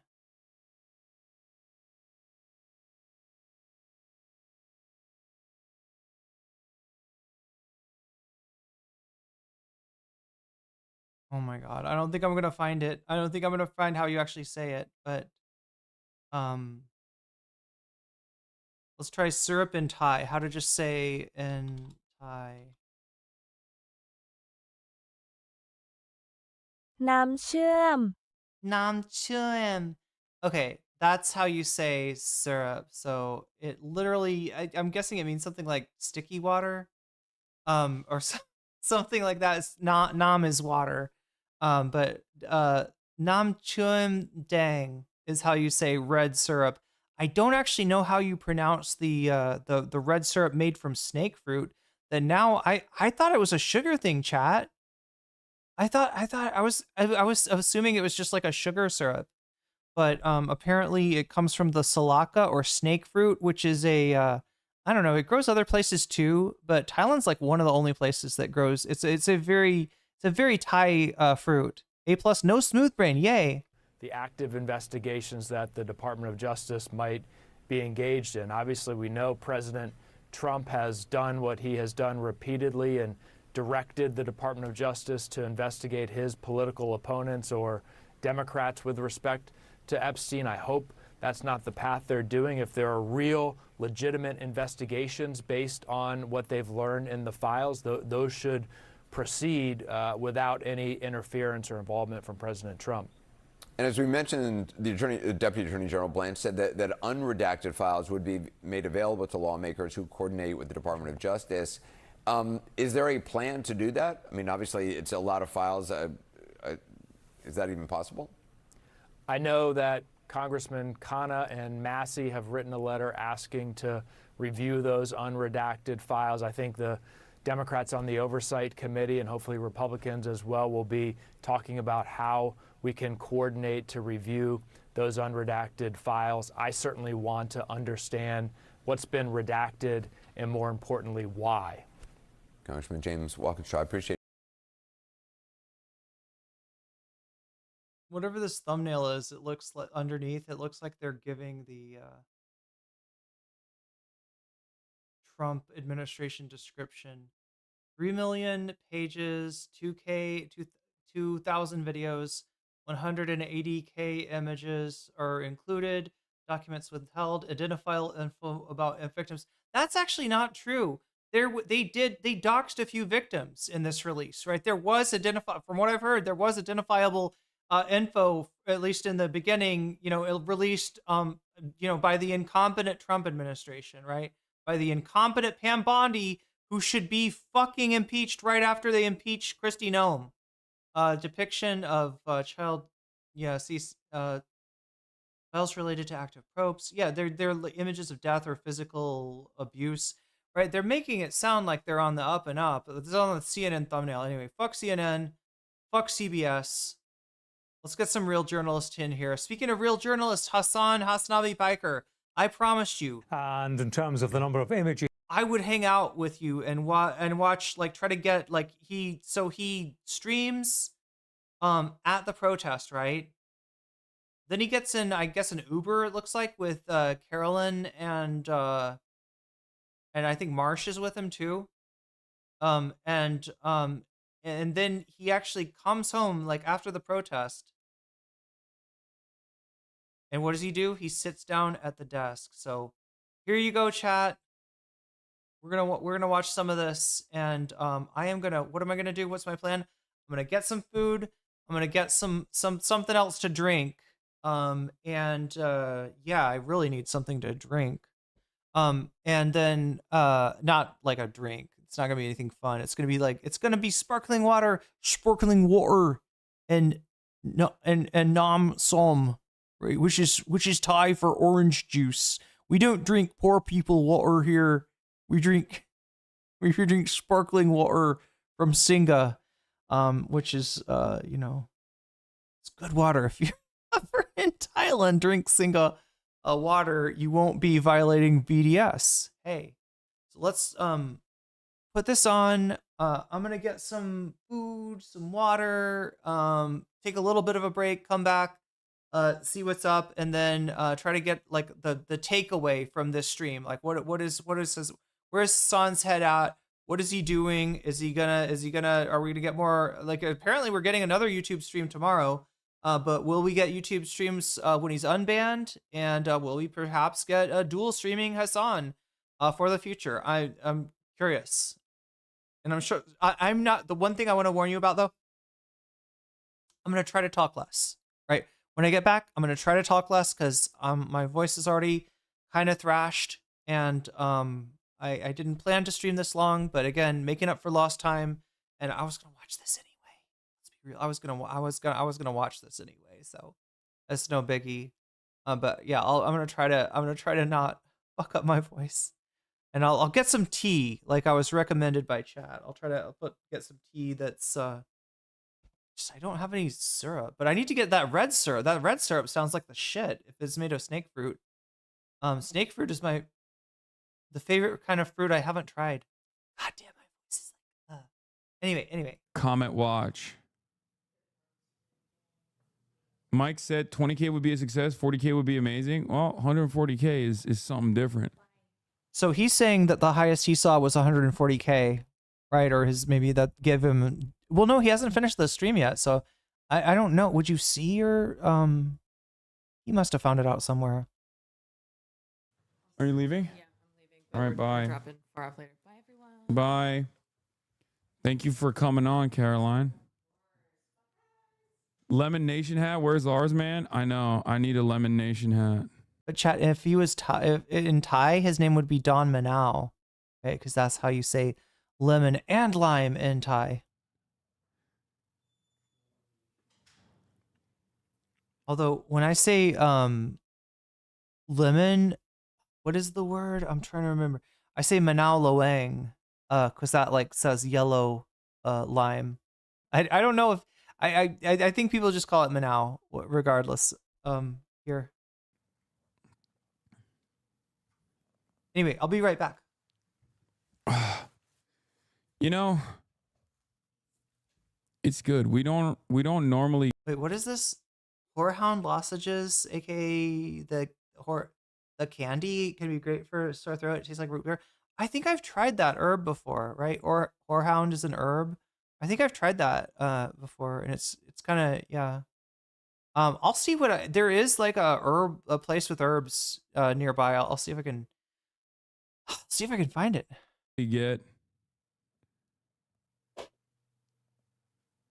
We don't normally get a lot of W's around these parts. You know, being a leftist is about being right too early, and being right too early does not get you any sort of.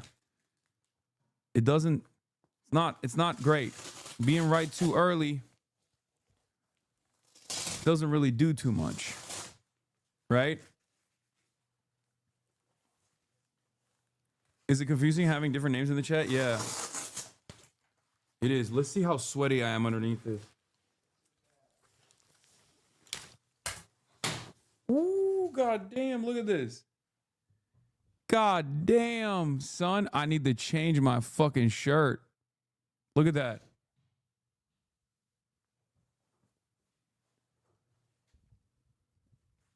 Yeah, bro, she was 80 degrees.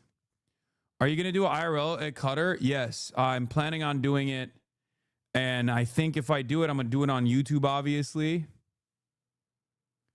Stank? No, I smell great. I sweat a lot through the fucking...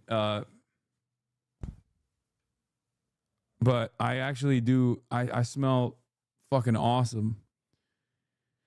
I was so excited when I saw you go live on YouTube because Twitch's platform is so terrible. So I usually just wait for your videos.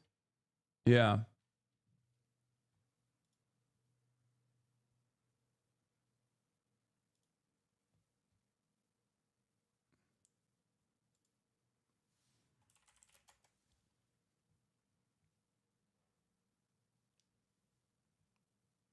But it's 13 here, but it feels like 2.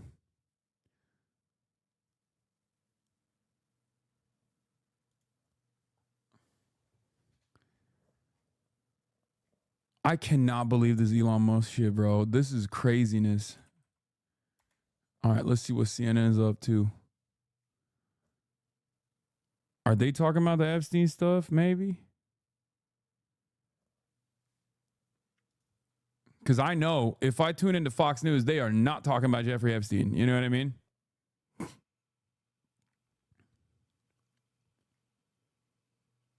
Also, yeah, like I said, join the membership chat. I haven't set out like an expectation for the number of members yet, but I believe we have around, 1,400 members right now. But if we get to a certain point in the membership, I might, I might, see if I'll pivot to YouTube or do consistent dual streams or something.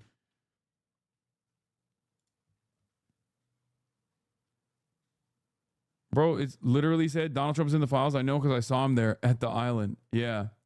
There's so much Epstein dumps. Do we have a video? Wait, let me see if I can find the playlist again.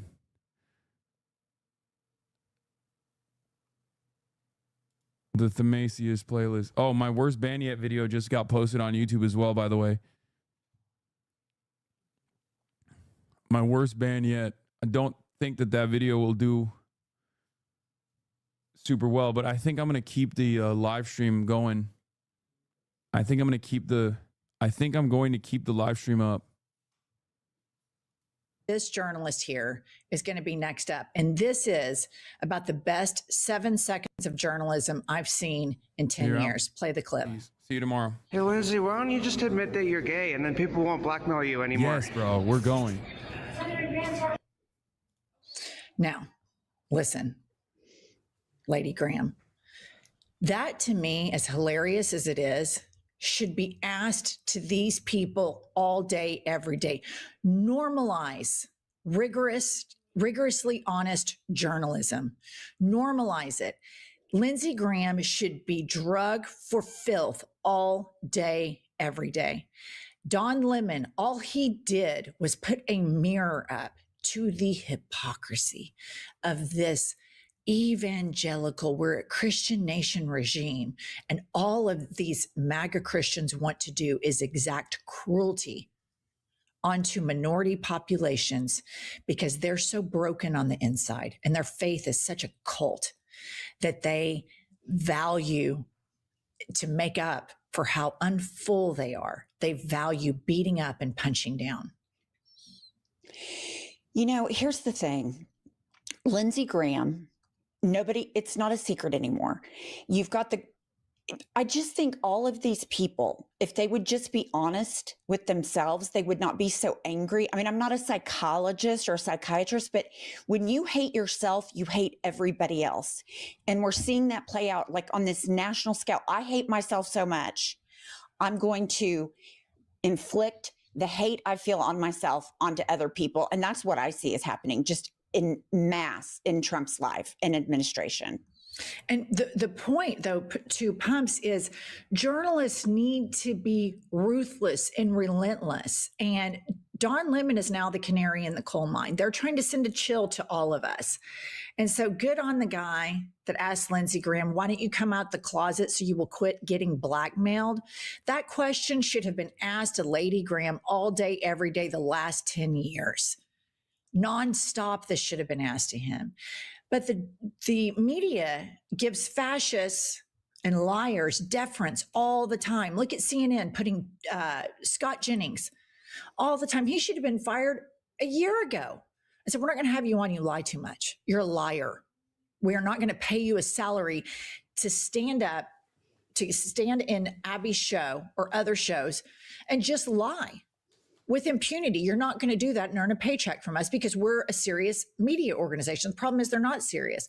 But the serious media organizations like independent journalist Don Lemon, what are they going to do? They're going to arrest him. I'm sure us, Midas Touch, and other people are going to be on the chopping block next, but we must never obey in advance. This censorship is ubiquitous everywhere now, and they are really amping it up on. Is this the Don Lemon? Can we, is that,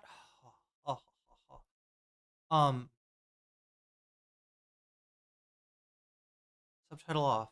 I can't tell, chat. I can't tell if this is the video that we watched. It kind of seems like it was because they're talking about Don Lemon. But well, she's in the, it's this, it looks the same.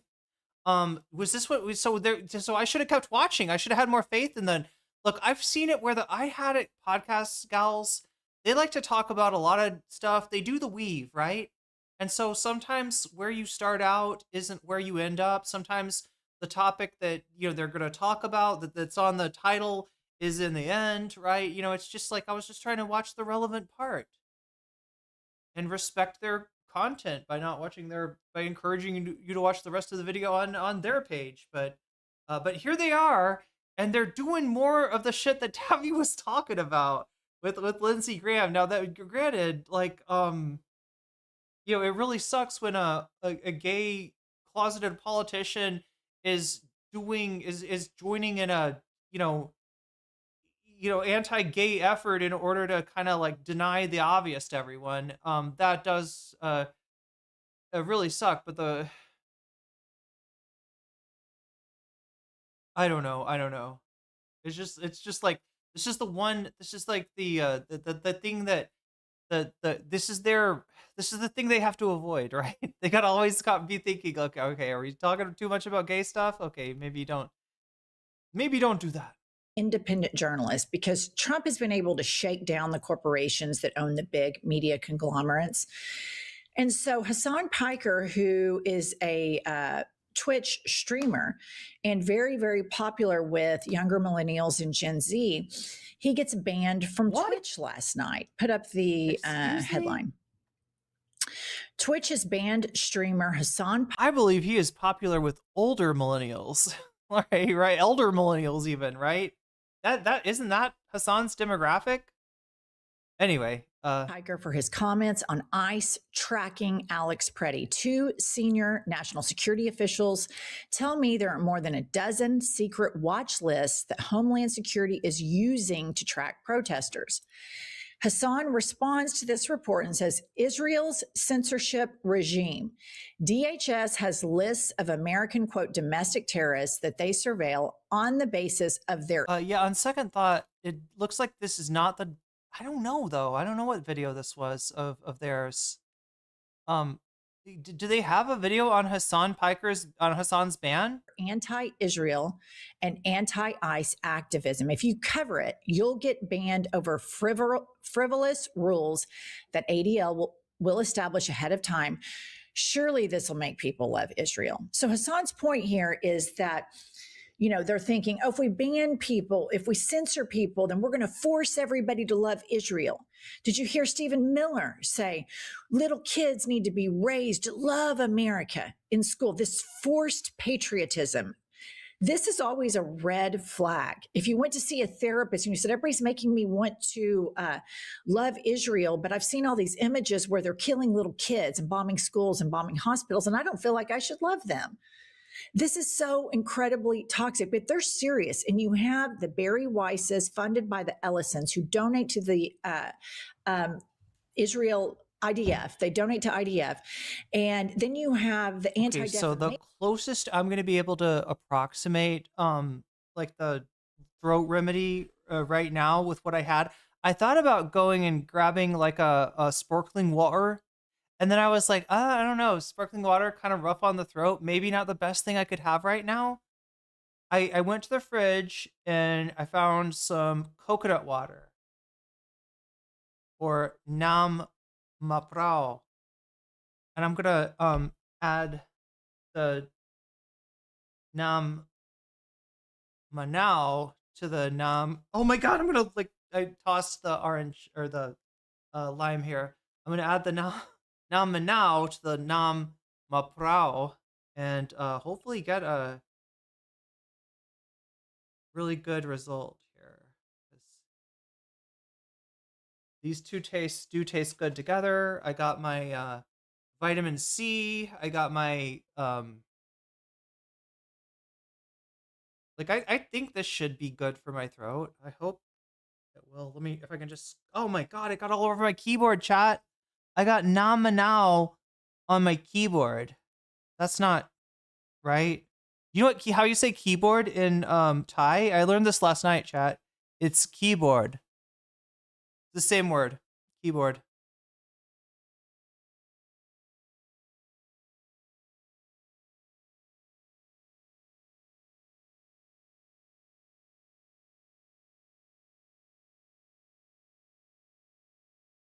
Anyway, I'm learning more Thai. That's awesome. Nation League that is laser focused on left leaning critics of Israel. Meanwhile, they just ignore rampant, incubating anti Semitism in the MAGA movement because they want to force everybody to love Israel and they want to conflate. If you're critical of Israel, then you must be an anti Semite. And Jonathan Greenblatt of the ATL has even said anti Zionism is anti Semitism.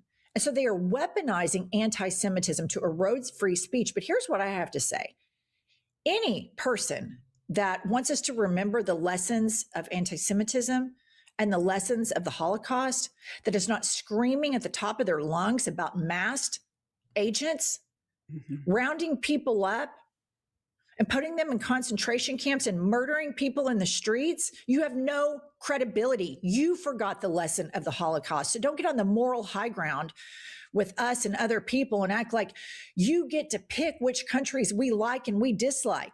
We're Americans and we're going to still fight for it. It's not your business if we like Israel or not. Columbia Rican's got a new poll. Trump is at 38%. His disapproval is close to 60%. That's looking bad. That's looking grim.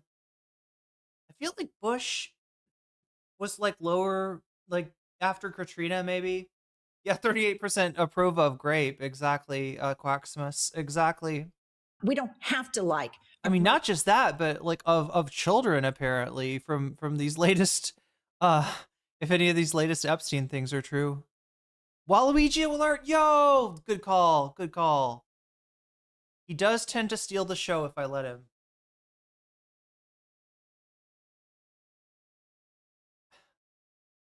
Dems need to see 100% disapproval before they do anything. Yeah. Murderous regime. And they're just hoping to look good by comparison, I guess. By the way, Benjamin Netanyahu, claims that Israel is this huge democracy. Meanwhile, he's on tape the last few days saying now's not the time for elections. So don't get on the moral high ground and act like you have it over us. So then, of course, Nick Fuentes, who is a real anti-Semite, Jew hater to the nth degree, tweets Hasan Piker back. And he says, it's Jewish censorship, not just Israel, but you'll never go there. Hasan responds, I won't go there because I'm not a fucking moron and it's not about Judaism, no matter how hard you, Jonathan Greenblatt, and Mark Levin all claim it's tied. Okay. This is them covering the dust up between Nick Fuentes and Hasan on Twitter. That's what this is. I see. Eating bi-curious Mexican Nazi ass out of here and go sell some more Epstein hoodies, little man. It hits harder when she's reading it. Exactly the way a bigot. It's more on brand when she's reading it, don't you think? Like Nick Fuentes needs to be spoken to. And then, huge white nationalist Nick Fuentes, who gets cover from the vice president of the United States. Like Jennifer is going to go into the Republican closet and she's going to yeet every DL Republican out of there, like against their will. She's just going to yeet it. She's going to go. She's the yeeter. It's her destiny to yeet. States, I might add, responds. And some would say it's not appropriate to yeet, that one must yeet oneself out of said closet rather than rather than someone doing it to eating them involuntarily. Yeah, bro, the Jewish state of Israel, the ADL, Project of B'nai B'rith, and their Jewish billionaire benefactors have nothing to do with Jewishness, laughing my fucking ass off. You say that supporting ICE is, quote, He wasn't laughing his Zionist, but fucking mass ass off. migration is the most Jewish policy of all time, and you are a collaborator. Hasan responds, you think Jews are monolithic because you are simple-minded. You believe in tribalism. I recognize class. You foment enmity against entire subgroups and divide the working class because you're a slave to Trump and billionaires that all defend Israel because of their investments. And this is just really important stuff here. Jonathan Greenblatt, who has perpetrated horrific. I'll show you. I'll take it one step further. Apparently that fucking genocidal Zionist, Hen Mazig. And our dude man says LGB yeet Q. Ended up defending Nick Fuentes. You know how we were. Oh, don't say that though. Turfs will find it and they'll be like, yeah, yeet the T and the Q. Yeah. That they're the LGB movement is already one step ahead on that one.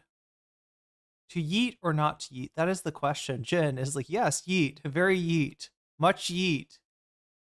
I don't know though. You know, it's about. I mean, it's not like it's a fucking secret that Lindsey Graham is gay, or like a lot of other Republicans, but they are allowed to somehow operate with it. They're given like a pseudo straight privilege somehow through this closet thing, and the closet really needs to stop functioning like that, right? You know how, and we were almost there. We were in a place where like even Republicans were starting to kind of yield, at least when it comes to like marriage equality and to LGBTQ issues, like for a little while, and then we slipped back. Yeah, that's Ock 2000. That's Yeet. That's Yeet on Twitter. I once heard someone say LGT. What, do they hate bi people? That is a new one. Wow. How we were talking about how I have heard straight up like biphobia before. It's kind of weird. It was mixed with racism too. There's a lot of groypers that have been like fucking complaining. They've been groyping. I can't believe it. Unbelievable. Hen Mazik, he's supposed to be Mr. Combating Anti-Semitism. Hasan will swear up and down that he's an empathetic liberal. But when it's time for insults, he brings out gay Mexican and manlet, as if there's any scarcity of insults for Nick Fuentes. Wait, as of 5 hours ago, the government shutdown began because I thought Columbia Rican that they had set up some kind of I thought Schumer had set up some like 2-week like pause or something. So you're saying that they're passing like none of the appropriations bills, like not just the DHS thing, but all of that stuff is going to be going through as one or as none. That's wild. I'm just reading this from chat. So yeah, this happened before where I got blamed for something. Who is Ock 2000? A Twitter account, right? Apparently like a 16-year-old DGGer that tried to stream, and they all laughed at him for having like a squeaky voice. And then I guess he became a Twitter account just with an avatar. I think it's like a smiley or something, right? And he popped off. They all loved him. They love him as long as they don't have to see him or hear him. They love Yeet. He's just like somebody that's if there's like a Hasan bad story or quote or clip, like Yeet will be posting it. Brother, I'm sleepy too. What's wrong with you? Are you okay? Are you this much? Are you this much of a fucking dick rider of fascism that you're gonna loop back around and defend anti-Semitic fascism too? Unbelievable. Unfucking believable, dude.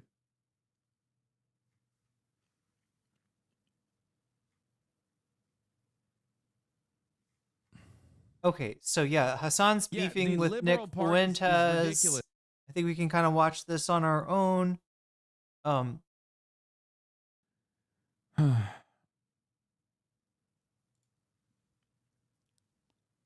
So, I don't know. I'm really reconsidering. Kyle Kalinske was also one of the people who was like, bro, you should be streaming on YouTube. I don't know. Oh shit! Yeah. No, he is. Yeah, he is exactly. There we go. This is what I wanted to watch. Yep. I don't know. I'm really reconsidering. Kyle Kalinske was also one of the people who was like, bro, you should be streaming on YouTube. I don't know what the fuck you're doing. You know? You not being able to do chat, watch, might have added 10 years to your life, bro. YouTube streaming might have saved your life. I mean, I'm still doing chat watch. Chat. Obviously, because of the latency and the delay for chat, I don't get to see. Okay, so he's having trouble, talking to chat, showing chat on stream, that kind of stuff, right? Easier to do on Twitch. What was I gonna say? Fuck.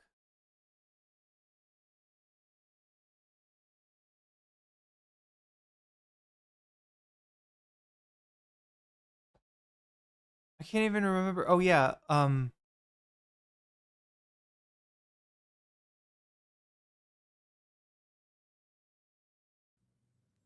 I don't get to see everything in real time, you know? Because of the latency and the delay, might have added 10 years to your life, bro. YouTube streaming might have saved your life. I mean, I'm still doing chat watch. Being able to do chat watch. Also one of the people who was like, bro, you should be streaming on YouTube. I don't know what the fuck you're doing. You know? You not being able to do chat watch might have added 10 years to your life, bro. YouTube streaming might have saved your life. I mean, I'm still doing chat watch. Obviously, because of the latency and the delay for chat, I don't get to see everything in real time, you know?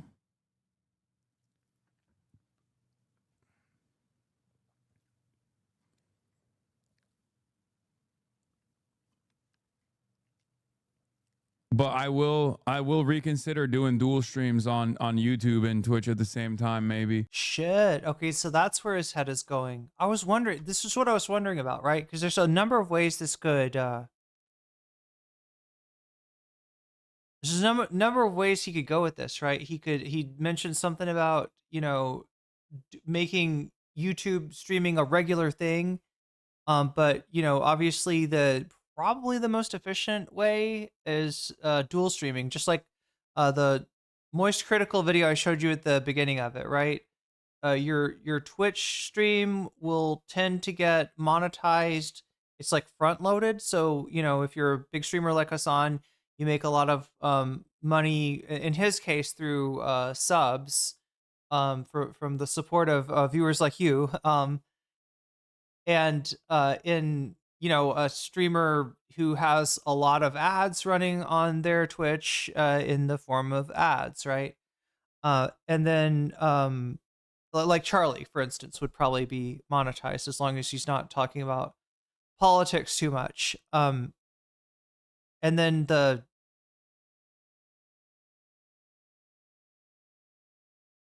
YouTube, somehow he was making a shit ton of ad revenue like after the VOD went up, right? It had like almost like a second life on YouTube in terms of viewership. And that's true. That's basically true if a stream is big enough, right? Gets views. I know a lot of my Vosh streams probably got more views after they were posted than even during, and those were pretty heavily viewed streams, right? Talking about like 200 to 300 in YouTube chat, right? And they'd even get more votes. So it's almost like if you can get to a certain critical mass, then your streams get watched a lot after the fact. I guess that's true on Twitch too, but up until recently, you really didn't make any money from VODs. They are monetizing them though, so which is going to make them really hard to watch. Yeah, he's going to do multi-streaming, it sounds like. It's about it like access for people though. People with less bandwidth can't run Twitch through can't run Twitch. Oh, yeah, it is an access thing. You're right, Cute Dog Bra. Yeah, absolutely. Twitch is on Twitch it's always accidentally sending things early. Oh, weird. Yeah, I've heard a lot of complaints about the mobile app for Twitch. You know?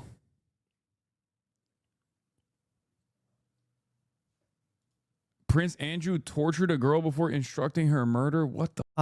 Cute Dog Bra says, I have fat fingers. Yeah, it's okay. I have better brain. I have Fetterman brain. Yeah, free my man, says Cosmopolitics. Free Hasan. Oh, fuck. These Epstein leaks are crazy, bro. Although he's doing pretty well on YouTube, though. He might not want to come back. No, he's talking about dual streaming now. And he will be back in, 2 days now? You're mobile only? I remember a time where it didn't totally suck on mobile, but I guess it does now. Need you to dual stream. Need my right winger bro to get converted. You being on YouTube is my only hope. Stream quality is much better. Oh wait, yeah. Alice on Fire says. Scroll. In my experience on Android, YouTube is better as a player. Twitch is better for chat interaction. I did used to have a iPhone that I was watching. I think when I liked the Twitch mobile experience better was when I had an iPhone. Maybe it's better on iPhone. I don't know, chat. Your mileage may vary. Your luggage may shift during takeoff and or landing.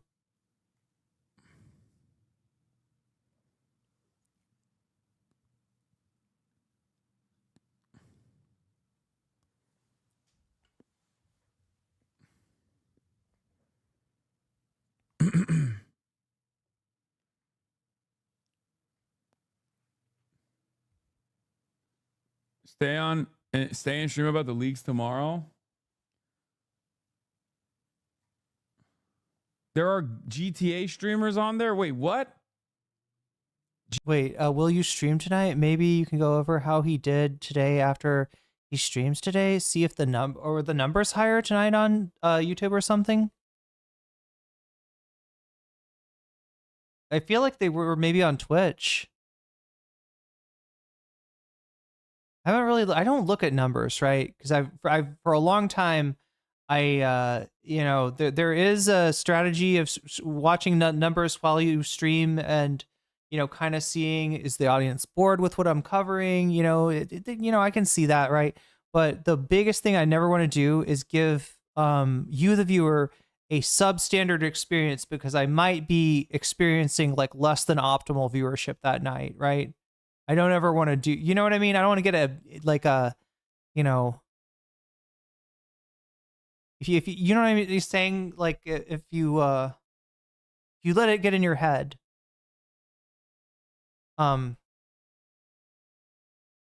it's always I want you to get the same quality of stream whether you're the only one watching or whether there's 200,000 watching. GTA creators are on the Epstein leaks? Nah. People are fucking making fake ones, right? There's no way.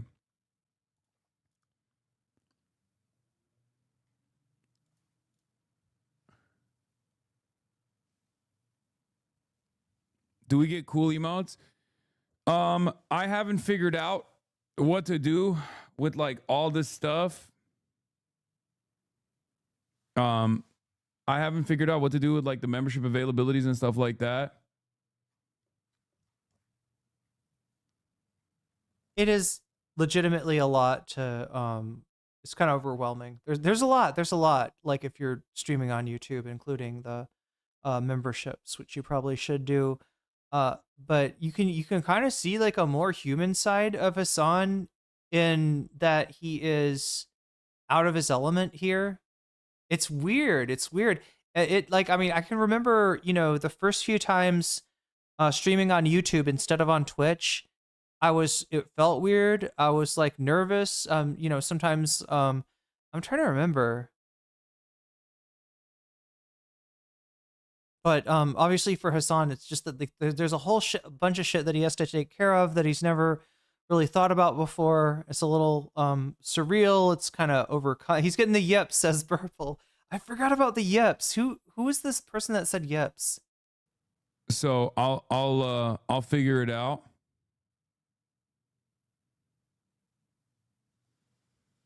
Death Clock Minion. If I were a streamer, I would have a skeleton theme going on. That's respectable.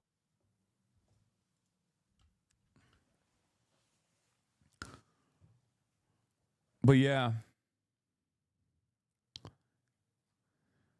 Ay.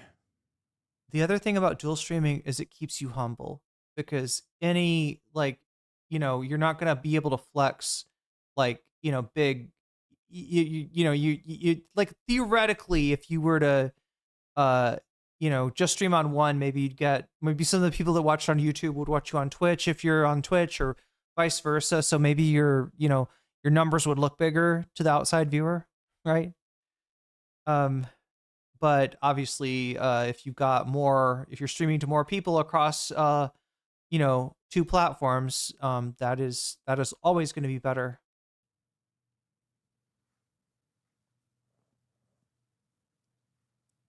God damn.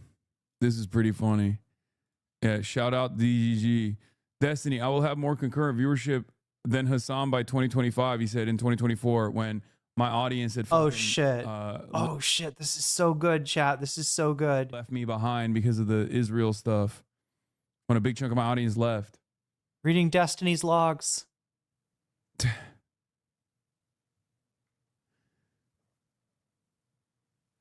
But, honestly, for me, it kind of kept me safe, right? Because some of the people that still had active grudges against me from all the drama that happened in 2021, they kind of didn't see me. They kind of didn't notice me, right? I slipped under the radar. And that was actually kind of a blessing. God damn. Unfortunately, rewinding is not paywalled on YouTube, but your support still allows editorial independence. The Piker Broadcasting Service is sponsored by you, the viewers, for you, the viewers. Thank you. Yeah. I show Hasan. Yep. That's what they call me now. I show Hasan, baby. Yeah, I show speed. Better look out, bro. GTA devs have been fired before for aggression and drug problems. They're rich as fuck and they organize and hang together, so I wouldn't be surprised. I doubt it, dude. I think people are making shit up. I don't think the Grand Theft Auto people are on the fucking Epstein files. Like, that sounds crazy. LA getting crazy? Wait, are the protests still going on? He was banned on Xbox Live. Oh, I heard Jeffrey Epstein was banned on Xbox Live. I did hear that.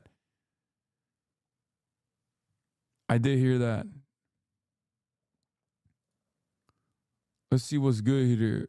I want to see, like... To expel. I want to see... Is there a local news broadcast, chat? Is there like a LA local news? Did the media, like, I obviously was out there, so I didn't get to see this, but I feel like the media didn't cover the general, like, day of action, right? Am I crazy? Or was there not really any coverage of the general day of action that took place so far? Because, like, I mean, when I kind of felt like somehow YouTube was like, I wasn't getting the stuff, protest related or strike related, especially stuff recommended to me in my I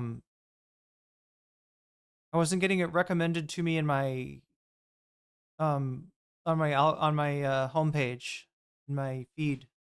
I went out there, I didn't see a lot of media coverage. I didn't see a lot of people that were covering the protests that were taking place and stuff. Let's go straight. But there's so much going on, man. Donald Trump wants to fucking starve out Cuba. Donald Trump wants to bomb Iran. And he's moving the carriers in the region to strike Iran and defend Israel. And then on top of that, every single high-profile elite billionaire is a pedophile, straight up. And also but yeah, if people were seeing higher numbers on YouTube today, I mean, maybe it's because I started earlier. I intended for a long time to move up my start time. The only reason I don't is because it puts me in a position where, and I know Hasan kind of does this, right? He knows what stories he wants to cover roughly, but he kind of flies by the seat of his pants in that I don't think, well, I don't know, I could be wrong about this, but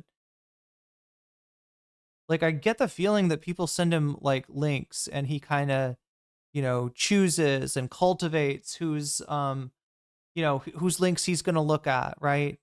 I get the feeling that that's how he sets his thing. For me, I could, start streaming way earlier. But it would be me kind of just jumping into it, like just having rolled out of bed, like figuring out like what happened along with you. Although you would already know, right? Because you like it's when I wake up is like I don't know, afternoon for afternoon or evening for most of you. Yeah, it would be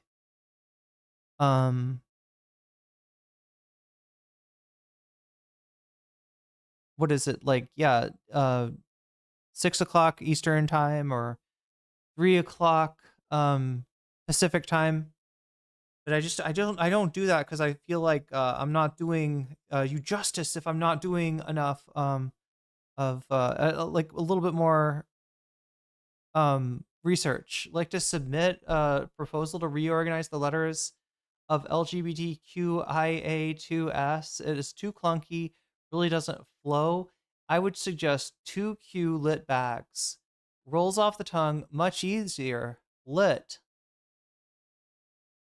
Top of that, there was a general. Oh wait, two, or you could say 2 clit bags. Yeah, there you go.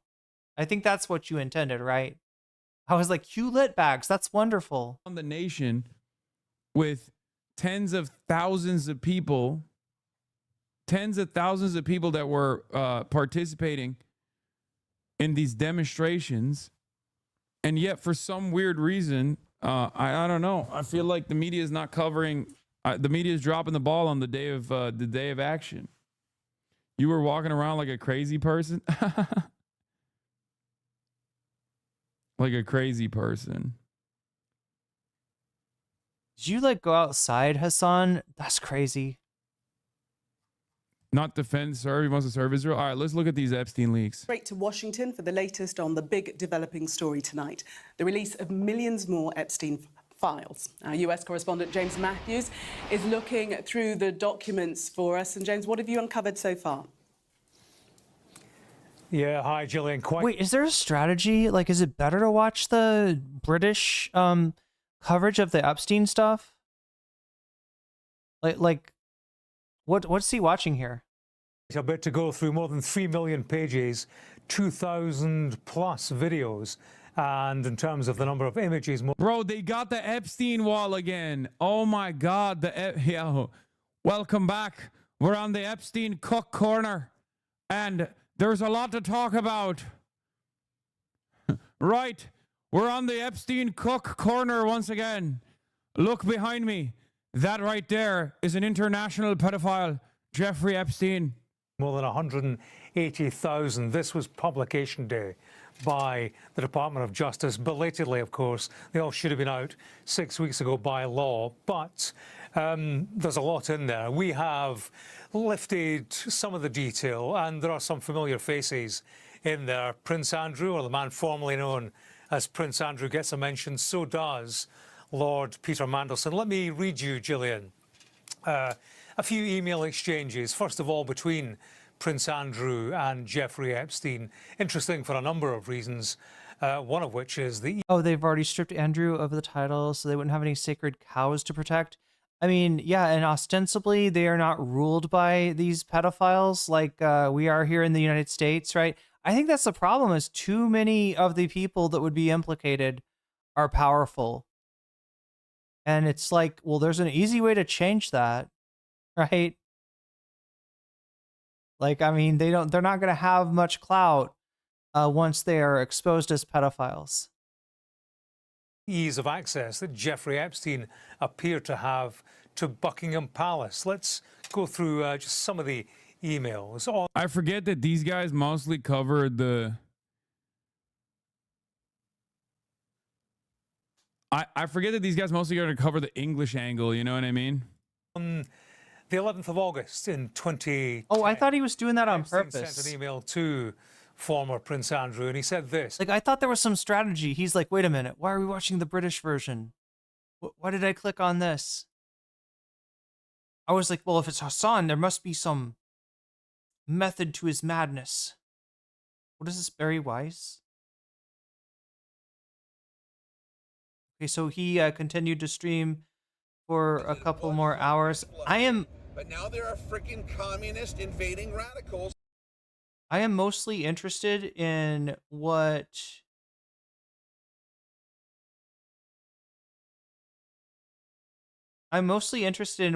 he had to say about the situation with YouTube and Twitch.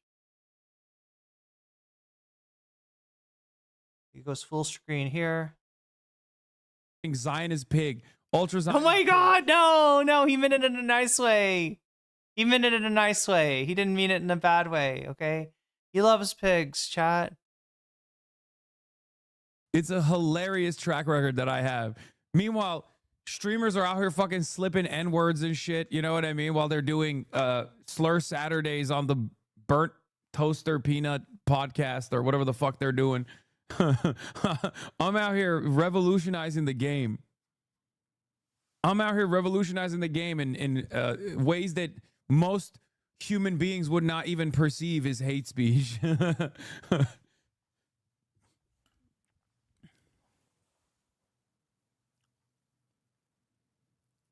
There's a pattern here, but I can't quite figure it out.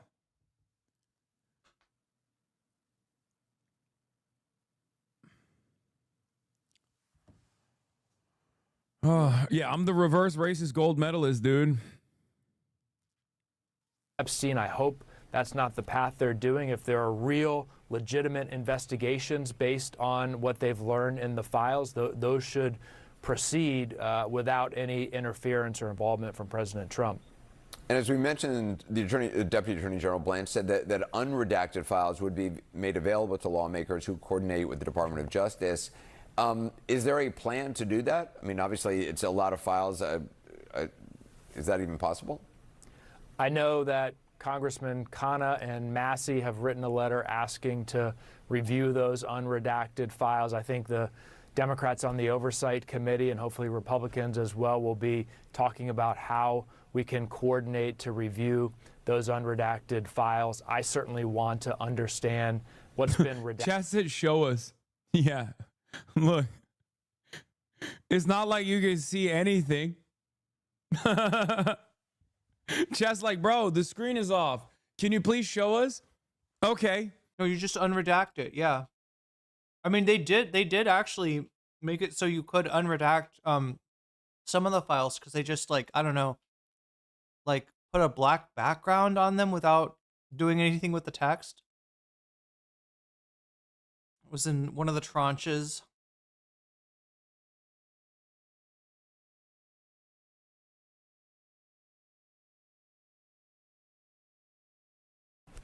Congressman James Walkinshaw, I appreciate your time. Thank you. Thanks for having me. Thousands of protesters here at home and across the country taking to the streets as part of a national protest over immigration enforcement arrests. The National Day of Action is calling for people to stay home from work and school and refrain from shopping as a show of resistance. KTLA's Chris Wolf is in downtown LA where a protest is underway, and it is very fluid right now. We have been telling everybody, Chris, to watch out for the background and make sure that we understand that there could be some foul language that they might see and so forth. So what's the situation like now? Yeah, it's a very good warning, Cher and Mike. When is the media not going to be like that? When is the media going to stop being like, ooh, there may be some foul language, some words you use every fucking day, some words you wouldn't use in front of your kids, right? Words, let's be honest, your kids are going to hear pretty quickly. I don't know. Why are we still so hung up on like cuss words. Isn't that weird, chat? Isn't that strange? A lot of these words are just rude because they were Anglo-Saxon words in their derivation rather than Norman words. And so, like, for instance, like the F word, right? You know, it's only bad to say it that way because this was, you know, you're using the Norman word instead of the Anglo-Saxon word. I don't know. It's just so weird that, like, you know what I mean? Like the 50s mentality, the ma and pa, aw shucks kind of bullshit. Like, when are we going to get over that? You know what this looks like to other countries, right? The American nice. I learned this when I went to France. I was in a, you know, language school in France learning French, and my teacher was explaining to us in French because, you know, she didn't speak English, right? That was like that kind of thing where you get taught by somebody who speaks the language you're trying to learn, and she was trying to explain to us that they didn't have an exact equivalent to our word for nice. If they did, it would be something like fake, because that's how American nice is perceived in much of the rest of the world. And they're not wrong. They're not wrong either, right? Why don't we like concentrate, like, you know, if you want to be nice, like, be there for each other, have solidarity, stand up for each other, right? None of this fucking like pretend nice of the politeness, what bullshit. I don't know. Like today, thousands and thousands of people flooded into downtown Los Angeles. Many of them are all around me right now, here along Spring Street between City Hall and Grand Park. They are condemning ICE, Immigrations and Customs Enforcement. Have you guys heard about the Chinese student that came up with the concept kill line? Which is like apparently taking the Chinese social media by storm. Chinese student comes to the United States of America for education, okay, and starts analyzing American society and conducts this sociological experiment, okay, and he calls a certain level of poverty, like people that are beneath a certain level of poverty, the kill line, as in these are people that the American society has left behind, right? People living in trailer parks, homeless people, and people that are basically like one horrible incident away from permanent, permanent debt.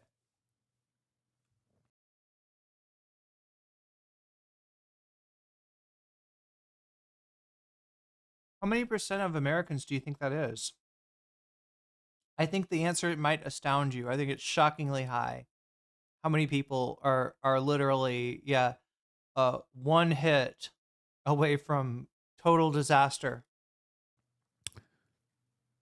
It's very interesting because, yep, Michael from Chongqing talked about it. You mean Michael from Pennsylvania? Has Michael been to Chongqing? No, I don't think so. So how could he be Michael from Chongqing? When he goes to China, I'll take it back. When he goes to China, I'll take it back. But for the time being... Okay, chat, do you think I can make it to China before Mike from PA goes there? Just don't think that he's... I don't think we should be calling him Michael from Chongqing. I just don't. I don't know. I mean, it just kind of feels crazy that you're... I'm pretty close to China. Just kind of feels crazy that you're talking about a guy who hasn't been to China. Anyway, so... the hottest term on Chinese social media right now is called the kill line. If you go on Xiaohongshu, Bilibili, or Douyin, everyone is speaking about it. Why? It is all to do with the story of Alex, known as Lao A, literally Prison A, where A stands for Alex, a Chinese medical biology student based in Seattle, USA, who worked part-time as a forensic assistant, collecting unclaimed bodies, primarily... Oh, wow. Chad, I'm trying to remember which one's which, right? Bilibili is Twitch or YouTube, right? Douyin, is Douyin like Twitter? And Xiaohongshu is I can't remember. I can't remember which is which. Like they're kind of similar, right? Homeless people. You've doubtlessly never heard of him, but he probably single-handedly shattered... I mean, sorry, I should say that the right way. Not that they're ripping off these sites, just that they serve the same functions as these sites. Dream myth for an entire generation of young Chinese. In late 2025, Alex started going massively viral. China doesn't deserve any glaze. I mean, it's a pretty cool place. On Bilibili. And I mean that in terms of the people. I mean that in terms of the actual place. I mean that in terms of the culture. And yeah, in some ways, that China's doing a better job making a decent life accessible than the United States right now. That's kind of undeniable. We can talk about some of the downsides of China, right? Obviously, there's reasons that I wouldn't want to live there, right? And a lot of those have to do with restrictions on speech. Billy, a Chinese video platform for videos where he described the poverty line in America. He coined the Weibo is Twitter. Bilibili is YouTube. Redbook is the TikTok. Wait, but isn't it called isn't there like a Chinese word for Redbook too? I'm trying to remember. I'm trying to think of like what these ones are. The term kill line, an expression borrowed from gaming, describing when a character's health is so low, one hit will finish them. In Alex's framing, the concept describes how a single shock, illness, job... I mean, some would make the argument that China's doing capitalism better than the United States, but that, if I said something like that, that would start an argument for sure. Loss accident can push middle-class Americans into irreversible poverty. It's hard to overstate the cultural impact he's had in China. In barely a few weeks, kill line became a part of everyday lexicon. Start multiple so much that even Quishi, conflicts. The core theoretical journal of the Central Committee of the Communist Party of China, published a lengthy theoretical analysis using kill line as its central framework. Okay? The American political predicament on the cutting line. This never happens. Gaming slang coined by a 22-year-old streamer based in the US does not become the analytical framework for Quishi, the CPC's core theoretical journal, in just a handful of weeks. That's normally not how Communist Party theory gets crafted, to put it mildly. And yet here we are, which goes to show just how powerfully Alex resonated. It didn't take long for America to notice. Okay, so do you understand? This is a forensic investigator who streams, studying in Seattle, you know, a Chinese, you know, international student in the United States, and he's doing social media. He's doing Chinese social media. And this phrase that this concept that he comes up with starts getting a lot of attention in Chinese social media, and that phrase is basically kill line, right? A state at which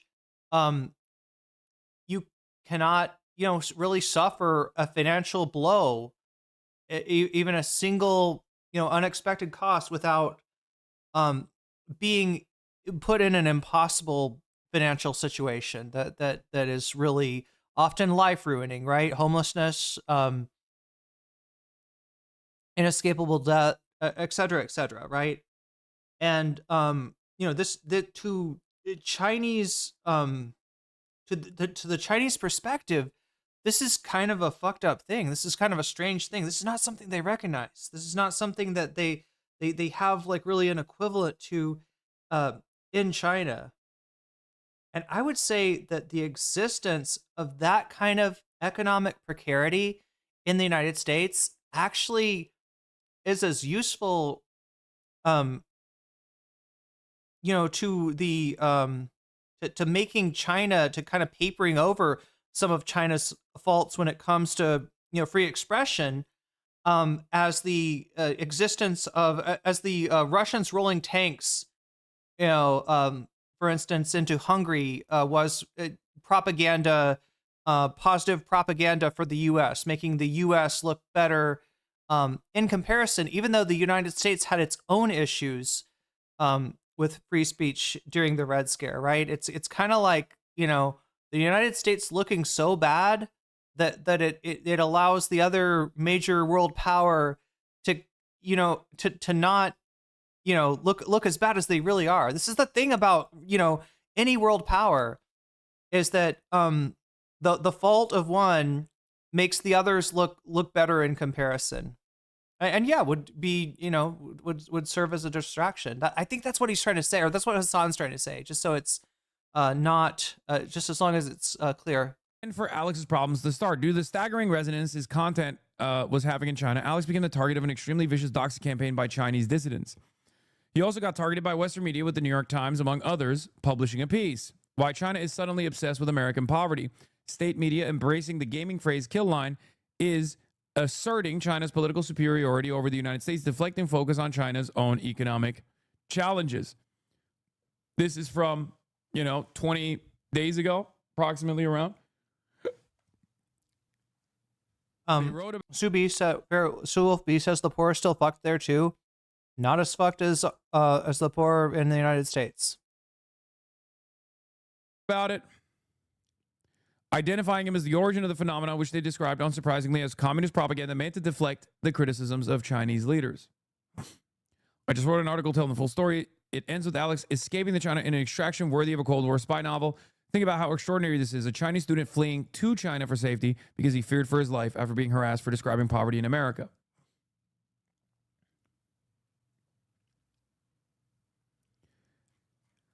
Now, his story is one thing, but I think what's really important here is the actual analysis. Okay? The actual analysis of the kill line is actually brilliant. It's brilliant. It's pronounced Trishi, not Quishi. Okay, sorry.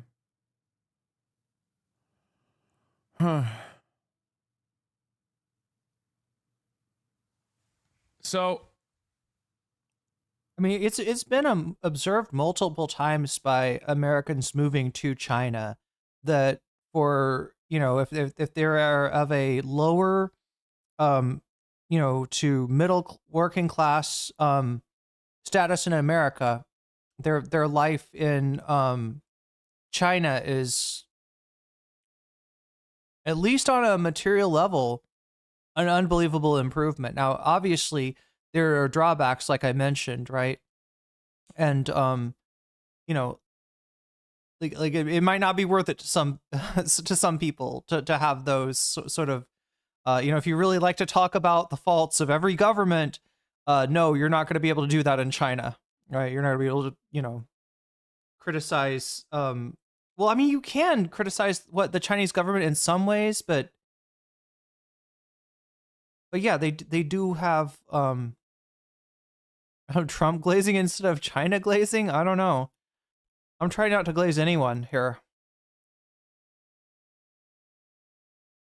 Oh, Redbook yeah, that's what I thought. Okay, so the Redbook or TikTok is Xiao Hong Shu. So they're mentioning, I guess, the quote unquote the TikTok of well, it really is, but it's about ByteDance too, right? Redbook.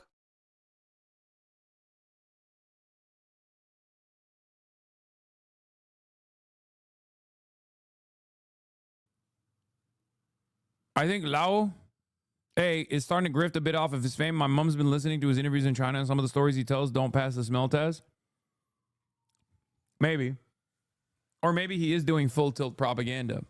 Because once the Communist Party of China has basically adopted his theoretical framework, I suspect that, he's gonna be making some, he's going to be adding some embellished stories in there.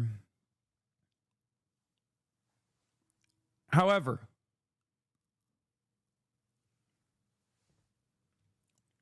like I said, Columbia Rican says Redbook is so much better than TikTok. What I find to be truly tremendous. Is there still kind of like an English speaking part of Redbook? Like, I know some people got on there after TikTok temporarily closed. And but it was kind of like, I guess it was annoying for Redbook users, Chinese Redbook users, to find all this English content. So I think they kind of sequestered the English content in its own little niche. but I don't know if the Americans that went over there have kept up with it. It's amazing. It's awesome.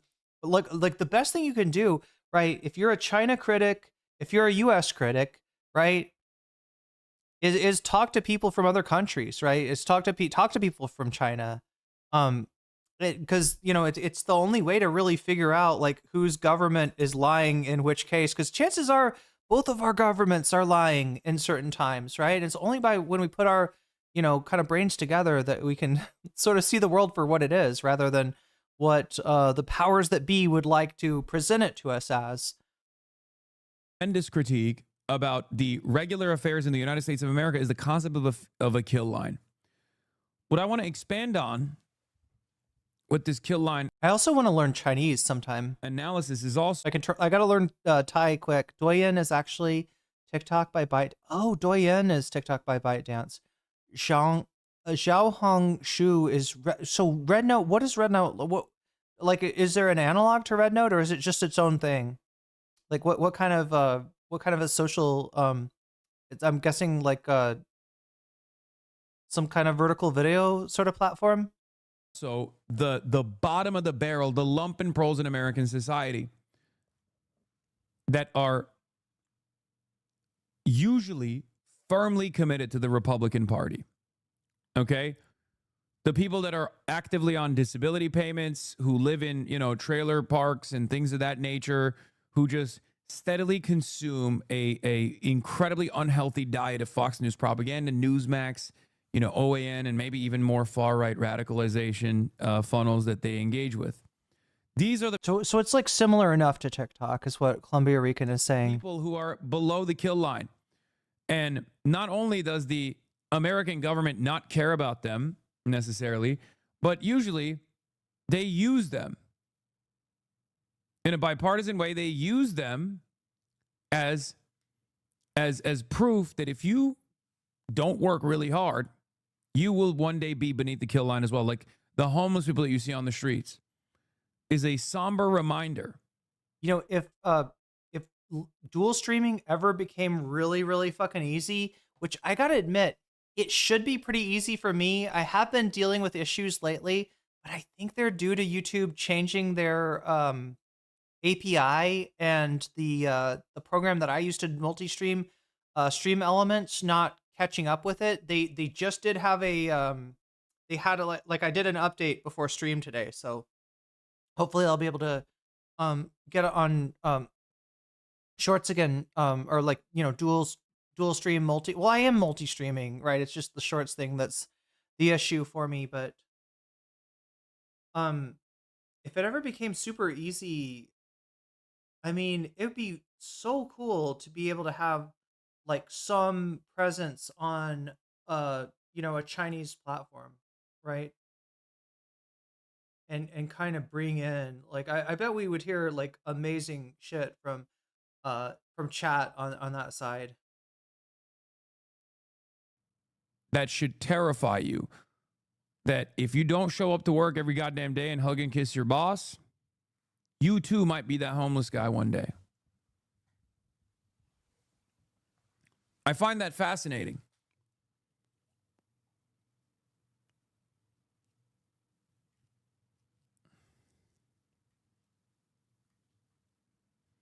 Albert Cumberbatch, will China keep moving left and recognize gay marriage in the next 100 years? Question mark. Will they abolish the death penalty? Question mark. Yeah.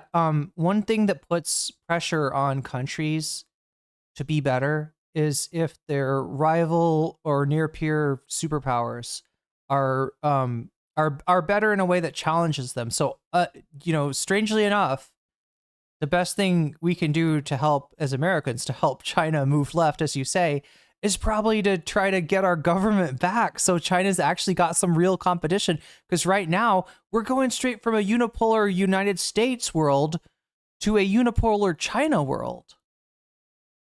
I think that multipolarity that was present to some extent during the Cold War, I think it's actually a, although it does, obviously cause a lot of problems, the first and foremost of them being the Cold War itself and the United States rat fucking any country that tries to move towards socialism in any sort of serious way.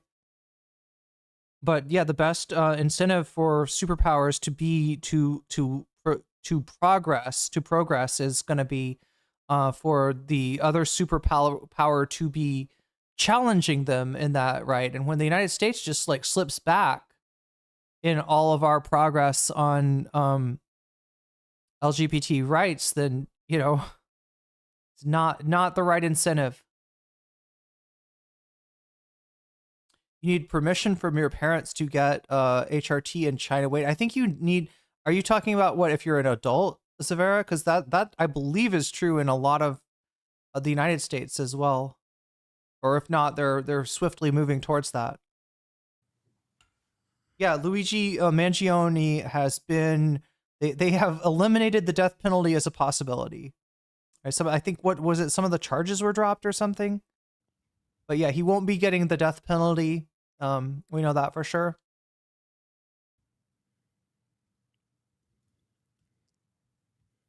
Any case, I wanted to give into that. Columbia Rican, I had a sleep study that to be done in 2 days. 2 days ago, I had to cancel the appointment because guess what? My copay was almost $3,000 that needed to be paid at the time of visit. Yeah, or else you don't get treatment. That's fucked up. That is not the world that we want to live in, and certainly not the world that any of us want our children to live in. I wanted to talk about that a little bit, but well,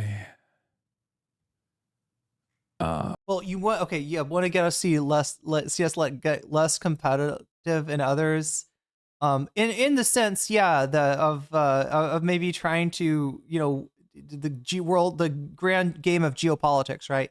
But in terms of being competitive on things like healthcare, on things like quality of living, I love that like if we're gonna have capitalism, or it's not even the capitalism, but if we're gonna have a struggle between superpowers, right? At least let the result be that they compete to make their people's lives better, instead of competing to rule the world. Oh my God, Chad, it's that song from Skibbity Toilets. Everybody wants to rule the world. From Skibbity Toilets. We'll continue. That's where the song comes from. Continue with the protests that are taking place. U.S. Border Patrol and overall Homeland Security operations and tactics. They have been on the move for much of the day, marching around the city, gathering at the nearby Federal Building and Metropolitan Detention Center, also heading toward East L.A. Let's take a live look from Sky 5 right now over the nearby Federal Building, where I'm told the situation is intensifying, with some protesters throwing trash and bottles at police and being pepper sprayed in response. Officers are pushing the crowds back at this hour. If the situation continues to escalate, the LAPD will likely declare the gathering an unlawful assembly and issue a dispersal order. I don't see no riot here.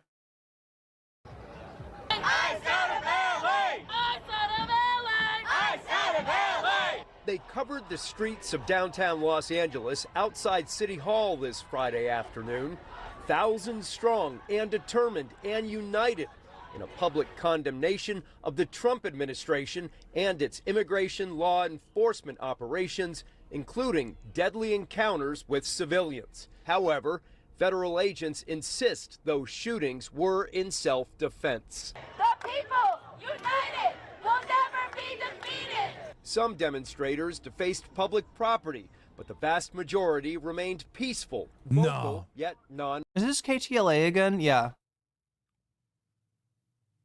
They deface public property. No. Violent. We don't like ICE. Yeah, we want to be of support to our communities. We want people who are not white like us, but are going to feel safe in their homes. They're going to feel safe in their schools. They're going to feel safe in their workplaces. People are terrified. I'm terrified.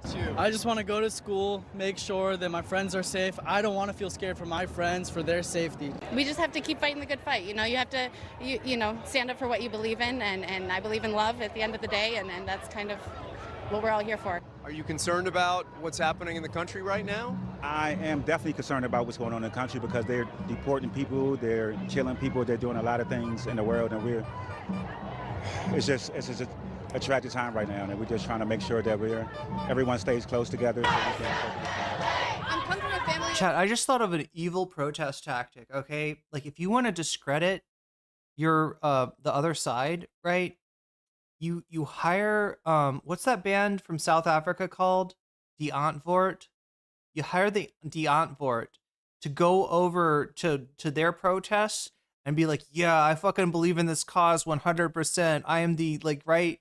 You send the Die Antwoord into your ops protest in order to discredit said ops. Of immigrants, I grew up with people from the immigrant community. I mean, these are the people that have raised me, and it's messed up what's happening right now. It's messed up that it's been happening for so long, and I'm glad that people are starting to open their eyes up to it. This is just one part of a national day of action, a general coast-to-coast strike and walkout. Organizers encouraged people to avoid work, school, and shopping, or contributing to the economy.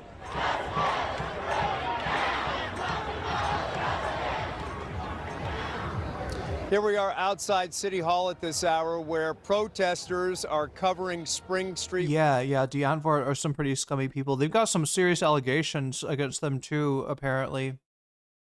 Yeah, I thought it was from Skibbity Toilets as well. Yeah. What did it? Yeah, the band is Tears for Fears, but Once again, between City Hall and Grand Park, shutting down traffic in this area. Want to show you, take a look over there at the top of the stairs at City Hall. Only 3 police officers we see out here standing guard over this crowd right now. We have noticed a minimal police presence in this area throughout the day. We will have much more on this developing story this Friday evening, and we'll be back very soon. For now, reporting live in downtown Los Angeles, Chris Wolf, KTLA 5 News. Chris, thank you. And from the ground to the sky, Gil Levis is overhead in downtown L.A. Gil, we understand there are a handful of people here that we've seen in the past several minutes throwing objects at officers. The vast majority of them appear to be peaceful. they are so fucking hard to like identify some violence to like. They want to see the cops bust heads. It feels like.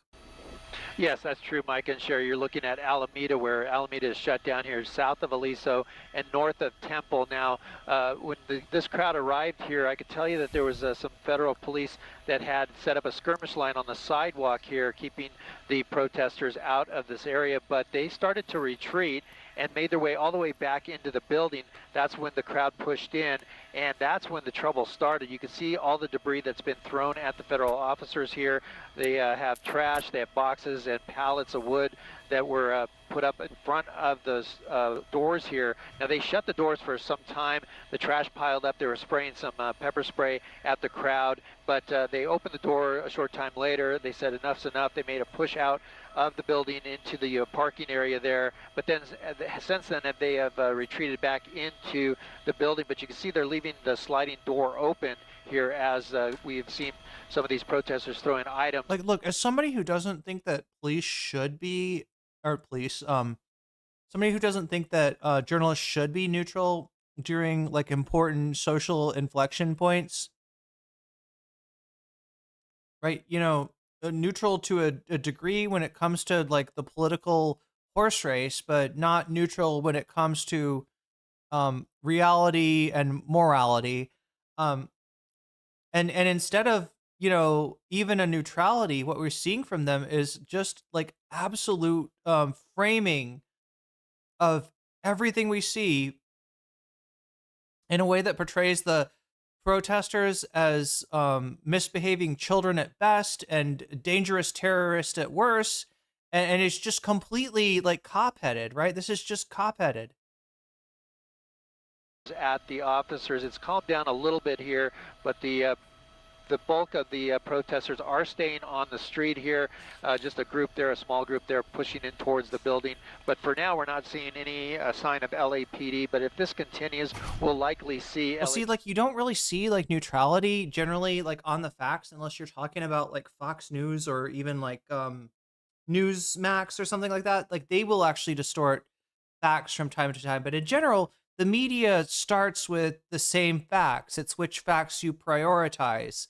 It's how you frame events, right? That's what tells you, sort of if there's like a journalistic, and it's honestly not supposed to be even a neutrality. It's supposed to be an objectivity, right? Rather than a neutrality. A neutrality is just we like, call we call we say a bad thing about the Democrats. We say a bad thing about the right. We have to say a bad thing about the left, right? That's bullshit, right? What you really want is objectivity in terms of like what you're saying, like reporting the facts. But it's also important is kind of how you put those facts together, what sort of narrative that you build with them, and how you frame the issue, because it actually sort of takes the ability for the people to critically discuss the actions of police away when the media portrays police as like the adults in the room, right? That is absolute bastardization of framing there. LAPD coming in to try to break up this crowd. That's the latest overhead up in Sky 5. Make way for the... Oh my God, it's Jesse Waters. I think, ladies and gentlemen. Oh shit, we made it to the end, that'll chat. Do it for today. I went nutty mode today. Almost. I want to just say it's been a spectacular experience on my first like ever official YouTube stream since 2018. That'll be all. And